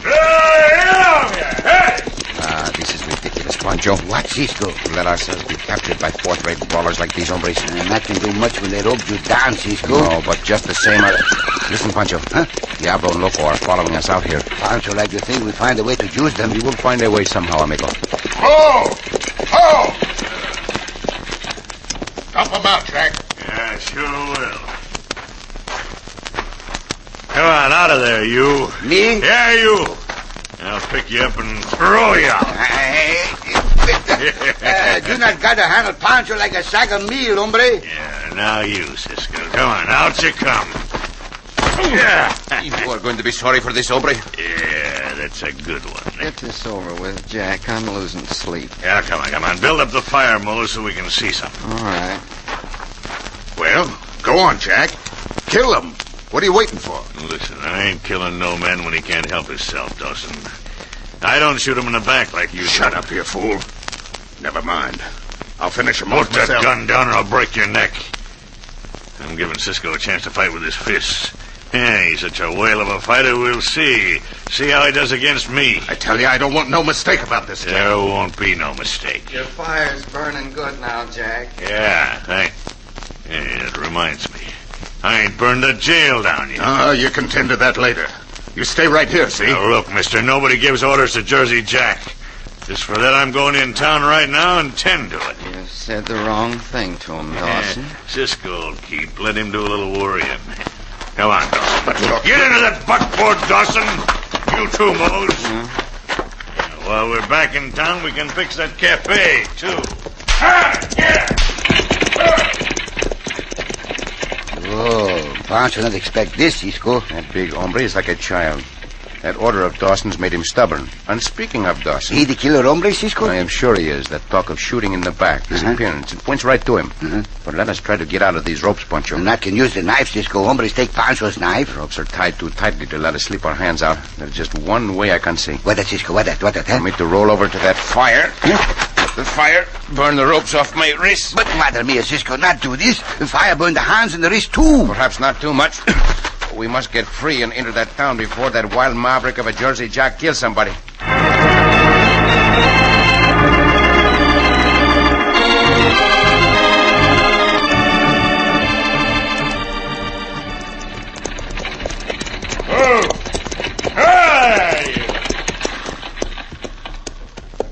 You hombres wait here. I'll tend to this fire myself.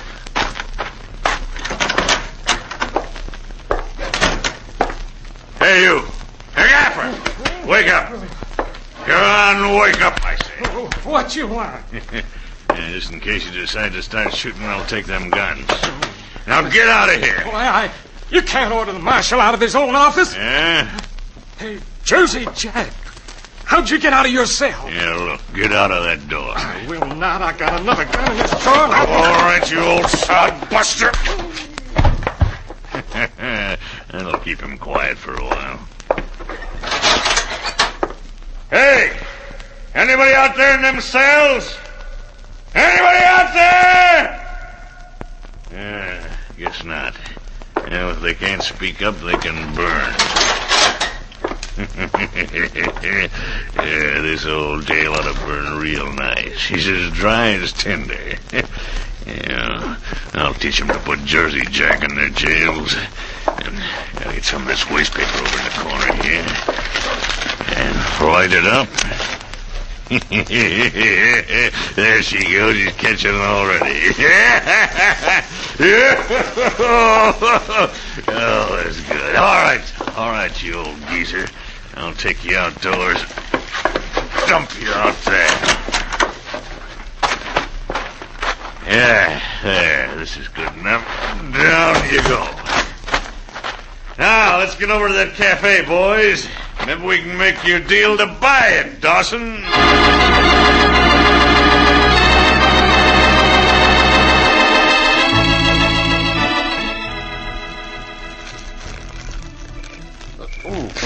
Cisco, Pancho, I'd like you to burn yourself like that. These ropes are nearly burned through now, Pancho. Just a bit more.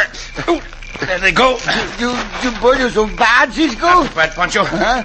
Get these ropes off my legs and then I will untie you. Cisco not fight now, no? I'll never fight if I can help it, amigo.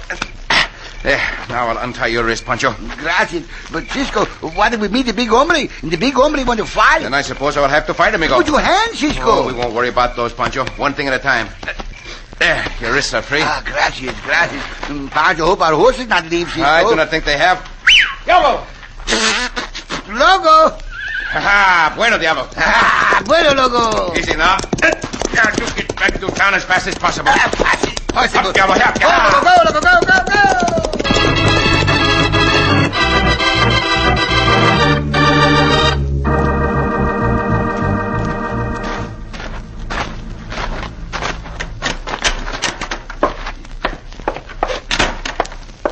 Oh, what do you coyotes want? Gonna sell me this place at my price, Annie? No, I ain't going to sell it to you at any price. Now you get.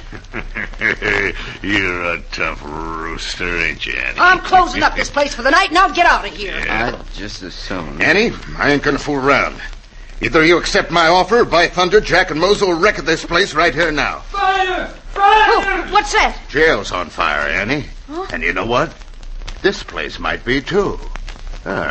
That's a thought. Why, you scoundrels. I told you I wouldn't sell this at any price, Dawson, and I won't. And you better be careful what you do, or the Cisco Kid will get after you. I ain't worrying about him. All right, Jack, get to work. Smash up the furniture. Yeah, sure will. Oh, you devils! Why, you scoundrels! Yeah. I hate to bust things. Oh, I'll call the marshal. Get that next table, Jack. The jails are burning You villains! You hyenas! Oh, Cisco! I am sorry we could not get here sooner, senora. Hey, look out! I will take care of you first, hombre. I suppose I better shoot him. Not while Pancho got his bullwhip, you not shoot, hombre. Oh, that's the stuff, Pancho. Why, you yanked that gun right out of his hands. I'll take that gun and I'll cover him. Cisco, I don't know how you got loose, but I'm plumb glad to meet up with you here or anywhere. Get out that door, hombre. Don't give me no orders. I am not only give you an order, but I'm going to enforce it. Hold the door open, Pancho. Fight it. Cisco. Now out you go. Now. Good, Cisco. Knock the hombre out into the street. Marshal! Oh, Marshal, come here. I can't. My jails are burning down. Get busy, boys. That's the last time you're going to hit me, Cisco, because now I'm taking you apart. That is your idea, hombre. It is not mine. Madre mia, to hit your jaw is like hitting a block of granite. Yeah, I ain't never been licked yet. Yeah? How do you like that, Cisco? Santo, Cisco, go down. Yeah, I'll drop on your face. Oh, no. Stand back, hombre. Go chop to the bullwhip, no? All right, I am ready for you, hombre. Come on. Yeah, I sure will. Cisco not fight his best. His hands burn. Heaven, Jesse. Perhaps your jaw is too strong, hombre. Let us try some body blows, eh? Oh, you do not like those blows, eh? We will try some more like this. And this. And this. It's good, Cisco. It's good. Big hombre out. What are these others? I got one eye and a gun on this one, Cisco. Well, don't wave that gun in my face, woman. I ain't making no trouble. Dawson, hombre, still out cold, Cisco. Oh, no, he ain't either. I'm getting you, Cisco, right now. Look out, Cisco. He got the pistol. You are the hombre I'm after.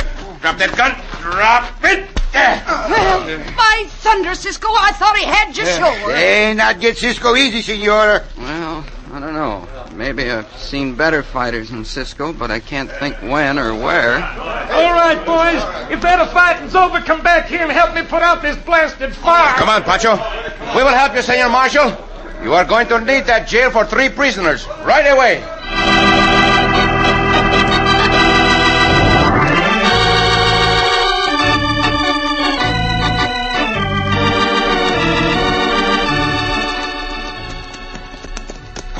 Cisco. Si, Pancho. Cisco finally kills that Bangs hombre, no? Si. Under the name of Dawson. He confessed everything. We follow him a long distance, Cisco. But finally we caught up with him and turned him over to the law. We're all criminals, wind up sooner or later. Yes, sooner or later. But speaking of distance, Pancho, let us go on with our lesson about distances. How far to where? How far to where? Tell me, Pancho, which is farther away from us right now? Texas, or the moon? Oh, that easy, Cisco. Texas, farther away. Texas is farther away than the moon? See? Oh, but Pancho, you know better than that. Texas farther away than the moon, Cisco. All right, then tell me, Chico, what makes you think Texas is farther away than the moon? Because Pancho see the moon up there in the sky. See? But Pancho not can see Texas. Oh, Pancho. Oh, Cisco. Up, Diablo.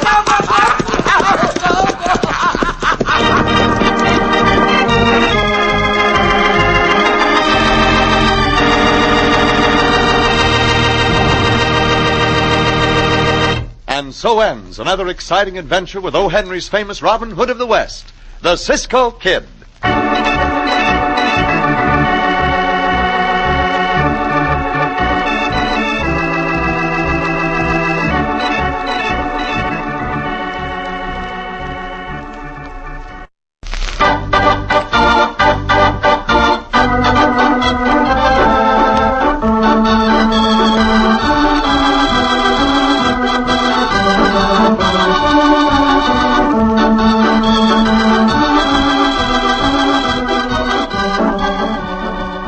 Be sure to listen again for another thrilling adventure of the Cisco Kid. Cisco Kid was played by Jack Mather, Pancho by Harry Lang.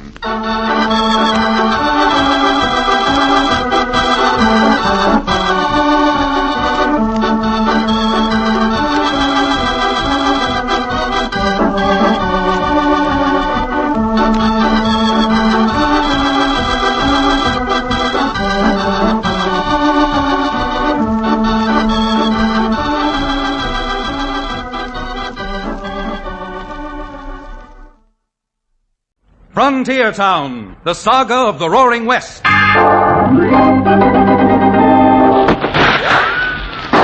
Frontier Town. El Paso, Cheyenne, Calgary, Tombstone. Frontier Town.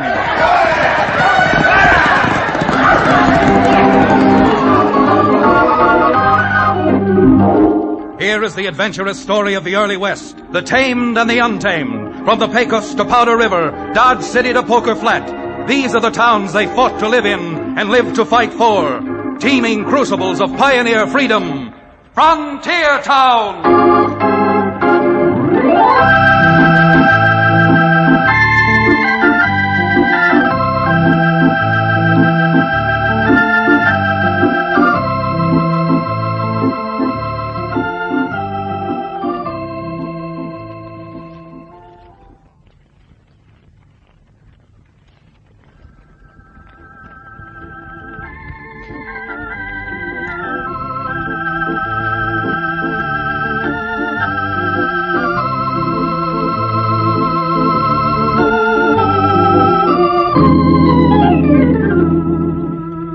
Not too far below the Continental Divide, nested in the narrow valley between the Red and the White Rivers, lies the boisterous, brawling frontier town called Dos Rios.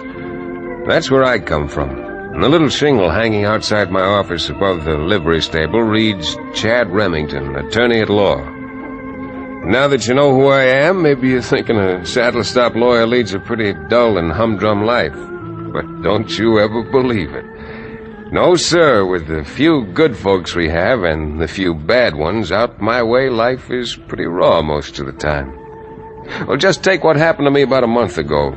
Cherokee O'Bannon, who owns the livery stable now that he's reformed from peddling his rattlesnake oil, came hot-footing up the rickety wooden steps which lead to my office, a copy of our weekly newspaper clutched in his hands. Chad, just wait. Just wait here, my boy, to see this. Well, what have you got there, Cherokee? A new formula for a patent medicine that is absolutely guaranteed to cure bad livers, cold shivers, sore withers, and heaves? Nothing of the sort, nothing of the sort. Just read this, right here in this box at the front page. Okay, here, let me have it. Oh, federal government throwing Tioga National Forest Reserve open for homesteading. Well, opening up the Tioga Reserve means turning over about 6,000 square miles for settlement. Absolutely correct. And if you know that territory, you'll be as excited as I am. Why, Chad, I believe that Tioga country is even richer than the Dos Rios Valley. Well, now, maybe I'm thinking a little slow this spring weather, but you're going to have to explain to me how it affects you. Chad, you know me well enough by this time to know that I'm not a mercenary man. Why, $1 doesn't mean any more to me than... Then you're good right on. Than my good right? No, certainly not. The only real use I have for money is not for the real me, but for the other me, the drinking me. However, when I think of all the folks who are going to make that run into Tioga and settle there, it makes me realize they're going to need horses, and that a livery stable, getting in on the ground floor, should coin money, extended palm over closed digits. That's hand over fist to you. Well, Cherokee, I'm inclined for once to agree with you. A livery stable there stands a fair chance of making some money. But now that you're established here, why take the risk of moving to some new place where you might fail? Nothing ventured, nothing gained, they say. Oh. And I'm a venturesome character. How about it, Chad? You haven't taken a trip in months. Why don't we both get down to that land rush and look the Tioga over? Well, if for no other reason, I guess I'd better go just to keep you out of mischief. And anyhow, I must admit I get a real thrill out of seeing something like that. Oh, that's democracy really in action. Tad, you've just warmed the cockles of my heart. And now, so the other part of me warms up, too, I think I'll repair to the tavern across the street for a toast to the future. Be sure you make that just one toast. Well, if I'm going to make this trip with you, I'm going over to the judge's house and see Libby. Least I can do is tell her I'm going away.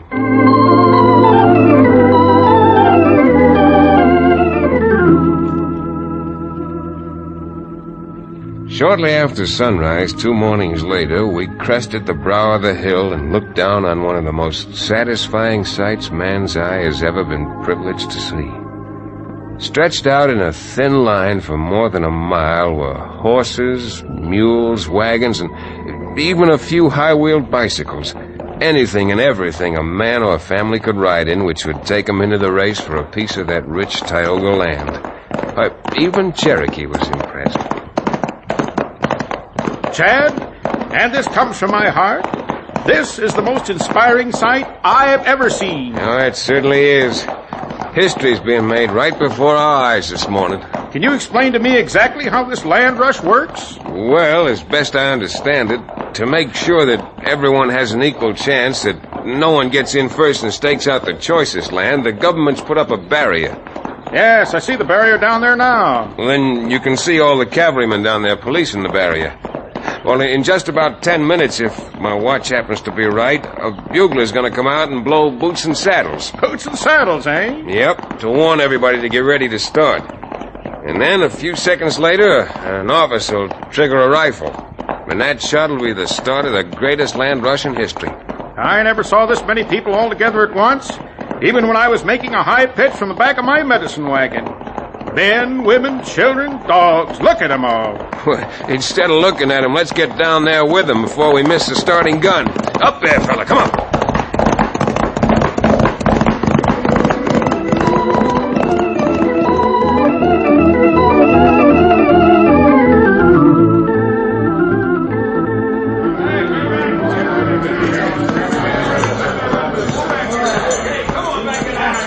Well, darling, you excited? Can't. This is a sight I'll never forget as long as I live. Never. Well, then you're not sorry we left Atlanta? Oh, I'll have my moments. But I guess I'm just a farm girl at heart. 320 beautiful acres to work with our own hands. To build into something that'll... Oh, Sue Ellen, are you going to start that all over again? Well, there's plenty of time for ranching when I got the newspaper on a paying basis. Just think. The Tioga Weekly Sun. Kent Ramsey, if you're so much in love with printer's ink, we might just well as stay there. Oh, Sue Ellen, this is no time to start an argument. Hey, look at that, will you? Well, that big burly-looking man in the frock coat trying to push his way to the front of the line ahead of everybody else. Why, look at him, Kent. He's got 2 bruisers with him. Probably his bodyguards. Well, he better not try to push his way in front of us. Take it easy, take it easy. There's plenty of land to go around. Come on, Fritz, Whitey, let's get through here. Kent, he is going to try to get ahead of us. All right, come on, make a little room through here. It's all right, brother. Just let us through. Just a minute, friend. Where do you think you're going? Whoa, hold it. Oh. You there. What was that you just said? I said if you think you're going to crowd in ahead of us after we've been waiting up here in line for more than 14 hours, you've got another thing coming. Can't, darling, be careful.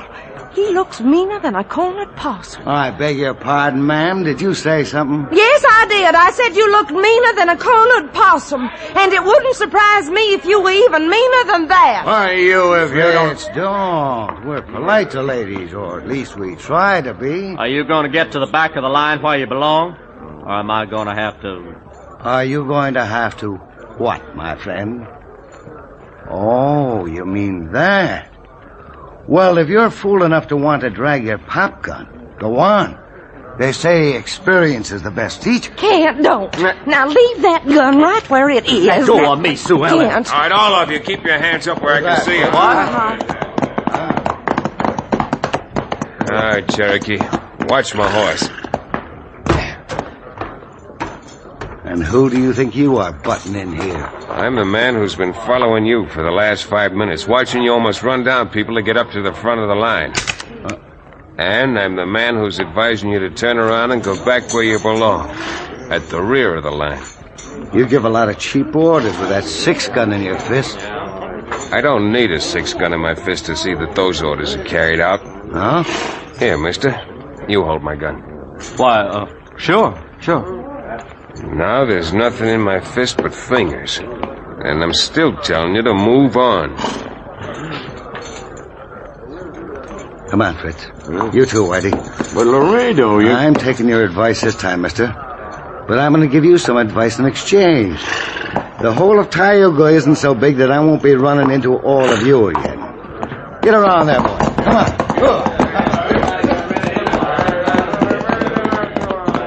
Really?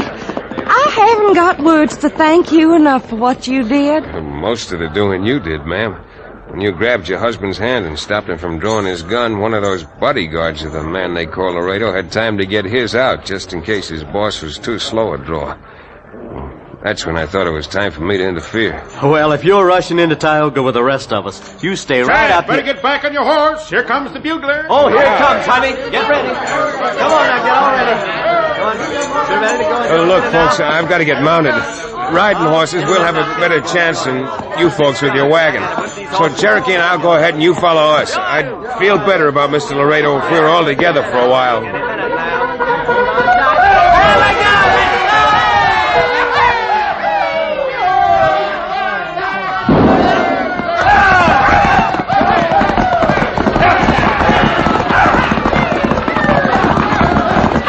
Come on, Cherokee, now's our chance. Let's go.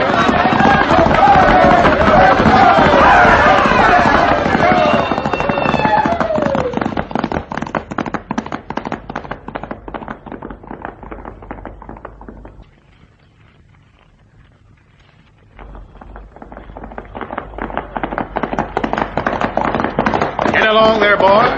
We're doing fine, Chad. Outdistance almost everybody. I'm not complaining. I just had a flash of 2 or 3 riders cutting up through those trees to our right. Maybe a shortcut. Through those trees? Yeah. And from here it looks as if one of those men is wearing a frock. Chad! Merciful Providence! Whoa there! Whoa! Chad, are you all right? Chad, where did that slug hit you? Great gilded Gilhooly! What am I going to do now? Here I am in the middle of no place, and Chad Remington's been shot clean off his horse.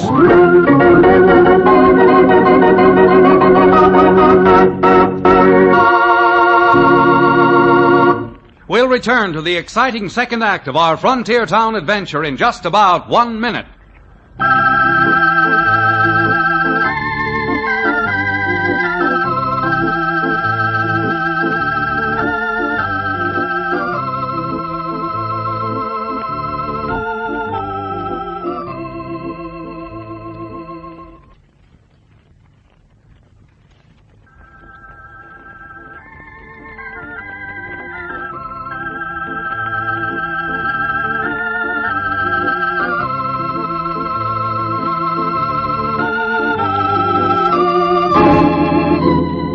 And now, Frontier Town. Well, for a change, Cherokee had been right. I most certainly had been shot off my horse. A soft-nosed slug from a carbine hit my shoulder and spun me out of the saddle like a pinwheel. Fortunately, or unfortunately, depending on which end of the rifle you might have been, the wound is a little gory, but not too serious. And after washing it and tying it up, we were able to continue. The greeting we'd gotten in the new territory thoroughly convinced Mr. O'Bannon that he didn't want to make his fortune in Tioga. But it was the man in the frock coat who answered to the name of Laredo that made me decide that I was going into Tioga Falls, the little settlement which had sprung up as the metropolis of the new region. So we sort of limped into town. Not finding anyone in the marshal's office, I decided the best place to look for my man was by checking at the office of the newspaper, the Tioga Weekly Sun.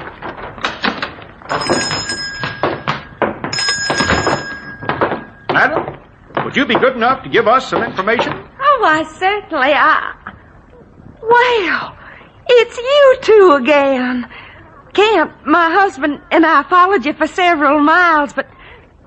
Oh, dear, what happened to you? Being in the newspaper office, let's just say it was a little accident. Oh, Kent! Oh, Kent, darling, who do you think's here? My husband's back in the press room setting up part of this week's edition. Are you calling me, Sue Ellen? I thought I heard you... Hello! Am I glad to see you two again? Well, I don't say this from politeness. We're glad to see you and your wife alive. Huh? After what happened to Chad, we didn't know if they gotten you, too. If who all had gotten us? That gent we tangled with the other morning at the starting line. The one in the frock coat. Oh, you mean Laredo Jake Ellison? Laredo Jake Ellison, huh? How come you know his name? Oh, why, didn't you know? He's opened a bar, a hotel, and a gambling hall, and he's practically running this town already. Did you say a bar? Oh, now, Cherokee, you're incorrigible. Tell me, how'd you happen to open a newspaper office? From the looks of what you had in your wagon, I'd have thought you were going to get yourself a ranch. Now, you see, Kent, you even look out of place in a newspaper office. Well, gentlemen, it's a long story. But if you're really interested, sit down and I'll tell you.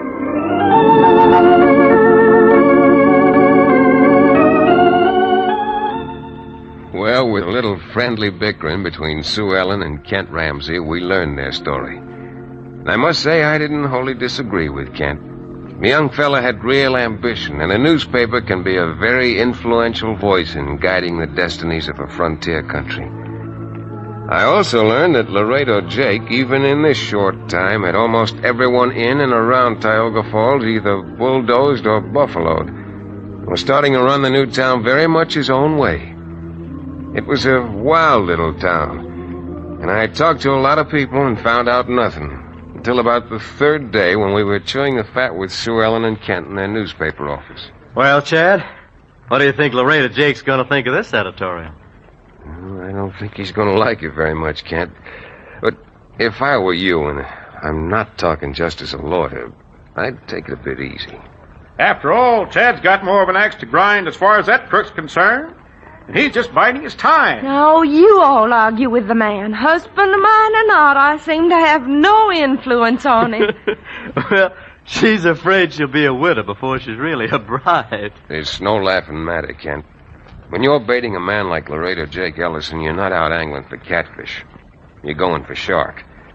If you don't mind, Cherokee and I'll sort of hang around your office tomorrow after the paper comes out and the gentleman in question has had the chance to read what you think of him.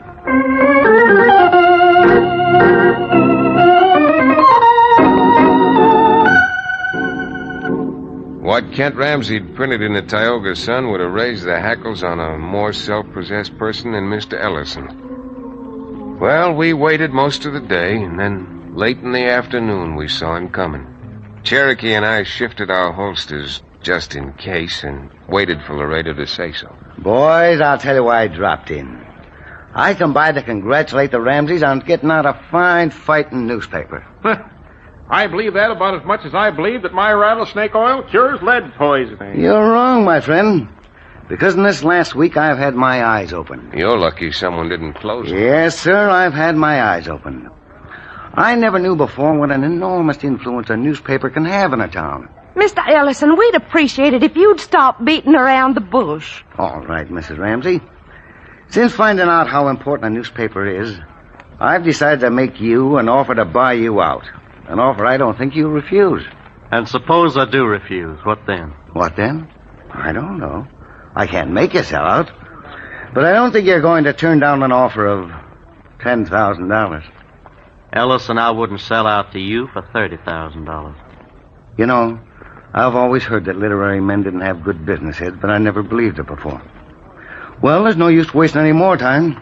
I'll just be bidding you a very pleasant good day. Well, how do you like that? Here I was sitting with my both fists cocked, all ready to go, and he talked so sweet butter wouldn't melt in his mouth. I'll bet you he's got something up his sleeve. So will I. Why, he's so persnickety mean, I wouldn't even throw him in a swamp to alligators. My word. At this rate, Chad, we could spend 6 months down here trying to find something on that galoot. Trying to find something on him? Well, I guess we might as well confess it. That little accident which put a bandage on my shoulder when I rode into town, I'm afraid was no accident at all. But had been planned by Tioga's leading citizen, the right dishonorable Jake Ellison. Chad hadn't been turned halfway around his saddle, he wouldn't be here to tell the story. Wow, that vicious, sneaking, no good. Imagine, Kent. You know what I got a good mind to do, Chad? I got a mind to run that story of yours about Laredo right smack on the front page of my next edition. Nothing doing, Kent. Even as poor a lawyer as I am, I know we haven't got a case built against him yet. Case?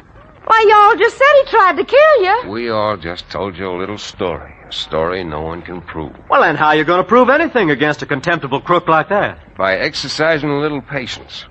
Now, for example, he wouldn't be so sure of himself that he'd come in here and offer to buy your paper if he didn't feel he had this town and this whole country right where he wanted it. So I'm expecting that life around Tioga isn't going to be as peaceful even as it has been. Now, there are too many gunslingers hanging around his cafe to be just waiting for Sunday to go to church, if we had a church. I'll make book on that and give you 6-2 and even. Not bad odds, either. Suppose you're right, Chad. Well, then, I think we can take a leaf out of Laredo's book and play it smart ourselves.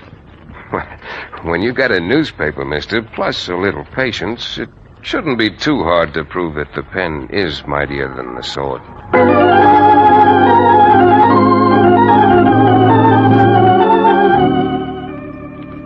Now, I don't want to sound like an I told you so, but it wasn't very long before the Wells Fargo safe was blown. And 24 hours later, the stagecoach coming in from the north was held up.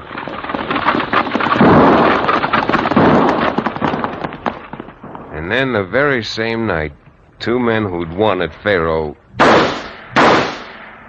never got home. Well, the next afternoon, Cherokee got himself a little Dutch courage at one saloon and then walked over to the place that Laredo Jake ran. Well, Laredo, here's to you. Here's to all of us, Fitz. Drink hearty. Yeah. I cut up the Wells Fargo money today. $1,200 apiece. You stick with Laredo Jake Ellison, Fitz, and you'll be wearing... No, I wonder what this monkey wants. You looking for me, my friend? No, sir. I was looking for a fellow called Fred. Mr. Ramsey down at the newspaper office asked me to find him. Oh. Well, Fritz ain't here just now, but I'm expecting him soon. Tell Ramsey I'll give him his message and send him down. Thanks. Thanks very much. Sure to do it. What the blazes do you think they wanted me at the newspaper office? What do you think?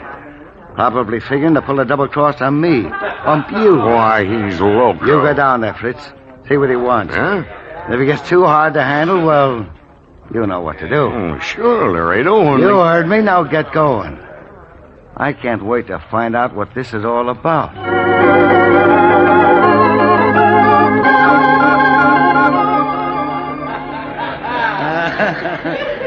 Say, Ellison, you got a minute? Yeah? Oh, you still hanging around Tioga Falls? You should have found out by this time that a lawyer starved to death in this town. Oh, I don't know. Looks now as if you might be needing one. Well, what I want was a dead lawyer. Dead lawyer? After the way you missed me that first day into Tioga? Or maybe you're a bum shot, but I think our local editor has hit the bullseye plumb center. Huh? Here, I thought you'd like to get a look at tomorrow morning's paper. Why, that good-for-nothing Looks line... pretty bad in print, doesn't it? Confederate's confession implicates cafe owner in robberies. Yeah, looks like you're all done, doesn't it, Laredo? Why do you think Ramsey sent for your friend Fritz? What are you trying to do? Scare me? Well, if you're not scared, why don't you walk down to the newspaper office and face Fritz? Deny these things right in front of him. Why, sure. Sure, I'll go with... You double-dealing liar. Hey, Fritz! Yeah. Fritz, come over here. And you, Mr. Lawyer, you stay right where you are. Hey, that big galoot who come in here and said they wanted me at the newspaper office must have been crazy. I waited more than an hour, and that editor wasn't even... Did you tell Ramsey I engineered those raids? You out of your head. Why should I give you away? Oh, yes, Fritz. Why should you? If I were you, Remington, I'd shut up. But fortunately, you're not me, and I'm not you. Because that gun-toter of yours said just enough in front of a few dozen people to put you in the calaboose. Hey, Marshal. Marshal? Why, you sneaking low down... Drop that gun, Ellison. Miss me again, Laredo. But I'll see if I can make my aim a little better.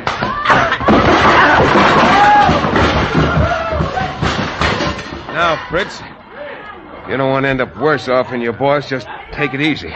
Because you and I are going down to the newspaper office and get a real confession.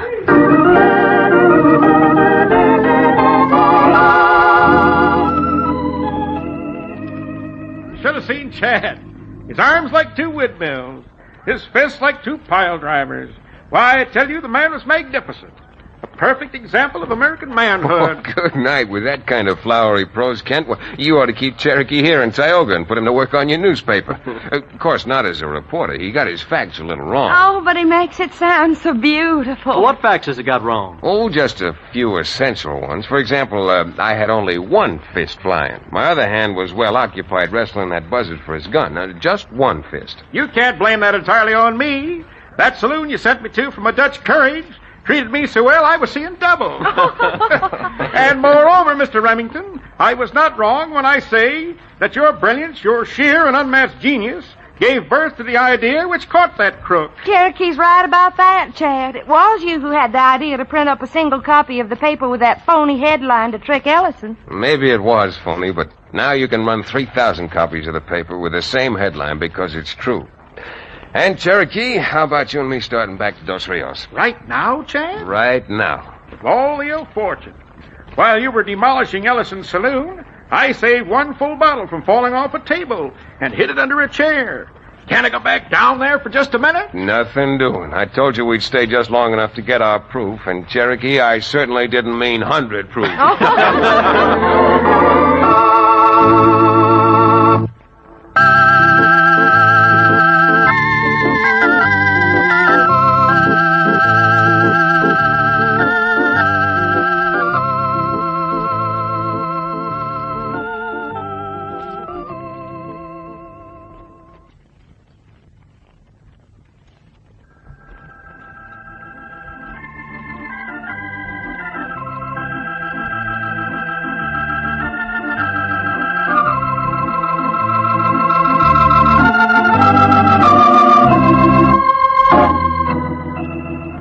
Frontier Town, starring Tex Chandler, is a Bruce Ells production.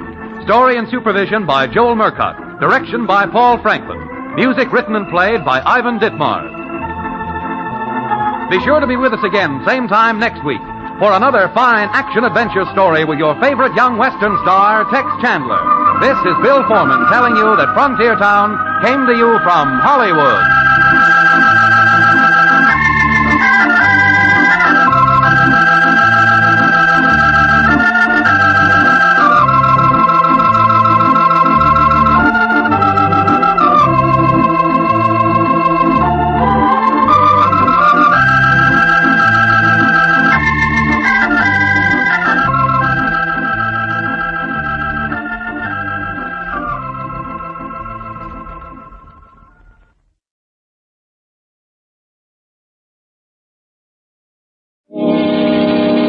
Mr. and Mrs. North, starring Joseph Curtin and Alice Frost.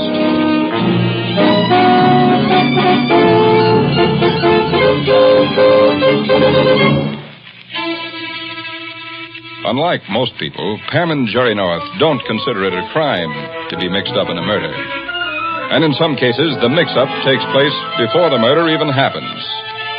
For example, let's take a look into a theatrical office in Midtown Manhattan and find out why a popular baritone like Victor Stefano is seeking the advice of his manager, Gilbert Spire.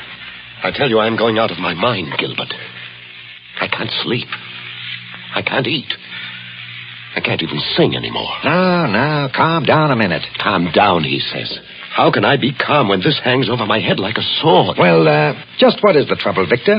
What makes you think your wife is trying to murder you, huh? I told you before. It's the little things. Like her staring at me. Like waking up in the middle of the night and finding her hovering over my bed. I'm afraid to let her out of my sight. But what has she actually done, eh? That's just it. Nothing. Nothing I can put my finger on. If I could only catch her at something, my worries would be over. If I could only fathom what is going on in her mind. Now, look, Victor, you've been working too hard. Too many appearances at the opera, too many concerts. What has that to do with it? You think I'm imagining all this? Well, if you seriously think your wife is trying to kill you, why don't you go to the police, eh? Because there is nothing to tell them. There is no evidence. That is why I thought of the Norths. They might be able to help me. Mr. and Mrs. North? Why not? They have had experience in murder cases. Perhaps they can prevent one from taking place. But you hardly know them, and they've never met your wife. All the more reason for calling them in. He is a publisher, and I can introduce them to Yvonne without arousing suspicion. Now, wait a minute, Victor. No. I can't afford to wait any longer. It may be too late.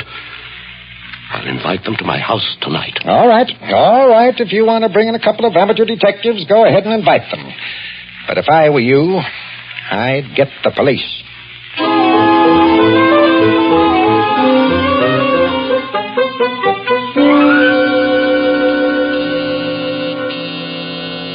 Are you sure this is the right apartment, Jerry? Darling, there's only one Victor Stefano in this building.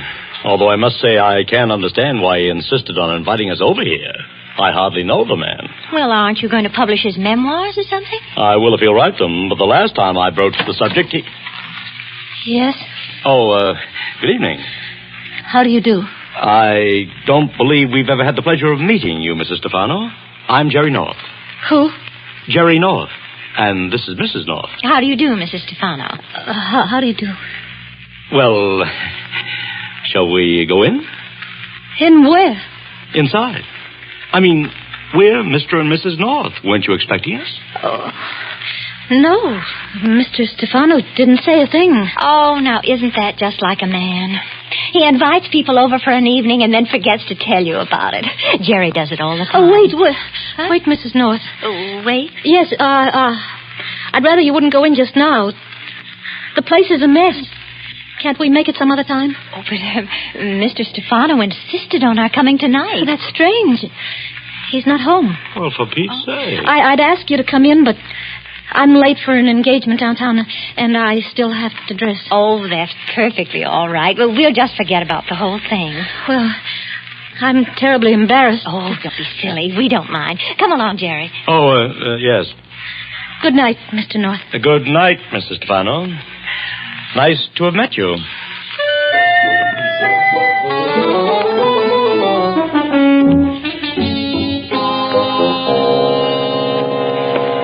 I don't get it, Pam. I don't get it at all. What, dear? The fact that Mr. Stefano wasn't in? No, the fact that you insisted on coming back home. Oh. Any other night, you'd have tried to make a big mystery out of something like this. Well, it is a mystery in a way. But it seems so personal, I didn't think we had a right to investigate it. Besides, I just know that Mrs. Stefano is innocent. Innocent of what? Anything. Well, I don't know who's responsible for the mix-up, but I had a feeling she was lying to us all the time we were at the door. That's why I believed in her. She lied so badly. Hmm? Well, isn't it true, Jerry? Bad liars are usually nice people. Sorry, but I don't follow that one. And if I... Uh-oh, there's a telegram on the floor. Oh, who's it from? Wait a second now, and I'll see. Well, here's the answer to the mystery. Please cancel engagement for tonight. Wife has theater date and can't be home. We'll call you tomorrow morning, signed Victor Stefano. Well, I knew it'd be something like that. Only Mr. Stefano should have called up instead of sending us a telegram. Maybe he did while we were out to dinner. After all, I'll get it, dear. Hello. Hi, Bill. How are you? Oh, pretty good. Something on your mind? Well, it isn't exactly a blank. Say, how soon can you and Pam get up to the Lordo Apartments? Lordo Apartments? Why, we were just up there to see Victor Stefano. That's why I'm calling you, Jerry. Victor Stefano is dead. What? He was murdered less than an hour ago.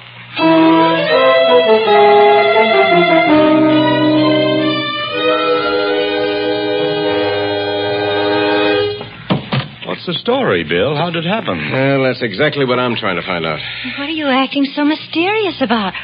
Is he still there? No, the body's been removed. But he was murdered in this apartment. Oh, Bill, when? Who killed him? Have you got any leads? Now, Pam. But we have to know, Bill. We were here before, and we... Oh, I'm sorry. I didn't know anybody else was here. Mr. and Mrs. North, this is Gilbert Spire, Mr. Stefano's manager. Oh, how do you do? Yes, how do you do? I'm glad you were able to get here, Mr. North. Although I don't understand why you weren't here before. But we were. When? I told you on the phone. We were here just before you called up. Are you sure you were in this apartment, Mr. North? Why, of course. Mrs. Stefano answered the door. Oh, she did she? Well, what'd she say to you? Well, she acted very peculiar, Bill. She wouldn't let us in. Did she say why? Well, she... Bill, what is this? Why are you cross-examining us? Don't you believe we were here? Of course they weren't, Lieutenant. I told you they were lying. What? I don't know what they're trying to do, but it's a good thing you had me waiting in the other room to hear their story. What story? This lie you're telling about being here talking to Mrs. Stefano. Yes. Why are you lying, Mr. North? Who's lying? If you don't think we're telling the truth, just get Mrs. Stefano and we'll prove it. Mrs. Stefano? Are you crazy? I am Mrs. Stefano.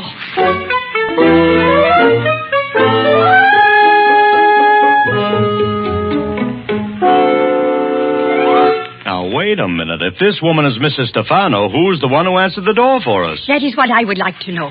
How did she get into this apartment, and what was she doing here? Well, it's beginning to look as if she was here to murder your husband, Mrs. Stefano. Oh, now, Bill, don't jump to conclusions. I'm sure that sweet little girl had nothing to do with it. She couldn't have. Why not, Mrs. North? This may sound silly to a man who manages business affairs, but there was something about her, Mr. Spire. Something very soft and frightened, like Little Red Riding Hood. Oh, for crying out loud. Well, there was, Bill. She had such a gentle expression and such big, open eyes. Anything like the ones in this picture, Pam? Oh, what picture? The one I found in this locket. Here, take a look. Why, Bill, that's her. Whose locket is this? Well, hers, I imagine. Found it right here in the apartment. Just a minute, Lieutenant. I know who this woman is. Who? Mr. Spider's secretary, Sally Ford. What? Well, that's her picture, Gilbert. And if she was in this apartment tonight, she must have killed my husband. Why do you say that, Mrs. Stefano? What do you know about Sally Ford? A great deal more than I want to know. Now, Mrs. Stefano, please. Well, why conceal it, Gilbert? Everybody knows what has been going on. Everybody but me. All I've heard is her name. Well, I wish I had never heard it. She did everything she could to come between Mr. Stefano and me. Oh, it wasn't as bad as all that, Ivan? Wasn't it? Are you going to stand there and deny there wasn't anything between them? Well, it might have been a harmless flirtation, perhaps, but certainly nothing more. Oh, how can you say that, Gilbert? I threatened to leave him if he did not give her up. And this morning he said he was going to. Well, that's how it happened. She came over here tonight, and he told her he was through, so she killed him. No, I won't believe it. Just because you found her locket in this apartment I didn't find it in the apartment, Pam. I found it in Mr. Stefano's hand when I examined the body. Well, that doesn't mean that she killed him. Doesn't it? Now, look at the way this chain's broken. It was torn from her neck during a struggle. Well, Stefano reached out and grabbed this locket in an effort to protect himself, and that's the last thing he ever did.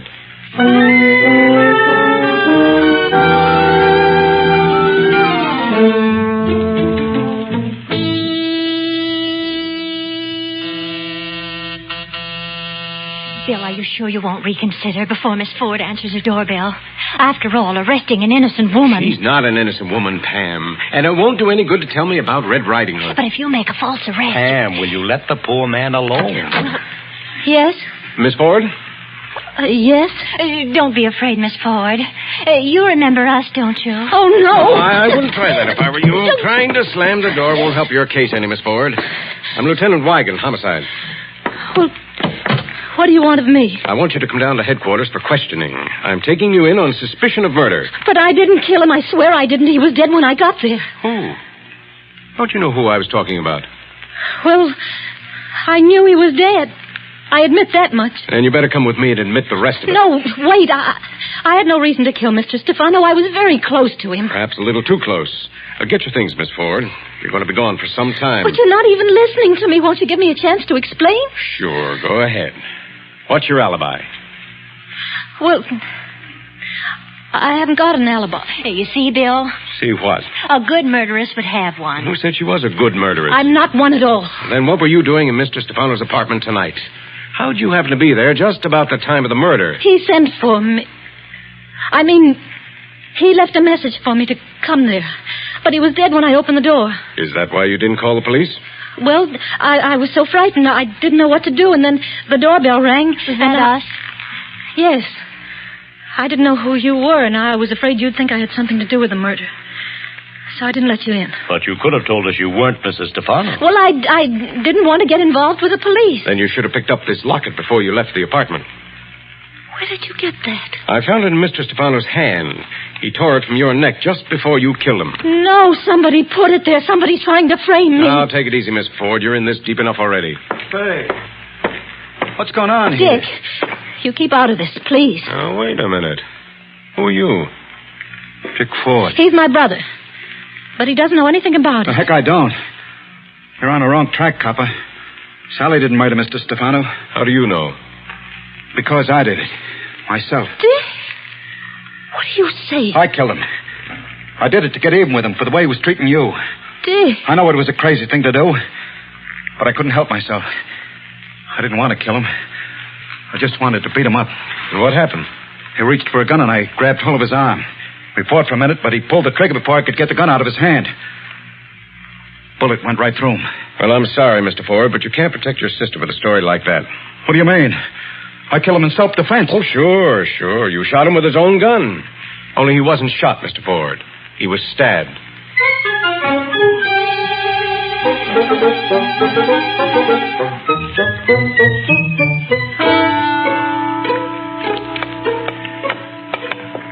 It's no use, Pan. Bill's got an airtight case against her, and there's nothing you can do about it. Well, I'm not going to let her spend the night in jail just because he arrested her. I just know she's innocent. Well, I don't. That brother of hers looks like a cutthroat that probably runs in the family. Oh, don't be silly, Jerry. She isn't anything like her brother. All right. I'm sorry I mentioned it. Now let's go home and get some sleep. We've been walking all over the city of New York. Oh, but it's so nice out, Jerry.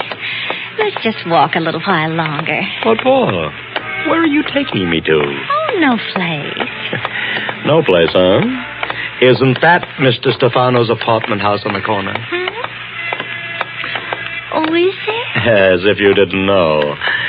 What's the idea of dragging me back here? What are you up to now? Well, so much has been left undone, Jerry. I mean, there's no actual proof that Sally's the one who... What's the matter? Over there at the side entrance of the building.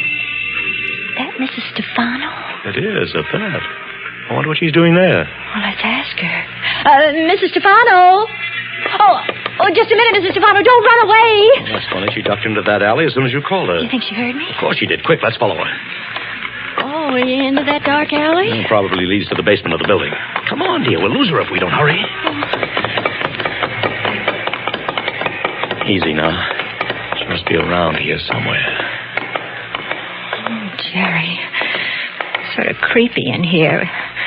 Nothing but dark walls to look at. Well, don't look at the walls, dear. Look for Mrs. Stefano. She could be lurking behind any one of us.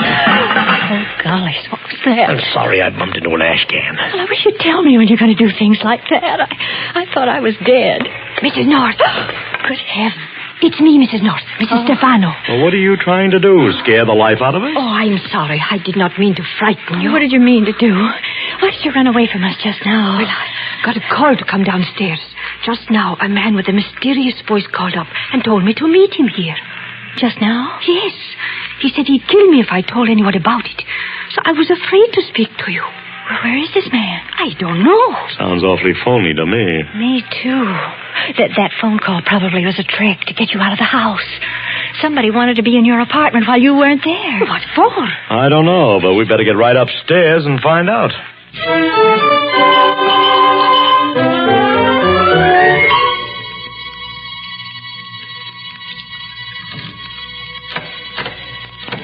Anybody inside, Jerry? I don't see anybody. Wait, let's look around. My goodness. What's that? Sounds like there's somebody in the kitchen. Wait, I'll go see. This way, Mr. North. The pantry door's right over here. Can you see through the glass? Just about. There's a man in there fiddling around with the refrigerator. What's he doing? Holy mackerel, it's Dick Ford, the girl's brother. Open the door, quick. All right, just let me get my hand on something solid and I will. Now stand back. There we are, Mr. Ford. What? Stay where you are, I said, or I'll hit you over the head with this chair.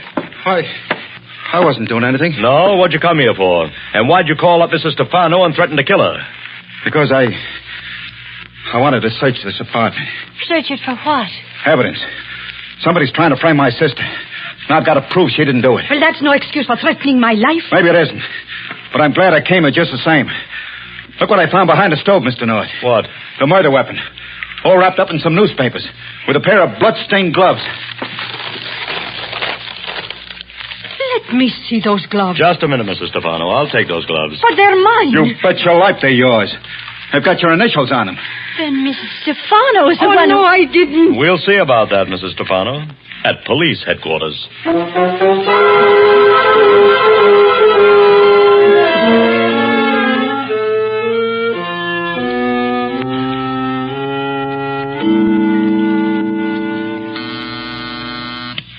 Yes? Mr. and Mrs. North are here to see you, Lieutenant. Okay, send him in. You want me to go, Lieutenant? Oh, no. Stay where you are, Mr. Spire. The Norths will be interested to know what you've been telling me about Mrs. Stefano and her husband's suspicions about her. At least it explains why... Bill, I've got to talk to you, Bill. Oh, well, what's all the excitement about, Jerry? We've got the murderer. Oh, really? We have, Bill. She's right outside. You mean she's downstairs in a nice little cell? I've got Miss Sally Ford under lock and key. Oh, well, you just better let her out, because she didn't commit the murder. It was Mrs. Stefano. Mrs. Stefano? That's right, Bill. We've got the murder weapon and the gloves she wore when she used it. Here, look. Hey, what kind of gag is this? No gag. Dick Ford found this package behind the stove in Mrs. Stefano's apartment. Well, he must have planted it there himself, the crazy fool. This isn't the murder weapon. How do you know? Because I've got the murder weapon right here in my desk. I've had it there for some time. Are you sure it's the right one? Well, of course I'm sure. I found it myself, didn't I? Where? How do you know it's the one that killed Mr. Stefano? Oh, I know all right. Because I found it in Mr. Stefano's body.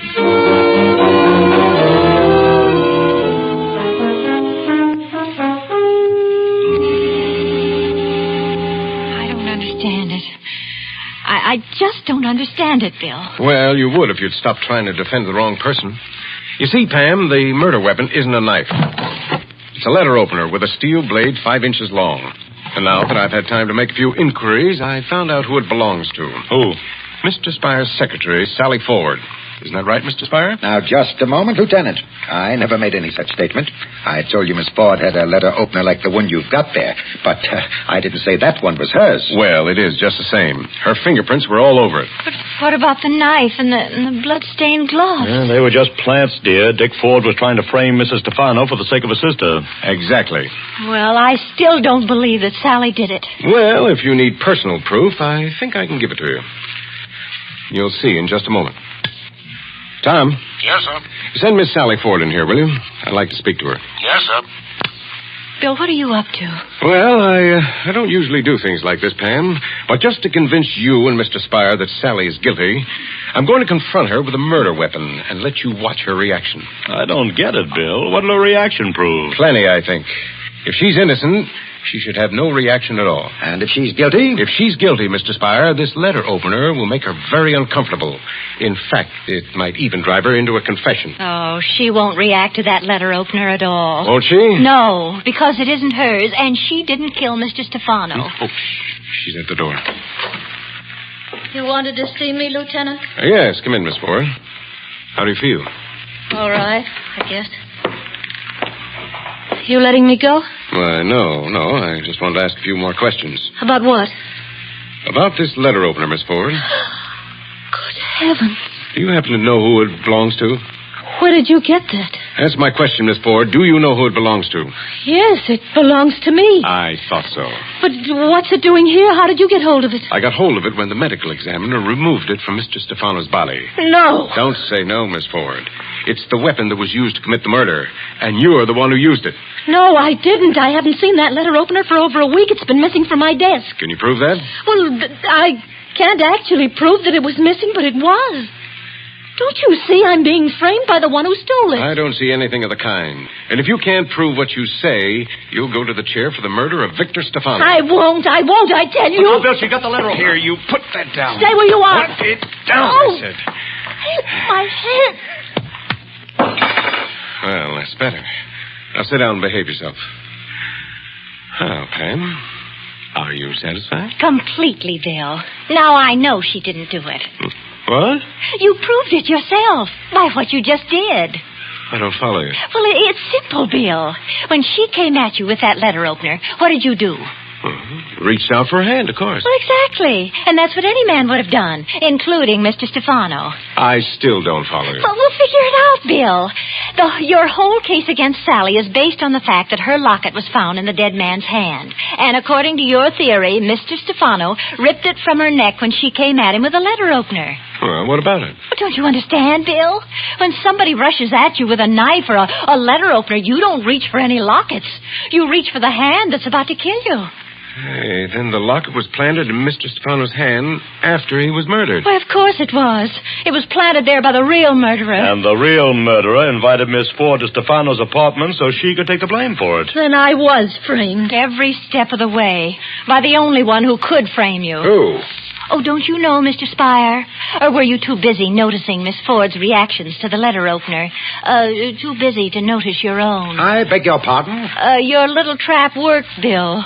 Only it worked on Mr. Spire instead of Miss Ford. He was scared to death she wouldn't react properly. That's a lie. You can't prove anything against me. I had no reason for killing Stefano. He was my best client. And you took him for plenty, Mr. Spire. As his business manager, you were in charge of all his financial affairs, and you could use his money whatever way you pleased. Don't be a fool. Don't you be one.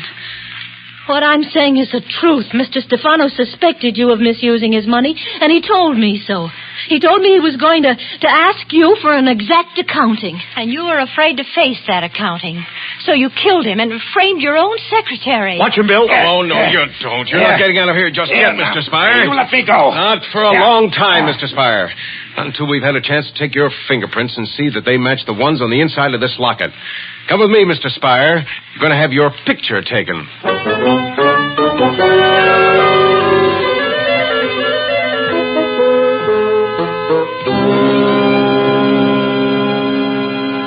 Well, Pam, your hunch about Miss Ford was absolutely right. Spire's the guilty man, and his account books furnish the motive. He swindled Stefano out of almost half his property. Well, Pam's hunches are always right, Bill. Oh, not always, dear. Well, almost.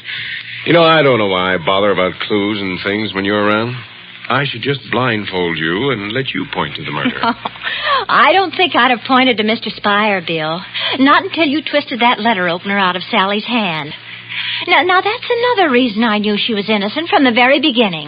What? Her hands. They were so soft and attractive. Yes, they were sort of pretty, weren't they?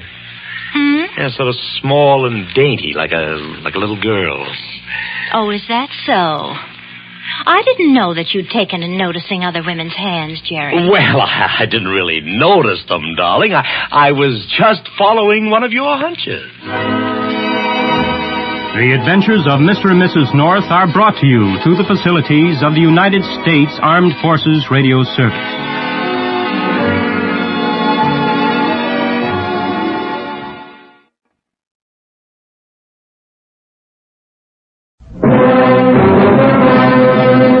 Mr. District Attorney, starring David Bryan. Mr. District Attorney, champion of the people, defender of truth, guardian of our fundamental rights to life, liberty, and the pursuit of happiness.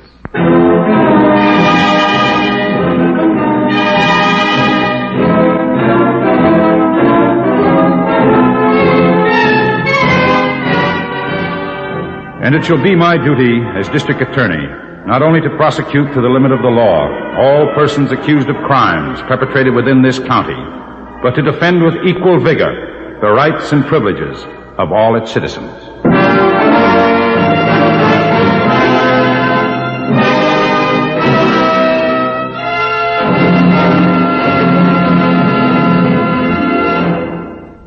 This is David Bryan. In a moment, we'll bring you another case from the files of Mr. District Attorney. But first, a word from our sponsor.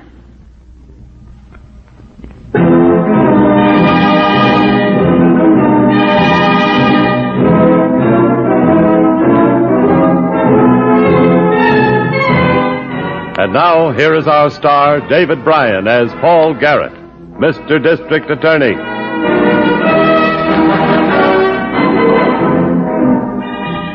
A district attorney must see people through different eyes than others.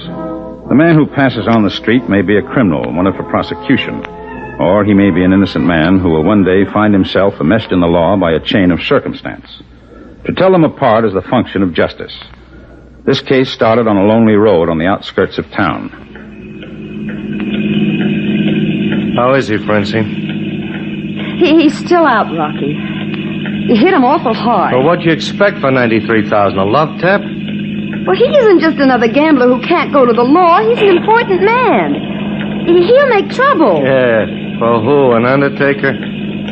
Rocky, you're not gonna... Yeah, I'm gonna. What do you want me to do? Wake him up, tell him I'm sorry, give the dough back to him? He won it. Suckers ain't supposed to win.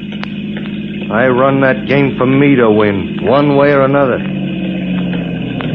Yeah, this place is as good as any.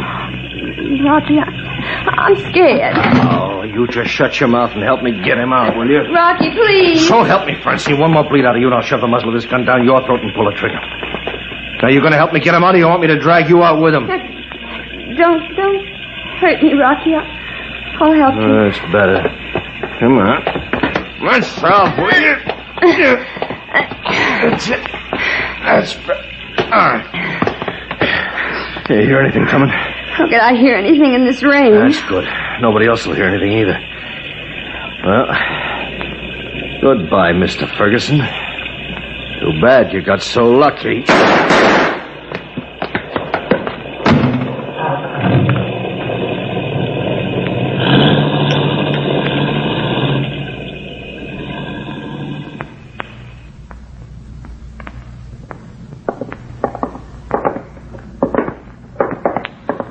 In here, Ryan.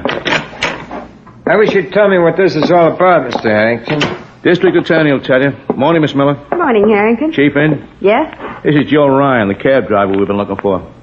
Well, you better tell him. Yes, Miss Miller? Harrington's here, Mr. Garrett. He has a Joe Ryan with him. I'll send them in. Yes, sir. All right. Through here, Ryan.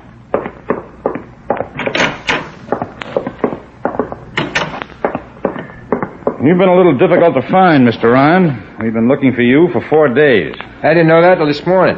Are you in the habit of taking 4-day vacations from driving your cab? No, sir.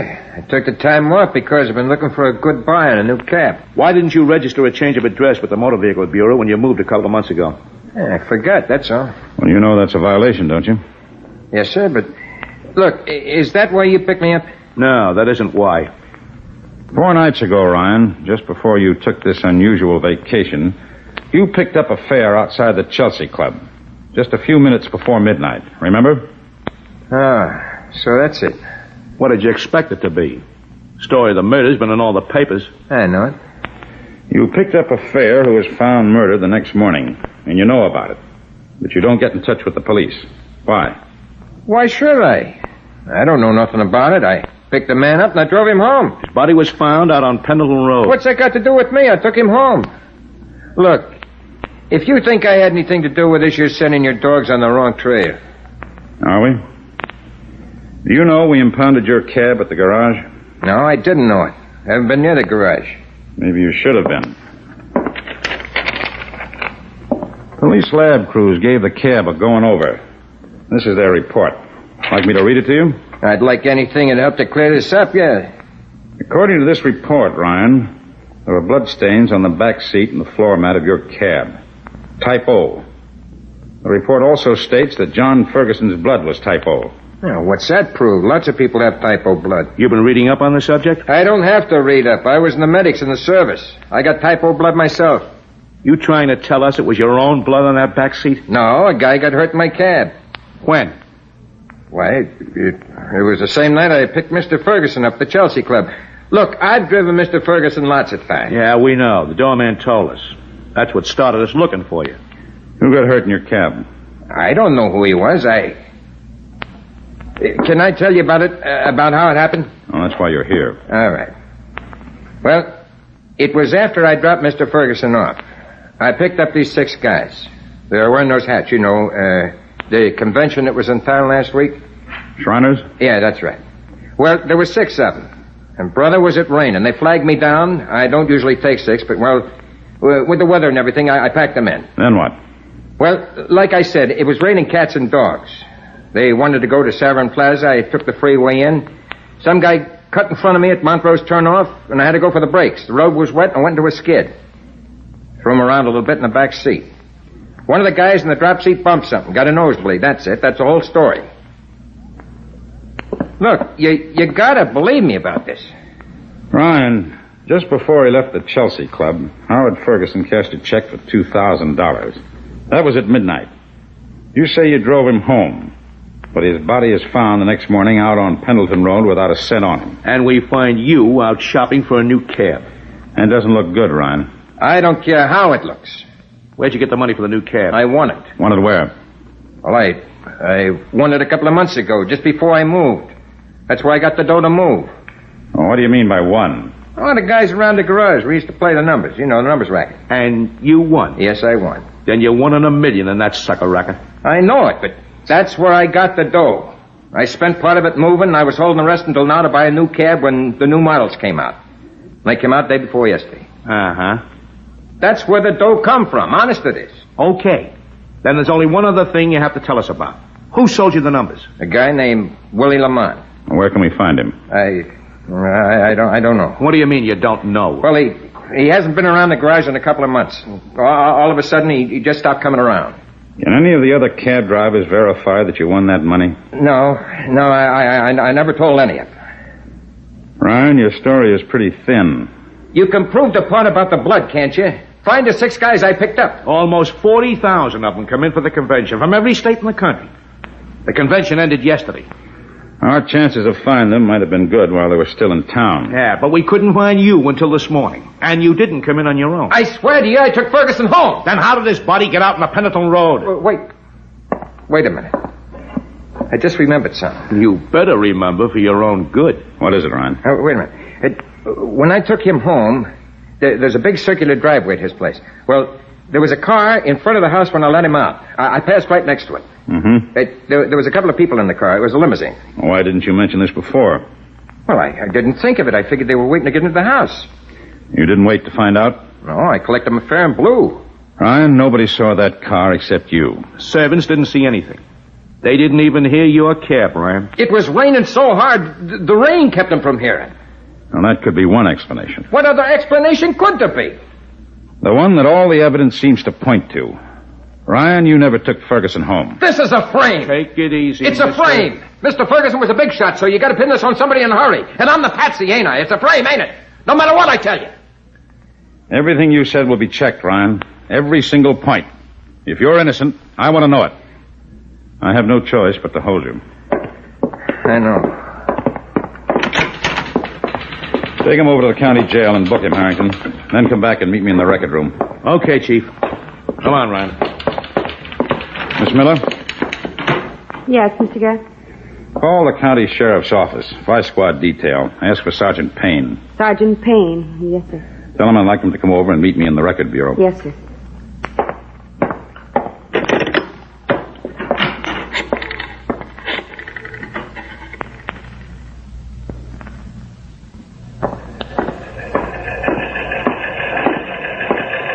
Hi, Chief. Get Ryan booked all right? Yep.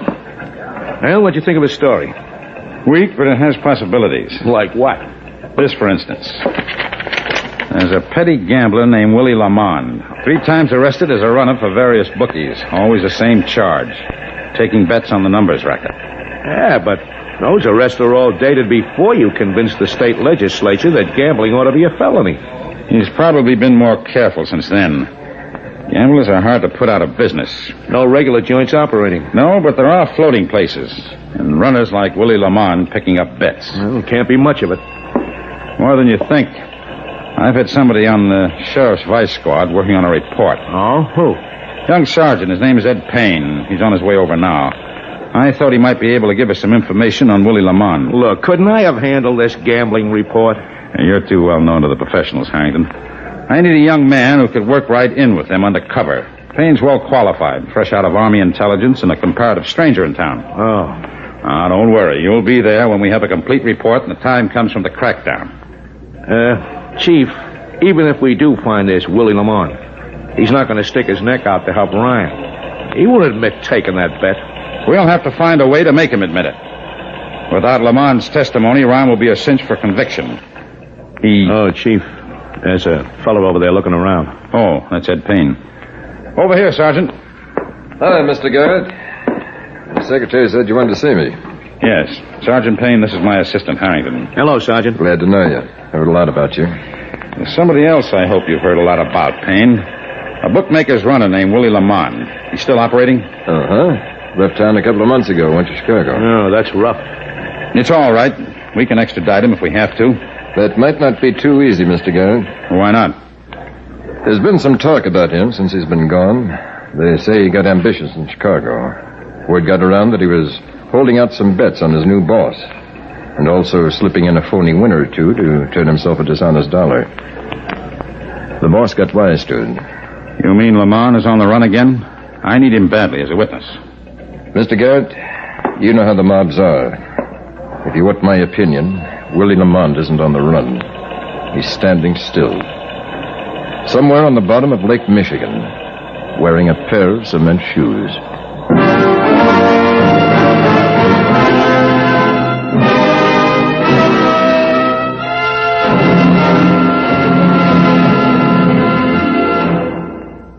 This is David Bryan. Before we continue with Mr. District Attorney in the case of the vanishing runner, here is an important message from my sponsor.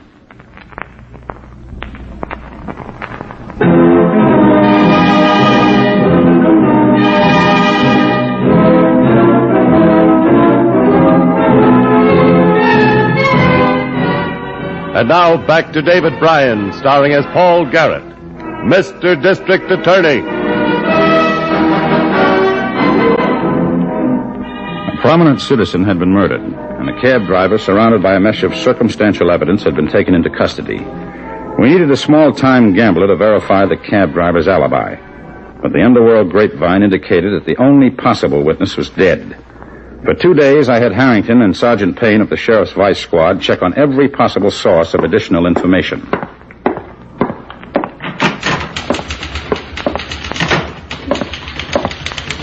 Haven't you been able to locate Harrington yet, Miss Miller? Yes, sir. Basement garage called. He just drove in. He's on his way up now. Oh. You don't look well today. Well, I had to get a grand jury indictment against Ryan this morning. It isn't a very pleasant prospect. Well, it's not your... Oh, well, here's Harrington now. Yeah, sorry it's gone so long, Chief. But I ran into some pretty funny things. What? This Howard Ferguson was having an awful lot of trouble before he was killed. And what kind of trouble? Well, believe it or not, financial. Howard Ferguson? Yeah, that's right. Here's a complete rundown. He was draining money away from his business investments and putting it into his personal account, stalling his creditors. A few of them even had him on a COD basis. And a couple of other things, too. He was the... excuse me. Am I interrupting? No, it's all right, Payne. Come in. Answer just came in from Chicago. No line on Willie Lamond. Well, I guess the scuttlebutt you heard was right, then. Go ahead, Harrington. That $2,000 check wasn't unusual. Ferguson had been cashing checks for that amount or more a couple of nights a week. And what would he need it for? Only one thing I can think of, Mr. Garrett. Gambling? Only kind of business I can think of where a lot of money changes hands in the middle of the night. Payne, when players go to one of these floating games you've been looking into, how are they notified where the game is going to be held? Well, they aren't notified. A slip-up could lead to a raid. They don't tell the customers where to go. They come and pick them up in a limousine. Limousine? Chief, Ryan said there was a limousine parked in Ferguson's driveway the night he drove him home. Gamblers wouldn't have killed Ferguson for $2,000, though. They had an easier way to take the money away from him. Unless he won. Yes. If a man got lucky in a big money game, he might win 50 or 100,000 with a hot pair of dice. That's enough for a killing. No, I'm not in, Miss Miller. Yes, sir. Hello? It's the Holloway Bank and Trust for Harrington. Oh, that's Ferguson's bank, Chief. They were checking something for me. I better take it. Hello? Miss Harrington? Yep. What's that name again? No. First name. Spell it. Oh, yeah. Yeah, I got it. Thanks. Thanks, Miss Miller. Ferguson had been writing some other big checks made out to cash, in addition to the one he cashed at the Chelsea Club. The bank says the others were endorsed by a Francine DeVoe. Francine DeVoe. Mr. Garrett, can I call the record room for a minute? Go ahead. Get it for me, Miss Miller. You got a match, Payne? Yes, sure. No, thanks. Sure will. Record room? Just a second. Thanks. Hello, Mike. Ed Payne. You still got that Willie Lamont folder you pulled for me? No, his wife's maiden name. Yeah, Mike, plenty. Thanks a lot. That's something, Mr. Garrett. Francine DeVoe, alias Francine Lamont. She was Willie Lamont's wife. I heard about it when I was trying to get a rundown on Lamont. How come she didn't go to Chicago with him? She divorced Willie a couple of years ago. Started to run around with the big-time gamblers, working for boys like Rocky Jessup. What do you mean by working for them? Bait. A shill. Stirring suckers to their games. Men like Ferguson? He cashed an awful lot of checks. Can you find out where Rocky Jessup is holding his next game? No, I could find out, but I couldn't get in. Why not? You've been making contact. Yeah, as a small-time gambler. I've never flashed the kind of money they're interested in. And if I did flash it all of a sudden, they might get curious. Well, suppose you called up and said you had a wealthy customer, somebody you'd steer to the game for a percentage. Yeah, that could work. But who? You or Harrington, they might know. How about me? Oh, please. No, wait a minute, Harrington. How about it, Payne? Well, could be good. Wealthy young woman from out of town looking for kicks. Hey, I was only joking, Mr. Garrett. Well, I wasn't. I'd be scared silly. They won't try anything inside the place. There'll be other people. Anything they do will be outside. And when you come outside, we'll be waiting. But I won't know how to act or what to say. Oh, we'll tell you. But first, take this. $100? What would Go to a costume rental place. Rent an evening gown, the best they have, and a fur wrap. Buy some good-looking costume jewelry. You drive it, Harrington. But... Come on, Cinderella. You know what I want you to do, don't you, Payne? I think so. After we get in, ask questions. Make them suspect I'm a cop. That's right. Maybe if you tip your hand, they'll tip theirs. Now call Rocky Jessup and arrange for the pickup.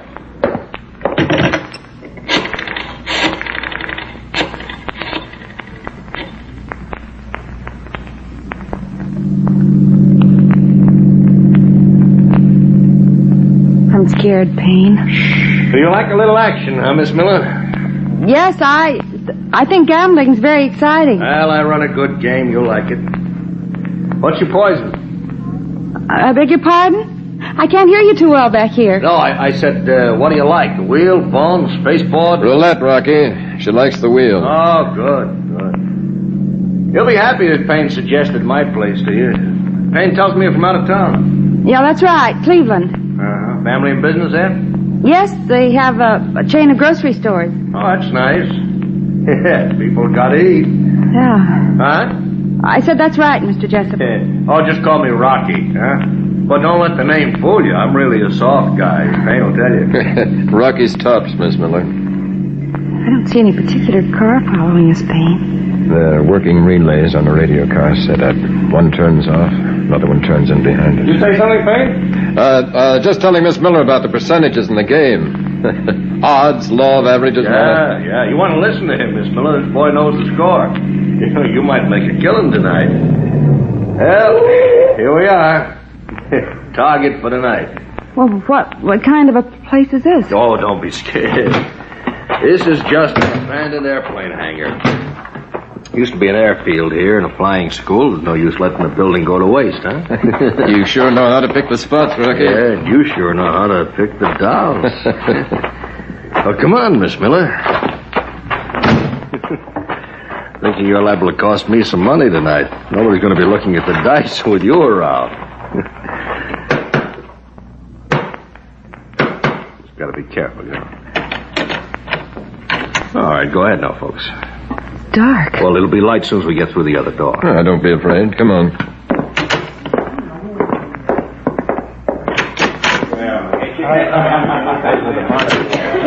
Hey, looks a little better than you thought, huh, Miss Miller? It's surprising. Well, all my customers go first class. Francine. I'll be there in a second. All righty.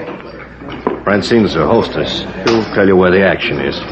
Oh, Francie, this is Miss Miller. She's from Cleveland, friend of Payne's.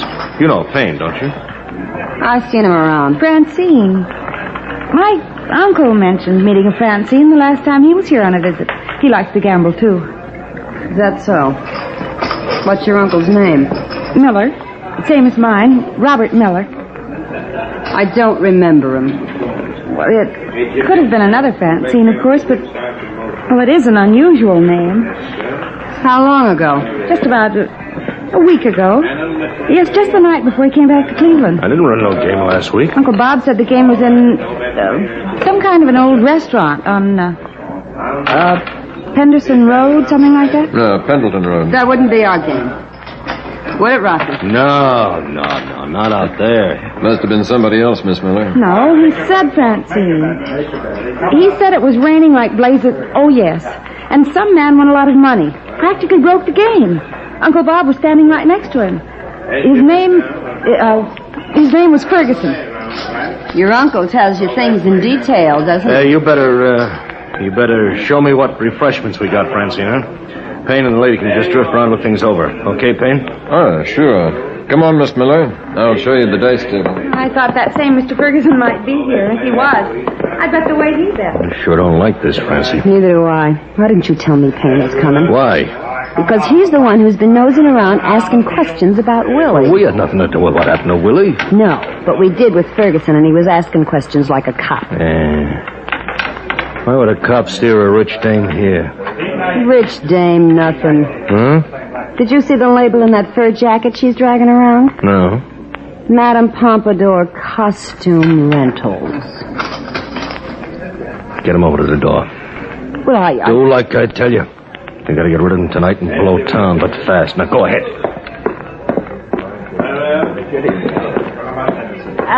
Miss Miller. Oh, we were just watching. There's a much bigger game in another room around the side of the building. Rocky thought you and Mr. Payne would rather go in there. Which way?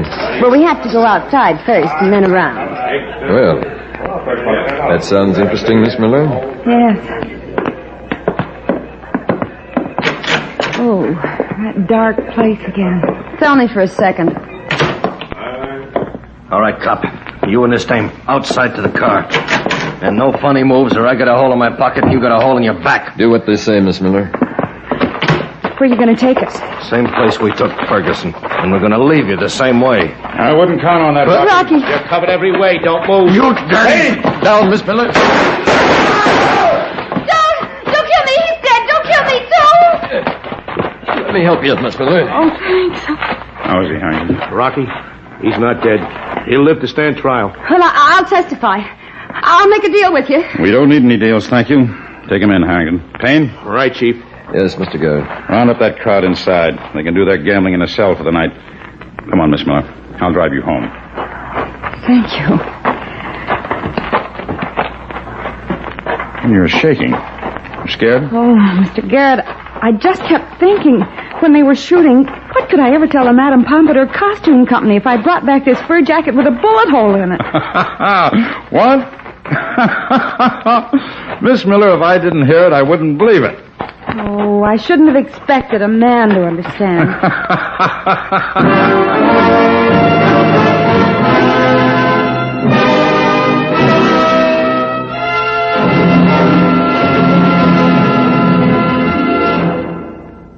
This is David Bryan. I hope you enjoy this case from the files of Mr. District Attorney. I'll be back in just a moment after this message from our sponsor.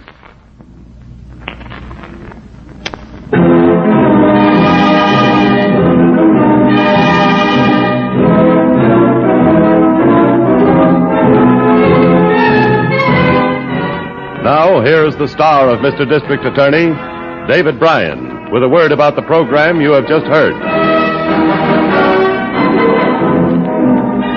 Rocky Jessup was tried and convicted on a charge of murder in the first degree. The death penalty was mandatory. His accomplice, Francine DeVoe, alias Francine Lamont, was sentenced to the women's prison for 15 years. Now, this is David Bryan inviting you to join us when we present our next case based on the facts of crime from the file of Mr. District Attorney. Mr. District Attorney was originated by Phillips H. Lord.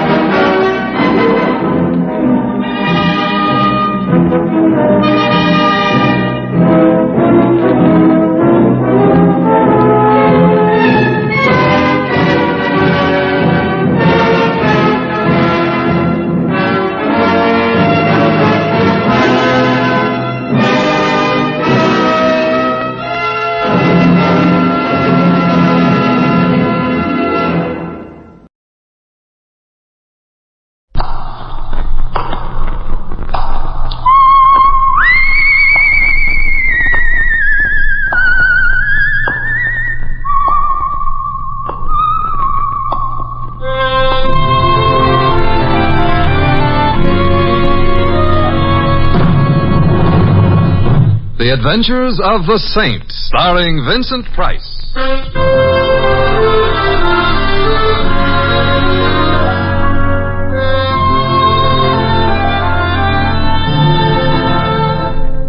The Saint, based on characters created by Leslie Charteris and known to millions from books, magazines, and motion pictures.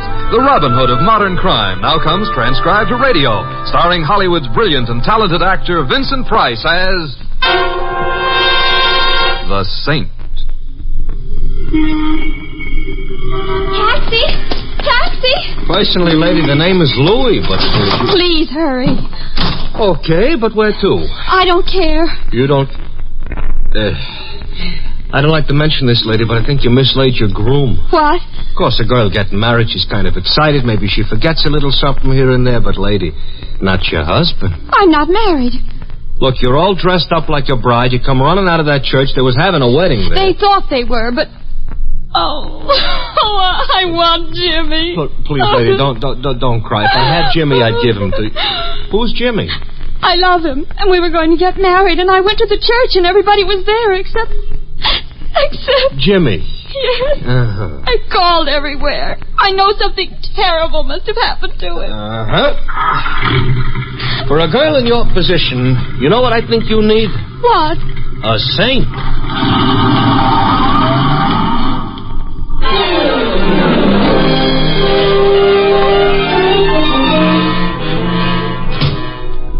Mr. Templar, I hope you don't mind our barging in like this. Of course not, Louis. But you see, this here is... I'm Carol Blair. Uh-huh, Miss Blair. But by this time, she's supposed to have been Mrs... Snyder. Yeah, but she ain't on account of Mr. Snyder didn't show up at the altar. So... Miss Blair, please sit down. Thank you. Here, have a handkerchief. I don't want a handkerchief. I want Jimmy. Well, I don't have Jimmy. I might perhaps try to find him. Oh, Mr. Templar. Whether I can or not is something else again. However, have you thought of the possibility that he might have changed his mind about matrimony? Oh, no, he wouldn't have. He loves me. Well, Mr. Templar, there's nothing that could have kept Jimmy from marrying me. Nothing except death.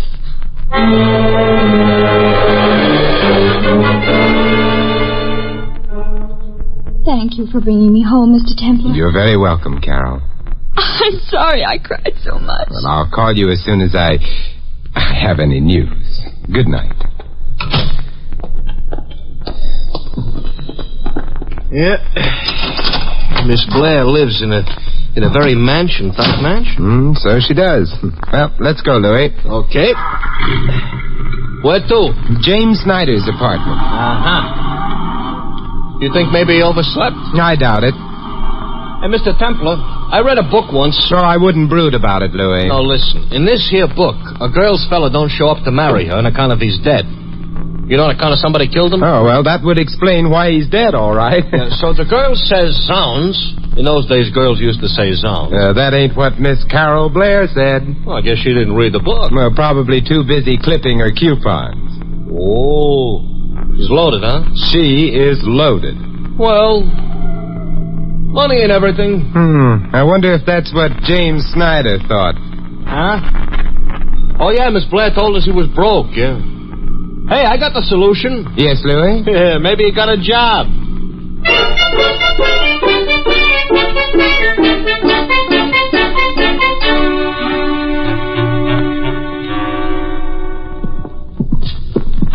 Now, this here is a very fancy type hallway, Mr. Temple. So it is. Gaudy, but not neat. 1C. Yes, here it is. How can a guy with no dough afford to live here? Well, we'll ask him if he answers that doorbell. Yeah. Hey, he's in. Hello. Ooh. Except he's a she. Good evening. May we come in? All right. Thank you. Hey, Mr. Templar. Maybe she's why Snyder didn't show up. I think we stop here, no? Yes, Miss...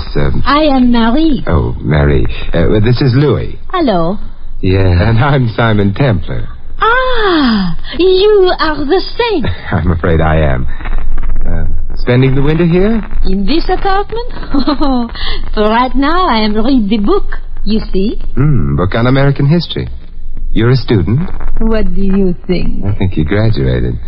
Why the book, then? Well, I'm not so long in this country, and I wish to learn about... The American people? American men. Oh, they're not that different from Frenchmen. Maybe so, but it's the little difference that counts, Perhaps.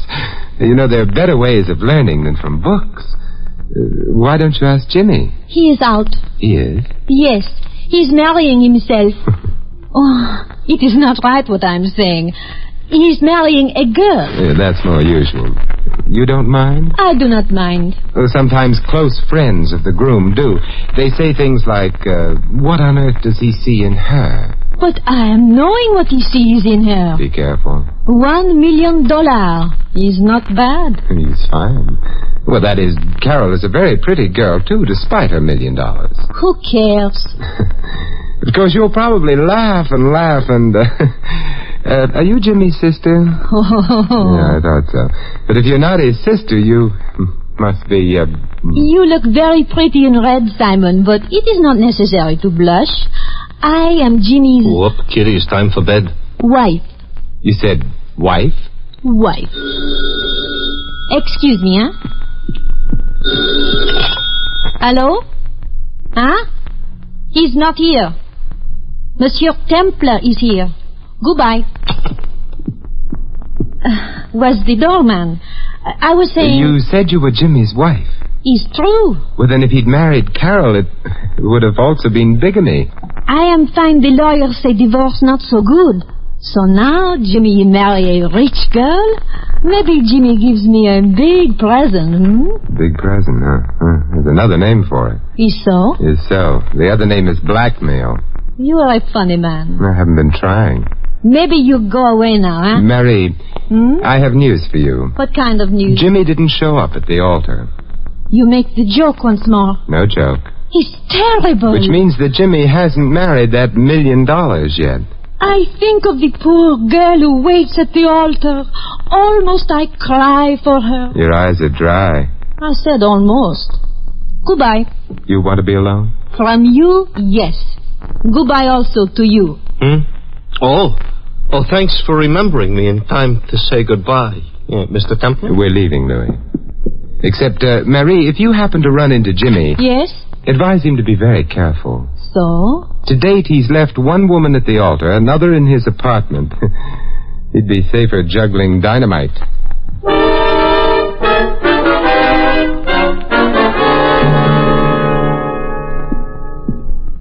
About Marie's character, I got nothing to say. But about her figure... Louis. I also got nothing to say. But, I can dream. It's dark. Yeah, it usually is at this time of night. I know, but it don't hurt to mention it. Back to the cab? I suppose so. Mm-hmm. Hey, you Templar? Huh? Me? Yeah. Who wants to know? Who's asking you? You are? So figure it out. All right. You got a pencil and paper, maybe? Oh, wise guy. If you don't mind my intruding, I'm Simon Templar. Well, thanks for telling me, silly. Hey, you can't. I did. Now, don't move too quick. Him I gave the butt, but it's you I'm pointing the business in. Get in the car. Not just yet. If you've hurt Louis... You want to get shot? Not especially. But first I'm going to look at Louis. Oh, he's unconscious. Hey, what was the idea? Well, all I wanted was you, so let's get going, huh? But Louis... From what I gave him, he'll wake up, but you won't if you don't get in the car. Oh, very well. Your name would be, Dugan. You already know mine. Where are we going? That's what you're going to tell me. I am? Yeah. Because we're on our way to visit Jimmy Snyder. You've told me. Just so happens his present address slips my mind, so give, huh? Or else? No. Tonight we don't play. Tonight it's for keeps. Take me to Snyder. Nobody likes to die.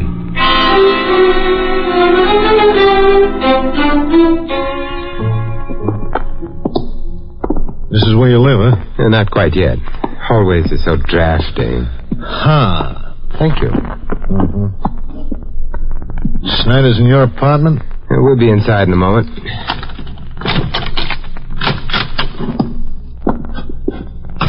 Hold it. Hold what? Shut up. Okay. Move slow, straight ahead. You, mean now you've cased the joint? I mean, I wanted to get that light on. Now, Templar. Yes? I don't see Snyder. Hey, you know, now that you mention it, I don't see him either. Hey, you could overdo that light stuff. You really think so? Where is he? I don't know. But he might be along at any moment. Yeah? Why not? How'd you like a slap in the eye? Put your gun down and try it. Why, Careful. Besides, would Marie approve of your language? Not to mention your tactics. Well, she don't have to. I'm the one that gives the orders and... thank you. For what? Telling me that you're the person who spoke to her over the phone a little while ago, back at Snyder's apartment. It explains how you happened to know I was there. Forget it. Now, what I want to know is when is Snyder going to show here? Well, of course, he may have mislaid his timetable. Yeah? Or perhaps even his life.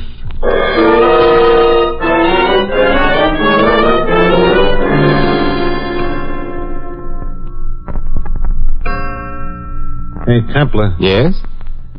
I'm beginning to think that Snyder maybe ain't going to show. Well, as a beginning, it shows promise. In time, you may have lots of little thoughts all your very own. You said... I said he might be along. I offered no guarantees.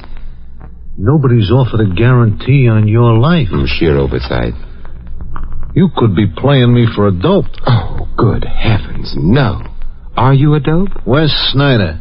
Well, men who have just been married usually spend the time immediately thereafter. No. He ducked the church. Well, that's interesting. But how did you know? I know. Something else, however, that you don't know. What's that? The door behind you is just being sneaked open very, very softly. Oh, I amuse you? You kill me. You're so funny. You exaggerate. I'm not the one who may kill you. There's a revolver barrel poking its snout around the edge of that door. Point of it's aimed at you. Well, I don't take my eyes off you, mister. I don't suppose there's anything I could say that would stop that little stranger from shooting, whoever he or she is. I do dislike having my home used as a shooting gallery, though. Neighbors complain. So, Mr. Dugan, would you mind going away and being shot someplace else? I am staying right here. Get out of my way. No. Oh, you fool. I want to go after whoever shot you. No, that's a trick. It's some kind of trick. You moving up.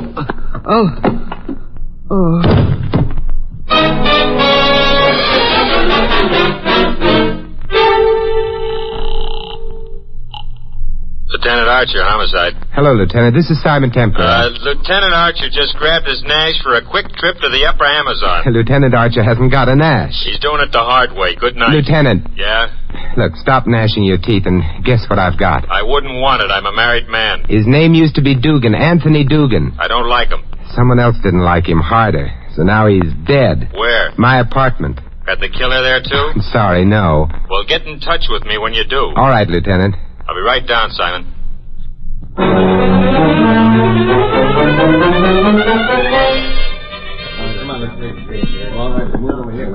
He doesn't make a pretty corpse. He makes a very dead one, though. Friend of yours? Lieutenant, neither of us really care. Yeah, Company, Simon. Who? Oh, Louis. Louis, he says. That's what he said. Louis, you're not hurt. No. Now, in my family, everybody goes around with two heads. Well, there was nothing I could do. Hang out with the saint and see Johns Hopkins from a bottle. Mr. Templar, where is that hooligan? I'm gonna...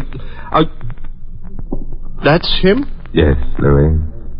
But he ain't breathing. No, Louis. Oh. Lieutenant. Yeah? Louis and I have an errand. You mind our leaving? Thanks for asking. So long. Goodbye. Louis? Coming.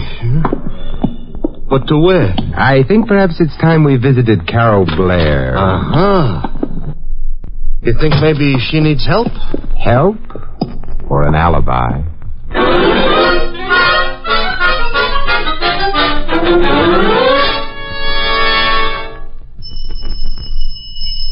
Looks like the mansion is all closed up for the night. I hope not. Maybe she's asleep, huh? If she is. She hasn't read the right books. A woman who's just been left at the altar never sleeps. What's the matter? They don't get sleepy? I have nothing to say to the press. Who's he? I don't know. To me, he looks like an outfielder. From left field, I might add. Louis. I beg your pardon. You, sir, would be... Theobald A. Blair. What does the A stand for? Artaxerxes. You may make all the jokes after I shut the door. Good night. We are coming in, Mr. Blair. Thank you. Pushing type. Uncle. Only when necessary. You're Carol's father? Uncle, young man. Uncle. And who are you? Simon Templar. This is Louis. Tonight, everybody goes, Why does he have to use a question mark for me? Your niece asked me to help her, Mr. Blair. Carol is a young idiot. Youth has no monopoly on idiocy. I'm almost squelched.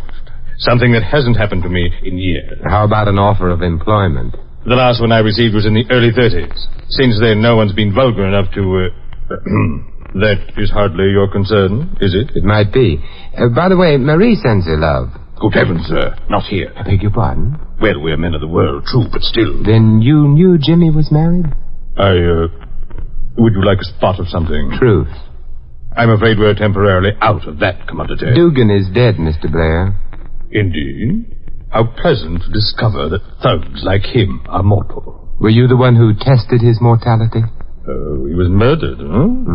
No doubt whoever murdered him did so with the best of intentions. It wasn't I, however. You haven't asked me where Jimmy is. You haven't implied that you know. Do you? No. You want to know? Of course I do. In order to test his mortality? Nonsense. I wanted Jimmy to marry Carol. Wanted it very badly. Uncle, I heard... Oh, Mr. Templar. Yeah, and Louis. I'm keeping the franchise open. Hello, Louis. Hello. I hope you weren't asleep. Oh, no, I couldn't. Simon, have you found Jimmy? No, I did find Marie, however. Who is Marie? Uncle Theobald can tell you, probably with more details than I would know. Uncle? She used to be, friendly with Jimmy at one time. Friendly? Well, yes, you might say that. As a matter of fact, she carried it to the extent of marrying him. Oh, no. Uncle, you're joking. Now, my dear, perhaps you'd better lie down. Uncle, I've warned you time and time again. I'm not a child. I never thought you were. Oh, Mr. Templar, it isn't true, is it? That Jimmy was married? I'm afraid it is. But it can't be. Otherwise, why would he have... Been ready to marry you?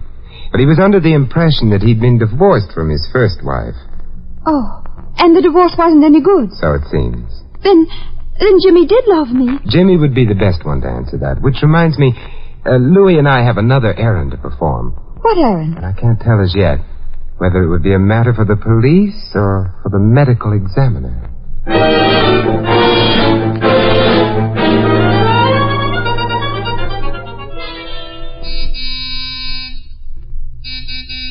The Templar, you're excited. Worried.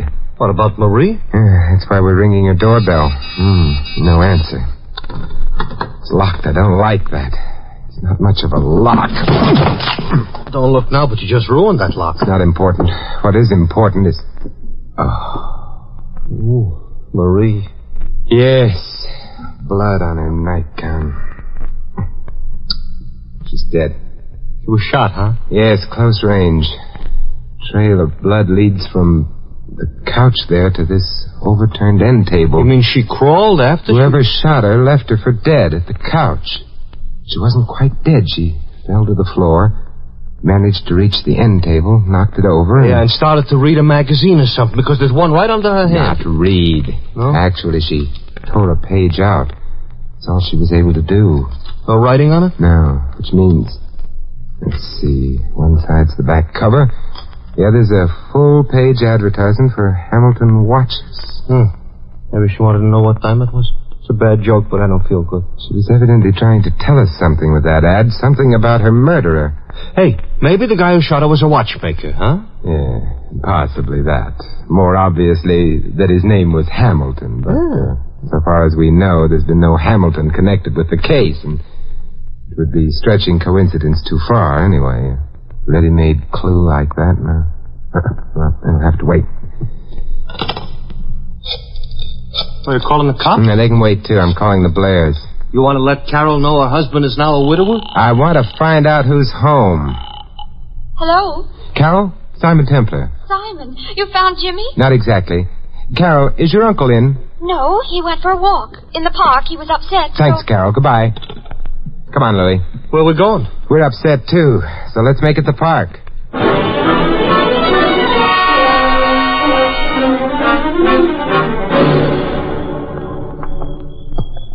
You know, this here just happens to be a very dark park. No sign of Uncle Theobald. Mr. Templar, you think there's something phony about him taking a walk this time of night? Phony? Not necessarily. Let's call it dangerous. No, I'm nervous. Let's not. Maybe he used to be a watchmaker. That's possible. Mr. Templar, you know, I just thought of something else. You kind of stopped looking for Jimmy Snyder. You think it's hopeless? I don't know. Other things to worry about first. As for Snyder, if he's still alive... You wouldn't bet on that, huh? Hey, look. Up ahead by the side of the road. Yeah, Theobald. He's waiting for the traffic lights to change. Not many cars are driving around through the park this time of night, though. But there is one parked down the road a bit. Come on. Yeah. The lights change. He's starting to cross. Shows the car. Theobald! Theobald! He ain't heard you. He's out on the roadway. Theobald! The car hit him. No lights, no license plate type. Is he dead? No. Car just sideswiped him. Oh. Hey, Theobald. Hello, there? Bad driving? No, murderous driving. That car tried to kill you. Theobald, we'll get an ambulance for you. You'll be all right, but, look, I've got to know something. Do you have a place of your own besides Carol's house? Oh, yes. I keep a small room. Shabby vanity of mine. But it belongs to me. Where is it? 19 Terrace Place. Apartment 3. Have fun and... Oh, he's fainted. Louis, go get help for him. I'll wait till you get back, and then... Yeah? And then we'll remember the forgotten man.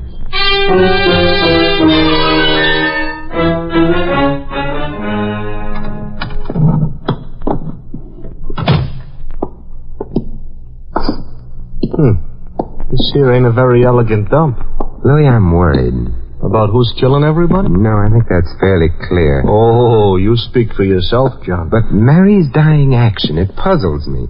That ad for watches, it seems to point nowhere. Just adds an unnecessary complication. To me, all complications are unnecessary. You know, Mr. Templar, maybe what you need is a secretary. A what? All I said was a secretary. Louis, I love you. What? Look, this is my busy weekend, please. Here's apartment 3. Oh. This is where he hangs out when he ain't being rich. Hey? Yeah, from back there. It's this closet. Don't look now, but that there must be Jimmy Snyder all tied up and gagged. You're quite right, Louis. I better untie him. No, Louis. Huh? You better make a phone call. Who to? The police. Mr. Snyder can untie himself without too much difficulty, I suspect. Hey, he's got a hand I free. rather thought he would. I'll take that gun and... Oh. You felt you had to do that? Of course. He wasn't tied up very good. No. All right, I'll phone the police. Yeah, but what'll I tell them? To come and pick up Mr. James Snyder, vanishing bridegroom and murderer.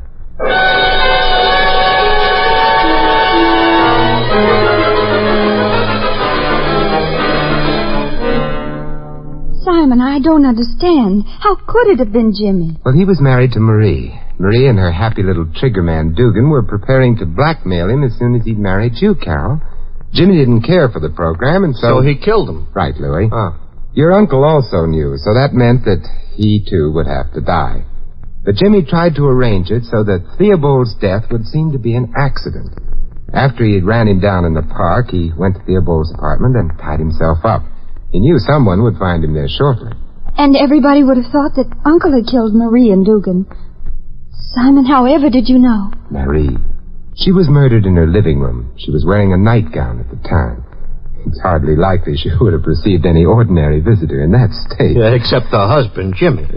Right, Louis. Only now look, what's the business with the watch ad? Well, we know that Marie dying tore a page out of a magazine. Obviously because that page contained an indication of who had killed her. Wait a minute, all that page contained was an ad for Hamilton watches? No, you're forgetting something, Louis. Yeah? What was Marie doing the first time that we met her? She was, she was reading a book. About? American history. Mm-hmm. I remembered that. And then when you mentioned the word secretary... Yeah, this I mentioned, all right. I knew whom she'd named as her murderer. Uh-huh. I still don't know. Louis. Yeah? Look, in American history, who was Alexander Hamilton? But Pilgrim Father. No. Pilgrim's son? Louis. What? Alexander Hamilton was the first Secretary of the Treasury. Uh-huh. So? So, who's the Secretary of the Treasury today? Oh, well, that's a guy named, wait a minute, let me look at a dollar bill. Oh, yeah. Right. And Jimmy Snyder was a suspect? So it goes to show people ought to read American history. You know, Marie was awfully bright. I'm not. I feel terrible, Simon. You needn't, Carol. You'll get over Jimmy. Do you think so, Simon? How? Well, Louis. Oh, yeah, Mr. Templar? Please go take a cab. Hmm?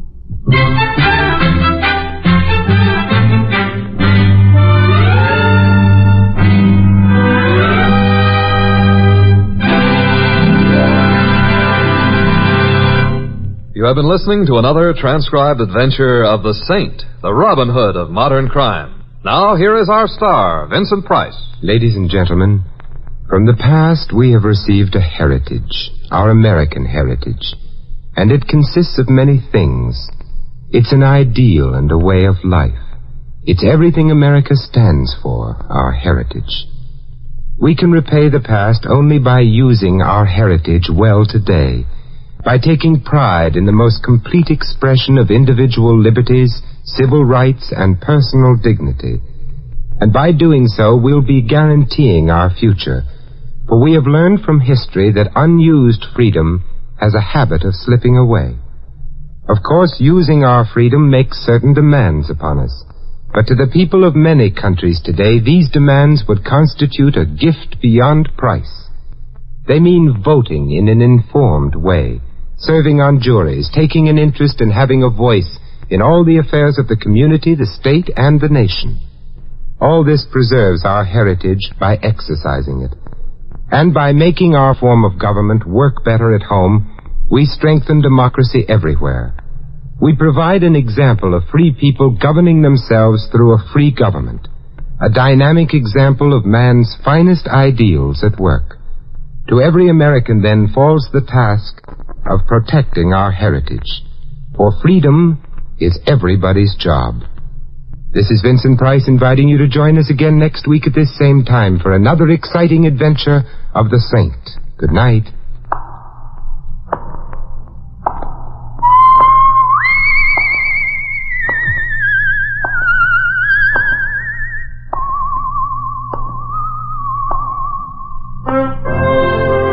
This script of The Saint was written by Louis Vittes. In our cast, you heard Viola Vaughn as Marie and Sharon Douglas as Carol. Sheldon Leonard was Dugan, Ted Osborne, Uncle Theobald. Frank Gerstle was Lieutenant Archer. Louis is played by Larry Dotkin.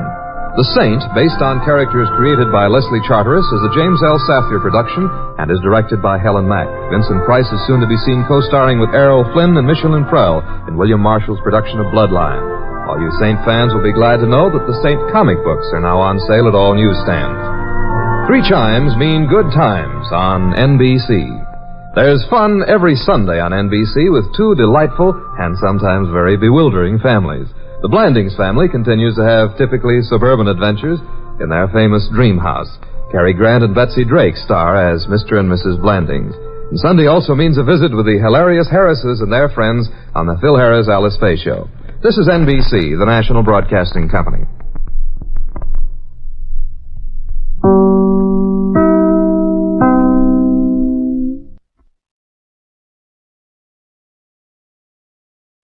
The Kraft Foods Company presents Harold Perry as the Great Gildersleeve.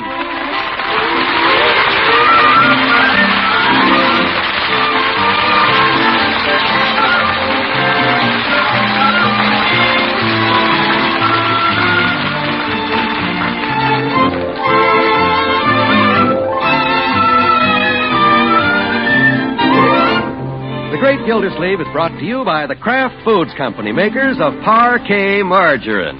Millions of women all over America serve Parquet because it tastes so good. Why, Parquet tastes like it should cost twice as much. To market, to get some Parquet. Home again, try it today. You like it, you love it, like millions who say their favorite margarine is Parkay, Parquet margarine, made by Kraft.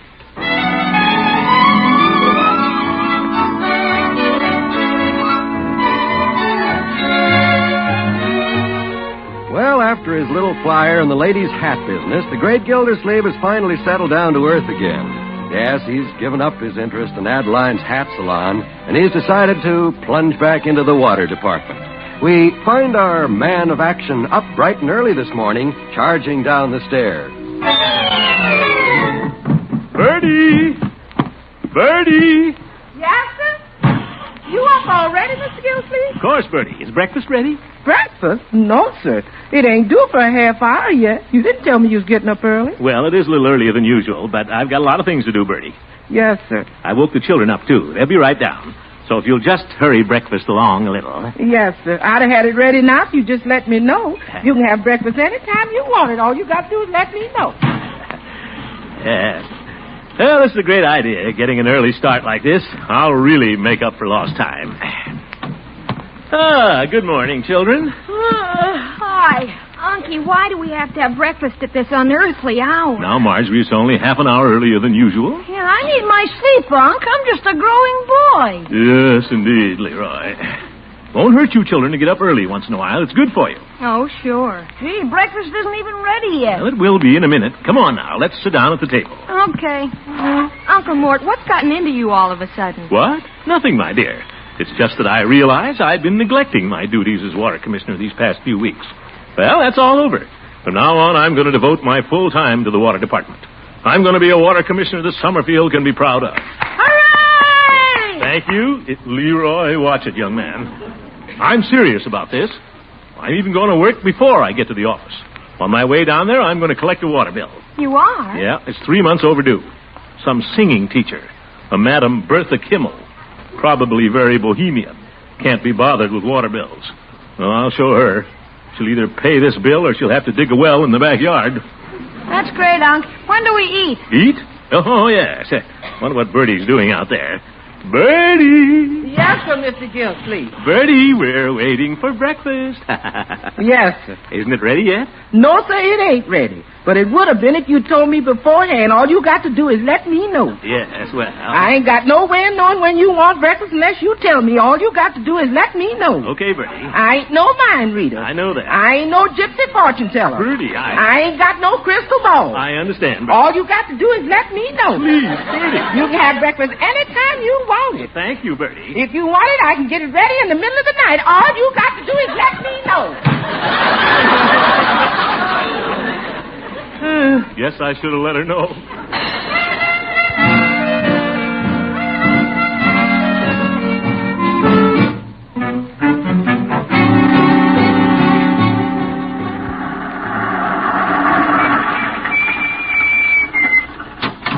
That's Madam Kimmel's place, I guess. That little cottage in there. Place looks pretty run down. Singing teacher, huh? Oh, my goodness, listen to her. Sounds like the noon whistle down at the sawmill. Come on, Madam Kimmel, stop gargling and answer the door.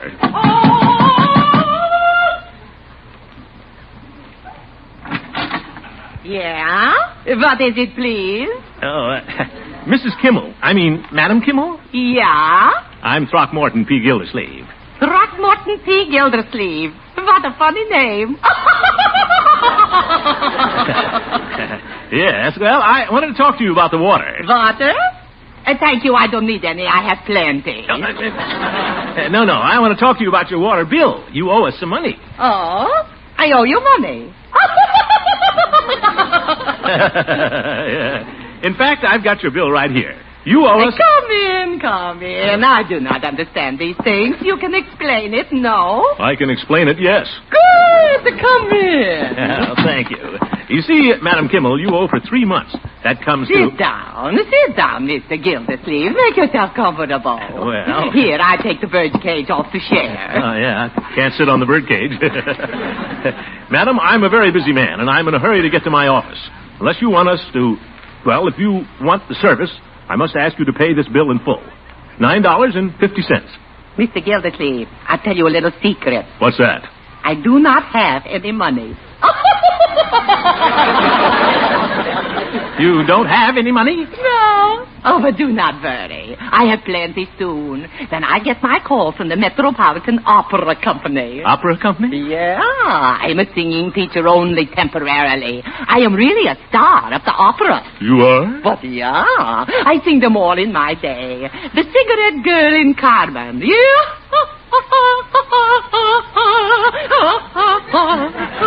Madam Kimmel.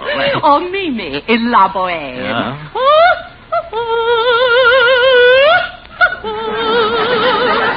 Oh, this I could sing all day. Yes, but Madam Kimmel, about this water And bill. then I sang Brunhilde in Siegfried. I say, Five, and they heard me all over Europe. I'll bet they did. So, when they make out the contract, send me the money. I pay your water bill like nothing. Okay? Yeah, no, it isn't okay. That is, if you can't pay your water bill, we'll simply have to disconnect your service. It's a rule of the department. Oh? Well, I'm sorry, Madam Kimmel, but business is business. Oh, Mr. Gildersleeve, you American men, all you talk is business. Well... And you have the face of an artist, too. Huh? I knew a tenor in Naples who looks just like you. A very handsome man. Really? But of course, you don't sing. Well, I sing a little. Indian love call, things like that. You do? Oh, I might have known it. Mr. Gildersleeve, sing for Madame Kimmel. Oh, Come on, stand up. Now, sing. Well, just one chorus. When I'm calling you, will you answer too? Mr. Gildersleeve. Yeah? Why, you have a wonderful voice. Why, you could sing opera. Me? Of course. Why, you even have a stomach like an opera singer. Well, I could never really sing opera. Well, not now, but if you work and study, I have an idea. I could give you singing lessons. What? I make you another Caruso. Well, thank you, but I don't think... I can see you now at the Metropolitan. You are the toreador in Carmen, in the red cape. You sing. You are a sensation. When you finish, the audience applauds wildly. Bravo, Gildersleeve! Bravo, Gildersleeve! Well, I guess it wouldn't hurt to take just a few lessons. If Margaret Truman can do it, I can. Good. Now, why don't we start right now? Well, I ought to get down to the water department, but what the heck? All right, we commence. Oh, I almost forgot. I charge $10 per lesson in advance. $10? Yeah. For an opera lesson, that is nothing. Yeah, nothing. Oh, yeah. Well, in that case, here you are. Thank you. Now, I give it back to you. What? For the water bill. $9.50, was it not? Yes, but... there you are. You may keep the change. Change. Now, we commence the lesson. Sing after me, please. From the diaphragm. Good.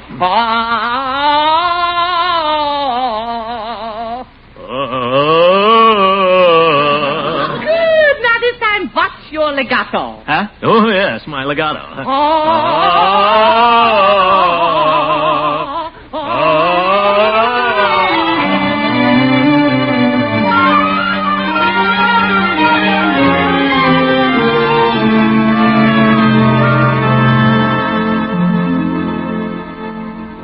Well, Madam Kimmel told me this morning I should practice for an hour after dinner. Better get right on it. I'm going to be an opera star someday.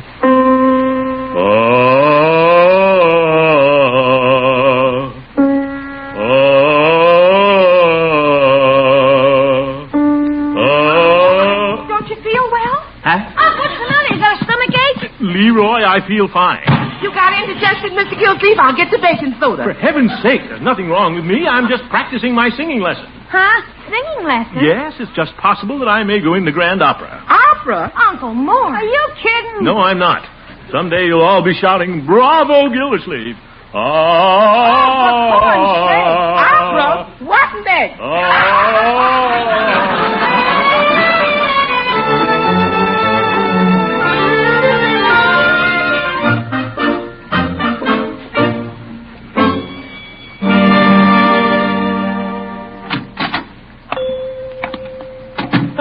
Good morning, Peavy. Hello, Mr. Gildersleeve. What can I do for you? Cigars? No, thank you, Peavy. I've given up cigars. Oh? Economizing again?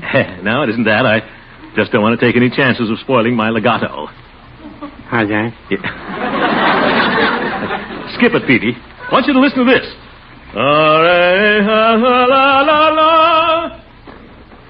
Well? Yeah, what? How does that sound? Sounds like the scale. Yep. I know it's the scale, but doesn't it sound different? No, sounds like the same old scale to me. I'm not talking about that. Didn't you notice something different about my voice? Peavy, I'm singing from the diaphragm now. Oh? Well, every man to his own choice, I guess. Yes, but I'm taking singing lessons. Well, that's a good idea. I've noticed you've been sounding a little flat lately. Is that so? Well, for your information, Richard Q. Peavy, one of these days I may be singing in grand opera. Opera? My. What are you going to sing? The trolley song from Carmen? Oh. You get it? Trolley song from Carmen. Yes. That was a little witticism. Trolley, car. I know, Peavy. I thought it was rather humorous. Oh. Well. Good morning. Good morning, Judge. Hello, Hooker. Gildy. Well, if it isn't our esteemed water commissioner. Yes, sir. Well, I'm glad I found you two jolly boys together. I have some wonderful news. Oh? What's that? Our quartet has been asked to sing at a big social affair at the Moose Hall next Friday night. Well. You ought to be a big hit there, Gildy. You look like a moose. Very funny. They'd asked me to take charge, so I'm calling a rehearsal at our clubhouse tonight. We'll go over some of our quartet numbers. So I'll see you both there at 8 o'clock sharp. I'm afraid you won't see me there, Horace. What? Yeah. Looks as though the Jolly Boys Quartet will have to struggle along without me from now on. Gildy, what are you talking about? Well, that kind of singing is all right for you fellas, but I've got to save my voice for finer things. What? Mr. Gildersleeve is studying for an operatic career. Opera? That's the silliest idea I ever heard of. Oh, I don't know. Some people think I sound just like Caruso. Caruso? Yes. You're looking at a future star of Grand Opera. You sing Grand Opera? Why, you can't even remember the words of My Gal Sal. Oh! Now, look here, you old goat. Gentlemen. Just because I won't sing in your small-time quartet. Mr. Gildersleeve, that's an insult to the Jolly Boys. Yes. You fellas are just jealous. You'll be sorry someday. When I leave Summerfield and go to New York, you'll miss me. Well, no, I wouldn't say that. Oh! Goodbye.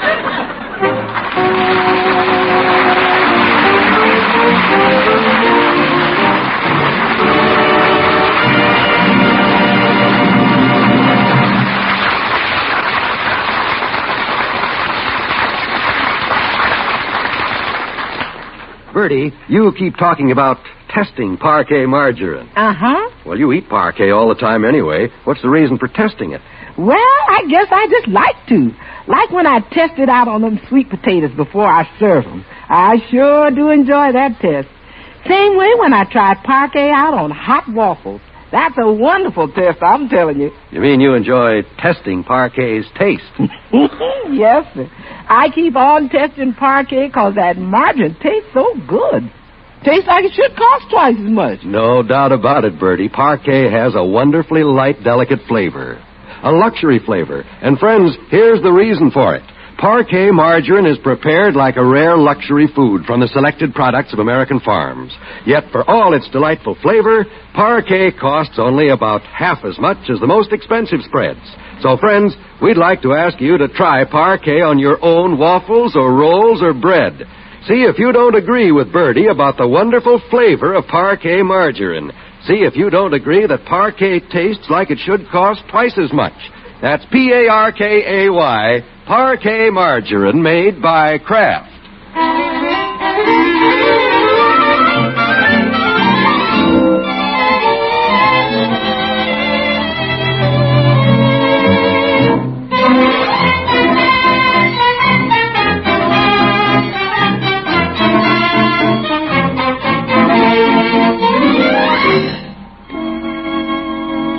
Well, our budding opera star, the great Gildersleeve, is a little upset tonight. He's still determined to win fame, but he doesn't want to lose the friendship of the Jolly Boys. Right now, he's climbing the stairs to their clubhouse over Floyd's barber shop. Better go up and apologize to Peavy and the judge, I guess. Hope they're not still mad at me. After all, the Jolly Boys are the best friends I've got, even if I can't sing with them anymore.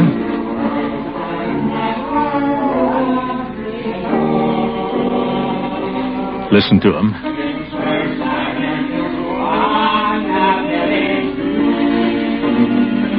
Oh, my goodness.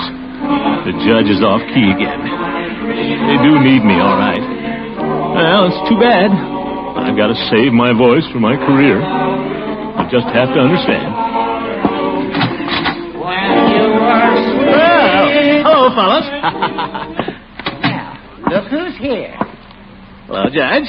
Hello, Floyd. How do you do, Caruso? How are you, Chief? Well, how's the big opera star tonight? Well, hello, Peavy. Peavy, aren't you going to say anything to me? Do, re, mi, fa, sol, la, si, do.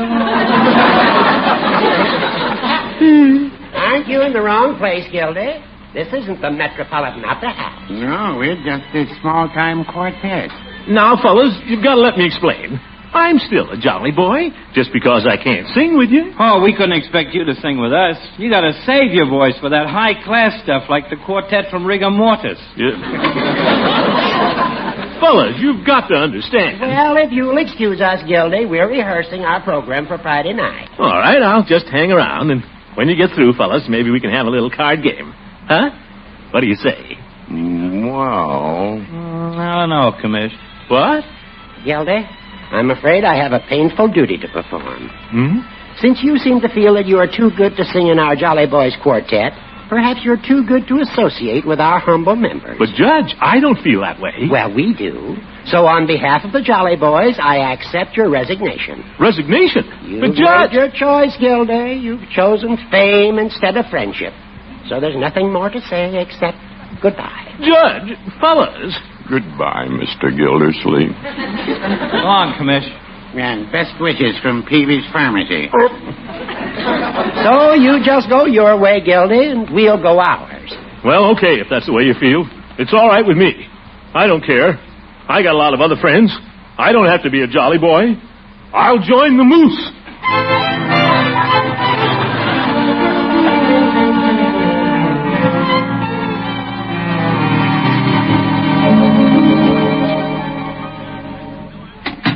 That you, Unky?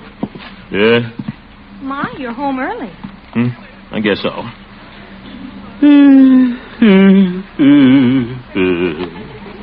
Uncle Mort, what's the matter? Marjorie, your old uncle is no longer a jolly boy. What? They don't want to have anything to do with me. Just because I can't sing in the quartet anymore. Can't sing in the quartet? Why not? Well, I have to save my voice for finer things. Oh, Unky, you're not taking this opera thing seriously. There's nothing funny about it, Marjorie. Madam Kimmel thinks my voice has a lot of promise. Someday I might sing at the Metropolitan. Oh, sure. Uncle Mort, why don't you forget all about this opera business and make up with the Jolly Boys? You know you want to. Well, if they want to be like that, it's all right with me. They'll be sorry someday. You poor darling. Good night, Uncle Mort. Good night, my dear. Nobody understands. Well, I guess we great artists have to go through these things. I wonder if Nelson Eddy had this much trouble. Well, let everybody laugh at me now. I'll show them. If I work hard, study, someday I will be singing at the Metropolitan. You betcha. I can just see it. It's opening night. I'm making my debut. Good evening, ladies and gentlemen. I'm speaking to you from the Diamond Horseshoe of the Metropolitan Opera House. A capacity crowd is here tonight to hear the debut of the sensational new American baritone, Throckmorton P. Gildersleeve. Among the special guests here tonight are the Jolly Boys from Summerfield. In just a moment, we're ready to begin. A hush falls over the expectant crowd. The curtains part. Mr. Gildersleeve is standing there confident, poised, his manly figure clothed in a red cape. He's about to sing the trolley song from Carmen. The Toreador song.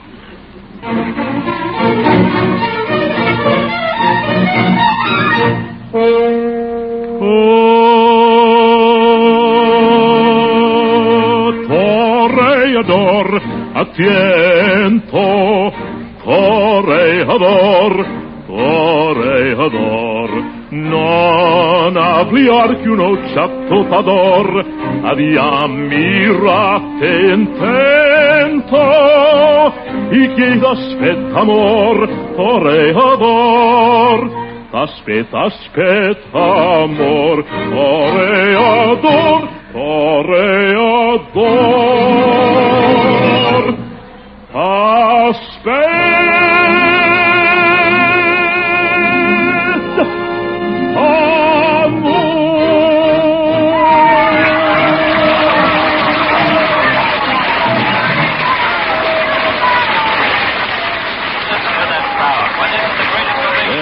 Thank you. Thank you. Hello, TV. Curtain call after curtain call. Thank you. Somebody at the door. Darn it. Just when I was taking my 6th curtain call. Wonder who this is. Good evening, Mr. Gildersleeve. Madam Kimmel, come in. Thank you. I just sang at the Metropolitan. In Italian, too. What? Nothing. Sit down. Thank you. Well, this certainly is a pleasant surprise. You're coming to see me? Mr. Gildersleeve, I've come to say goodbye. Goodbye? Yeah, I just received a wire. I got my job in New York. Well, that's very nice, but what about my singing lessons? You were going to make me an opera star. Mr. Gildersleeve, Madam Kimmel must tell you the truth. For 1,000,000 years you could study and still you couldn't sing opera. What? But you said my voice had promise. I know. Madam Kimmel is a naughty girl. What could I do, Mr. Gildersleeve? It was either tell you that or you turn off my water. Your voice isn't bad. It's good enough for singing in what you call barbershop quartets. But for the opera, no. I'm sorry, Mr. Gildersleeve, but don't feel bad. For 20 years I've worked to be an opera star. I never made it. But, Madam Kimmel, you said you sang in opera all over Europe. I did, but only in the chorus. In the back row. Now I'm too fat even for the chorus. So I'm taking this job as a cook in a little restaurant in New York. A cook? Yeah. I cook wonderful European style. I work a while in New York, and I send you back your $10. And I hope you forgive Madam Kimmel for telling you a little fib. Oh, that's all right. You are a nice man. Anyway, Mr. Gildersleeve, maybe we are happier this way. Me a cook, you a water commissioner. Goodbye, my friend. Yeah, goodbye. Goodbye.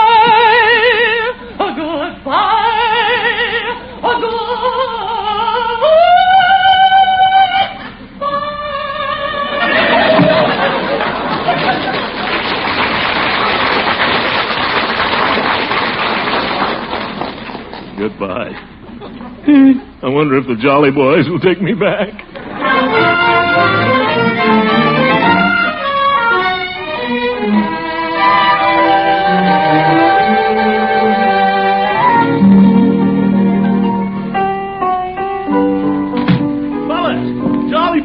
Well, you back, Gilder? Yeah, you got to give me another chance. What's that, Mr. Gildersleeve? I was all wrong, fellas.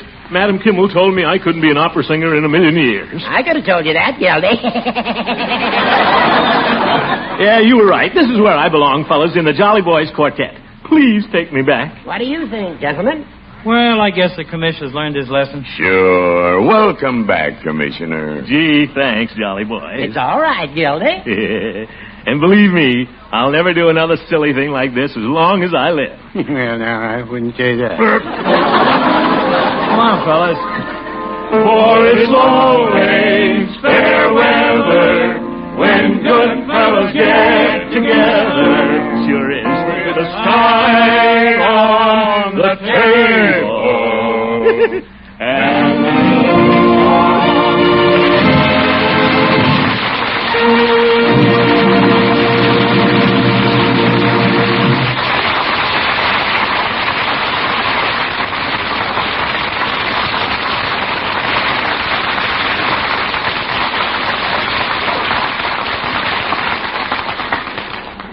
Taste comes first in a spread for bread. And Parquet margarine has such a light, delicate luxury flavor that you might not even suspect how nourishing it is. It might not even occur to you that every pound of Parquet is reinforced with 15,000 units of essential vitamin A. Next time you're at the store, get Parquet for its luxury flavor, its unusually large nutritional value. Yes, and for its economy, too. After all, this same delicious margarine costs only about half as much as the most expensive spreads. That's Parkay, Parquet, the margarine made by Kraft. Parquet, the margarine that tastes like it should cost twice as much.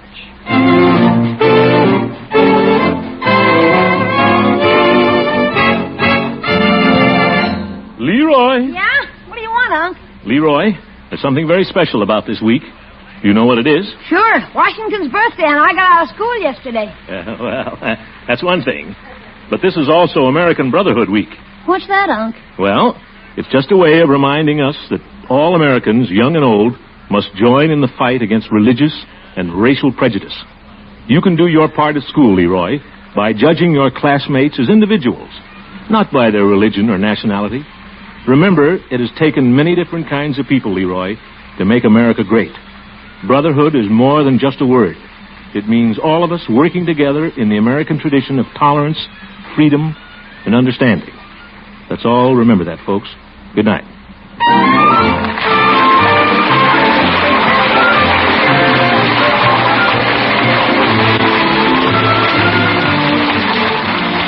Great Gildersleeve is played by Harold Perry. The show was written by Gene Stone and Jack Robinson, with music by Jack Meakin. Included in the cast are Walter Tetley, Mary Lee Robb, Lillian Randolph, Earl Ross, Richard LeGrand, Hope Emerson, Ken Christie, and Arthur Q. Bryan. This is John Wald saying goodnight for the Kraft Foods Company, makers of the famous line of Kraft quality food products. And be sure to listen in next Wednesday and every Wednesday for the further adventures of the Great Gildersleeve.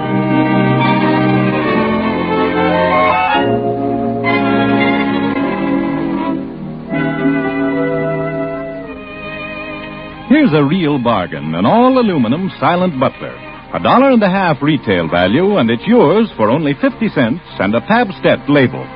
This Silent Butler is handsome enough for a gift, and it's big. Has a deep, generous-sized bowl, a long handle, a hinged top that opens at your touch. It's just the thing for collecting cigarette ashes or crumbing your table. Now, today, just get either regular Pabst or the new Pabst 2-pound economy loaf. Your dealer will give you full details about getting this beautiful aluminum Silent Butler valued at $1.50 for only 50 cents.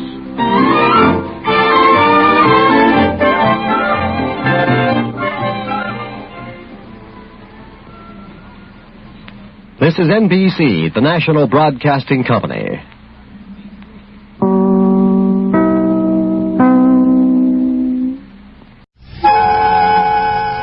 Come on, Doc, come on. I can't hold on much longer. Look at my hands. Shaking so I gotta keep them in my pockets. And I'm starting on the itchy bit. Like there's ants under my skin crawling all over me. I'm telling you, Doc, another couple of minutes and I'm not going to care if you got a patient in there or not. I'm not going to care about anything. Even killing. I'm coming in.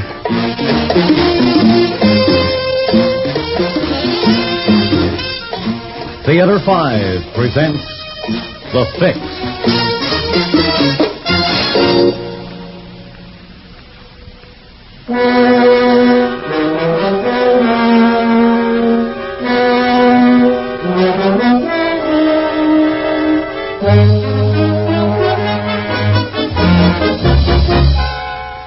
There was a tree there, just across from the doctor's office. And I knew how bad I was because I was holding on to it.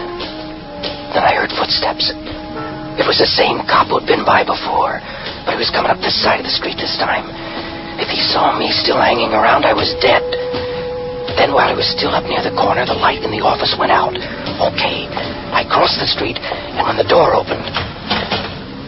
Dr. Rand? Why, yes. Doc, I'd like to see you for a couple of minutes. Talk to you. I don't believe I know you, do I? No. Well, of course, not important, but it's very late, and I was... I know, Doc, but it's an emergency on the level it is. If I can't talk to you, I don't know what I'll do. I swear I don't. Oh? Well, all right. Come on in. And then we get the lights. In here, in my office. Now, what seems to be the trouble? Doc, I need a fix. You what? I'm not kidding around. I'm giving it to you straight. I'm on the stuff and need help. You dig? Yes, I think so. But what on earth brought you here? It's me. I was just taking a chance, Doc, but I had to do it. You see, I lost my connection. They picked him up a couple of days ago, and I haven't been able to get what I need since. Well, I still don't understand. I told you, I took a chance. I live near here. You're the only doc around who's here at night. I waited until I saw your light go out. That meant that there was no one else here with you. I see. Well, I'm sorry, because I'm afraid you've made a mistake. Doc, don't give me a hard time. You see this? No. I don't like guns any more than you do. And I don't want to use it. But if I have to, I will, because I'm at the end of my string. I'm not saying you ever fixed anyone before, but you've got to fix me. Now, maybe you don't have any H around, but you've got something that'll hold me for a while. Doctors always have. Yeah, but I haven't. That's what I meant when I said you'd made a mistake. You see, I'm not that kind of a doctor. I'm a psychiatrist. What? I don't believe you. Sit down there at the desk and keep your hands where I can see them. What's in here? The bathroom. Oh, yeah. But then, outside there? The waiting room. That's all there is. But there must be something. What am I going to do? You know what happens when you get this way? I could kill someone. Anyone. As easy as... Yes, I know. Here, take one of these. What is it? It's the only medication I have here. The tranquilizer. That won't do any good. Not in the shape I'm in. I know, but it'll help. What about a treatment center? Oh, sure. They give you a small, quick shot if you're really climbing the walls, but then they got you. They keep you there and try and make you kick the bit. Well, have you ever tried it? Kicking it? You kidding. I tried it twice, couldn't make it. Why? Because I'm hooked, that's why. Everybody's hooked with something. With me, it's junk. With you, it's you gotta have a car, a fancy address, and Brooks Brothers suits. You think you're better off than me? If that's what I was hooked with, no. But it's not. I'm afraid I'm hooked with something else. Like what? Well, like the need to help people. Oh, for crying out loud. What do we get now, the salvation routine? No. I'm just stating a fact. My father was a drunk. He died when I was 5.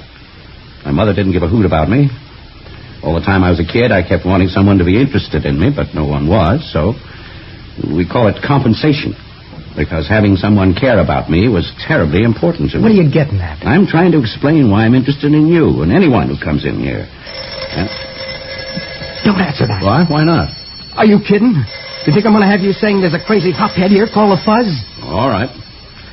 But it's going to look much worse if I don't answer it, because it's either my wife or my phone service. They both know I'm here. And if I don't answer... Okay, go ahead then. But remember, I'm holding this heater on you. I remember. Hello? Oh, yes. Hello, Mrs. Gibson. How are you? No? What's wrong? When was this? I see. Come on, Doc. Shake it up. No, that shouldn't surprise you. I told you it might happen, didn't I? Yes. Now, Mrs. Gibson, please. I know how you feel. Yes, I do. But I want you to stop that and listen to me. You know I know you, understand you. There's no one who understands you better than I do. Now, the next thing is, do you trust me? Oh, come on now. Knock it off. Good. Well, then I'll tell you that nothing is going to happen to you. You're not going to do anything foolish, and you're going to be all right. Yes, that's a promise. Now, do you think you can wait until tomorrow for us to go into this whole thing? Oh, well, I'm busy at the moment, but I should be through soon. Then I'll be right over. Oh, I'd say about an hour. Right. Goodbye. Well, it sure sounded like she'd flipped her wig. Who was she? One of my clinic patients. Clinic? Yeah. I'm at a hospital most of the day. I only see patients here late in the afternoon at night. Oh? Yeah, what was with her? Boyfriend belled her one? Not exactly. Her husband just left her. Big deal. Well, as it happens, it is. The first time I saw her was at the hospital right after they'd pulled her out of the river. Did she jump or was she pushed? She jumped from the Grand Street Bridge. She wanted to die. And you thought she shouldn't? That's right. I told you. That's what I'm hooked on. Knowing what it's like to be alone, frightened, and hopeless. Because the child we once were is always with us. Anyway, I've been treating her, Mrs. Gibson, for about 6 months now. Making good progress, too. But now... She's flipped again. No. If she had, she wouldn't have called me. But she did call me. She knows she can trust me. That's why... Well, you heard what I said to her. I'd like to get over there as soon as possible. In other words, you want me to blow, is that it? No, not necessarily. But I think we should get down to cases. Decide just what we can do for you. What's your name? What's the difference? Well, I'd just like to know. I like to deal with people, not numbers or faces. Well, you can call me Duke. What do you do? I'm a musician. An arranger. Oh. I thought so. Thought what? That the way you've been acting and talking is a defense. That actually you've got a certain amount of background. I've read a few books, so what? Well, once I know that, perhaps we can really do something for you.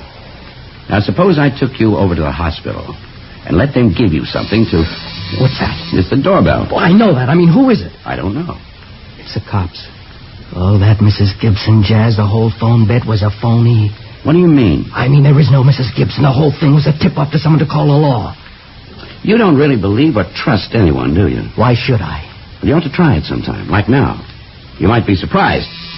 Excuse me. Stay where you are, Doc. Don't move and don't try and open that door. I'm afraid I have to, Duke.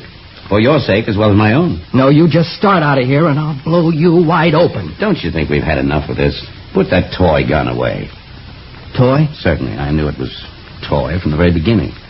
I didn't say anything about it because I was interested in you. Thought if we talked, I might be able to do something for you. But now... I'll be right back. Doc, I'm warning you. I heard you. Okay, Doc, maybe the gun's a phony, but this is a...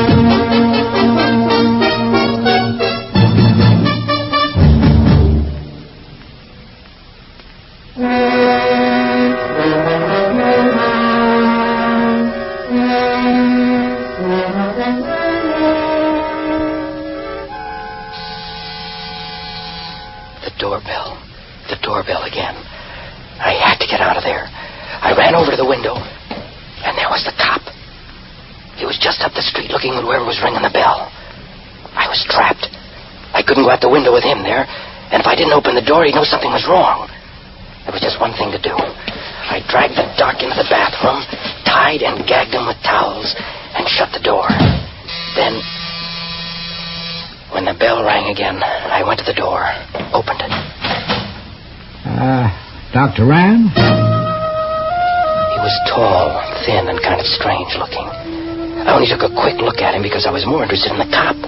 He'd walked over, was standing only 8 or 10 feet away, watching. I said, you Dr. Rand? What? Why, yes. Oh. I was beginning to get worried. The lights were on, so I knew you were there, but I've been ringing and ringing. I was busy on the telephone. I see. Could I talk to you a few minutes, Doctor? I'm afraid not. Not right now, anyway. It's very late, and I was just leaving. I know, and I hate to bother you, but it's terribly important. I'm sorry. Why don't you make it tomorrow? Because it won't wait till tomorrow. Please, Doctor. If I say it's important, it is. You've got to give me a few minutes. You got to. The cop was still standing there watching, and he was starting to look at me kind of funny, so... Yeah, all right. Come on in. Thank you, Doctor. Thanks very much. In there? Yeah. Sit down. Thank you. We've never met. Because I know all about you, just as you must know about me, I'm John Backer. Backer? Yes. Lily's father. Oh, yes. That was the first thing I wanted to ask you about Lily. How is she? Why, she's fine. Oh, then you've seen her recently. Well, no, not exactly recently. Not for a little while. Well, then how do you know she's fine? Well, I've heard she was. Oh, you mean you get reports? Yeah. But how do you know they're reliable?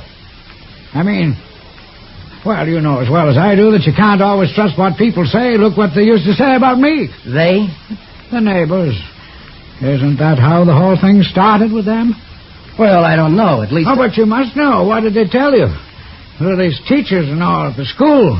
What did they tell you when they sent her to see you at the clinic? Well, they just said it might be a good thing. It might help if she came talk to me. Help? And did it help? Look at what's happened because they were such busybodies. Lily's miserable. No matter what you say, Doctor, she must be. After all, I'm all she's got now, and she loves me. How could she be happy living with strangers? As for me... Well, do I have to tell you about these last few weeks? You know what it's like there, don't you? The locked doors, the bars on the windows, the doctors... It was then that it got to me. I'd been too busy worrying about the cop, wondering if he was gone yet to really look at Backer. But now it suddenly hit me like a mainline shot. He wasn't just a kook or an oddball, he was a psycho. Clean off his rocker. I asked you a question, Doctor. Do you know what it's like in there? What? I'm sorry, Mr. Backer. Yes, of course. The thing is, well, I'm afraid I've really got to ask you to go now. Like I said before, it's awfully late, and I have to go see someone. But I another haven't patient. had a chance to ask you the really important question yet. The one I've been thinking about all this time. Why did you do it? Why did I... Have me sent away? You say you know what it's like in there. But I didn't... Maybe not directly, but you were behind it. You must have been. The only one who knew about my voices was Lily. I started saying a little something about him right after my wife died. About how I'd heard from her and she was fine, but people used to look at me so strangely that I stopped. So the only one who really knew was Lily. After all, Mary was her mother, so I used to call her in whenever Mary talked to me. And she must have told you about it, and you must have told them, the other doctors, because that was one of the things they kept asking me about all the time, that I was in there, in that place. But I didn't, Mr. Backer. Don't lie, Doctor, don't lie. I know that man is but flesh, and the flesh is weak, and I can forgive him his weakness and even his wickedness. But the thing that can be forgiven, the unforgivable sin, is lying. But I'm telling you, Don't answer that, Doctor. Get your hands away from it. I don't know where he'd been carrying the gun. I didn't even see him pull it. All I know is that suddenly it was there in his hand. And it wasn't phony like mine. You don't like this, do you? I don't like it either. I hate violence. But after all, this is a violent world we're living in now, and as my voice has explained to you... Can't you stop that thing? I'm afraid... Well, then I'll stop it! There. Now we can talk. I think that's a very good idea. I think we should talk. I want to ask you something. Do you think I dig you? I mean, that I understand you? I don't know. How could you? You've never met me before. Oh, that's got nothing to do with it. After all, that's my job, listening to people and trying to figure them out. You think you're the only one walking around feeling everyone's after you, against you, looking at you like there's something wrong with you? I get people like that coming in here all the time. You do? Of course. It's my job to help them. And if I can help them, I can help you. But how can you if you don't believe in my voices? I didn't say that I didn't believe in them. You mean you do? Well, let's say that I think you believe in them. That's the important thing, isn't it? And, well, do you want me to tell you where I think your trouble started? Yeah? Well, we doctors have a saying that the child we were once is still around, still with us. The child we were once. That's very interesting. Yeah. Now, what kind of a child were you? I mean, were you happy when you were a kid? No, I can't say that I was. We lived on a farm miles from anywhere, and I was pretty lonesome, even when I went to school. Uh-huh. Now, what about your wife? Mary? She was the most wonderful person I've ever known. She was a waitress in the place where I used to eat. As soon as I saw her, I knew she was lonesome, too. She was the only person I ever met I could really talk to. And so you got married, and after a while, she died. Yeah. Well, don't you see how the whole thing fits together? I mean... What's that? What's what? Well, that knocking. I don't hear anything. Well, it stopped now, but it sounded as if... Wait a minute. There it is again. Don't you hear it? No. At least, look, let's get back to what we were talking about. You. Now, I don't want to talk about that. I want to talk about that knocking. You really don't hear it? I told you, no. In other words, you think I'm imagining it, like my voices. No. I mean, well, maybe I do hear something, but it's outside there. It's not outside. It's here in your office somewhere. Now, look, Mr. Backer, do you believe me? Trust me. No, I tell you, it's not outside. It's coming from in there. But... Now, stay where you are. Don't move. I'm going to see. Yes. There's a man in there in the bathroom tied up. Okay, so maybe there is, but I can explain. You don't have to explain. It's all very clear now. For a few minutes before, when we were talking, I almost believed you. But now I know you're just like all the rest of them. You lied to me. You said you didn't hear anything, but you did. Not only that, but you lied when you said you wanted to help me. You don't really help people. This is what you do. You tie them up and send them away someplace. It's probably what you did to Lily. My Lily. But it's not. I told you I could explain. Help! Help! Someone!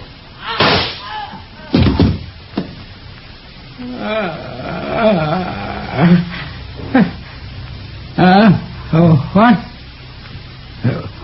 What'd you say, Mary? Bad? Oh, but it wasn't a bad thing. It was a good thing. Well, after all, he did lie to me, and lying is wrong, isn't it? No, Mary. Of course, I won't hurt anyone else. I'd throw the gun away. There. And I'll untie that man he's got inside there, and when the police come, I'm going to... Open up in there! Open up! Oh, Mary. I think they're here. Excuse me while I go let them in.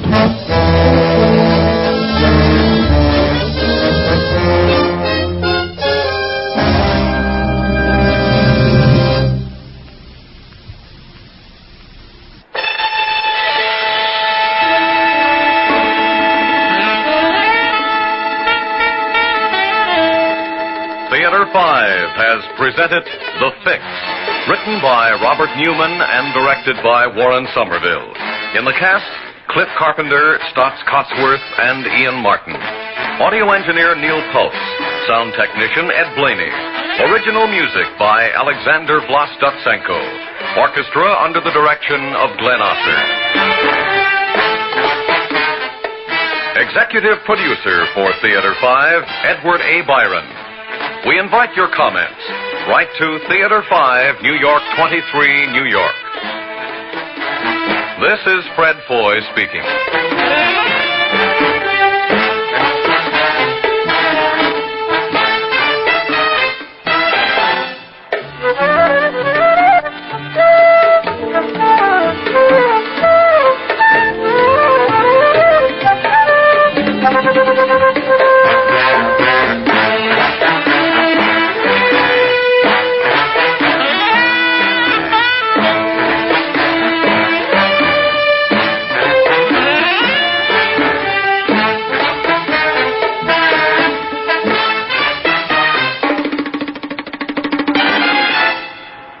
This has been an ABC Radio Network production. Lever Brothers Company, makers of Lifebuoy Health Soap, presents Big Town. Extra, extra, hear all about the mask of evil. Tonight's Big Town story brought to you by Lifebuoy Health Soap, used in the homes of 40 million Americans. Extra,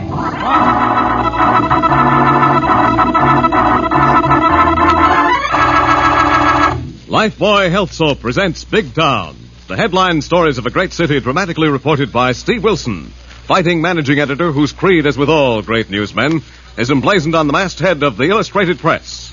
The power and the freedom of the press is a flaming sword, that it may be a faithful servant of all the people. Use it justly, hold it high, guard it well. Now, Big Town and Steve Wilson's strange and exciting story captioned The Mask of Evil. Evil has many shapes and many forms, and if you seek it, you may find it to your sorrow. And such is the case in tonight's story, which had its beginning and strange and terrifying ending in a supposedly haunted lighthouse, rented for atmosphere by a mystery writer and old friend of Steve Wilson by the name of Hannah Harper. Miss Hannah. Miss Hannah, close the door quick. Oh, for heaven's sakes, now what's the matter, Aggie? It's that terrible caretaker, Mr. Red Heron, and his son Elmer. That's what's the matter, Miss Hannah. Please close the door and lock it. Oh, stuff and fiddlesticks, Addie. They're just a couple of harmless local characters, and we're lucky to have them here to keep this musty old lighthouse warm while I finish my latest chilla-dilla. We'll never live till you finish it, Miss Hannah. Why not? Why not? Yes, and quit echoing me like a cracked phonograph record. Why not? Because. Because why? Oh, for heaven's sakes, you got me doing it again. Why? Because of things. What kind of things? Doings. What kind of doings? What kind of doings? Now, don't start that again, Aggie. What's frightening you? That Mr. Red Heron. What's he done? He's been giving me the fishy eye. Oh, stuff. He has only one eye, and he's probably giving you his version of a widower's wink. What else? What else? The noises. What kind of noises? What kind of noises? Oh, for heaven's sakes, yes. Strange noises. Under the house, rumbles, explosions like thunder. Oh, stuff. Herring explained all that. It's the rumble of the waves pounding into the sea caves under this old lighthouse. No, it isn't, Miss Hannah. Yes, it is, and I wish it wasn't. This is the most disappointing haunted house I've ever rented to get an atmosphere for my horror stories. You'll get more than atmosphere if we don't get out of here tonight. Oh, stuff and nonsense. There isn't a spook in the place. Even poor old Captain Diamond rests quietly in his grave. Not a clank or a groan out of him. Hasn't creaked a stair since we moved in, or even slammed a door. Oh, my stars. Oh, there. Stuff. It's the wind banging a shutter. Oh, no, it isn't. It's somebody trying to scare us away. Well, why should anyone want to scare us away? I don't know, Miss Hannah. But I wish your friend, Mr. Steve Wilson, was here to tell us to get out. Yes, I wish Steve was here. Something always happens when Steve Wilson is around. Please don't wish things like that, Miss Hannah. If we don't get out of this old lighthouse, we're all going to be murdered in our beds. No such thing. If I'm going to be murdered, I insist on a much more unusual setting. Murdered in bed. What would my mystery fans and my publisher think? I don't care what they think. And if you won't leave this awful place, I'm going to the village and telephone Mr. Wilson. Why? Why? To get us out of here. Oh, my stars. Oh, there. Listen. That's why we've got to get out of this place. Oh, good heavens. I'll bicycle to the village and phone Steve Wilson myself. And if he'll come out, maybe something will really happen in this forsaken place.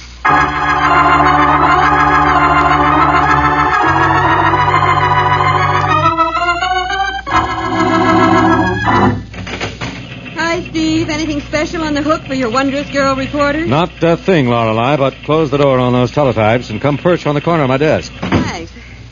Well, what goes with you? Have you been giving your ulcers a vacation whilst I've been in Washington? Yes. It's part of my New Year's resolution to take things easier and last longer. The year is exactly 4 days old. You want to bet you don't stay out of high gear a week? Not a nickel, as long as I'm running a newspaper. And the paper runs us. What a life. Anything new on that South Side sewer scandal? Not yet, Lorelei. The grand jury is too full of post-Christmas spirit to indict, but they'll get around to it.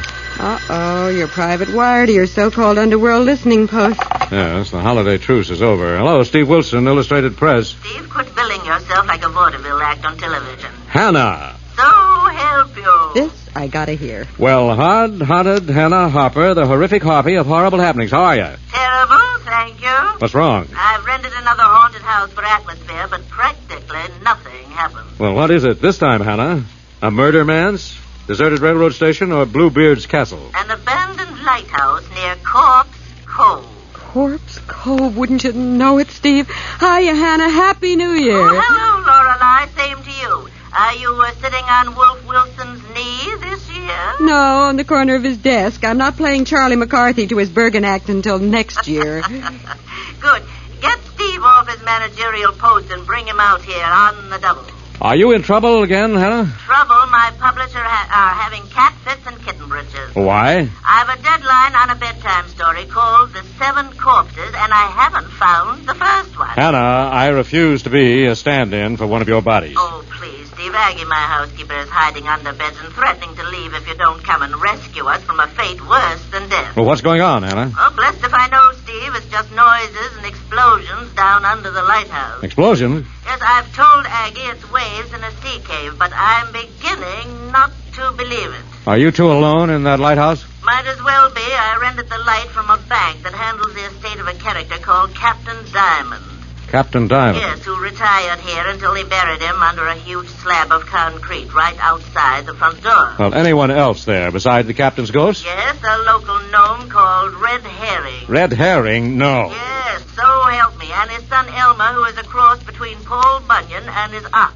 And he claims he has a 7-foot rabbit that pulls a pony cart. Now, wait a minute, Hannah.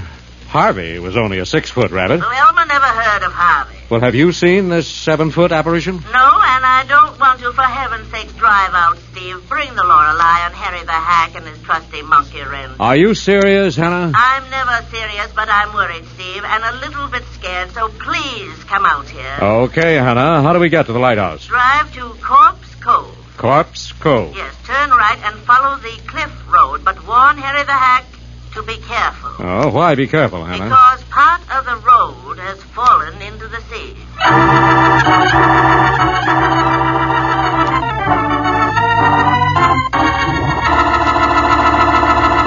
Thus, Steve Wilson and Lorelei have been drawn into a strange situation, and for the exciting developments, we'll return to Big Town in a moment.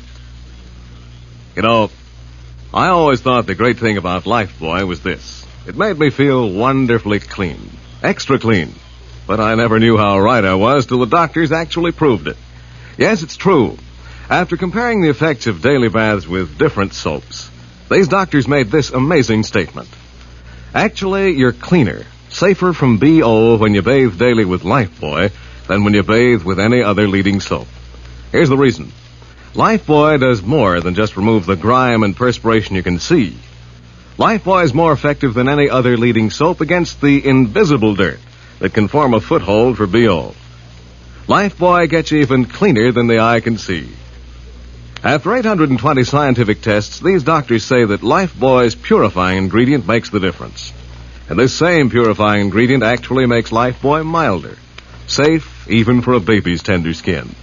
So enjoy a refreshing Lifebuoy bath every day. You'll like Lifebuoy's creamy rich lather, its wonderful mildness. Get Lifebuoy right away.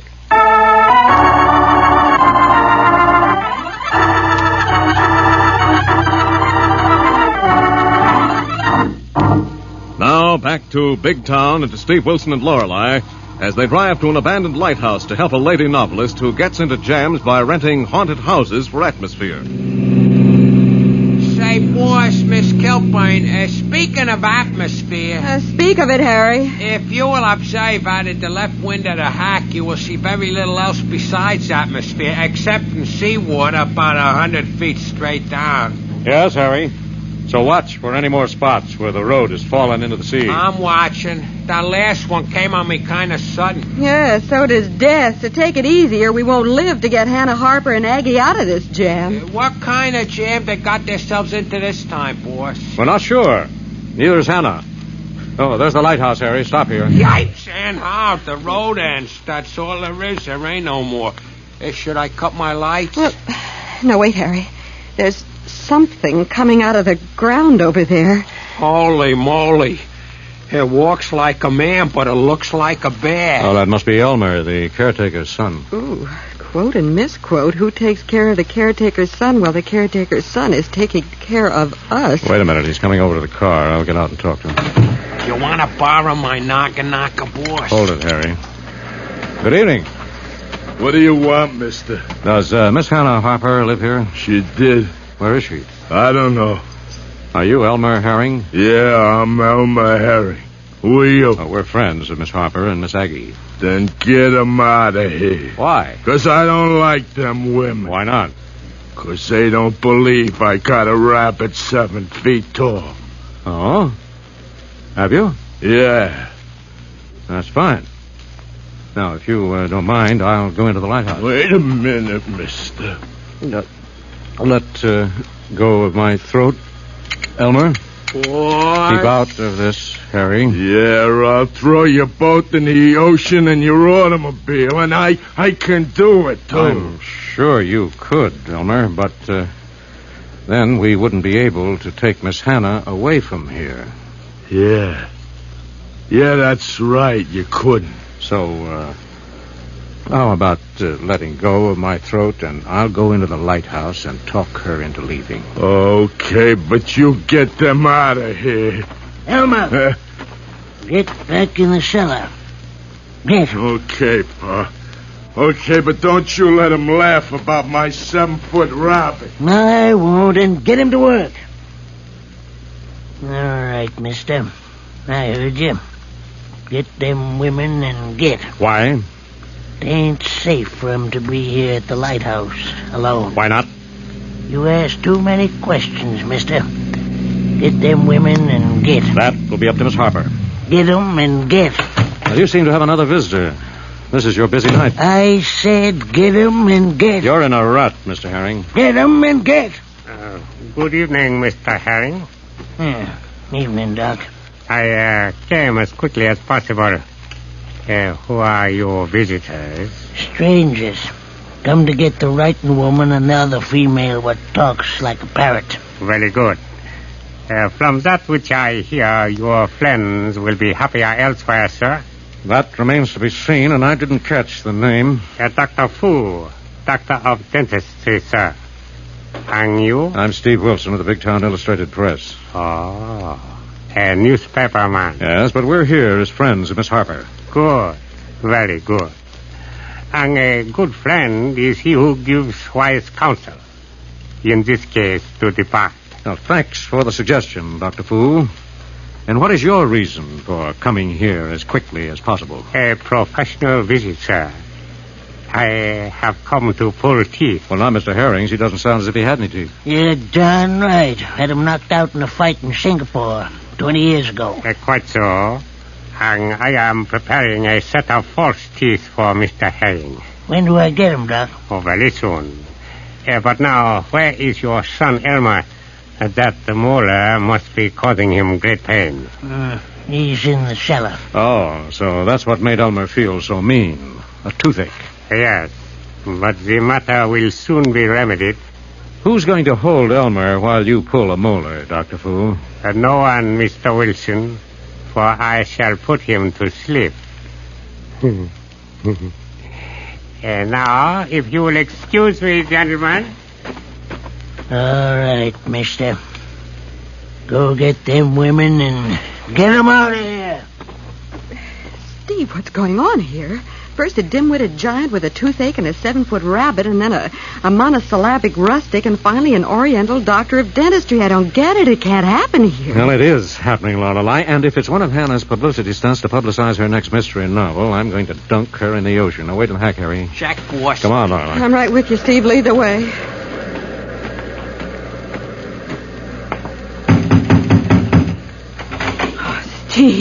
Steve Wilson, oh, thank heavens you got here. Yes, I think so, Hannah. Well, for heaven's sakes, come on in, but don't wipe your feet on this concrete slab. Hello, Lorelei. Hello, Hannah. Why not? Oh, poor old Captain Diamond is buried under this slab. It wouldn't be respectful to wipe your feet on his grave, so come on in. I have a welcome mat inside. Well, it'll be the first welcome we've had.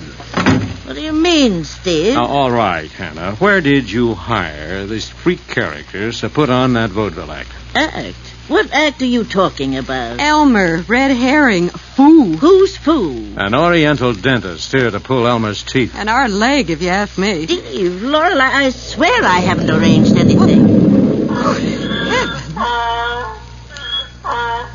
Miss Hannah! Oh, Mr. Wilson, Miss Kilburn. What is it, Aggie? Get us out of this awful place before we're all murdered in our beds.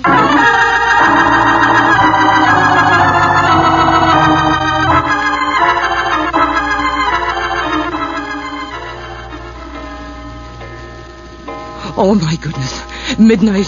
And I'm still telling you we'll all be murdered in our beds, we will. Stuff and fiddle faddlesticks, Aggie. Now that Steve is here, nothing will happen. Well, I thought you wanted me here at the lighthouse, so something would happen, Hannah. I've changed my mind. What do you suppose they're doing down in the cellar besides pulling Elmer's teeth, Steve? Well, I don't think Dr. Fu came here to pull Elmer's teeth, For Lorelei. heaven's sakes, what else, Steve? I don't know, Hannah, but you've convinced me this isn't a publicity stunt on your part, and they're all anxious to get you and Aggie out of here. But then I wonder why. That's what I mean to find out. How, Steve? I want all of you to go to bed and turn out the lights. We'll be murdered in our beds, we will. Stuff, Aggie. They'll have to find you under the bed to murder you. What are you going to do, Steve? Wait a while and then scout the basement to see what's causing those muffled explosions. There, Miss Hannah.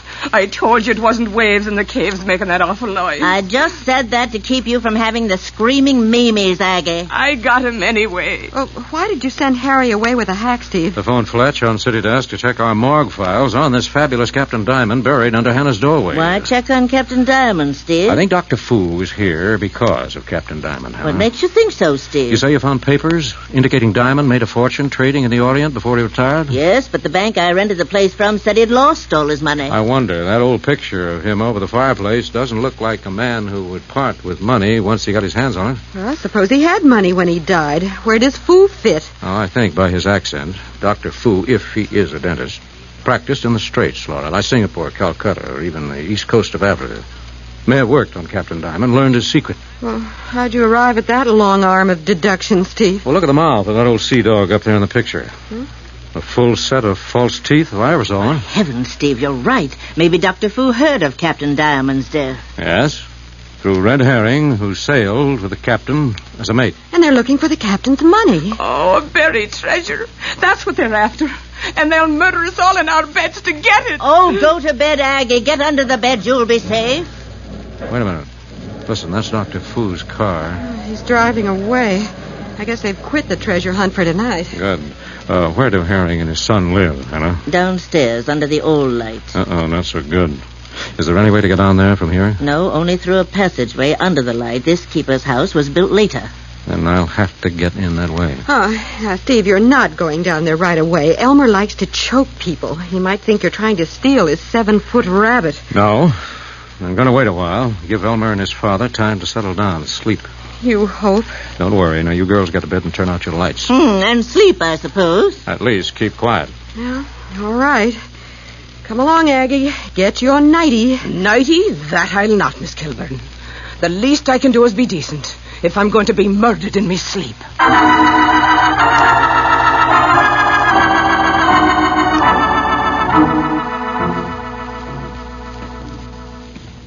Oh, doggone Steve Wilson. Laura. Steve, you have to scare a gal green? Why didn't you stay up in the house? Oh, no. If there's something to this treasure idea, there's a story in it.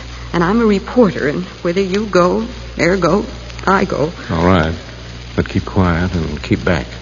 Are you going in the cellar now? No, Dr. Fu left his car down the road and walked back. He's in there. In there? Doing what? Well, they've been digging and loading something on a cart, Laura. The one Elmer's 7-foot rabbit pulled? Well, at this stage of the game, I'll even buy that.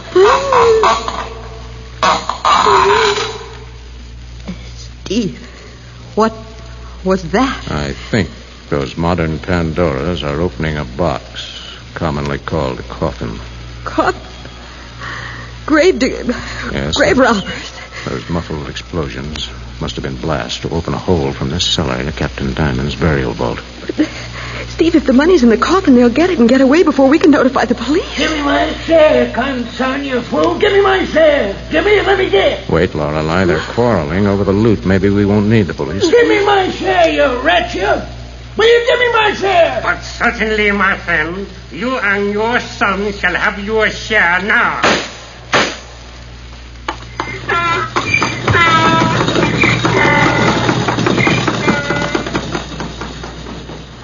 Steve, did you see what I saw run past it? Yes, but that will keep, Lorelei. Be careful, be quiet. We're dealing with a killer. Quite so. Dr. Fu. Yes, miss. And this gun and flashlight give me considerable advantage over your male companion. So please to advise him to do nothing foolishly heroic on your behalf. Consider yourself advised, Steve. He means business. Yes, Dr. Fu. If you handle dentist tools as well as that gun in your hand, you must be quite a craftsman. I am most proficient, Mr. Wilson. Please to walk with the young lady into the late Captain Diamond's grave vault, and I will show you examples of both types of my handiwork.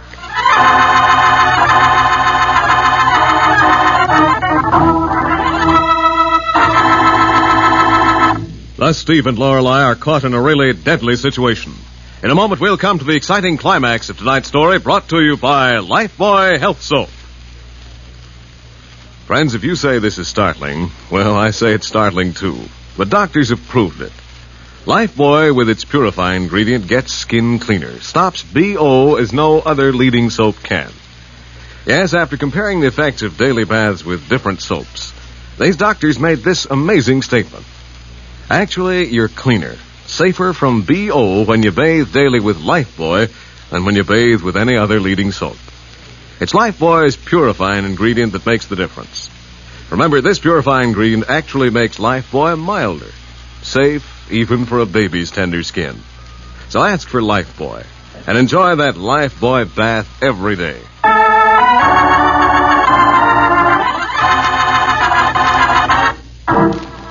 Now, back to Big Town and to the abandoned lighthouse. The weird situation in which Steve Wilson faces a murderous Oriental dentist. In tonight's story of The Mask of Evil. Please to begin work, Mr. Wilson. Hadn't you better wait for our driver, Harry the Hack, to return before you force me to seal ourselves up in Captain Diamond's grave vault? No, Mr. Wilson. You a hack driver I will dispose of with this gun when he returns and deliver his hack and his body over the cliff into the sea. Oh, I know it, Miss Hannah. I told you we'd be murdered if we stayed in this haunted old lighthouse. Quiet, Aggie. You were wrong about being murdered in bed. Maybe you'll be wrong about being murdered at all. We hope. Well, you should have stayed in bed, Hannah, Aggie. The ladies will please to be quiet while Mr. Wilson begins with this special cement I have prepared. What is so special about this cement, Dr. Fu? To ordinary cement, I have added a special fast-hardening ingredient used in the dental profession. which in a few minutes will make the opening you are about to close like solid rock. I see. So you won't have to wait so long to be sure the passageway is sealed up so tight we can't dig our way out with this trowel. Quite. So please to start before mortar begins to harden. Very well. You better back up or you'll be sealed in with us. I shall make certain that does not happen, Mr. Wilson. Seal up the space between us quickly. All right. Incidentally, what were you after in the coffin of the late Captain Diamond? Diamond. Diamonds? Yes, a fortune in diamond. Where were they hidden? In the good captain's false teeth, Mr. Wilson. In his false teeth? Very ingenious, Dr. Fu. Your idea or the captain's? The captain's. He had me seal them in a set of molars in Zanzibar many years ago. And you had to wait until he died to get them back? Yes, Mr. Wilson. And murder Mr. Herring and his son? Yes, Mr. Wilson.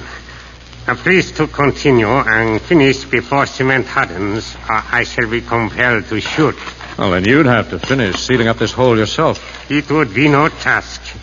Continue quickly, please. Steve, if you do seal up that hole, we're finished. No one will ever find us in this vault. Take it easy, Lorelei, my lovely. Cement is tricky stuff. It can be used for all sorts of things. Oh, Miss Hannah, what an awful, awful way to die.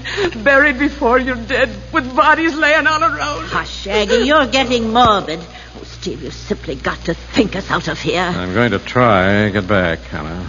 My gun grows impatient, Mr. Wilson. Please to finish the job of sealing the opening. All right, Dr. Fu. Here's a nice big trowel full of your fast-hardening cement for your face. All right. Come in here through the cavity. Oh, wonderful, Steve. Hold him. I'll get the gun. Abigail, I've got him. My face. The cement, it is hardening. I will smash it to death. No, Dr. Fu, stop struggling. Stop talking and breathe through your mouth. Steve, the cement is hardening on his face. Yes. And it'll make a perfect mask of evil for the rogues gallery at police headquarters. Hey, boss, Miss Gilbine, boss. In here, Harry. Holy mackerel, what's going on in here? We just missed being buried alive because of a mouthful of diamonds, Harry, did you see an animal outside hitched to a cart with a coffin in it? Yipes, was that what almost run me off the cliff as I was driving back in here? Yes, Harry. Elmer's 7-foot rabbit, alias a long-eared mule. What happened to it? Run off the cliff and fell in the ocean. Oh, Steve, with the captain's body and his false teeth full of a fortune in diamonds. Yes, it looks like the captain and his fortune in namesakes have gone back to the sea. Oh, Steve, I knew something would happen as soon as you showed up. Now I have enough material for my horror book. No, you haven't, Hannah. Your publisher wouldn't swallow this story. Why not? Because in these queer days and times, fiction can't be as strange as fact.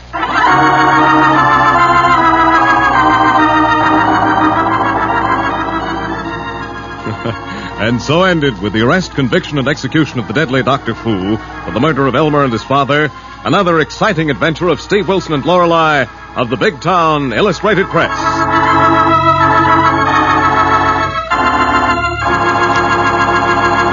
And now, before telling you of next week's Big Town story, friends, have you tried Lifebuoy Health Soap in the big new bath size? Bath size Lifebuoy is generous, luxurious. Gives you mountains of mild, refreshing lather, oceans of bath time enjoyment. And remember, Lifebuoy in your daily bath gets skin cleaner. Stops BO as no other leading soap can. Get new bath size Lifebuoy.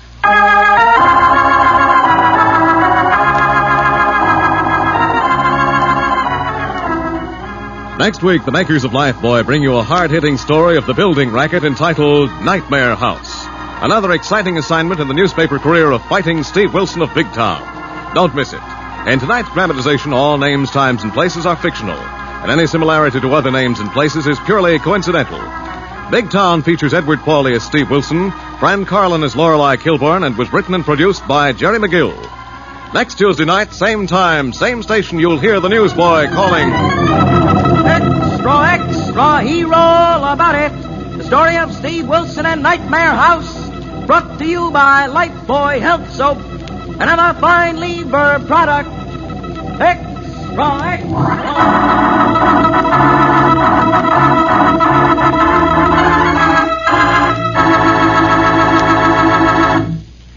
New Rinso with sodium puts sunshine on your wash. Yes, rain or shine, new Rinso gives your wash an amazing new brilliance. You can dry your wash anywhere, and white clothes will turn out not just whiter, but whiter than new, and washable colors even brighter than brand new. It's because new Rinso contains the scientific sunlight ingredient, sodium. New Rinso is so safe for clothes, so kind to hands. Today, more women use Rinso than any other wash day soap in the world. Only new Rinso contains sodium. Be sure to be with us next Tuesday at the same time when Lever Brothers Company will again present Big Town. This is your narrator, Hugh James, bidding you good night.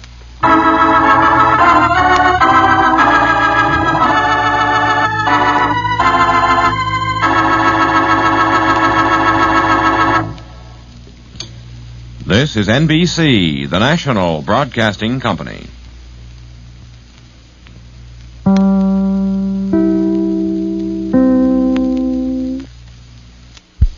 G-O-L-G-A-T-E, Colgate presents Bill Stern with the Colgate Shave Cream Sports Newsreel. Bill Stern, the Colgate Shave Cream Man, is on the air. Bill Stern, the Colgate Shave Cream Man, with stories rare. Take his advice and you'll look keen. You'll get a shave that's smooth and clean. You'll be a Colgate brushless fan. Good evening, ladies and gentlemen. This is Bill Stern bringing you the 320th edition of the Colgate Shave Cream Sports Newsreel. Our guest tonight is the famous radio star Ezra Stone, the original Henry Aldrich. But first, reel one, a Christmas greeting. In 4 days, it'll be Christmas. That's why tonight's show is entirely made up of Christmas stories. And our first story tonight is the story of a poor, broken-down, punch-drunk fighter. And yet it's a Christmas story. A story that's become an annual institution on this program at Christmas time.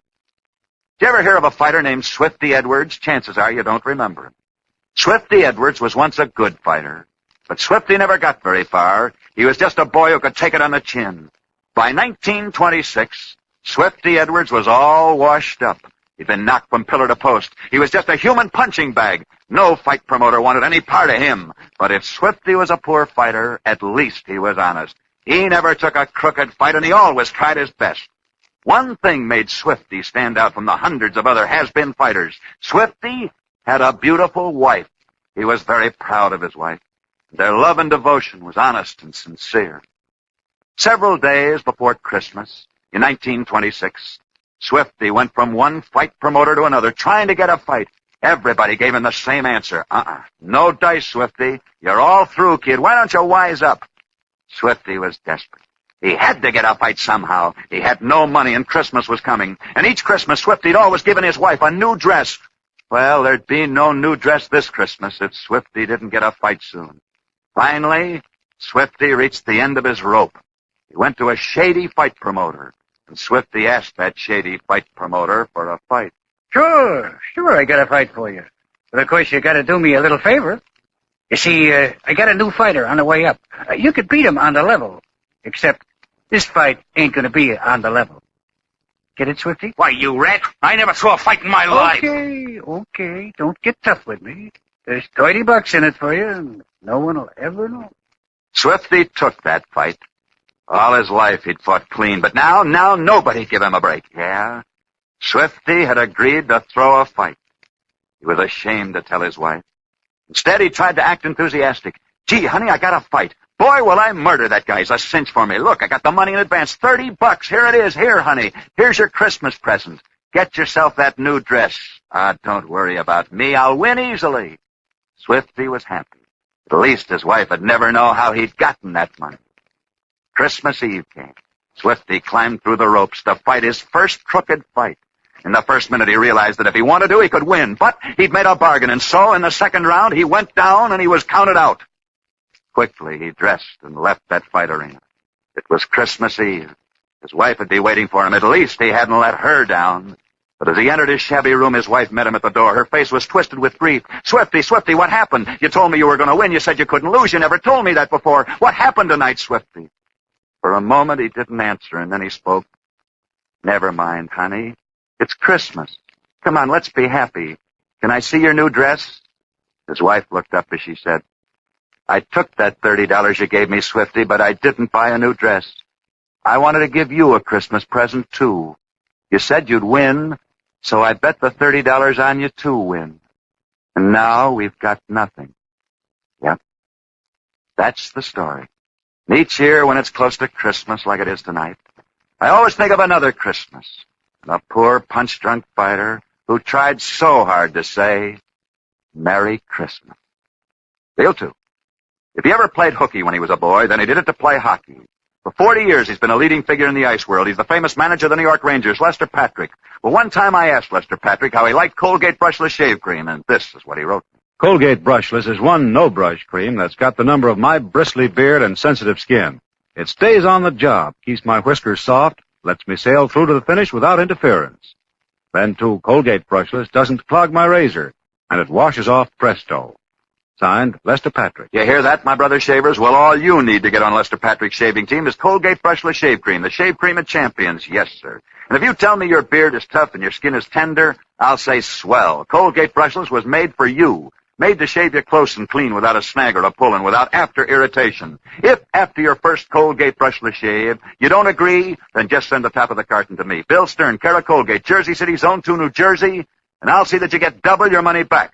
Now get yourself a jumbo jar tonight. I recommend the big 9-ounce Colgate brushless jar because it saves money and it lasts longer. Reel 3.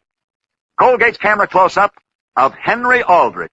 Probably no youngster's voice is better known to America's radio audience than is his. A great star, a great director. Here he is in person, Henry Aldrich. Coming, Mother. Good evening, Bill. Say, can I step out of character? Why, certainly, Henry. But if you're going to step out of character, I guess I'd better introduce you by your real name. Ladies and gentlemen, a very fine actor who impersonates Henry Aldrich on the radio, Ezra Stone. Thank you, Bill. But instead of being interviewed tonight, I'd like to tell a story. Please do. Well, my story begins back in 1912, when a certain American youngster was the best pistol shot in the United States. And because of this, he was selected to represent us in the Olympic Games that year in Europe. He was matched against the finest pistol shots from all over the world. The American boy came through the preliminaries with flying colors, until finally only he and a German marksman were left. Each took careful aim as they began their final round, and the American lad shot 10 straight bullseyes, a perfect score. But when the German judges counted his score, they claimed they could only find 9 bullseyes. In vain the American lad argued. He knew the German judges were cheating in favor of one of their own countrymen, but there was nothing the American could do about it. That all took place back in 1912, when an American lad came back to this country hating the Germans because they had cheated him out of an Olympic medal. But somehow, I think that American got his revenge. For it was he who led the American armies into Germany in this war. Today, he died. But even though he's gone, he will never be forgotten. For his name was General George S. Patton.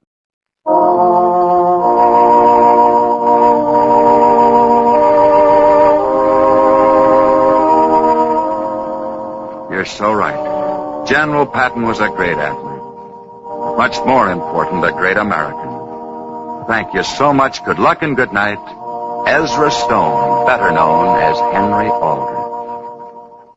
Let's pause for a moment. We'll return to Ezra Stone in the Bill Stern Sports Newsreel right after these messages. Dimension. George Burns and Gracie Allen. Hopalong Cassidy. Edgar Bergen. The Shadow. John and Blanche Bickerson. The Whistler. Choose from among thousands of downloadable old-time radio shows and spoken word titles at MediaBay.com.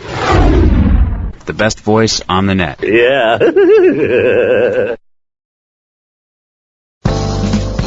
And now, let's rejoin the Bill Stern Sports Newsreel with special guest Ezra Stone. Reel 4. Let's continue this parade of Christmas stories tonight and call this The Legend of a Christmas Tree. Remember when you were a youngster how all Christmas stories began with once upon a time and ended with and they lived happily ever after? This is a Christmas legend. It begins in Washington, D.C. It's the story of a man, a boy, and a dog. And like all Christmas legends, it begins once upon a time. Once upon a time, out of the land of the Philippines, came a little dusky brown-skinned fighter, Felix Distrito by name. And the tale he wove with his two fists made history. And soon, he married a gay, laughing, lovely girl. One day, a son was born to them, and Felix's joy was complete. Each night, Felix would come home, smile at the baby, pull up an easy chair, and read the paper. But each night, too, Felix would say, honey, turn the lights up brighter. Each night it became more of a command. The light, bring it closer. But one night, not even moving the light right beside Felix could hide the truth. The cruel poundings of his many fights were taking their toll. Felix Distrito was slowly going blind. The years passed. Now, no longer the cheers of fight fans, just a loneliness born with unseeing eyes. Again, our scene is a Washington fight arena. The crowds are here, fighters in the ring, but standing unnoticed alone in a corner stands Felix Distrito selling peanuts. Alone? No, that's wrong. For at his feet are his eyes. That's right, eyes. For his eyes are Queenie, a seeing-eye dog. And each night, Felix and Queenie are a familiar sight in the corner of that fight club. But one night, Felix and Queenie failed to show up. Felix and his dog, Queenie, were home taking care of Felix's little son. Pneumonia had come. For days, Felix didn't leave the bedside as his son tossed about feverishly. For days, Queenie stood by her master, whimpering as she looked at the suffering boy. The doctor came, and Felix paid him half the meager family savings. More doctor bills, and soon there was no money left. No money for food, for medicine, for doctors. Felix sat there helplessly, and then a strange thing happened. Queenie came over silently, pressed her cold nose into his outstretched hand. The dog seemed to be trying to tell Felix something, and the man understood. Felix got up slowly, put on his ragged coat, and walked over to one of Washington's radio stations. He sought out a sports announcer. The sports announcer greeted him warmly. "Hello, Felix, glad to see you." But Felix only said, "Please, sir, could you announce on the radio that I'd like to sell Queenie? You see, I must have medicine for my son."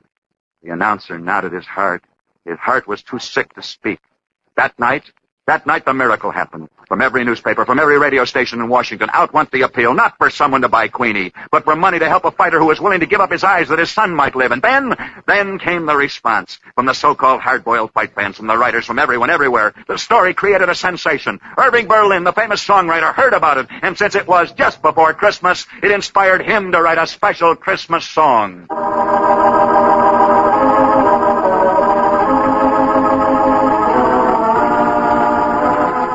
Thanks to that song, the money poured in. The boy was taken to a big hospital. Felix and Queenie stayed together. Today, Queenie waits patiently at his feet for the slightest twitch of her harness. And that's the story. The story of a blind prize fighter who inspired a great song, for had it not been for Felix Distrito, the world might never have had the most famous Christmas song ever written, the unforgettable White Christmas.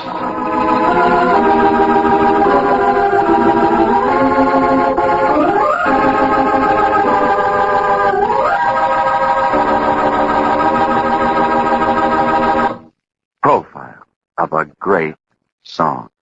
Reel 5, Charles F. McCarthy. Men, when the holiday mistletoe is over your doorway, be sure you do your kissing with a smooth, smooth kisser. The preliminary is shave with Colgate Brushless, the shave cream of champions. Spread this rich, fluffy cream over your skin, then get going with your razor. No drying out or quitting halfway with Colgate Brushless.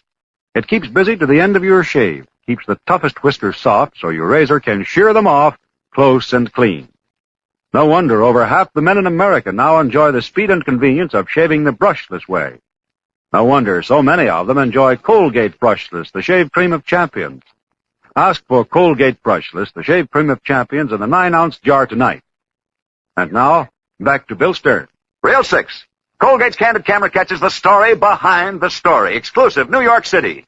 Ladies and gentlemen, I received the following telegram this afternoon. It reads, Bill Stern, Radio City, New York. This is to notify you that I dare you. In fact, I double dare you to appear on my radio program the night of January the 2nd and play a saxophone solo. Signed, K. Kaiser. Okay, Mr. Kaiser, you asked for it. I'll accept your dare. I'll play the saxophone on your program on the 2nd of January. And I'm the world's worst saxophone player. In fact, you can call it Corn from a Horn. And that's the 3-0 mark for tonight. Next Friday night, we'll be back same time, same stations, with another edition of the Colgate Shave Cream Sports Newsreel. See you then. In the meantime, I'll be seeing you on the screen in the News of the Day newsreel at your favorite Lowe's or Associated theaters. Now, until next Friday night at our usual time, this is Bill Stern wishing you all a good night. Bill Stern, the Colgate Shave Cream Man, is on his way. Bill Stern, the Colgate Shave Cream Man, had lots to say. He told you tales of sports heroes, the inside dope he really knows. So listen in next Friday night. COLGATE.